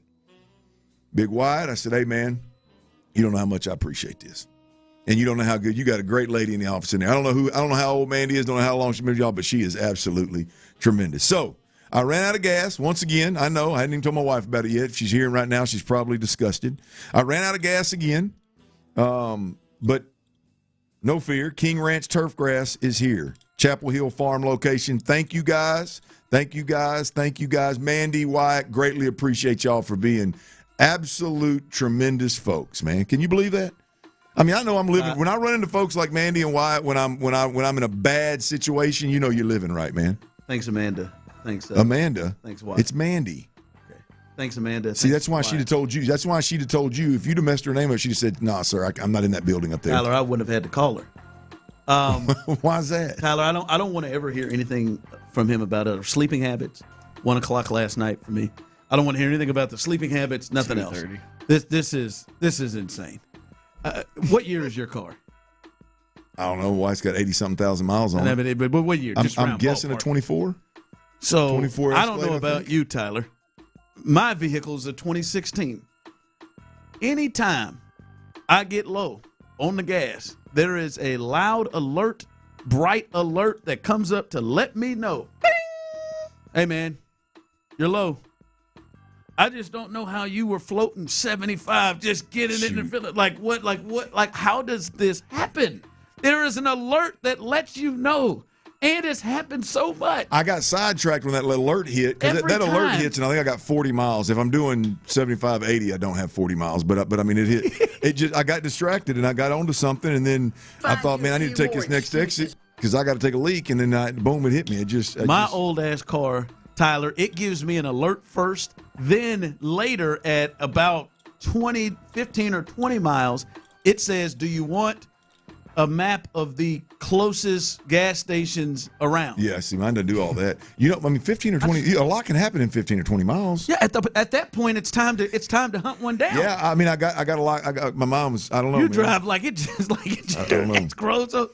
I don't know. I just know that I'm thankful for Mandy and Wyatt. My God. and King Ranch Turf Grass. If you're doing business with them, buy double this week. Somebody texted and said they're pissed that Mandy and Wyatt bailed your ass out. Good people, man. I mean, I'm telling you, man, it is. I mean, as solid as you can be. It's just because I'm living right. Ultimately, that must be the deal. But if you listen to my wife, I'm sorry. I was rough on your vehicle yesterday. But there's some good people out there that took care of your baby's daddy. So thank you, Mandy. Thank you, Wyatt. I don't know if this one Texans draft pick has the same luck that I've had. Obviously, he's living pretty good being a second-round draft pick. But I don't know if he has the same luck that I had yesterday. But I damn sure hope he does, Ron. I think there's one draft pick out of this whole bunch that I think has a real chance to change what we're seeing in Houston, and it's not the top two picks. I love the top two picks. I think there's a chance that we see those guys make a huge difference. Caden McDonald, Keelan Rutledge, both of those guys have a chance to make a real impact here, and a bigger impact than what I'm fixing to talk about. But they also could be rotational pieces. All right, so we'll see how that unfolds. The 59th overall pick in the second round Marlon Klein, the tight end out of Michigan. I know a lot of people will first look at the developmental side of him. 6'6", 250 pounds, got a big frame, can put on more weight. Is a long strider, can be a threat, can run away, got some good athletic ability. But what I look at is his strengths. And I look at what this team wants to do offensively. And I look at the tight end room specifically. And when I see the opportunity that is for Marlon Klein in the Houston Texans organization, I think it's real, and I think it's much bigger than anybody will ever know outside that building, right? When you look at this offense, what is the one thing that there's no question that they are going to be forced to do, or you just simply can't play for them? Be physical, be violent, run the football, take pride in finishing and straining. When I read pre-snap, pre-draft, evaluations on Marlon Klein, everybody is pretty complimentary of his ability and his upside in the run block game. There's a lot about, it doesn't have great feel in the pass game, doesn't really have the great, it's not polished in the pass game yet, but everybody also goes back and goes, hey, man, he's got strong hands. He knows how to run his feet. He can move people in the run game. He's this, he's that in the run. There are some developmental pieces in the run game, but for the most part, that's his strength. And when you're drafted in the second round, there's clearly a high upside if you're a developmental player, and he is. And I look at this team. They want to run the football. I look at this team in the tight end room. They need a guy that can stay healthy, one, but a guy that is complementary to Dalton Schultz. And I think Marlon Klein could potentially fit that sooner rather than later. And here's why. Because I don't think the bar is very high. Yeah. Right? When you look at Keelan Rutledge and is it Caden McDonald? Caden McDonald. Caden McDonald. When you look at him, those two, yeah, there's an extremely high ceiling, but that bar is high, man. I mean, say what you want about Jake Andrews. He knows the offense inside and out. You've never played center. For him to be the center, play better, and know the offense better, that's a high bar. They like him. They like him, right? So for McDonald to come in and all of a sudden just take over and be this heavy rotational piece when you got guys like Tommy Togiai that you mentioned, Sheldon Rankins, and Logan Hall, you got some of these other guys, right? The bar is set really high. Not that he can't touch it or reach it, but the bar is high. When I look at Marlon Klein, he ain't got to do much. I mean, the bar is not real high at that two tight end position for him to be the dude other than Dalton Schultz. I believe that this team wants to be in 12 personnel. That's what they want their identity. 12 personnel, run the football, play action off of it. I think that's what they want to do. There's nobody that they trust, or that nobody that can stay healthy, or nobody that's polished, or nobody that doesn't have to develop that's in that position next to Dalton Schultz. And so, Ron, I just you look at what they want to do, you look at what the players' strengths are, and you look at the opportunity in that room, in that tight end room, and the bar of where you got to get to be the dude is very low, relatively speaking. I think Marlon Klein is the guy in this draft that we could see playing a lot. And although it'll be a little bit undercover because he's a wide tight end, could be a major part to this team's, approach to running the football and hopefully success to running the football. Yeah, and I think that part you said there is you draft him at 59. That's a second-round pick, and second-round picks are going to get not quite as many chances as the first-round pick, but they're going to get big chances there. You draft him in the second round, and then, like you said, I mean, there are guys that he can jump over. And the other part to me is the other skill set of his. Now, we may see that down the line, but he is, you could argue, of all the people they brought in the offseason with free agency, draft, and everything, he's a speed element at his position, right? Almost a 4.5 from the tight end position. Hasn't played for a long time, the position, but he has somebody that's a potential downfield threat from the tight end position that also has good size. So I think when you look at that, and I've said it, this team needs a threat of separation and speed to help open up chunk plays for this offense, whether it comes from the running back position, the wide receiver position, the tight end position. He has the tools to be that, to create separation. I think that's big, and you would imagine that you would hope that Nick Caley is somebody whose expertise as tight ends really is seeing something through him that allows him to want to use him and intrigues him. Yeah, that's two great points. I should have just tacked them onto my justification here, Ron. That's two good ones, man. The offensive coordinator. You want to talk about taking a guy kind of unexpectedly, maybe a developmental player that early in the draft. You do it because you trust your offensive minds and you trust their ability to make the most of him. Whether you or I trust it's irrelevant, but they trust to do it. Number two, I do agree with you. He's got a high ceiling, and I'll double down and say in the run game. I mean, my man's 6'6", 250 right now. If they've got a frame that they say that a good offseason is going to put some weight on, you could very easily look up 6'6", 260. And that can move people in the run game and is athletic, as you mentioned. If he doesn't lose too much of his speed yet. So, I mean, there's also a high ceiling, like an every down tight end, a true wide tight end potential there as well. So I just think Marlon Klein, I think he's being couched as a little bit more of a developmental player than I would like to think of him as not that that's wrong, but just that position is such a position of need for the Texans that I could see him getting with this O-line coach, right, and being a real factor in what they do in the run game. Instead of it all being dependent on, well, can Cage Stover come? Is he the guy? Can he do this? Are we talking about something other than he's getting out of the top of the break in his routes in the offseason? Can he stay healthy? Like, instead, you're talking about 6'6", 250 that can gain weight, that actually is comfortable in the run game. That'll change this offense. Yep. All right, coming up as we continue, some news with the Texans as a big announcement with Azeez Alshire came out. We've got more info on that. We'll tell you that on the other side. And the Astros, they've staved off not having to play today and potentially losing. Their game is being canceled. We'll give you the particulars with that. All of that as we continue right here live on The Drive. All right, are you looking to sell your home? Are you even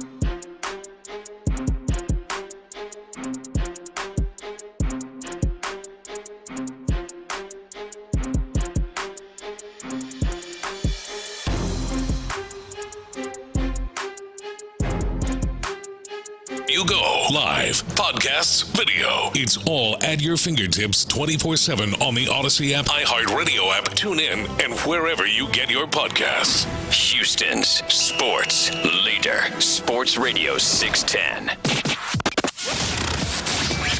The Drive is powered by Mokaram Injury Lawyers. Heard in an accident? Call Mokaram Injury Lawyers at 281-222-2222. Sports Radio 610 presents The Drive with Stoerner and Hughley.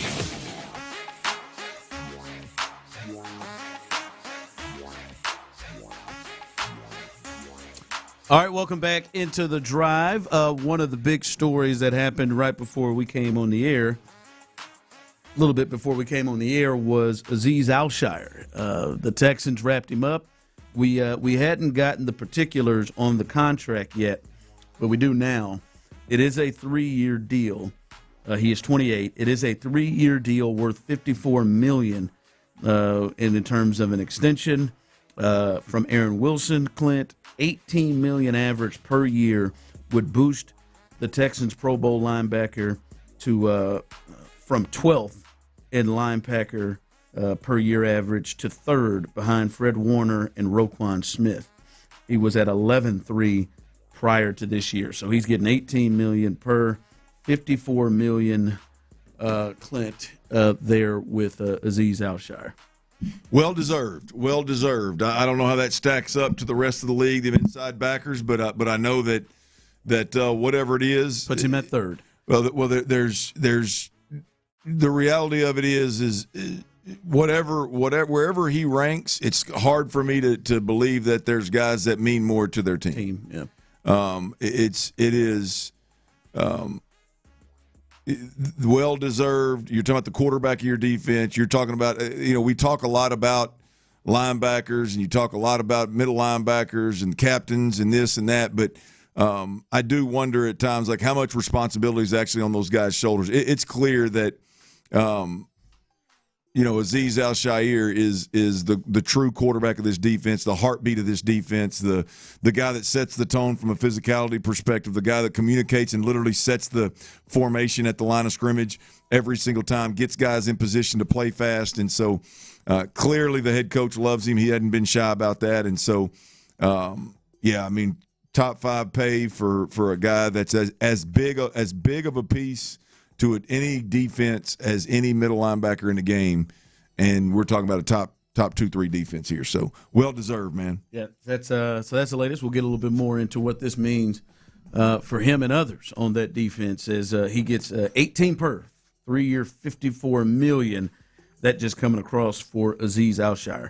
Also, if you guys were setting up, maybe getting home, maybe going out somewhere to maybe catch the Astros in Baltimore, early start, that will not happen. They canceled that puppy in the middle of in the loop, so they will not be playing. They were scheduled to play around 5:30 here. They will not Central Time. They will not play today with weather, so that game is canceled. Game 2 will take place tomorrow. They will have a doubleheader starting at 11:35, and then the second game will start 30 minutes after game 1 ends. So they've got a double hitter. I just want to go to the most optimistic fan that I know. Tyler, they're sitting here at 11-19. They got the worst record in the AL, and they are a half a game to have the worst record behind the Phillies in all of baseball. They lost again. They're 3-7 their last 10. The pitching all around is tough. How far away are you personally from hanging it up on this season? How far away are you, Tyler? I haven't been in a good place, man.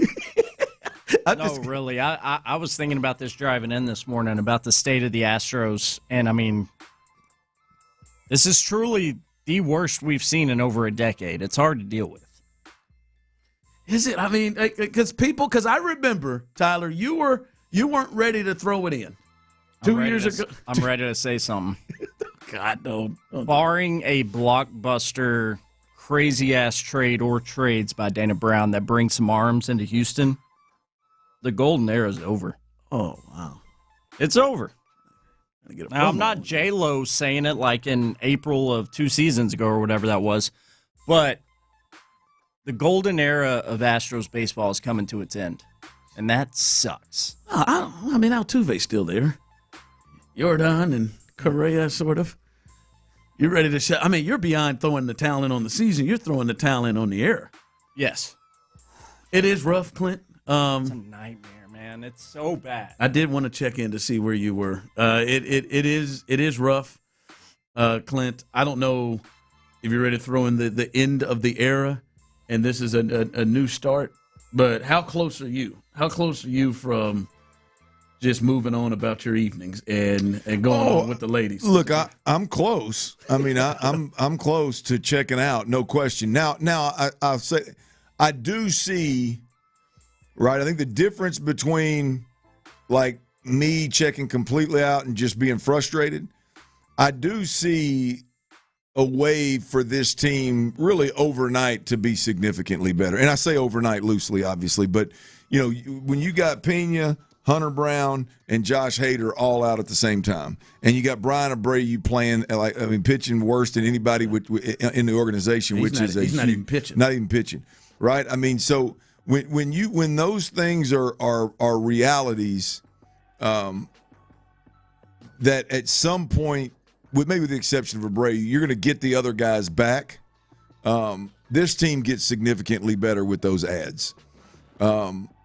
Now, where do they land in Major League Baseball? I don't know, but I know in this division that it's a big enough deal to make an impact in the division with those guys coming back.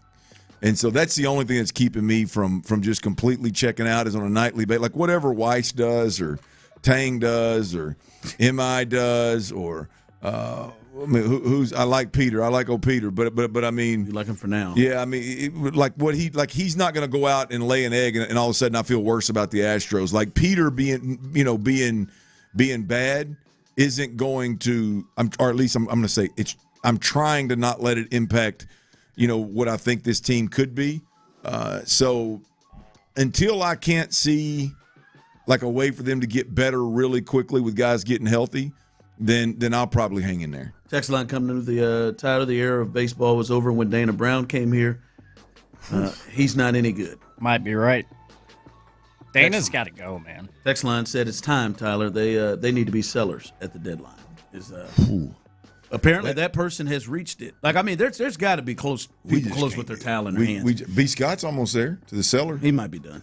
I just don't know. He may be there by the time when you start talking about seller, I mean, that's the only people that you got that are worth moving are guys that I've got some kind of emotional attachment to. Oh, and are good and young. Right. I mean, you're talking about Jordan, you're talking about Hunter Brown, you're talking about Jeremy Pena, Paredes, obviously. I mean, you're talking about the way that Christian Walker's swinging the bat. He would be a piece, obviously. I mean, you're talking about if you become a seller, you're talking about multiple of those pieces. Yeah.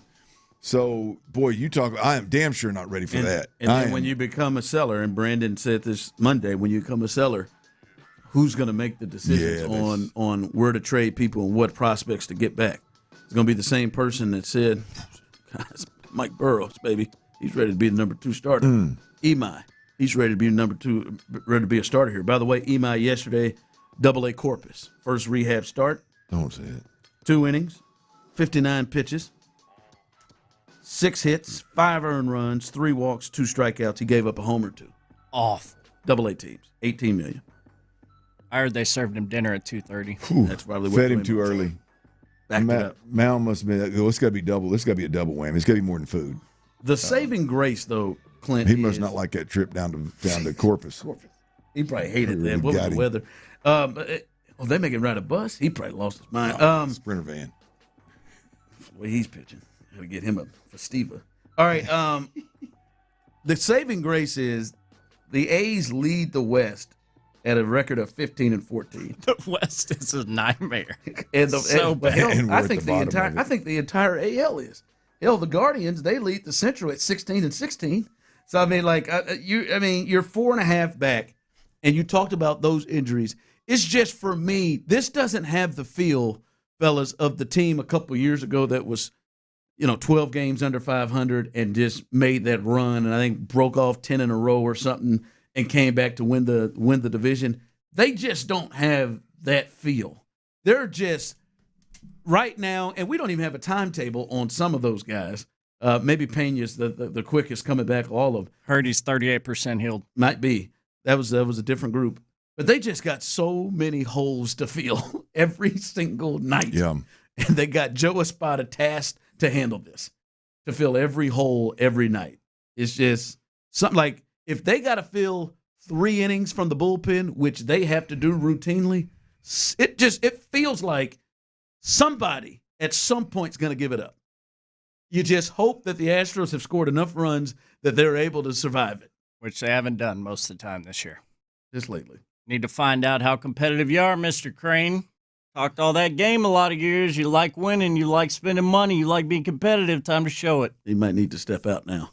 This might be one to step out if this thing keeps getting worse. Coming up. I ain't ready for that, boys. B. Scott joins us. Rockets report. Critical Game 5. Will the season end tonight? We'll discuss that coming up next with our guy, B. Scott. Hey, if you want to lower your property tax bill this year, you have got a short window.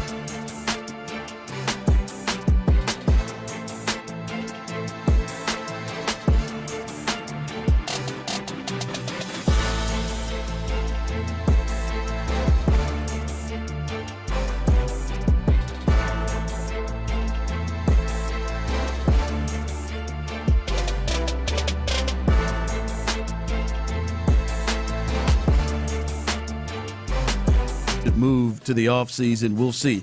The Rockets tonight, Game 5 in L.A., the Lakers took a commanding 3-0 lead. The Rockets did not give up and lose on home court. They're forcing them to get on the plane and go back to L.A. and play. Can they force them to come back to Houston for Game 6, where things could get interesting? Brandon Scott with us every week at 4:44's Rockets Report. Brandon, how are you feeling overall about this game tonight? Do you think this is one where you feel good about the Rockets bringing it back to Houston? No, I don't think that they bring it back to Houston. Spoiler alert, I think that this series ends tonight. And it's a shame, really, because I've been saying this, man. The series really should be tied 2-2. Like, they should be going back to L.A. in essentially the best of 3 series, right, with, one game left at home. But they didn't do that, right? Since the last time we talked, we had that epic collapse on Friday night where they give up the lead, 6-point lead in less than 30 seconds. And here we are, 3-1 deficit going back to L.A. And for me, the big reason why – So I got some things to be optimistic about with the Rockets, but the big reason why I don't have them winning this game is because I expect at least one of those non-LeBron players to play a lot better at home, a lot better at crypto than they did in this most recent game. Credit to the Rockets. They did a fantastic job of guarding not only LeBron, but Luke Kennard, Marcus Smart, right? Alperen Sengun has been a lot better, winning the matchup against the Lakers centers. But some combination of Kennard, Smart, Rui Hachimura, or one of those centers. I think at least one of those guys, if not some combination of those guys, is going to go off in this game. And then, of course, the Austin Reeves thing also looms large as well. Is that part of one of those guys you're talking about going off? Because I don't disagree with the overall point, other than I think it's up to the Rockets. It is. I mean, the Rockets have the ability to make that, maybe not impossible, but make that very unlikely for those guys to go off if they play the way that we've seen them play. I'm not going to say the way that they typically play, but the way that we've seen them play on the defensive end of the floor. Do you think it happens because they're that good, or do you think it happens because you just don't feel like the Rockets are going to make it difficult for it to happen? I think it's a good point, because it's the silver lining in the whole Rockets perspective is, and I said this earlier, like, you got to give them credit for how they defended those guys, right? So Tari Eason and the job that he's done on LeBron, Jabari Smith Jr. and the job that he did on Marcus Smart, all right, and then Amen Thompson finally taking some pride in that matchup against Luke Kennard and being all up in his jersey in that last game, right? Like, they're going to need all of them to be at their best. And I just got a tough time. We talk about who's that good. I got a tough time seeing LeBron coming off of one of, if not his worst playoff performance, certainly one of the worst ones that we've seen in years.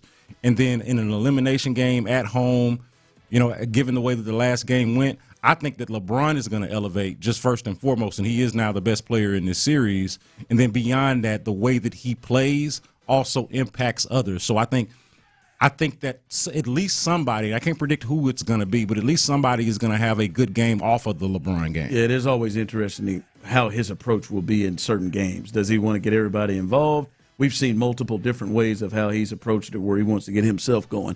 I want to know from you. You cover this team every day. What's your thoughts of the Kevin Durant of this entire thing, where he is? Hell, it's announced yesterday that he's going to miss the game. I said yesterday with Luke, there's a part of me that's surprised that he just didn't say, "All right, man, let me lace up and just see," like Aaron Gordon did with that hamstring. Let me see on an elimination game. But what's your thought of the Kevin Durant part of this, missing 4 of the 5 games? Yeah, I mean, I think he's just got to be injured, right? Yeah. I mean, the dude is 37 years old and literally just played 78 regular season games and was toward the top of the league in minutes played, right? So, like, they ran him into the ground, you could argue, during the regular season. Now, they had to do it because he's basically, as we've seen, pretty much all they have offensively, at least the most dependable player that they have offensively.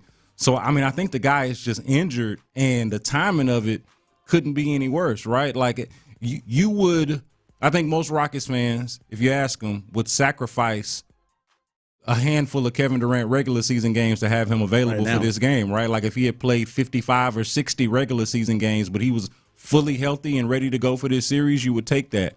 But it's the opposite. It's the flip side. So I don't look any further into it than that. I do think it's like I'm more fascinated by how the conversation around Kevin Durant has morphed from just a guy being injured to is he fully bought in, because we're doing this cumulative effect of, hey, he's got the burners, hey, he wasn't on the bench for a particular game, hey, we're nitpicking different quotes from teammates and trying to put together a picture of, hey, do they really want him there? Does he really want to be there? And a lot of it is really just kind of, it's like, to me, it's just a bunch of conjecture. I mean, when it really comes down to it, Kevin Durant is all this basketball team has. Like, he is the reason why they're in this position to begin with. And I think his absence is going to be a big part of the reason why they don't go any further than this first round. So I find the conversation around him, the finger pointing and the blaming, to be real fascinating, considering how important he was to their success this season. Is this a game-to-game thing, or do you think he's done? No, I think it's a game-to-game thing, and I also think that they're done after tonight. But that's my point, though. I think he could play if they push it to 7-4. So Game 6 would be Friday, right? So I don't think he'd probably play Friday. But if there's a Game 7, I don't have it in front of me right now when the Game 7 would be, but I think he would be available possibly for a Game 7. Well, you want to talk about, I was hoping you'd say Game 6, but you want to talk about for the team, the guys that are playing, for the fans, damn sure. Boy, you want to talk about something to watch tonight for and pull for him tonight. If he were going to, if you flipped his series and even get it to 2-3, and you're getting a Kevin Durant back, even if it's just for one game, I mean, there's a that'd be something to tune into and watch. Yeah, but Ron said this back when we found out about the ankle, right? Like you got a right knee and a left ankle. You know this. Normally, if you injured on one side, even if you got multiple injuries on one side, what do? Just favor the other side, right? And you kind of maybe stress or strain that other side while you're trying to deal with the pain. Which may have happened. But this guy ain't got – exactly. It could have happened. Well, we saw what happened when his ankle turned and hit the ground basically on one of those plays. That's where he sprained the ankle. But now you're in a situation where there ain't nowhere to run. There ain't no escape. My right knee hurt and my left ankle hurt. So, like, he's dealing with multiple things at one time. So that's what makes me a little bit more skeptical about him coming back. But certainly, you extend the series and you give him an opportunity. I'm not ruling it out that he plays on Friday if they win this game. I just feel like it's less likely given the fact that he's got two injuries that have kept him out of the majority of the series so far. Brandon Scott with us, Rockets Report. Brandon, you believe that this thing is going to end tonight. Yeah, unfortunately. And so what do you believe the fallout is? Because it seems like this is a very disappointing finish in many ways, and most things we're hearing around is something potentially major may happen with this group when you look at what happened this year. What do you think would be the potential fallout if their season ends tonight? It's the $100 million question because, and I've been saying this too, literally anything could happen. There's no one who I think should be. Now, there could be guys who are safe. Like, I don't think Ime Udoka's getting fired. I don't think Rafael Stone is getting fired. You don't think either one of them? I don't think either one of them is getting fired. But certainly, though, having said that, certainly there is a case to fire either or both based off of how the season has played. So if they did get fired, I don't think anybody could honestly say that they are shocked. So they could go in a totally different direction in terms of management and coaching. Then you look at the players, what I was just saying about Kevin Durant. Okay, if they change management and coaches, are they changing are they starting over? And does Kevin Durant want to be on a team that's starting over, right? And so then there's that question of, is Kevin Durant one and done here? I think he's back as well. The most likely thing is that at least one of, or some collection of these young players is shipped off for a star. And I don't know who that star is going to be. Like, the biggest name out there is Giannis, and that seems to be like the elephant in the room. Like, do you trade for Giannis? And I think that's going to be in play. I think that's 100% in play this offseason. But that to me is most likely is that they lose this series, which I think they will. Heads should roll. Now, will all of the heads that should roll? I don't think so. Well, tell us, what's the biggest head that should roll in your opinion? No, I think you got to look at Stone. I think you got to look at Ime Udoka. Now, to me, Udoka has some redeemable qualities. I think he just needs an offensive coordinator or maybe a more experienced person on the bench. But again, you could still make the case for him too, based off of how just how it looks, how it has looked, not just this year, but even last year, there were times. That's the whole reason why I don't love the Fred VanVleet's going to come here and save the day. This offense looked clunky with him. Fortunately, he's a smart, experienced, championship caliber player, and he helped mask a lot of those things. But this would have been a year for Ime Udoka to show off, to get in his coaching bag, and to show that he is a maximizer and not just somebody that is, either along for the ride or just specifically a defensive mastermind. And I don't think he's necessarily done that. So I would start at the top and trickle my way down. I know you think they lose tonight, so it's maybe a moot point. But who has the most to gain in the next 2-3 games, depending on what happens here with the Rockets? Let's say they play more than one game. Who has the most to gain? I think it's got to be Alperen Sengun. Maybe you could make the case that it's Amen Thompson, but because those are the two guys that are going to net you the most or be the most attractive trade pieces if that's what you're trying to do. Well, he's out. He's out of the offseason, right? But he's out. He just took that question and said, "We're trying to create some trade value." But I think B. Scott is right. Everything's on the table. Well, but that's what I'm saying though. It's like if Alperen Sengun plays the type of game that he's played over the last 2 games, right? Games 3 and 4. Even though they lost game 3, he was fantastic. If he plays like that for however long this series lasts, and certainly if they're able to push it to 7 games and my God, make history and be the first to come back from an 0-3 deficit. That'll go a long way in the Alperen Sengun as a linchpin or as a franchise cornerstone.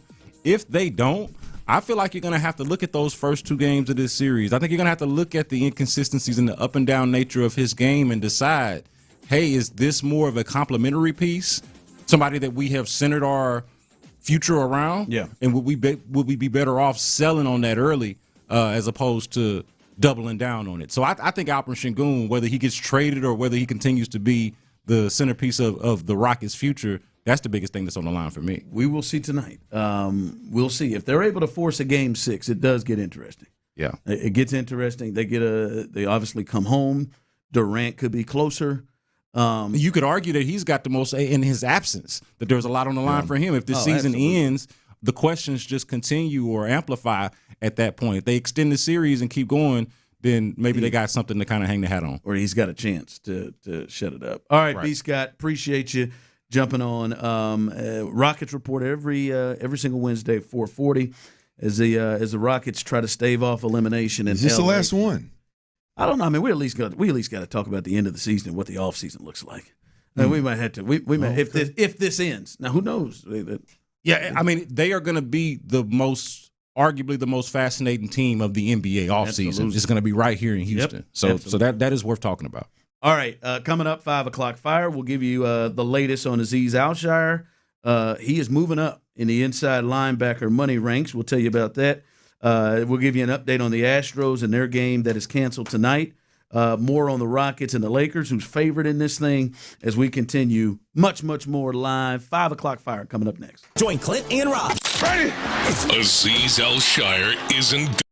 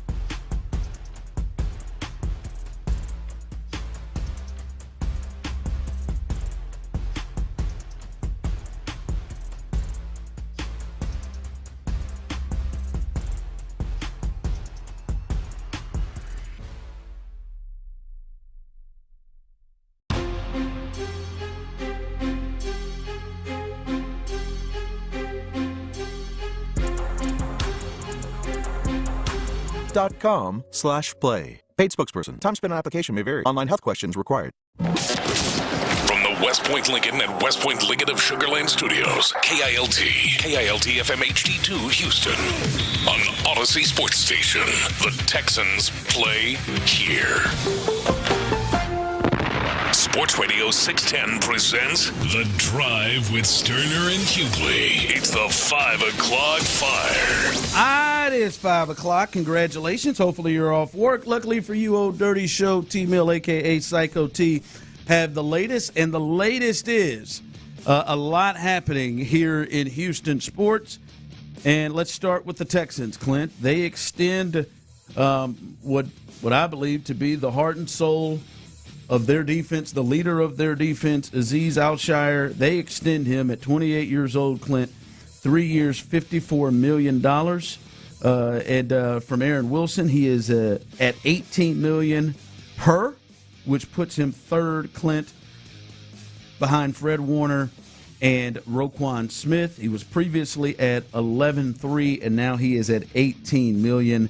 So he gets a nice bump for the Texans. And Clint, there is no surprise. Hell, even have drafted a linebacker, a linebacker more in the first or second round. Yeah. I still wouldn't be surprised by this, but they take care of him, and he's an important piece. And you kind of knew that D'Amico and company would take care of a guy like that. Yeah. Look, I heard you this time, Chief. I mean, sitting third in that ranking, that's big time. I mean, that's playing your best football for a great defense at the right moment. I know this year was viewed to be as a contract year for him. This year coming up, but really, if you look at it, obviously in the league of extensions, last year was, and he played lights out. He was as important as you could possibly be to a big time defense that really carried an organization to the second round of the playoffs. And so I know he's behind a couple of guys you mentioned, but I would argue that he's as important as any middle linebacker is in the league to their respective defense. And this is good money, well-earned money, deserved money for Azeez Al-Shaair. I've been critical of the over-the-top physicality that he plays with that costs the team, that I think in critical moments could cost the team. But when you really look at it, that identity that he brings to the table every day is exactly what D'Amico Ryans has this defense playing with, really what he wants his whole team to play with. The ability to communicate, the elite level of processing that he clearly has and accomplishes at the middle linebacker position, man, it's well deserved. He's earned every penny, man. So let's just hope you can get 4 more seasons out of him before Father Time. 32, 33 is going to be up there. Yeah. 2 things. One, big for him because there were some clear weaknesses coming into last year. Mm-hmm. If you remember him in the passing game, him over the middle was a scary situation in the playoffs. That was a clear weakness for him. Yeah. He got a lot better in coverage as a linebacker last year, which I think helps. Because for me, the thinking was, I know D'Amico likes him, but you can look at that and say, all right, man, he's getting maybe he'll be 28 going into closer towards 30, and he has a speed element issue, and teams try to take advantage of it. Well, he fixed that. Multiple interceptions this year and just better in coverage overall as a linebacker. Yeah, but look, both of the linebackers, him and Toa both have been probably the most improved guys year over year in terms of addressing their weaknesses and getting better. And no doubt about it, he did it last year. I think the unique thing about, or one of the unique things about Azeez Al-Shaair to me is when I watch him play, he wins with processing more times than he wins with processing. He reads and recognizes, and he arrives violently. He's not out there winning because he's just this elite athlete. And when I say I know he's an elite athlete, I'm talking about elite in that world. Like, he's not winning with tangible speed, burst, athletic ability. I mean, he is processing and thinking one step faster. I got to believe that that's going to age well when you're not relying on some elite, tangible speed, twitch, range. It's more geared towards the ability to process. Those guys typically age pretty well in sports, and I would think he would, knock on wood, I would think that his game will age well also. So we'll see. The other part to this, you mentioned Henry Toa. I think this would be probably good for the 2026 season for the Texans, and that is This will be basically a contract year for Henry To'oTo'o, and he's got a chance to make a lot of money if he has a really good season, if he builds upon next season, because I don't think that they're going to pay. I mean, they're paying him $18 million. He's third amongst interior linebackers. I don't then think they're going to also give big money to Henry To'oTo'o, who I think you said earlier has probably played himself out of, a cost for them to be able to bring him back. Yeah, well, I just wonder where the Texans now. Him being on the defensive side of the football clearly is where you want to be if you want to hit it. If you want to hit the big contract, but I just don't know if Henry To'oTo'o has not played himself out of that lower range pay, right? I mean, on the defensive side of the football in Houston, they got their superstars that they pay market-setting contracts to. They pay top 3 contracts to. Yep. And at some point that's going to catch up, and the guys around them, these draft picks, are going to have to play early and play a lot. So Henry To'oTo'o is one of those guys to me that's probably played himself out of a second contract in Houston. The good thing is he's played well enough that there's some value there that, I'm not saying I want him to be here, but he is a guy that would probably bring some value in a trade if you ended up needing to move him for a player on the offensive side of the ball or maybe for somebody else before the trade deadline. So that's a good thing is Henry To'oTo'o is either going to help you this year and make himself some money, or there's some value there that you could move him if need be. E.J. Speed there, too, in that linebacking core. So shout out and congratulations to Azeez Al-Shire getting paid. 5 o'clock fire. All right, the Astros game, if you're just jumping in, they were, I think, scheduled to start play here coming up in the 5 o'clock hour. Well, that game has been postponed due to weather. They will play a doubleheader tomorrow, and game 1 will start at 11:35. And we'll see if they can start to get back on track. We'll see if they can get back on track. And the big thing that I am going to be watching for big time tomorrow is they got a doubleheader. Who's supposed to be pitching? I'm thinking Pete's still going to pitch. Pete and McCullers. Pete and McCullers in this game. All right? I've got a feeling Lance. Yeah, in the doubleheader. Yeah, so Lance got the second one. Yeah, I got a feeling Lance isn't going to go long, and I don't think Pete's going to pitch a complete game. Are they going to find a way with a doubleheader in one day, and the bullpen I'm certain going to be used in both games? Are they going to go and find a way to not pitch Brian Abreu? They can't, right? Game 1 was, I don't know if I guess you consider that a bullpen game, right? Yes, and they skipped Weiss him and Tang, and they skipped him yesterday. So I mean, can you? That is a good question. Can the Astros get 18 in tomorrow, assuming the weather allows it? Can they get a doubleheader in and Abreu never take the bump? That is, I mean, especially Clint. Listen, just judging by what we have watched this season. Yeah. Right. It is very unlikely that the bullpen won't have to be called upon to get with these two pitchers. Very unlikely that the bullpen will not have to be called upon to get 3 to 4 innings in both of these games. And Clint, as we said earlier, my man has, since April 17th, 12 days, he has pitched one time, and that was April 24th against the Yankees in a game that was non-competitive when he walked in there. If they, seriously, this is, I don't know whose decision this would be. It is absolutely ridiculous to have him sitting there and taking up a roster spot of somebody who won't pitch. At least the bullpen got today off to rest. No, they got today off. Got a little rest. But still, Tyler, there's no way that we're going to go doubleheader and they got to fill what I think it would be 7 to 8 innings tomorrow, and Brian Abreu doesn't find his way on, and they avoid Brian Abreu. And by the way, they need a win. It'd be nice. It'd be nice. I mean, that load management we got going on, we might want to. Well, it's just obviously they don't trust him in any manner. Yeah. And if you don't trust him in any manner, listen, I'm gonna be honest with you. I've seen people make up injuries. Something he needs, you need to send him on somewhere so he can get. Where is he? What are they just doing? Ultra bullpen sessions? Take his ass to Corpus.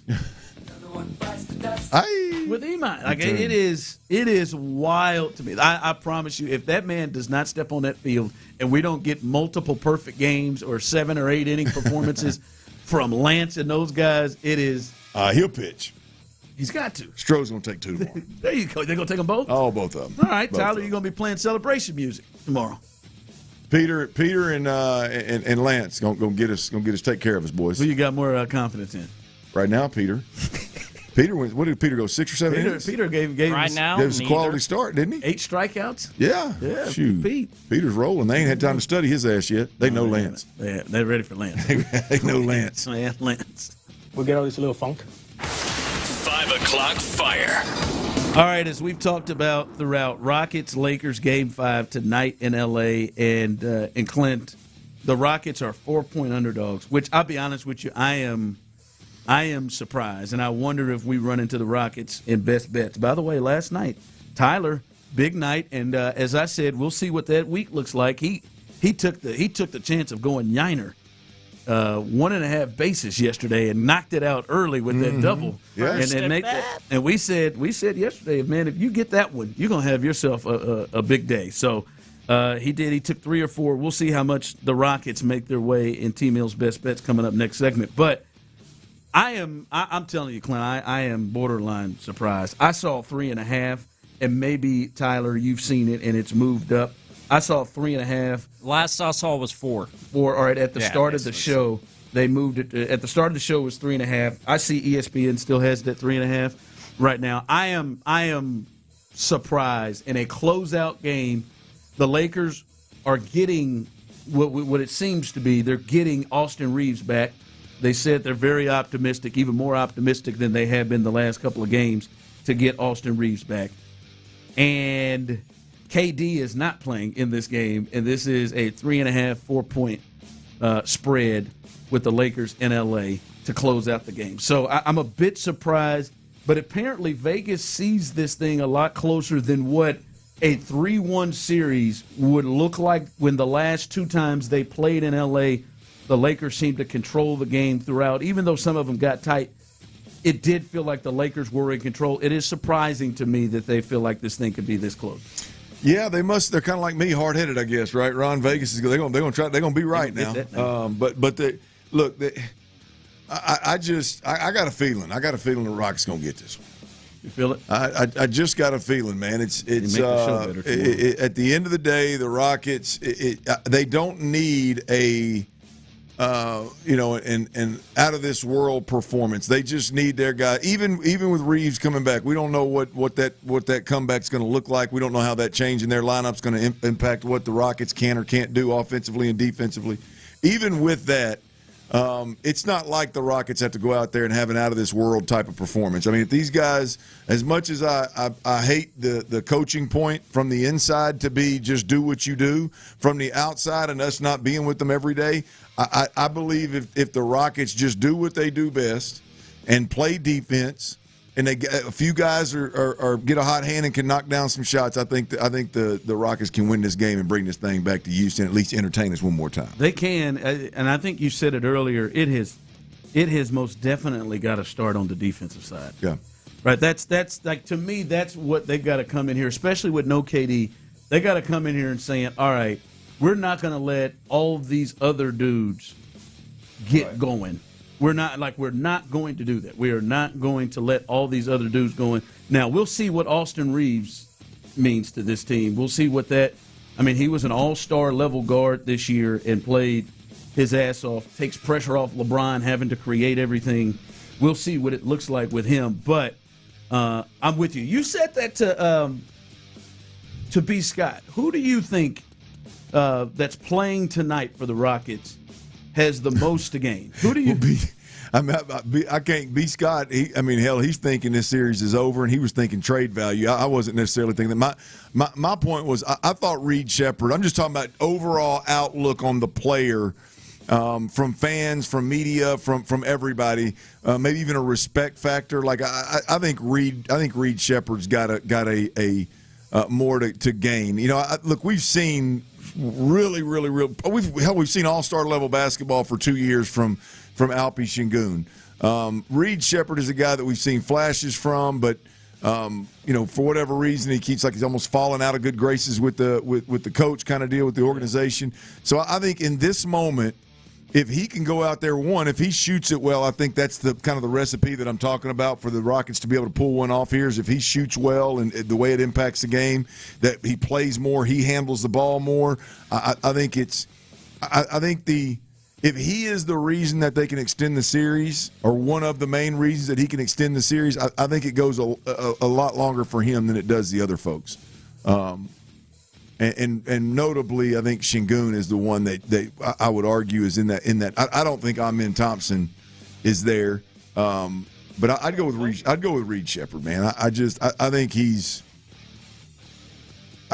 got a real chance to have a future here, but he's got to do something big in a big moment. Yeah, and he's got to get the opportunity. To do something big in the big moment. And again, with that, Udoka's the wild card, right? Yeah.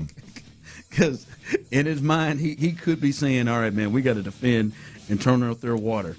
And that means our defenders out there, and that's not Reed Sheppard. But I do think in the last game, Reed Sheppard, he has struggled being consistent at times. And in that game, he get 17 in that last game? His 17 points, and he was much more efficient, 4 of 7 from 3, 6 of 12 like that. Those 4 threes are huge. Yeah. It spaces things out for everybody else, and that damn thing is as important as what Josh Okogie does on defense. Yeah. Right? Like giving Amen Thompson space right there. So, and he has a chance to go off and get hot. Yeah. Like there will be no surprise if Reed got 7 threes tonight. Like we've seen him go off and get nuts, but he can't do that in 10 minutes and not given the confidence to shoot. So we'll do that. Don't ever underestimate the heart of a champion. And you never know, Rudy might be out there. Might show up, L.A. Might show up, man. He's in L.A. He's coached both these teams. All right, coming up as we continue right now, or right here live on The Drive, T-Mill's Best Bets. Had a big night last night. Let's see if he can continue rolling this thing on. And this one is starting to get really concerning. Really concerning. It might be a problem from the person who brought him in. We'll discuss that coming up next. All right, look, if you consider yourself a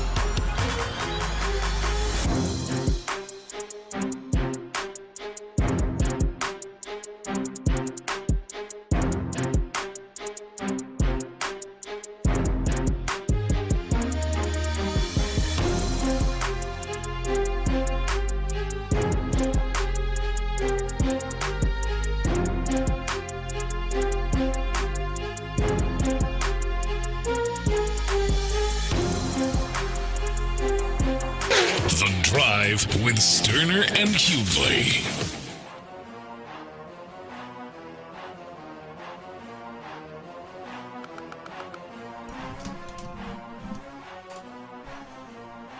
All right, coming up here in just a bit, T-Mill's best bets. I think he might be on a roll, folks. All right, we had a good Monday, and when I say a good Monday, good for him on Monday. All right, not in the red, 2 out of 4. That works. And then yesterday, he was ballsy, took some chances. I mean, there is nothing about. Hey, let me put some money on Yiner at the plate. Hell, I was trying to bench him. There it is. There ain't nothing about, hey man, I'm gonna put a little cash on Yiner, and not just on Yiner, but man, I'm gonna put it on him to get at least a base and a half. Well, Yiner came up with 2 of them. He got 2 hits last night, 2 big hits, and so he is rolling. And the only one that he lost was the Astros not being able to get it done last night against the Orioles. What was that about a run? They lost by what, 2? Oh, you had them plus. Yeah, Adam plus 1. So yeah, of course the hometown squad's what let me down. Yeah, but Yiner didn't. So he is hot. He is 5 for 8 right now in the week, and let's see if he can get more in the green coming up here on a Wednesday. So T-Mill's best bets coming up. Apparently, Tyler, a plank competition was going on in the back there, like the social media trending planking from like 8 years ago. Well, it's I think Boss Lady, I think, is a big Pilates gal, so I think it's a big. Yeah. The plank is still a big deal in some of those workout worlds. Anyway, I walked in to go to the restroom, man, and they're planked up, man. Getting after it. Boss Lady. Guarantee Bijani was in on that. Boss Lady was up to 3-4. No, Bijani's back here eating hot Cheetos and drinking Snickers. craft beer. I thought he'd be showing off. No, I don't think you. They were 3 minutes and 40 seconds in and still going when I walked out. It's a deep burn. 340. Yeah, I don't know if I could do that for money right now. Even if you offered me like really good wheel money. yourself to the 3. There would have to be something on my line, or I am not getting to. I am not even remotely close to getting to 3 minutes. But if there's some money's on the line, I could probably do it. Yeah. Well, we learned today. Ron always hit presidential on the sit-up, so he'd have it down. No, that's a different thing. I don't know if I could get 3 minutes. I don't think that's a different work right now. I think I'd collapse, work, baby. Yeah, I think I'd collapse. Yeah, 30 was a fight for me. 30 seconds. I used to have to do that with Red, boy. 30 was a real fight. Me and the wife did wall sits the other day during the workout for the first time. When was the last time you did a wall sit? I can bang out wall sits. Chief, I made the workout. And first of all, it was 1 minute wall sits, 3 circuits. I got done in that wall sit the first time, and I got to about 20 seconds. I said, "Baby, we got to do 30s." Yeah, I can't make it a minute. So we did 3. That probably made her smile. Oh boy, they were brutal. 30s were brutal. Tyler, I don't think we should be doing wall sits. Not with this knee. I don't think y'all's orthopedic surgeons would suggest it. I got to go back May 15th. I need to just go. Yeah. All right. This is how I do not like to pull the emergency conversation this quickly, because I think there is a lot that can happen, and I think there are circumstances that are not normal that have led to this issue. But, Clint, I don't know if this is getting any better, and I don't see the light at the end of the tunnel, and I'm hopeful for him and the Astros that it is. But this Imai situation, Clint, it's just getting worse and worse and worse. His performance hasn't been great at all at the major league level, and clearly, like, I don't care. We've seen a lot of players come over from different countries, and maybe we haven't just, gotten stories about all the guys that have had struggles, but his struggles seem to really be – it was coming out every day. Yeah. It's coming out every day. And it was multiple things. Multiple things. He is rolling through interpreters. Like it's gum. I forgot about that. He's on his third interpreter. He's on his third interpreter, and that's just what's reported. He may be on his 5th. He's on his third interpreter that we know. And then yesterday, he goes to AA Corpus to get his first minor league rehab start, and he goes 2 innings, 6 hits, 5 earned, 3 walks, 2 Ks, 1 homer in 59 pitches. He threw 60 pitches in 2 innings against Double-A hitters, right? And you can miss me with him on he was working on some stuff. He doesn't get that excuse with where he is right now. And again, this is very early in his situation. He has adjustments that he's going to have to make. But I am very nervous for him that this isn't something that is going to improve to the – I mean, Patrick Creighton thought there was a promo about Patrick Creighton thinking he'd be the AL Rookie of the Year. Yeah. I mean, they've got to be very nervous about this situation. 60 pitches, 6 outs. I don't – there's no – well, the mound was hard. There's no, I was working on this or that. There's no, it's a build-up. I didn't have my bet. I don't even care where you are. 60 pitches and 6 outs. That's a problem. Yeah. So there's no fatigue. Clint. Yeah. Right. Well, we're starting to get fatigue. We're starting to get MI fatigue. I mean, there's nothing about that stat line, that performance that you can make light of. I mean, it's the only good thing is that he'll get another one either in Sugar Land or in Corpus. I know a lot of folks hope that he'd get one quick get right start at a lower level and then get back to the bigs. Clearly, that's not going to happen. So the only good thing is there's another one right around the corner. There's no positive spin on this one. That's a rough night for a man making $18 million. Yes. Someone said they went cheap on him. No, they did not go. I mean, I don't think that's cheap. $18 million, and they put it in a situation where he has the ability to continue to opt out or opt in, where he can keep making this $18 million over here. Like this again, I know Clinton Tyler, it is early, and he can start to get himself adjusted, both mentally being in this country and in the game. But damn, I mean, it's April 29th, but this arm fatigue thing, this happened 2 weeks ago. Like, he got arm fatigue in the first 2 weeks of the season. I mean, I understand it's different, but damn. What is going on? I mean, dead arm that quick. Yeah. Like, it is, and it's just like there is no part of it where you're like, the only part of it where you're like, all right, this is the thing that I'm hanging on to is it's early. But I mean, you can't run him out there. No chance. I mean, you can in Corpus. In Corpus, you can't run him out. Man, it wasn't AAA, man. That was AA. 60 pitches. And I think Chaz can go down there and do better than that. All right, come on, Tyler. T-Mill's Best Bets. Again, you can find that at T-Mill Real Deal. He will have those posted. 3 for 4 last night, 5 for 8 this week. Where you at? 4 picks for NBA playoff action tonight. One of those is a Rockets bet. We'll save that one for last. Why not? First bet tonight, I got the Orlando Magic plus 11.5 at the Detroit Pistons. I teased that up. I believe the line's closer to 9.5 or 10 for the Magic, but I took plus 11.5 for Orlando in Detroit tonight. Second bet for you, Raptors at the Cavs, over in that game, 217. Third best bet on a Wednesday within that Raptors-Cavs game, Donovan Mitchell. I'm over on his 4.5 rebounds. He's eclipsed that each game of this series except for one, I believe, and he missed it by the hook.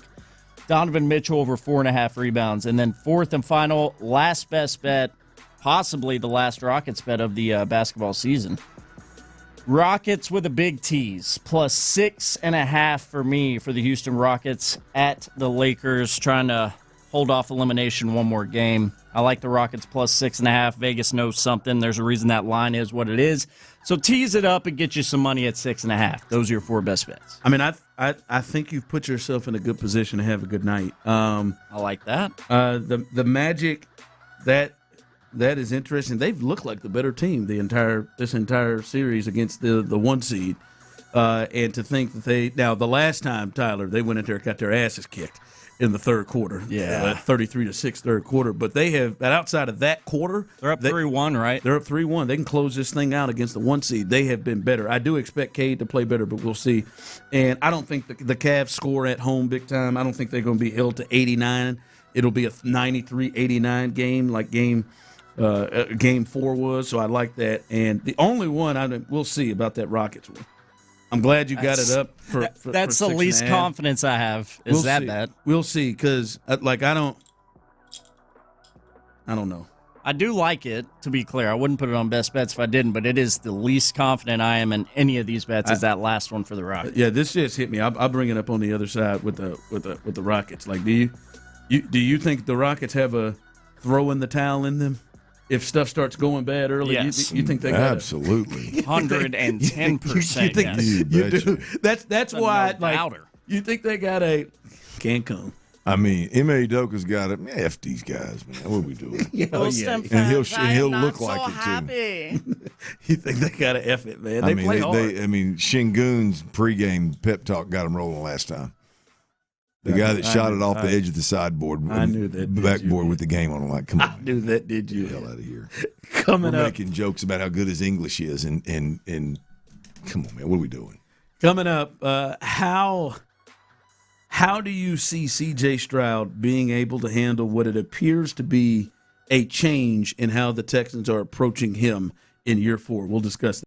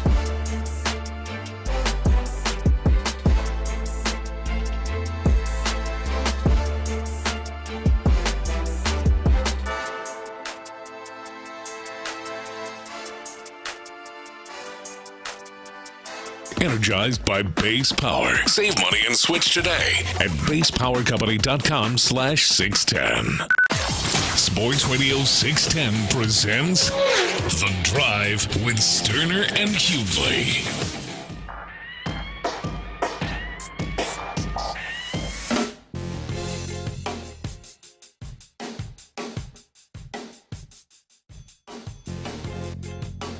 Coming up behind us, as usual, Texans All Access. Who? I thought somebody's coming up behind us, man. No, not physically behind us, but coming around the corner? After our show ends. I don't think Tyler would warn us. I think he would. Tyler would warn us. He better come through that glass. He'd do it with his eyes. Better come through that glass kicking ass, you know what I mean? Yeah. Take it out. This microphone. Mm-hmm. Get a new one. All right, coming up behind us, not physically, but after this show ends, Texans All Access, Mark Vandermeer, John Harris, and they'll discuss the impact of the Azeez Al-Shire contract. If you're missing that, he got a 3-year, $54 million deal, putting him third when it comes to interior linebackers is where he is. So big upgrade. He was making 11.3. Now he's at 18 per. So they go ahead. That's a big number. That's a big one. That's a big well one. Deserved, man. Well deserved. Put him behind who? Fred Warner and who? And Roquan Smith. Roquan Smith. Yeah. Remember Roquan had that special season. Yeah. Boy, right time, right place, right time, man. Azeez is in this system with a guy that sings his praises, and D'Amico Ryans, rightfully so, and had a hell of a year, man. And hello, 18 mil per, huh? Yeah. Woo.